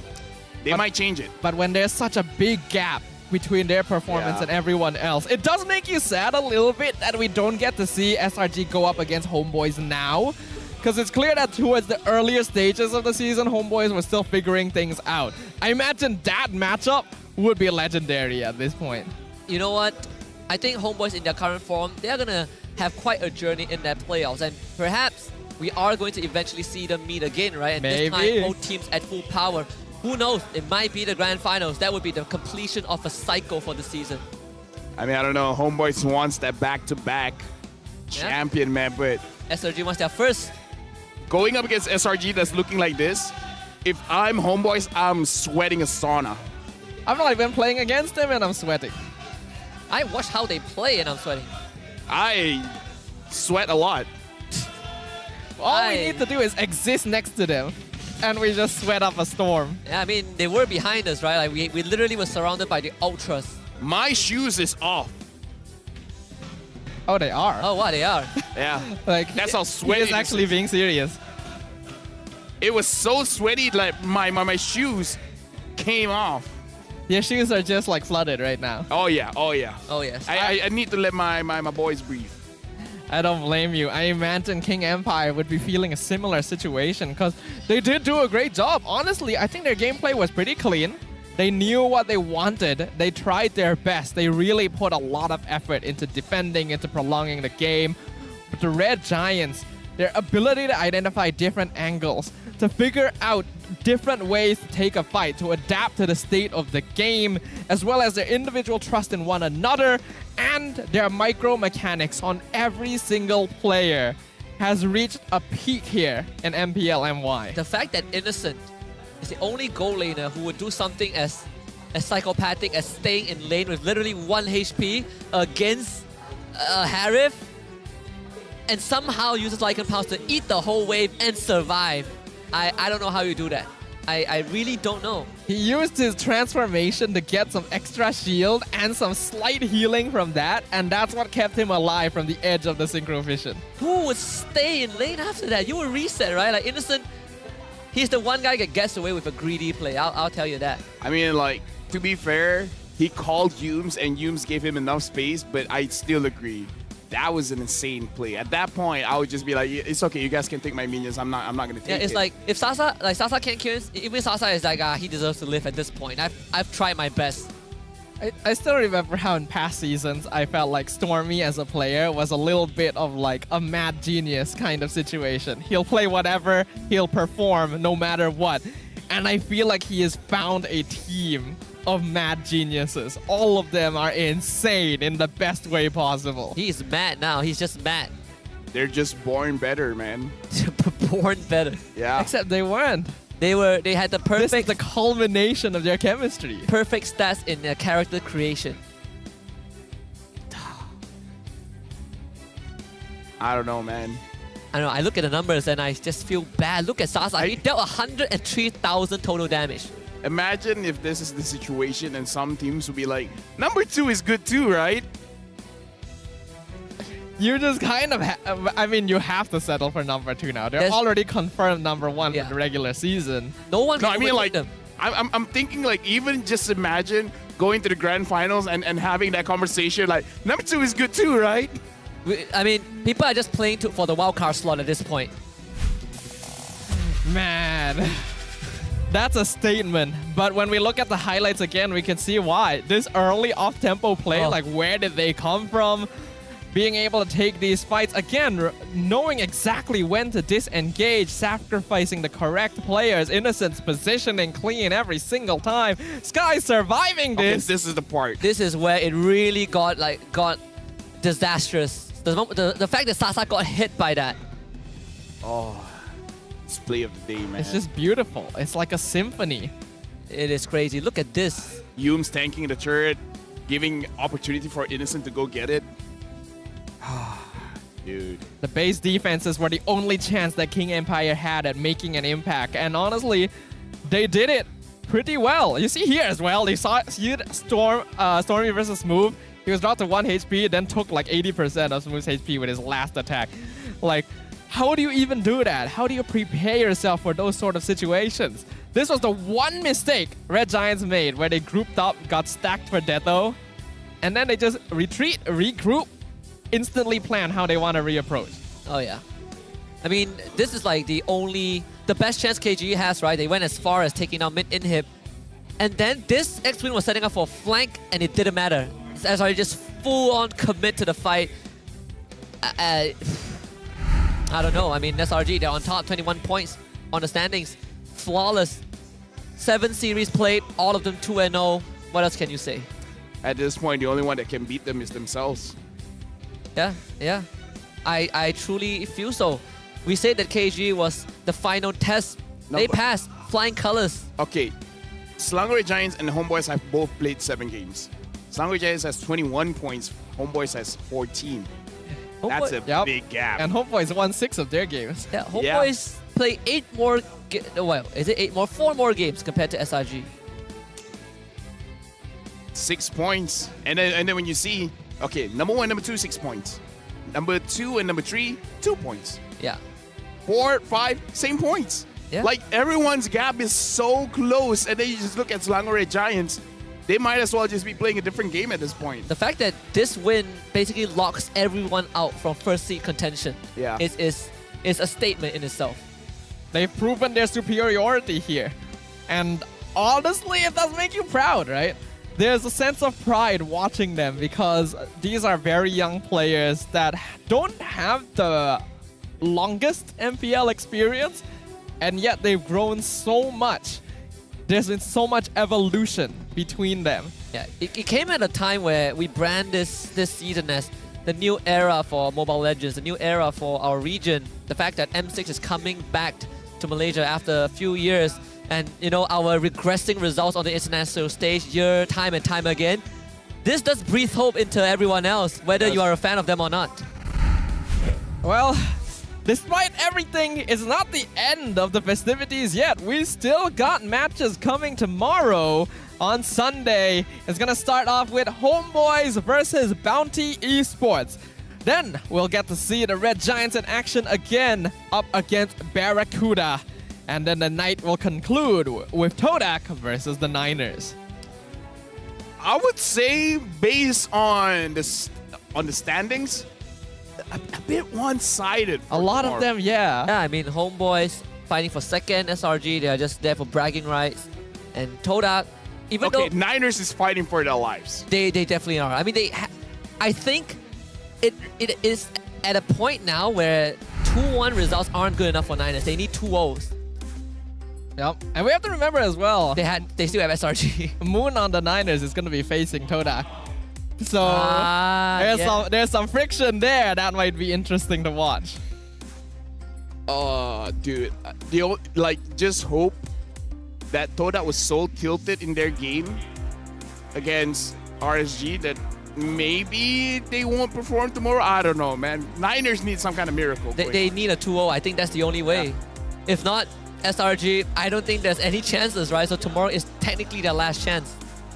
It's their last chance, but it's not you guys' last chance yet to participate in the MLBBX King of Fighters 97 Bingo Draw event, which is going on from the 24th of April to the 31st of May. You guys can take a shot at winning 3 brand new KOF collab skins and unlocking their exclusive ID tags. We've already seen some of our fans rolling and getting these skins. And if you guys were fast enough, before the 30th of April, you guys would have gotten an exclusive gold ID tag after this period, which means right now, you guys will be getting a silver ID tag. Still very cool, of course. And not just that, we have a 50% off discount on your first 10 times draw and a daily one-time draw as well. So you guys don't want to miss out on this opportunity.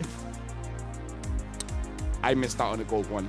Yeah, me too. I was working that day. But you guys, I hope some of you guys didn't miss out. Don't worry, there's still time. I just want Terry Bogard. That's all I care about. I just want the Paquito skin. I still can't get the games out of my head. No, What happened earlier? Oh yeah, You see, we said that this was an uncursable series, and indeed, it was a 2-0. It was a 2-0. You know, perhaps what truly defines a strong team is when they can defeat the caster curse. Yeah, they defied logic, they defied the spiritual realm, they defy everything. And the thing is, I kind of feel like KGE still got that buff. Sasa technically won his lane. Yeah. And then they got a lot of good defenses. So there was buff, just wasn't enough. Yeah.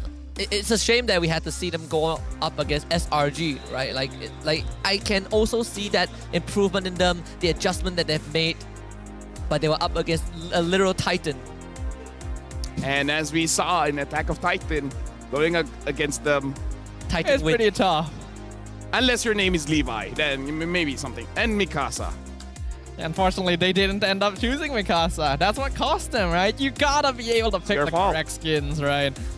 But jokes aside, that was an incredible showing. We're still gonna get to watch more of the Red Giants, and the next couple teams they're facing are gonna have a lot harder time compared to King Empire. So look forward to that, and look forward to all of the matches that are going to be coming tomorrow as well. That is officially the conclusion of Suru Saturdays today. Once again, my name's Stafa, along with Lafel and Husky. Thank you for joining us on the English broadcast today. Make sure to tune in tomorrow for more MPL MY. See you there. Aku tahan dek. Aman. Retri ya, retri. Get noise. Sini. Boleh. Kita minta Yusen. Bye Fanny ya. Let's go baby. No flip, barat. Sarap. Ni balik kali aku. Nice. No bite. Boleh.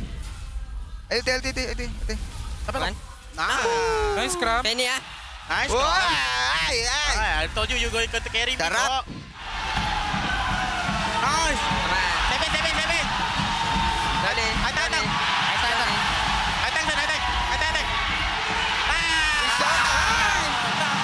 Showtime sir. Wait. Come here. Just Can watch me. Second hip. Nice. Don't damage. Easy. Pakito lo. No free. Bobo, Cok. Alip. Bye-bye. Tak ada cooking di sini. Cooking. Let's go. Bye-bye. Tiga kan? Beraniin guys. Dapat dua. Gua sutun. Tenang guys, banyak guys. Namanya guys. Rata. Bisa. Esbok guys. Nice. Mid. Web muncul guys. Adik, tahun dik. Agak. Nah, we win. We win. Menang. Nah, even though we troll, it's okay. Kill fast. Banyak troll ya. Record. Wah,